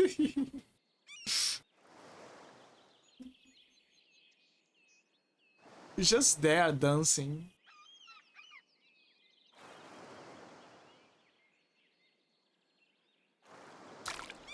Okay, here we go. Really? What the hell happened?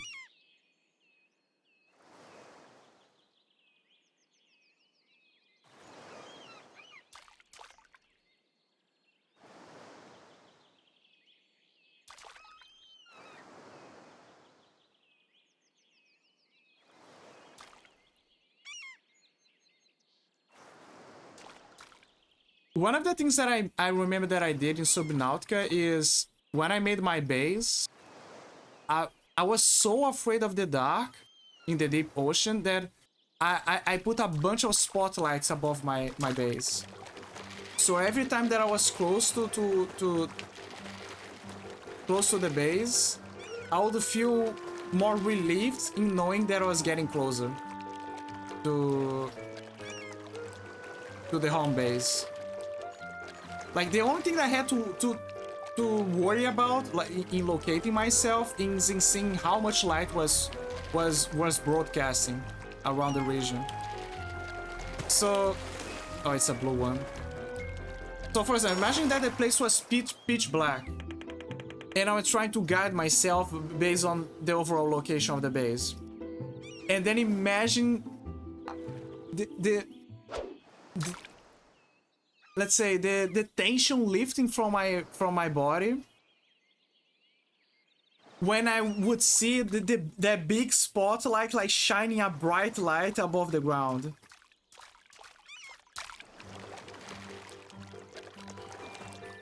And then I see another one, they're like a bunch of them, and I'm like, oh, I'm home. Finally, I'm home.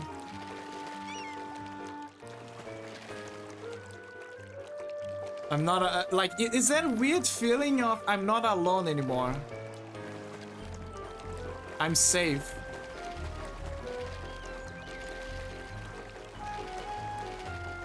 It's kind of like the same feeling the Alan Wake gives you when you go to a lamppost or on a place in the game where there's a bunch of lights.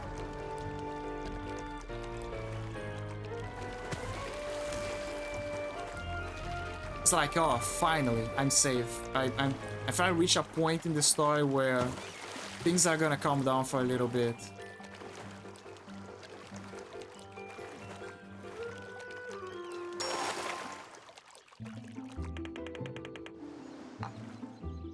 Yeah, it's another big one. Let me try it one more time.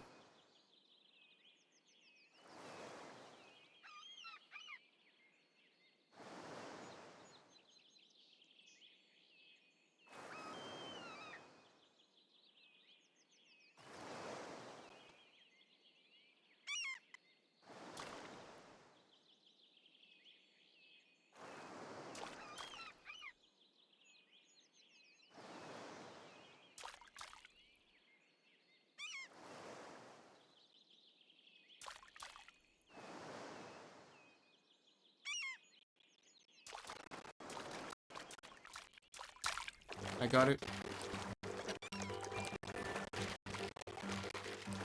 Don't get away. Don't get away. Don't get away.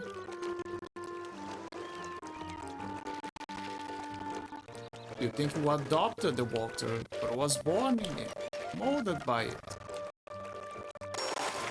Ah, it's a clownfish. It's not fair. Let's go for another one.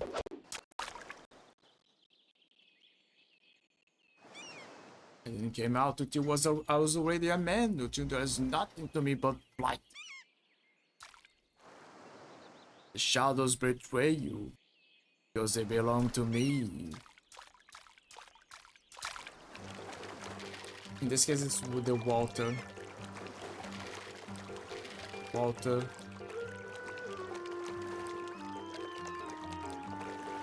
Walter.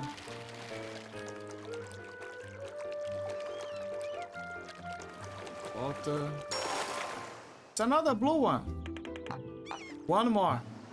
One more and I move on. I promise.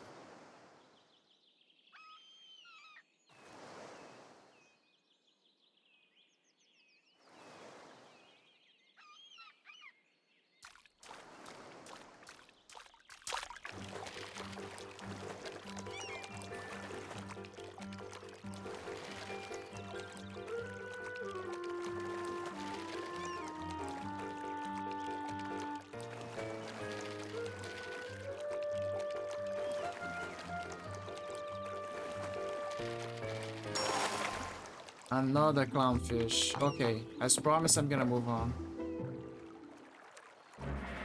Okay, 100%. Everything's 100%. See, I'm reaching like 71% complete. There's no more islands to explore.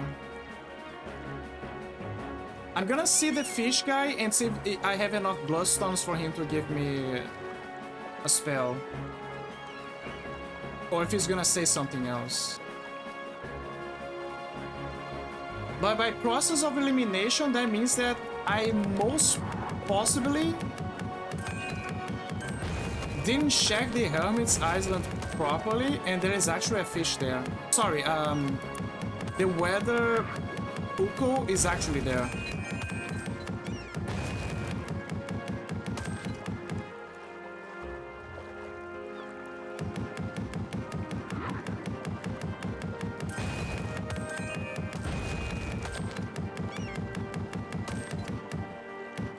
If all the others are spotted, I wonder how you get the remaining 29%. Yeah, I guess Sparta, it's clearly the floating island. The floating island has stuff to do there, and there's also the challenges. You should gotta do the challenges. There's a few then you should gotta collect.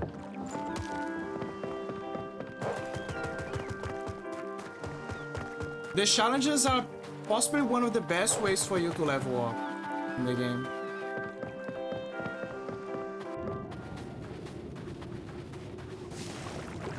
Let me see. That's it. You have collected enough. Here, take this trial of spell, but use it carefully. It contains incredible powers. Finally.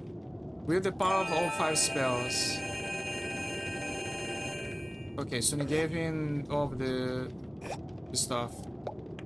I swam under the Arcadia ruins to get that trial of spell. It was kept in a sunken tower. Arcadia ruins. I swam under the Arcadia ruins to get that trial of spell. It was kept in a sunken tower. Okay.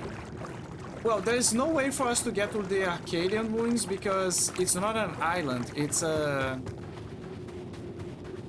ruins of an underwater city. So for once we cannot get that.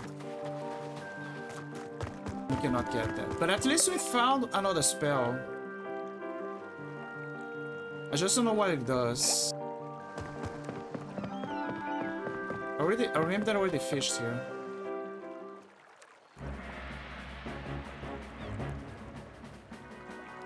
Okay, so by process of elimination, that means that the Hermit's Island has something there. But at the same time, if the guy gave me... Wait, look, there is still 3 islands for us to find. One is the floating one, but there are still 2 more. So those are probably the remaining ones.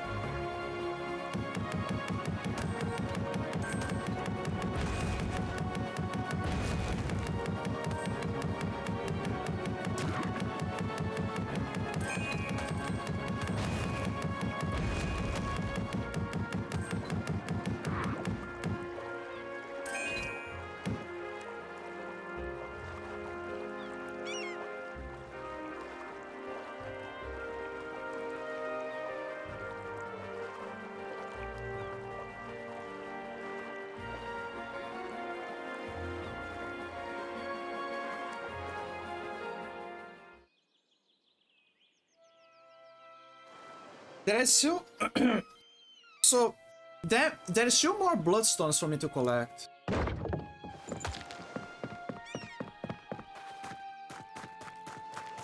But at least I have the spell. Let me see how the spell works. Select that location to set a black hole. Whoa!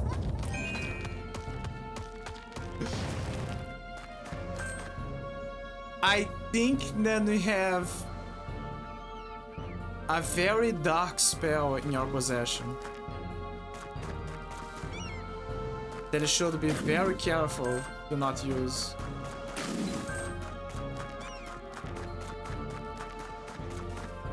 Very, very careful to not use.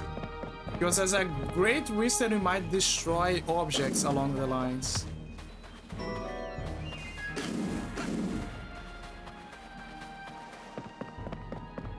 Okay, I'm gonna give the assumption that what I need is here. I don't know how, but it's here. How do I drown one of those guys?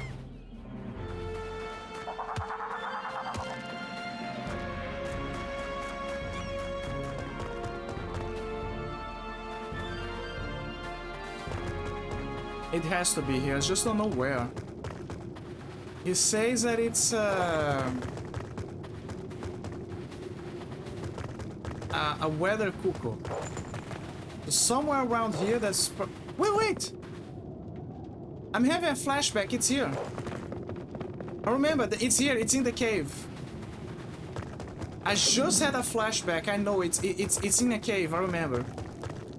I remember it clearly. It was in a... damn it, it was in a... In the center of something.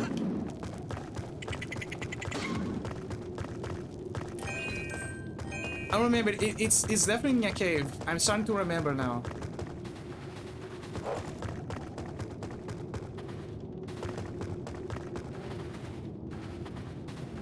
Can I blow this? Let me see.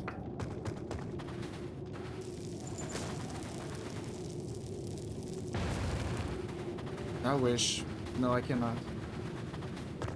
It's here, I remember. It's inside a cave.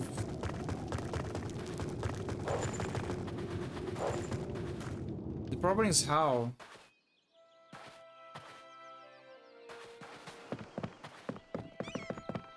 I remember there was one inside the cave.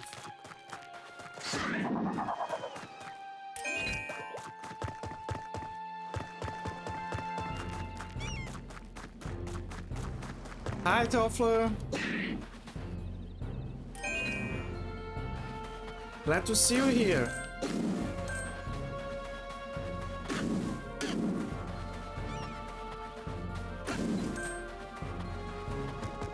How's it going? How's your day going?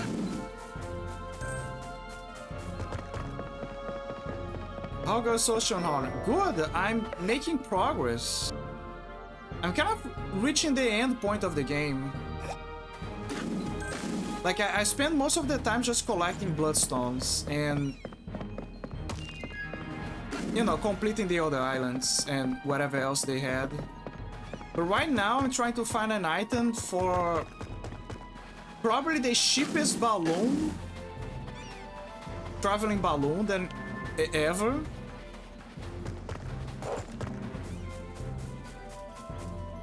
But the only thing left is like a cuckoo, a weather cuckoo. And just now I just remember that it was inside a cave. The problem is remembering which cave. I have seen a little bit of this game, but I haven't played it myself. Yeah, it's like I remember that I saw it in one of those indie games showcase. You know, like one of those videos that showcases upcoming indie games. So I was like, oh, I found this. Oh, this game is cool. I like Zelda-like, so let me try. And then I saw it was on sale back then, and there you go, I got it. Oh, so this house is gonna float. It's definitely gonna float. It's gonna be like the movie Up. Oh yeah, yeah.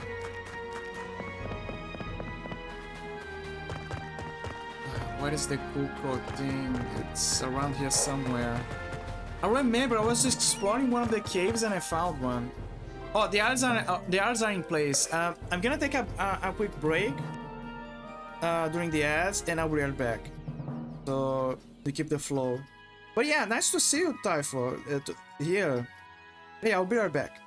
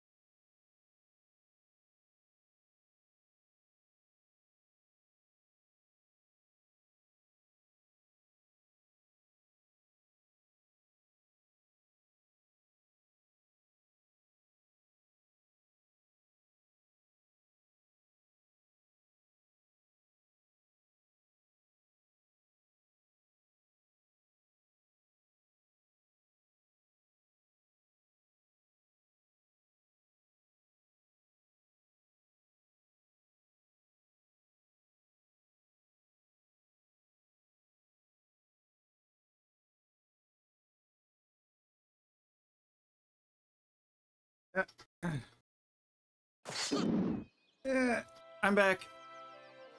I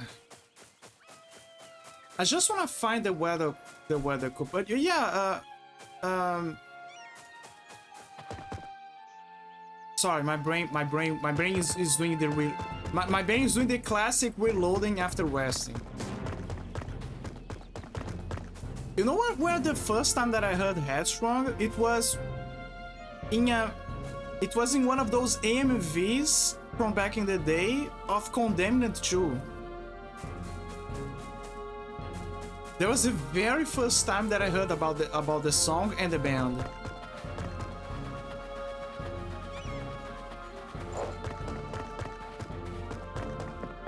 I loved the old days of EMVs.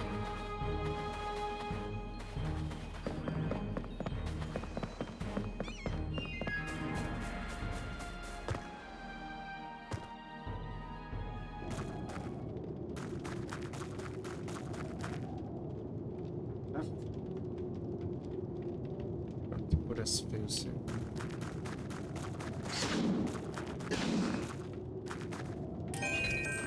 I am 100% sure it's on a cave. The problem is that I don't remember which cave.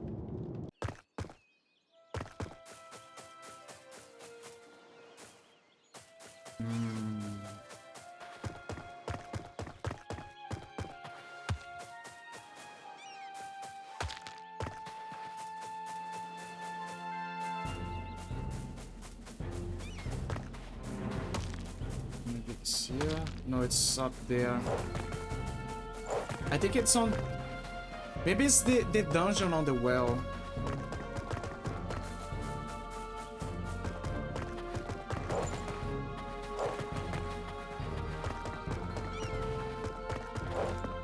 But yeah, that was the first time that I heard about Headstrong.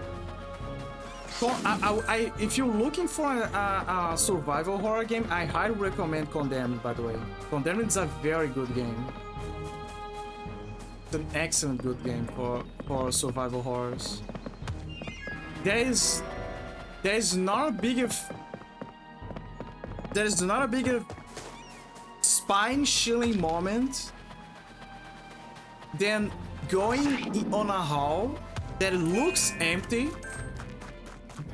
looks completely empty, and then you just move. You probably heard a bit of a noise outside or something, or maybe you're just checking out, investigating the place, and then again everything looks empty, and then you hear someone coughing, and it's very close to you. Condemned, I'm thinking about it. Monolith did good with that game, yeah. Oh my god, it was so scary to suddenly have those moments.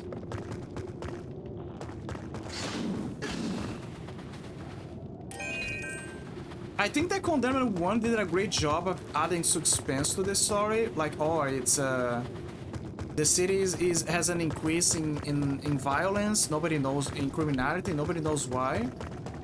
And then Condemned 2, it basically explained everything.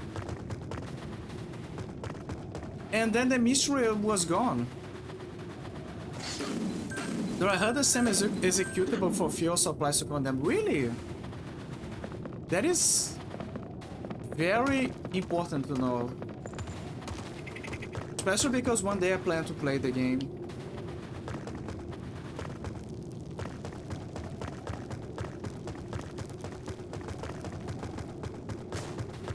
Like, I already played the game before, but I wanted to play it again. Like, showcase it to people.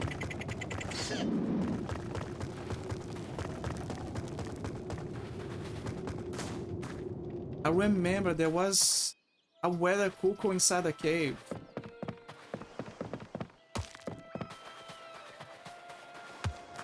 I'm telling you guys, I'm not the cuckoo, I'm telling the story. It's real, it's real.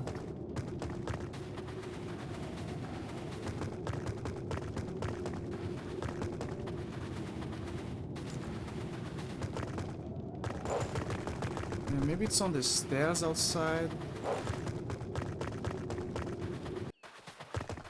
I vaguely remember that there was going inside a cave, and in that cave there was a, weirdly enough, a weather cuckoo, and I was like, oh, okay, cool, it's a weather cuckoo.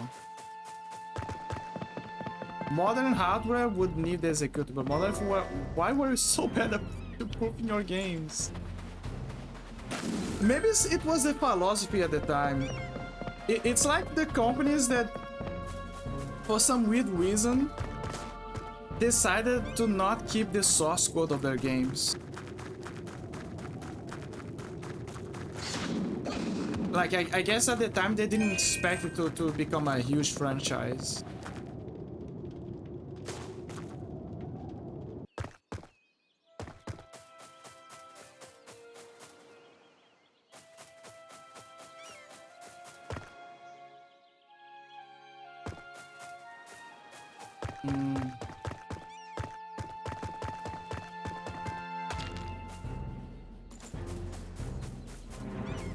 Okay, I'm inside the well.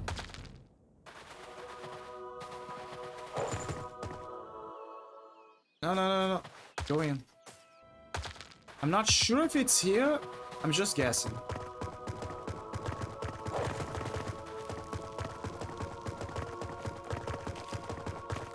But I remember that I found something here.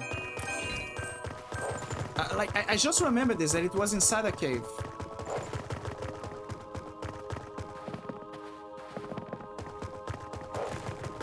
I also do not remember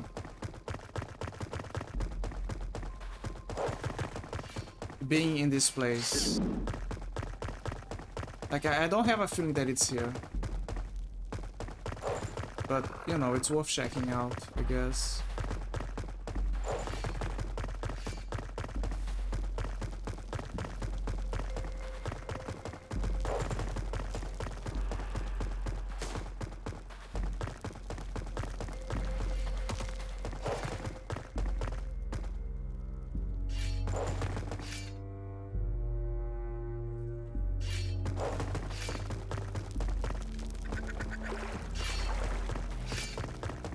I really don't feel like it's here.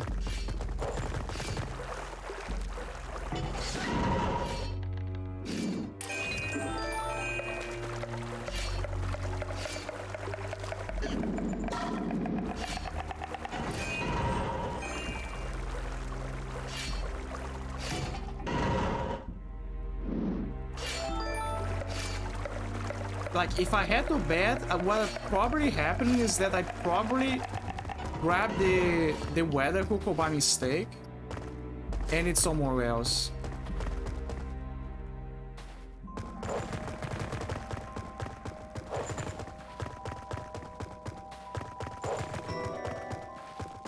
So why does it need a weather cuckoo? I know that it, like, he never heard of a compass. He probably never heard of a compass, because using a weather cuckoo... Oh wait, it's not for directions, it's for the wind. He wants it to know the direction of the wind. But there are better ways of knowing the direction of the wind, come on.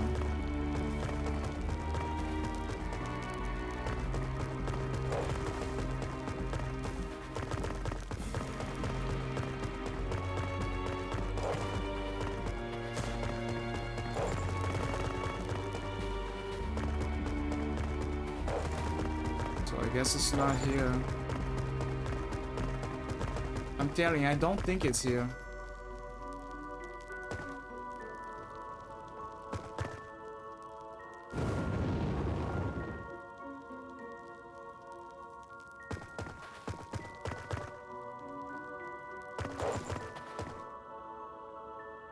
Come on. There you go.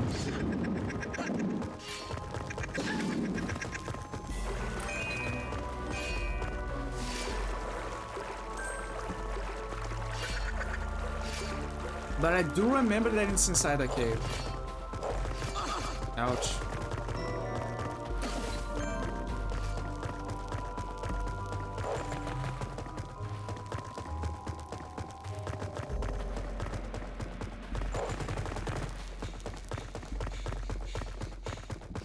I don't think it's here. It's not here.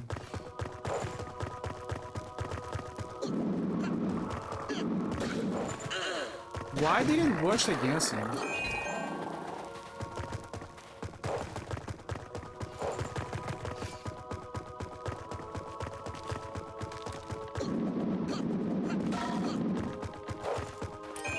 Are you happy, Acerto? I'm killing my enemies with farts.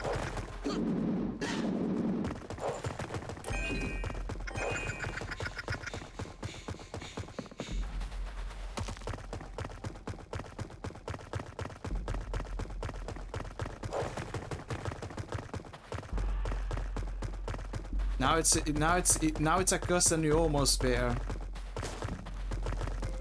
Now that you know that it's pure farts. The fart sword. Oh, I think that was the reason. I think it got blocked, maybe. Like maybe there was something else in, like, for a boss battle and I forgot.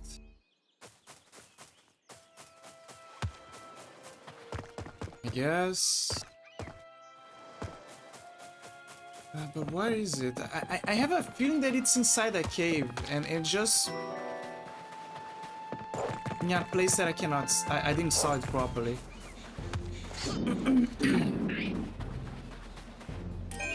It has to be there.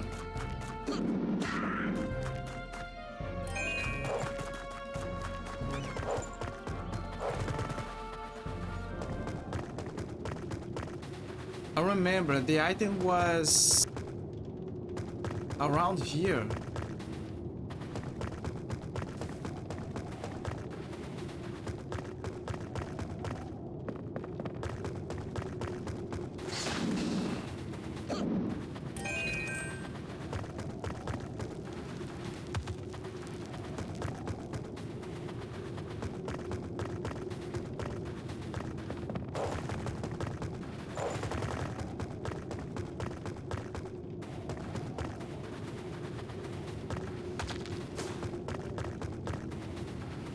Let me see.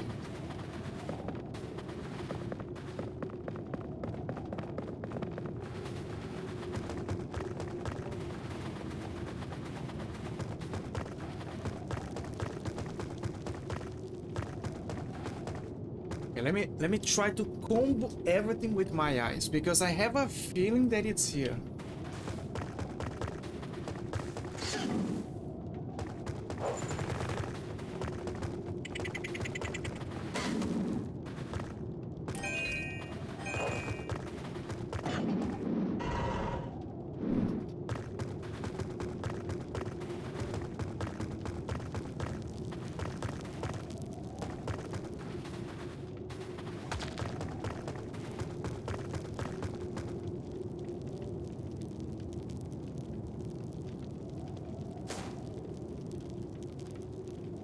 Where? It was right in the middle of a cave, and I'm pretty sure it was the first one.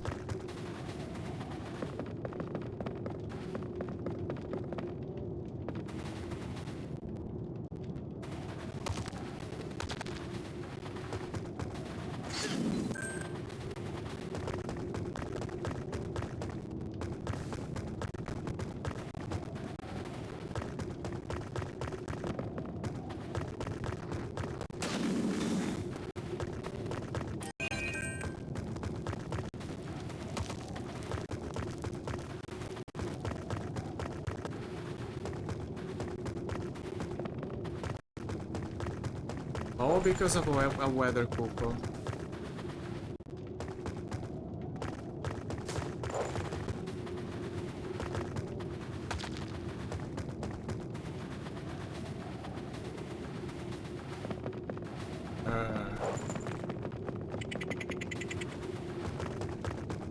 I have a feeling that it was here.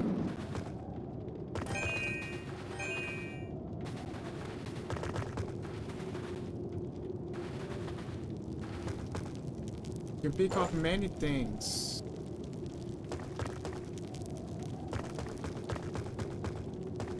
It was, I believe that it was around here. I could be going crazy.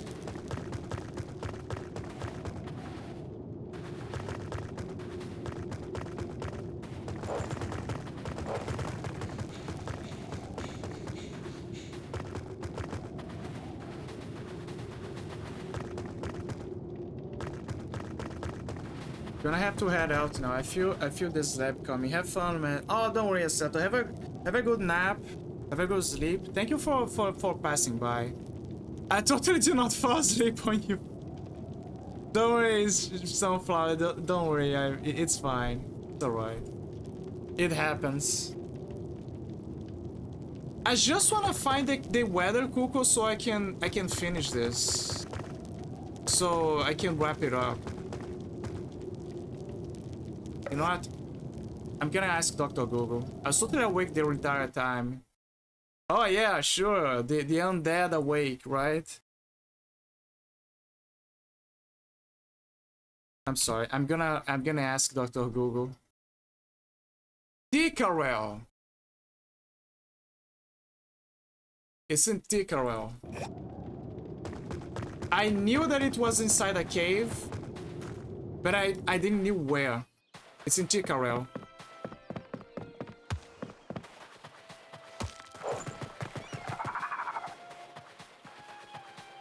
I'm sorry, but if I kept going, I would have wasted too much time trying to find the weather cuckoo. There are many objects in the game, but I think that weirdly enough, that cuckoo is the most unusual object out of the bunch. There is no other item. Oh, the other item is the honey, but the honey at least you can buy it on the shop. We gotta go to Ticarel. Now that I know that it's there, it's gonna make my life easier.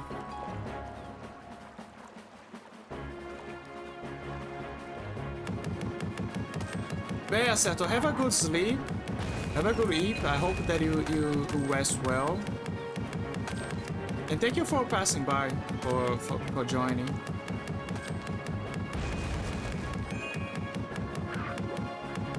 I hope that your dreams are full of tall, beautiful, powerful woman.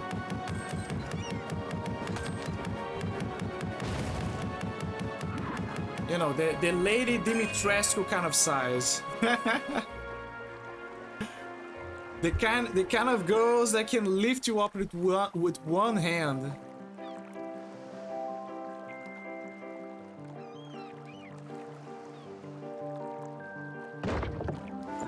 And with a big dumpy.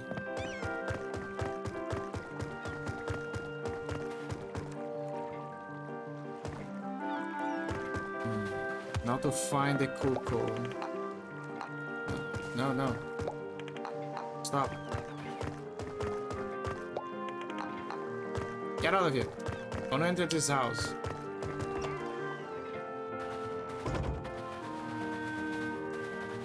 Now to find the weather cuckoo.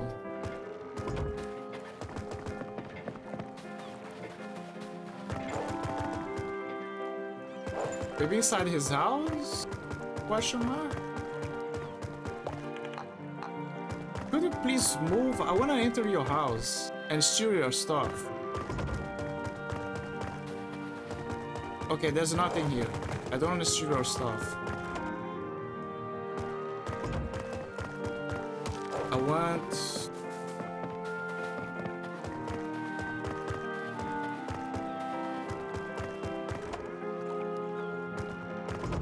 Maybe it's here.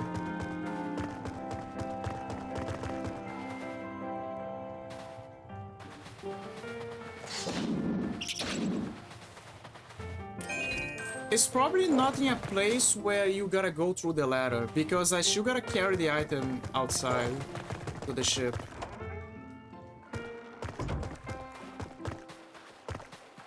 So it's on a house or a place where I can find it and bring back.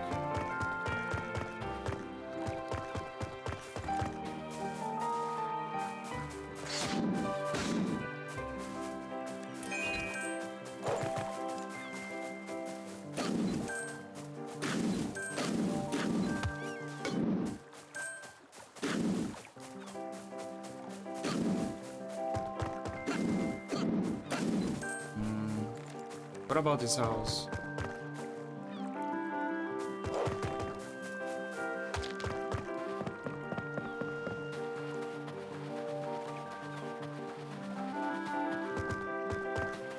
The possibility. Maybe it's on the abandoned house. But I don't remember having anything there.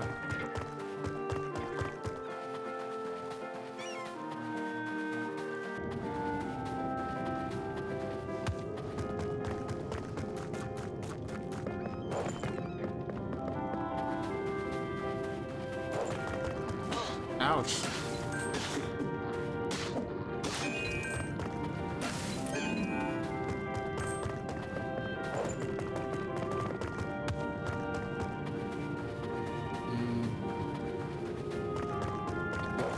It's up here.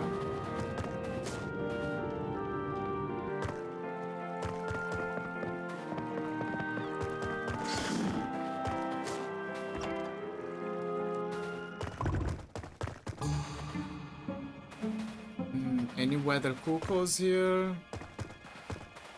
No. Not a single one.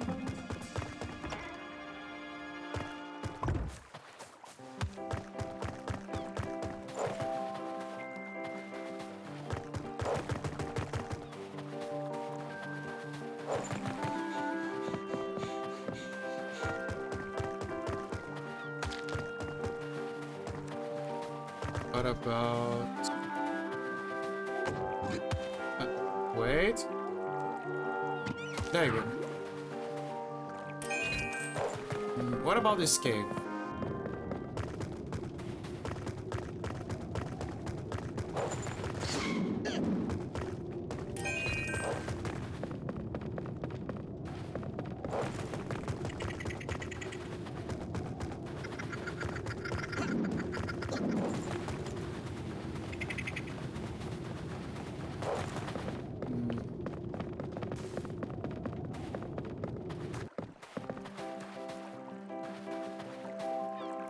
Man, this is just gonna take me outside. Maybe it's deeper in the cave, perhaps?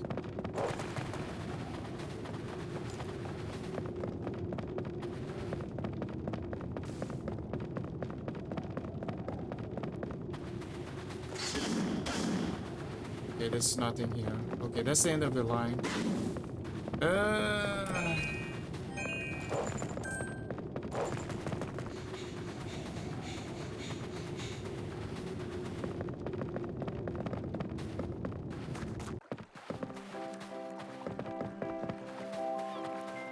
I know that it's here.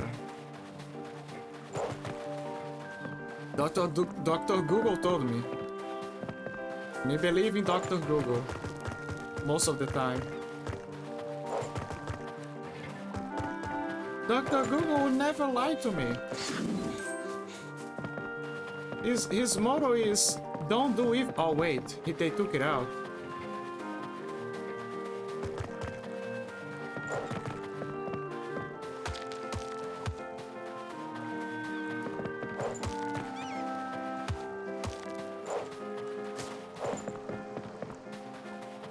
But no, I credit where it's due. Google could have kept the don't be evil logo, like the don't be evil quote, and still do evil and just be a hypocrite. But they had the necessary degree of awareness where they realized that they are evil. And reach a conclusion that yes, they are evil and they are gonna do evil. So, like, my point is they're not trying to lie to anyone.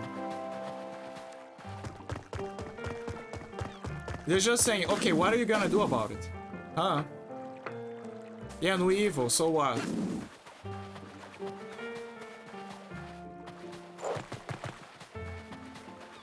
So at least I guess I could show them I can commend them for that respectable decision.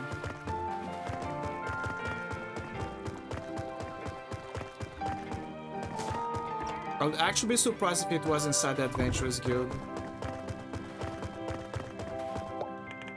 Drive on the...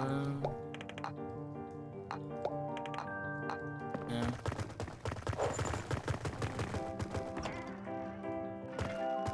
It could just be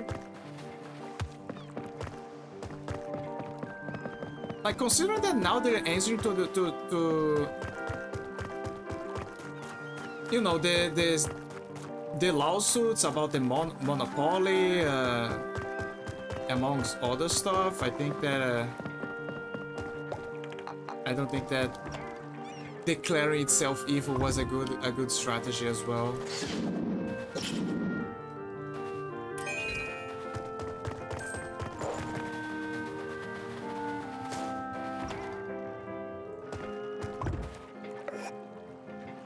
Okay, Dr. Google, gotta be more specific because I'm going crazy with this one.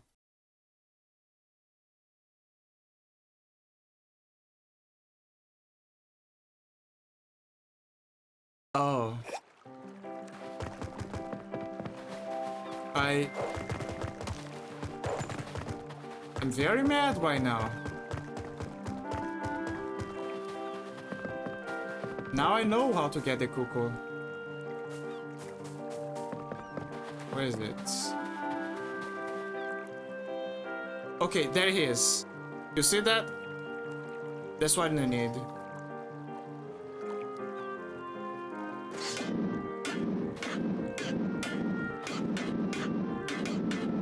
Ah!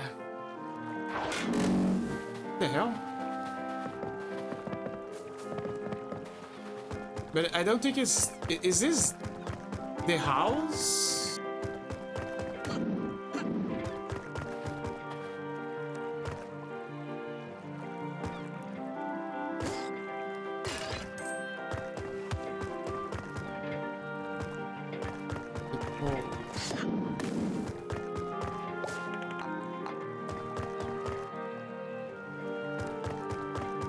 There's clearly a weather cuckoo. Like, look, it's it. That's it. It's a weather cuckoo. Right there. Is that another house with that? No.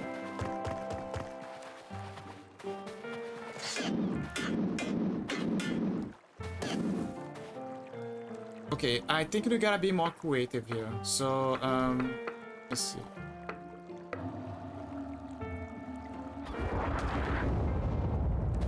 That's a barrel. Thank you. It's lower, maybe.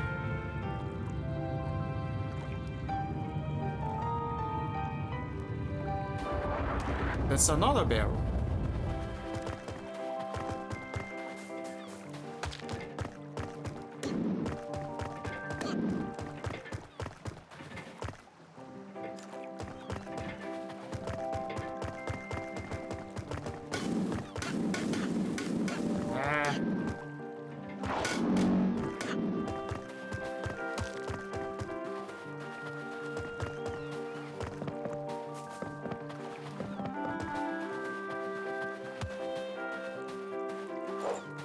What time is it for you?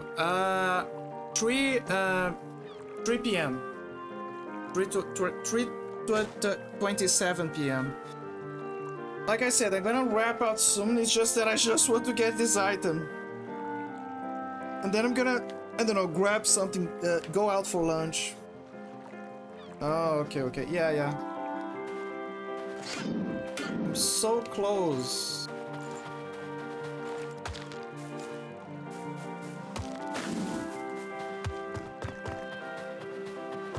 You're 2 hours ahead of me. Oh, really? 2 hours ahead. I think it's kind of like Arthur. Arthur is also 2 hours ahead, I believe. Sorry, 2 hours behind.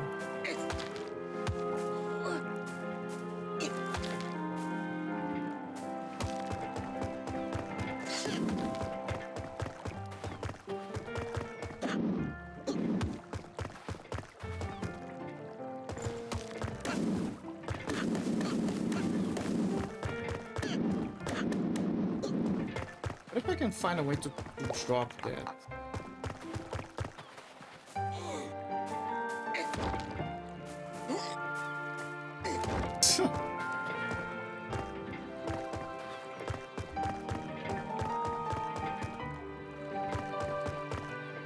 I know that that's the cuckoo. I simply know it. I feel it. It's right there.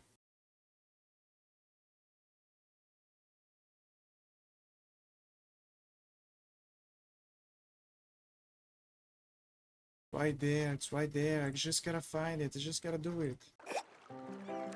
Lamppost.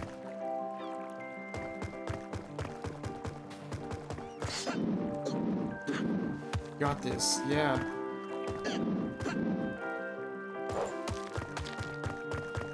Lamppost.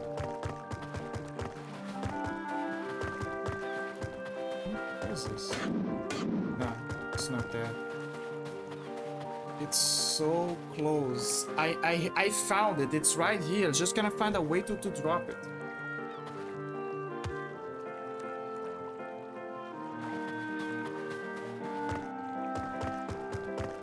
It's the only house that has it, actually.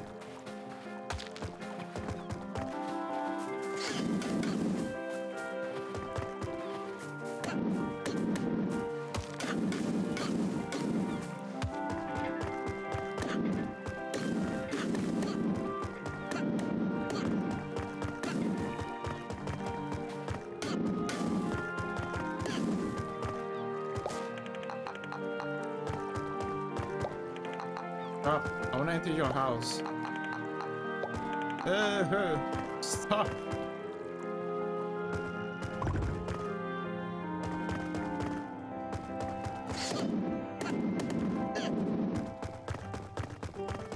Why would they let me?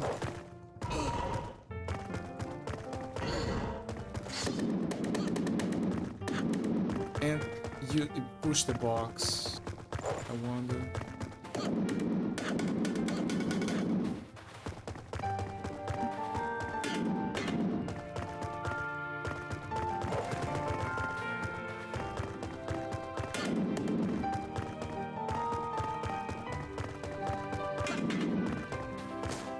Yeah, the solution is outside.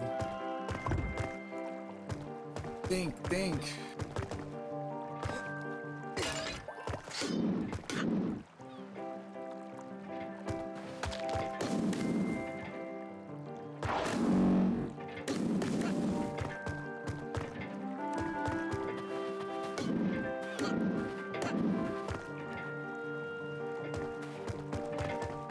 I gotta find a way to make that thing fall, but how?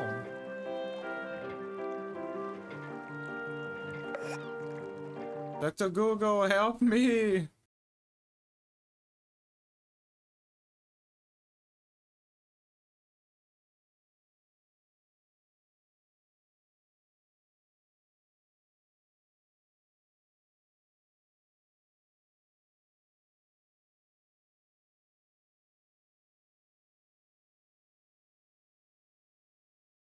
Help me, Doctor. Help me, Dr. Moot. Dr. Google.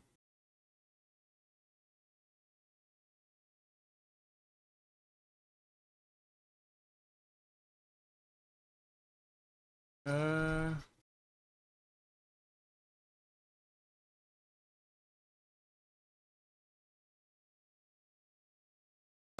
Lamppost. How do I slash the lamppost? It's.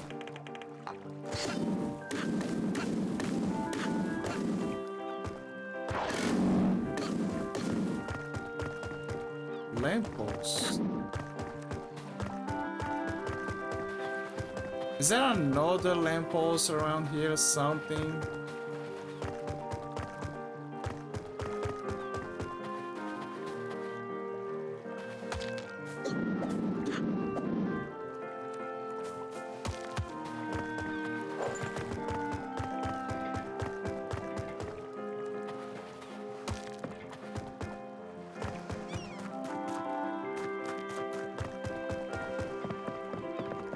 Oh, there's another one here. But it's not the solution. Ah! Wait, is there a box that I can use to get over there? Let me see. Any box, anything, something close.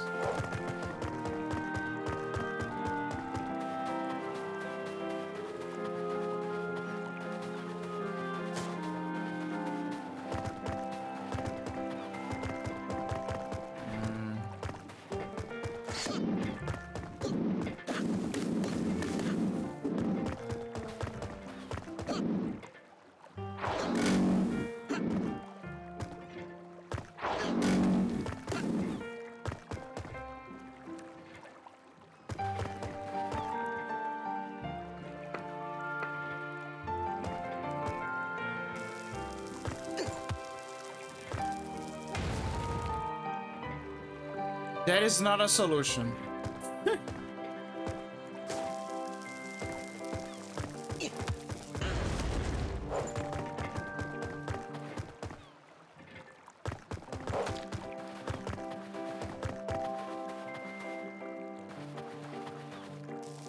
Blow up. What?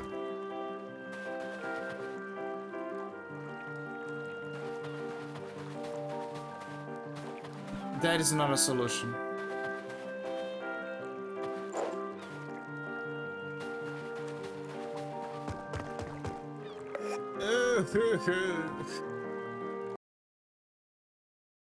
Everything was going fine, and then the game is like, okay, let me try to up this challenge and make things terrible for the player.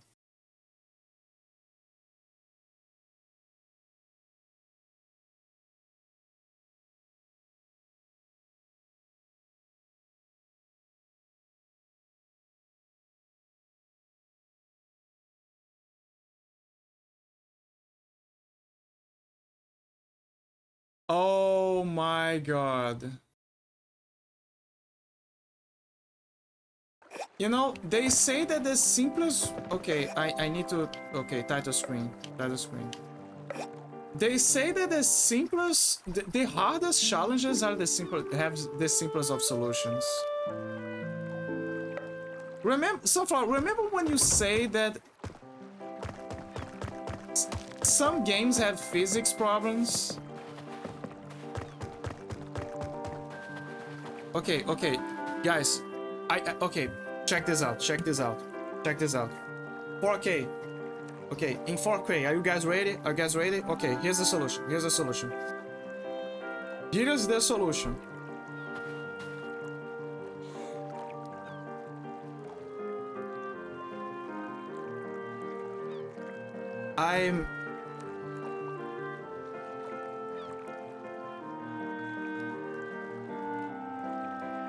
I don't have words.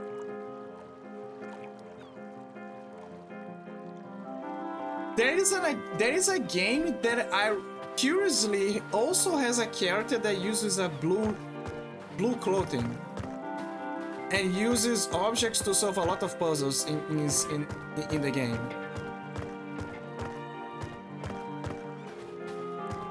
The name of the character also has the same name of the game's title. It's Alundra.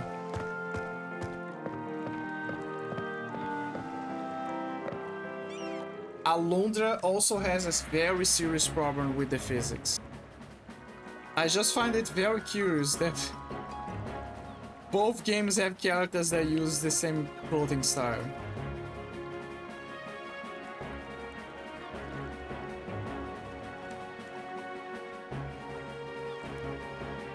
Oh, there you go.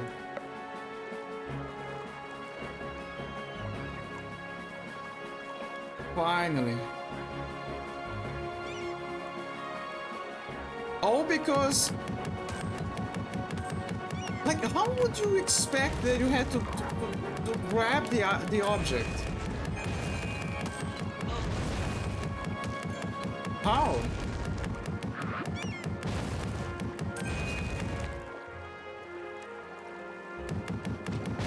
Like, I get it. You might say, oh, it's on kind of like on the same plane. Yeah, but it's on the roof of a house.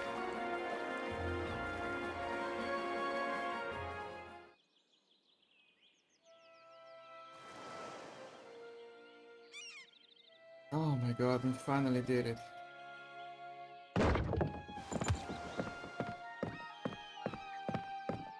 Did it, it's here.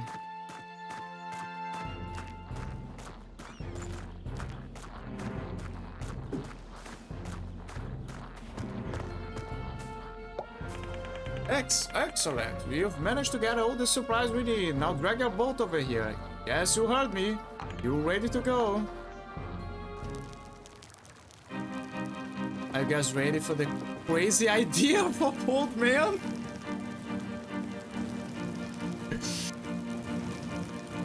Oh, this is beautiful. Behold, chat. Behold.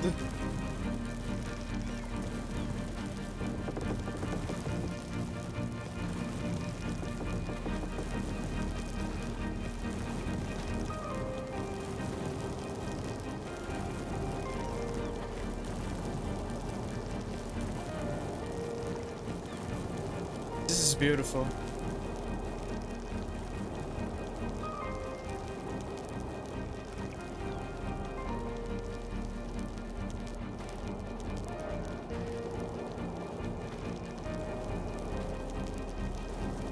Also, you can reach a floating island.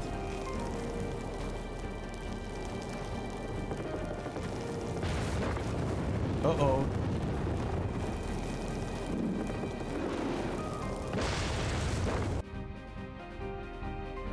I guess there's no way When back. I was a lad, I met a girl who said she had fallen from the sky. Mary. I always called her the princess of the sky. She said she had lost her memory, but whenever she looked at that island in the sky, I could see a longing in her eyes.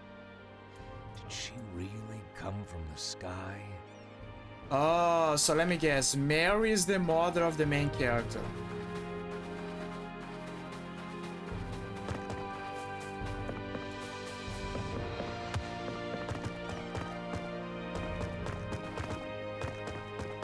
There's always a Mary.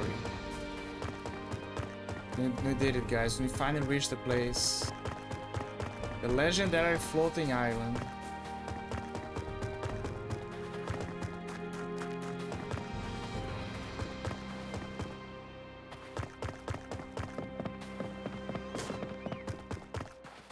There's many... Wow, you can see your home island from here. There's your house and the swimming spot where you used to go with your dad. New island revealed. Wait. He said home island from here. There's your house and the swimming spot where you used to go with your dad. Oh, the home island. So it's the original island where his dad and him used to be with. So that means that the place. That explains quite a lot. That means that the place and the game starts, like on the intro, like the island that you start is not the place that, like the cutscene shows at the beginning of the game.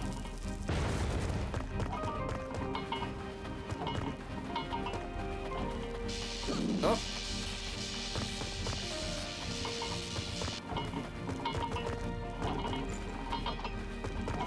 I cannot push that box.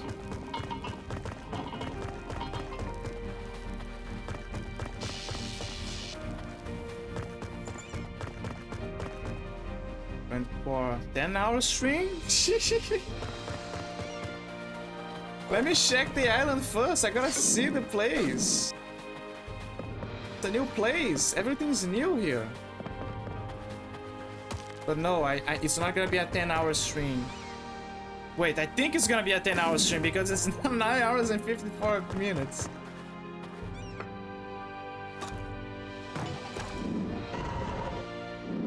It's 9:50. I know. I just saw.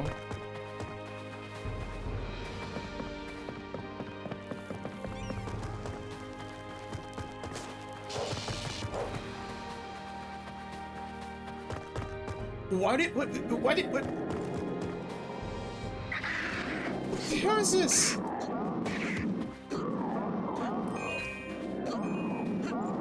It's a robot.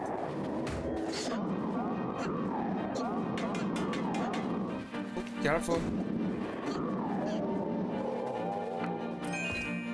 Oh my god, there's so much stuff now. So how is the completion rate? 71%.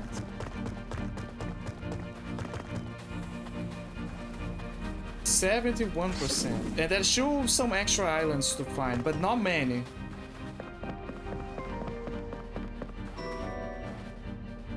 Okay, this is a safe point. I guess I could stop.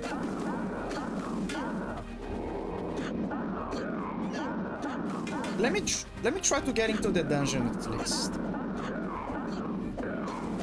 Because I know there's a dungeon in this area.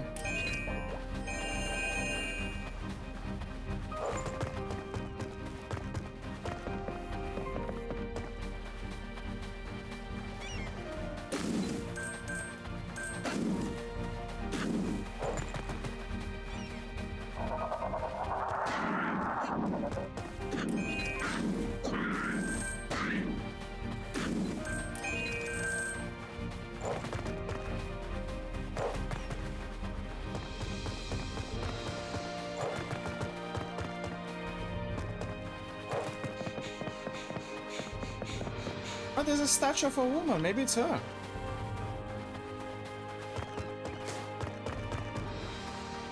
What if our character is actually the son of the guardian of... maybe our character is the son of a goddess. Wait, who the hell are you? Ah, who on earth are you? Man on the sky.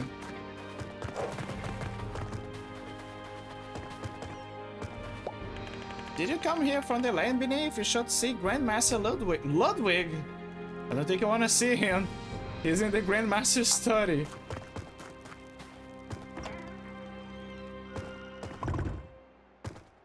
Is that the Grandmaster's study? I have no idea.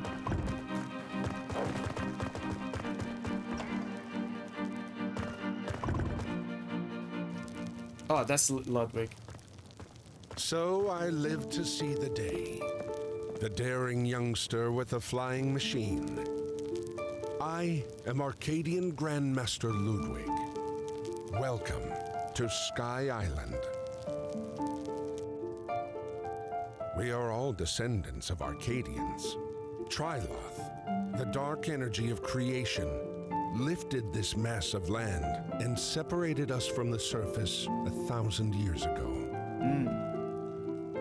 You are seeking the emblem of sun. That reminds me of the old days.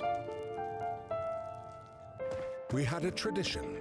Every year, a young maiden was chosen to represent Sol, goddess of light. She was given the emblem of sun, and she would give joy to our people. 20 years ago, we faced a horrible tragedy. A scholar studying the Arcadian code went mad. He said he had listened to a ghost in the machine that had promised to bring Sky Island back to the ground. All he needed was the emblem of sun. In our despair, we believed the promises.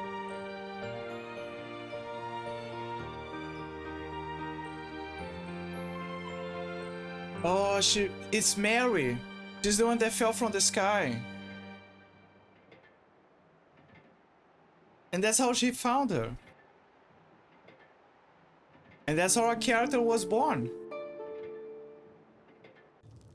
Nobody knows what happened to her. The emblem of sun was lost ever since. With your airship broken, there's no way to go back to the ground now. But don't worry, you'll get used to living here after a while.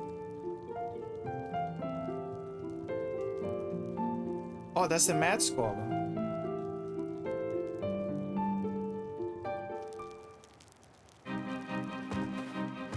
So he's literally a demigod, technically. In the sky, people follow the events of the surface with telescopes, and we write down everything we see. And we have dedicated our lives to marking down the history of the kingdom, before and after the catastrophe. Feel free to look through our archives. Users of Forbidden Magic. This is a book about Mesmerov and his forbidden magic. It seems that he wasn't a very likable person.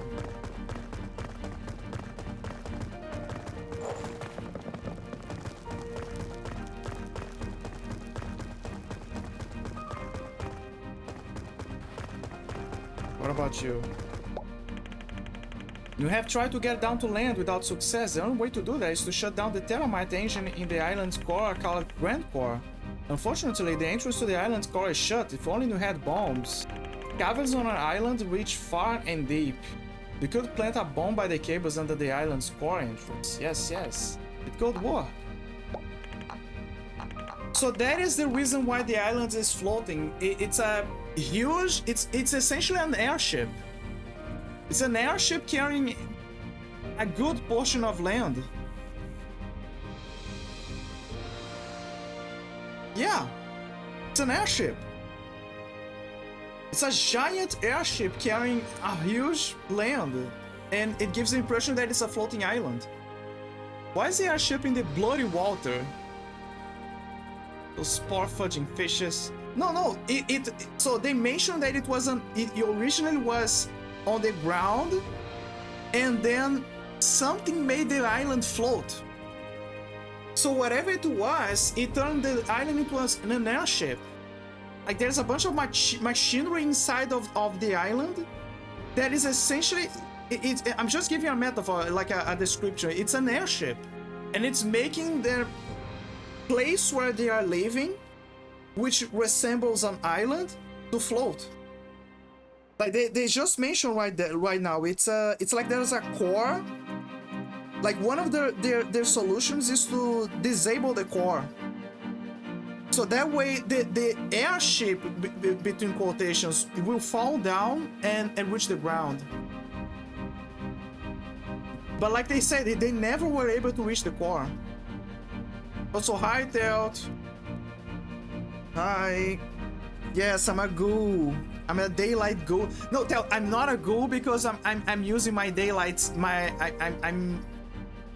cycle is now for daylight. I'm a daylight ghoul now. I'm a dumpier. It's giving such One Piece vibes. It does. There is even, I think there was one character, like one instance where when I looked it reminded me of One Piece. I'm trying to remember.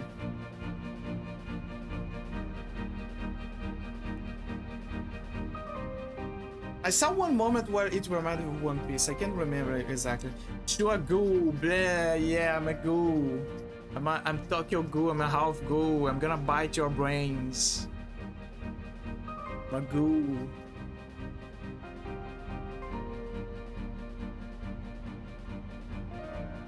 But yeah, this is very interesting because, okay, so the story of the game is that they mentioned that there used to be a city that was highly technological called Arcadia, and she entered into a war against another group of people. And they used dark magic to destroy the city during the war, and the cost was that it basically destroyed the world and everything got flooded. And that is the reason why there are islands in the whole place. The world is now a vast sea with a bunch of islands, and the city is now, you know, destroyed deep in the deepest parts of the sea, in the ocean, right, underwater. And the name of the game, Oceanhorn, the reason is because after that war, 3 beasts that used to be from Arcadia survived and began to terrorize everyone. And amongst those 3 beasts, one of them was called Oceanhorn, and it was the beast that the father of our main character went to fight to avenge his mother. This story reminds me a lot of Final Fantasy X. Like, a lot. Like, the Arcadia city is Zanarkand land. And, yeah, the huge war. Chronological events, volume 2857. On the 3rd of summer, a scholar witnessed a historical moment. An Oru wielding a... Oh, look, that's the event where he killed one of the beasts. The Sealock beast. Oru wielding a red sword confronted the living fortress Sealock on Riptide Reef. The battle lasted for hours and our people gathered to follow it with their telescopes. Sealock rushed into the final attack, spitting laser and grenades from its guts, but the wounded Oru still had courage in him. He dodged the attack and lunged his red sword into Sealock's head. And we got the sword. And we got the sword by the end. Like, we can go and find the body of Sealock. Like, it's a rusted body and the sword is still there. Pieced inside of his head. Archimedes, a great inventor. This is a book about Archimedes. It tells many engaging stories about the discovery of thermite and the creation of living fortresses. Study the Arcadian history. So the beasts are basically dead, just living fortresses, mechanical fortresses. Grand Core was controlled with sacred emblems. We might not be able to turn it off even if we got inside, but we have to have faith. But this is hard for scientists. So they are basically the descendants of the people who worked on the city. Memo, one of my ancestors was there when Mesmerov sailed to Arcadia, carrying Trilov. We had our best defense waiting for him. 3 magnificent machines. Living fortresses called Oceanhorn, Sealork, and Evertursor. But it was all in vain. In a blink of an eye, Trilov expanded, eating all the light in its path. After that morning, Arcadia only existed in our memories and dreams. Our protectors, the living fortresses, got corrupted by Trilov and started seeking their lost masters. For years we followed the events on the surface, but we never saw any sign of Mesmerov. It is likely that he got killed in the catastrophe himself. Or he's basically that black hooded guy that we saw at the beginning of the game.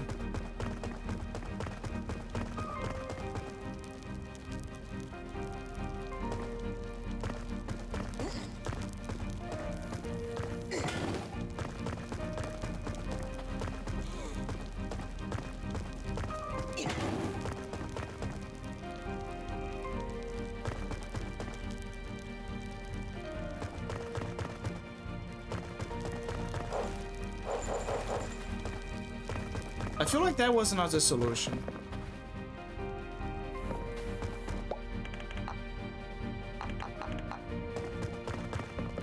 It looks like the solution, but it's not the solution. Ah, an outsider. Fascinating, but I'm more interested in machines. You probably saw the metal gate on your way here. That gate leads to the island core. The machine responsible for keeping this island afloat. We have been trying to turn it off for hundreds of years. Scientists like me have lost their minds in solving the ancient Arcadian code. So far, we haven't even been able to enter the island core. The entrance is shut tight. Yeah, they say that they need bombs. They don't have bombs. I do.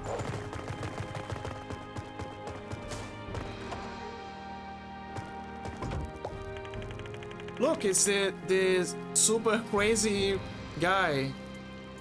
He probably has a solution. Listen, they're not telling you the whole truth. There is a way to get out of here. Find a key hidden in the Grandmaster's study that is used to enter the caverns nearby.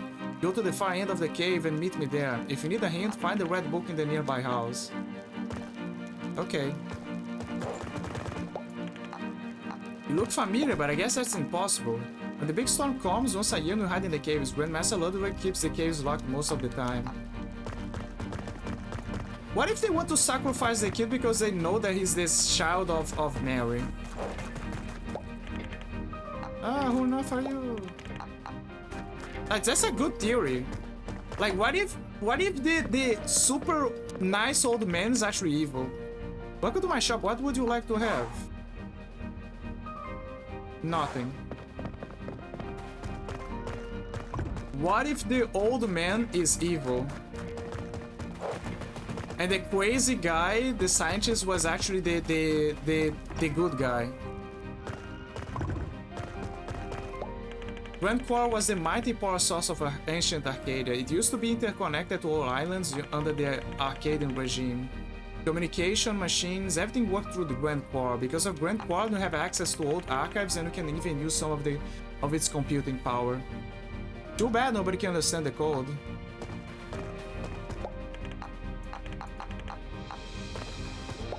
Face the night of old and remember to light up the torch still cold.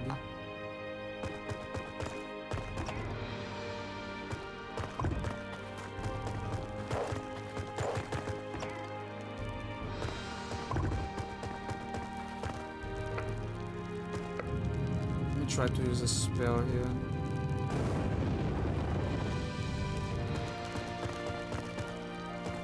Well, if I try...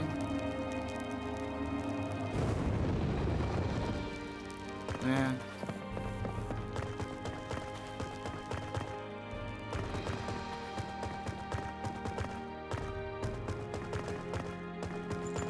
It says what? Face the Night of Old? Face the Night of Old and remember to light up the torches still cold.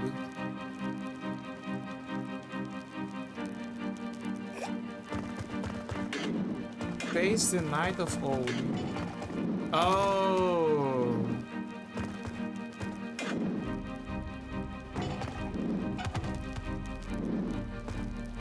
What?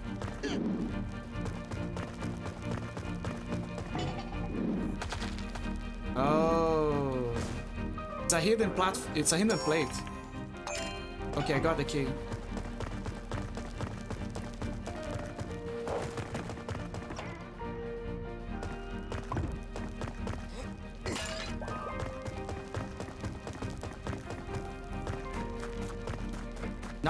Now the plot is sticking. It's becoming interesting.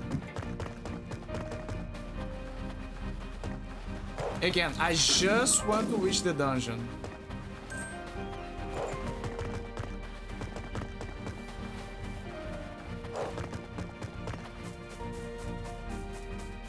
I want to reach the dungeon. I want to reach the dungeon.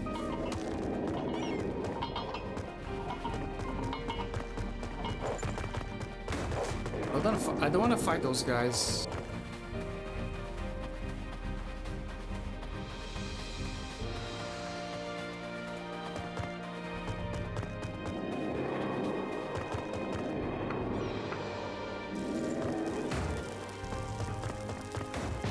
I knew it. There's a fake wall here.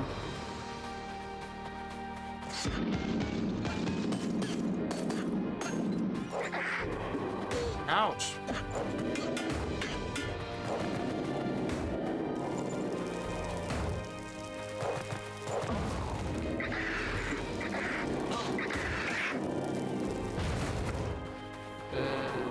You need to cure myself. No, stop bonking me.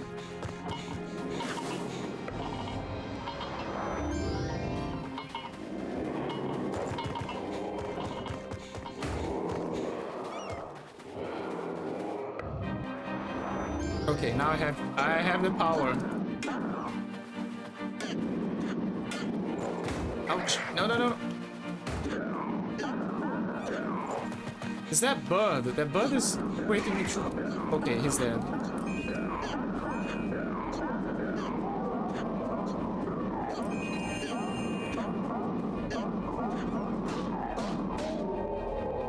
Ah, finally.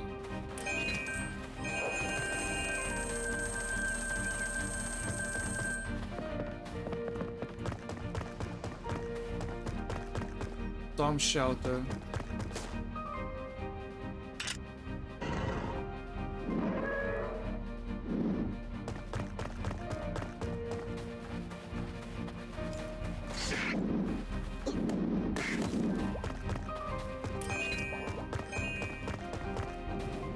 That is not the dungeon.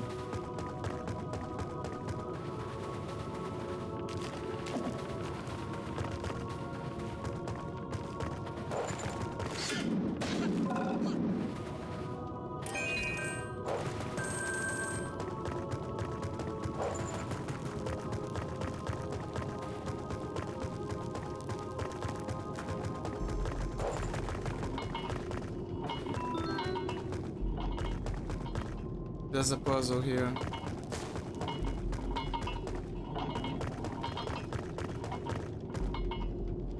Okay, I'm gonna be honest. I think I'm gonna wrap up for here for today because I'm hungry. And if I understand that I'm not a ghoul, okay? I'm not going full ghoul because technically I slept. So I'm a half ghoul.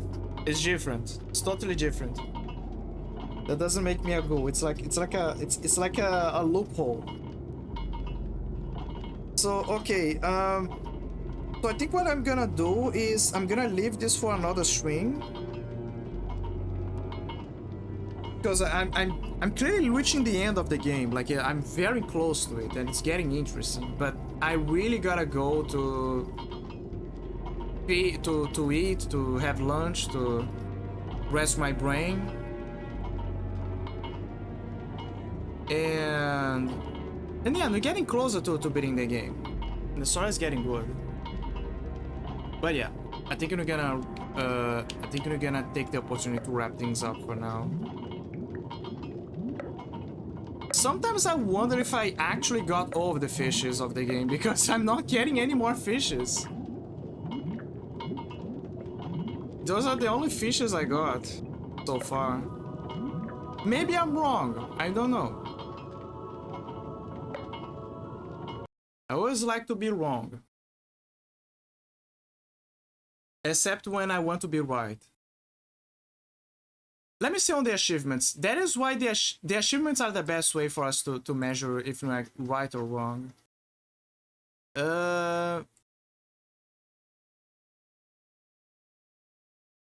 No, there's no indications and we got all of the fishes or anything. Apparently, according to the achievements on Steam.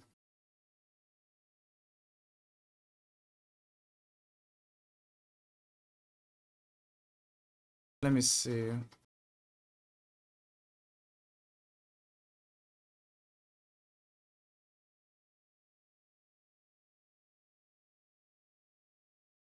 Oh, but I was right. There is actually a ghost fish.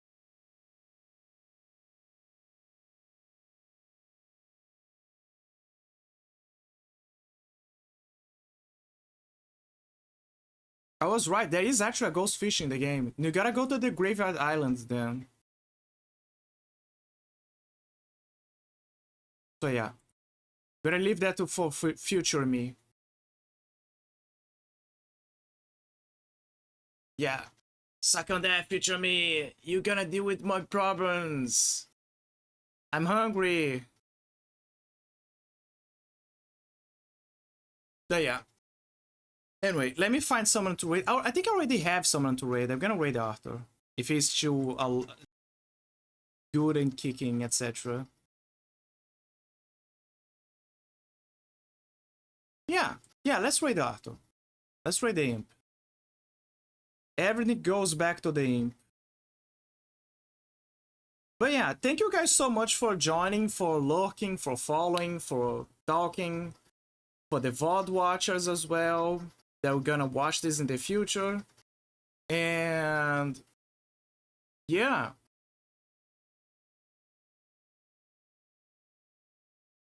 Okay, let me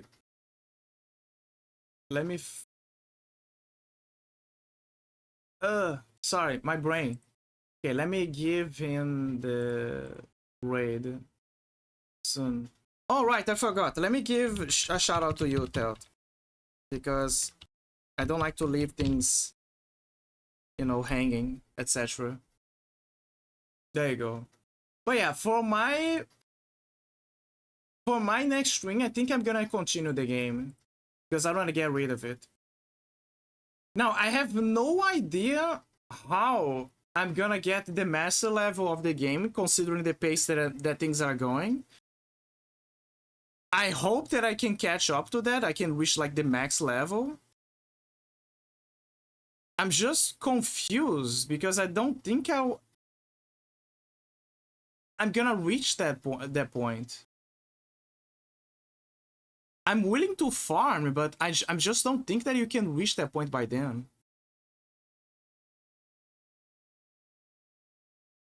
But who knows? Maybe I can. Something's gonna happen and I can get a lot of XP.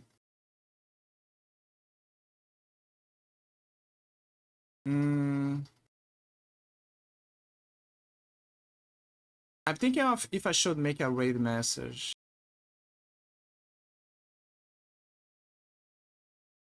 Actually, I will. I'm gonna do it.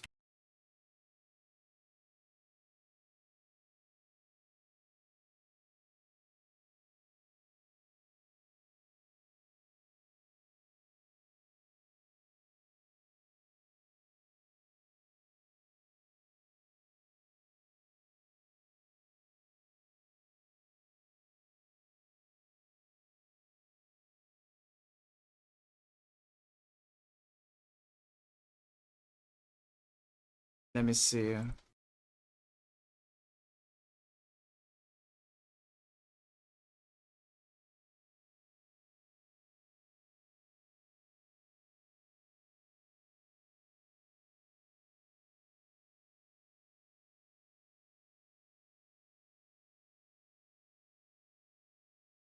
I'm gonna be honest, I'm kind of blank on ideas because I think my brain is hungry. Let me see. Fishing is...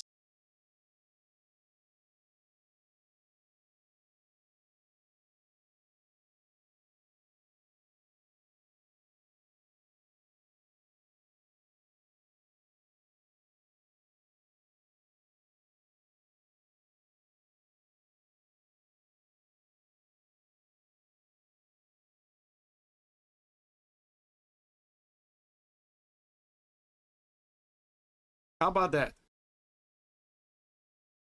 It's simple, but it's effective, I guess.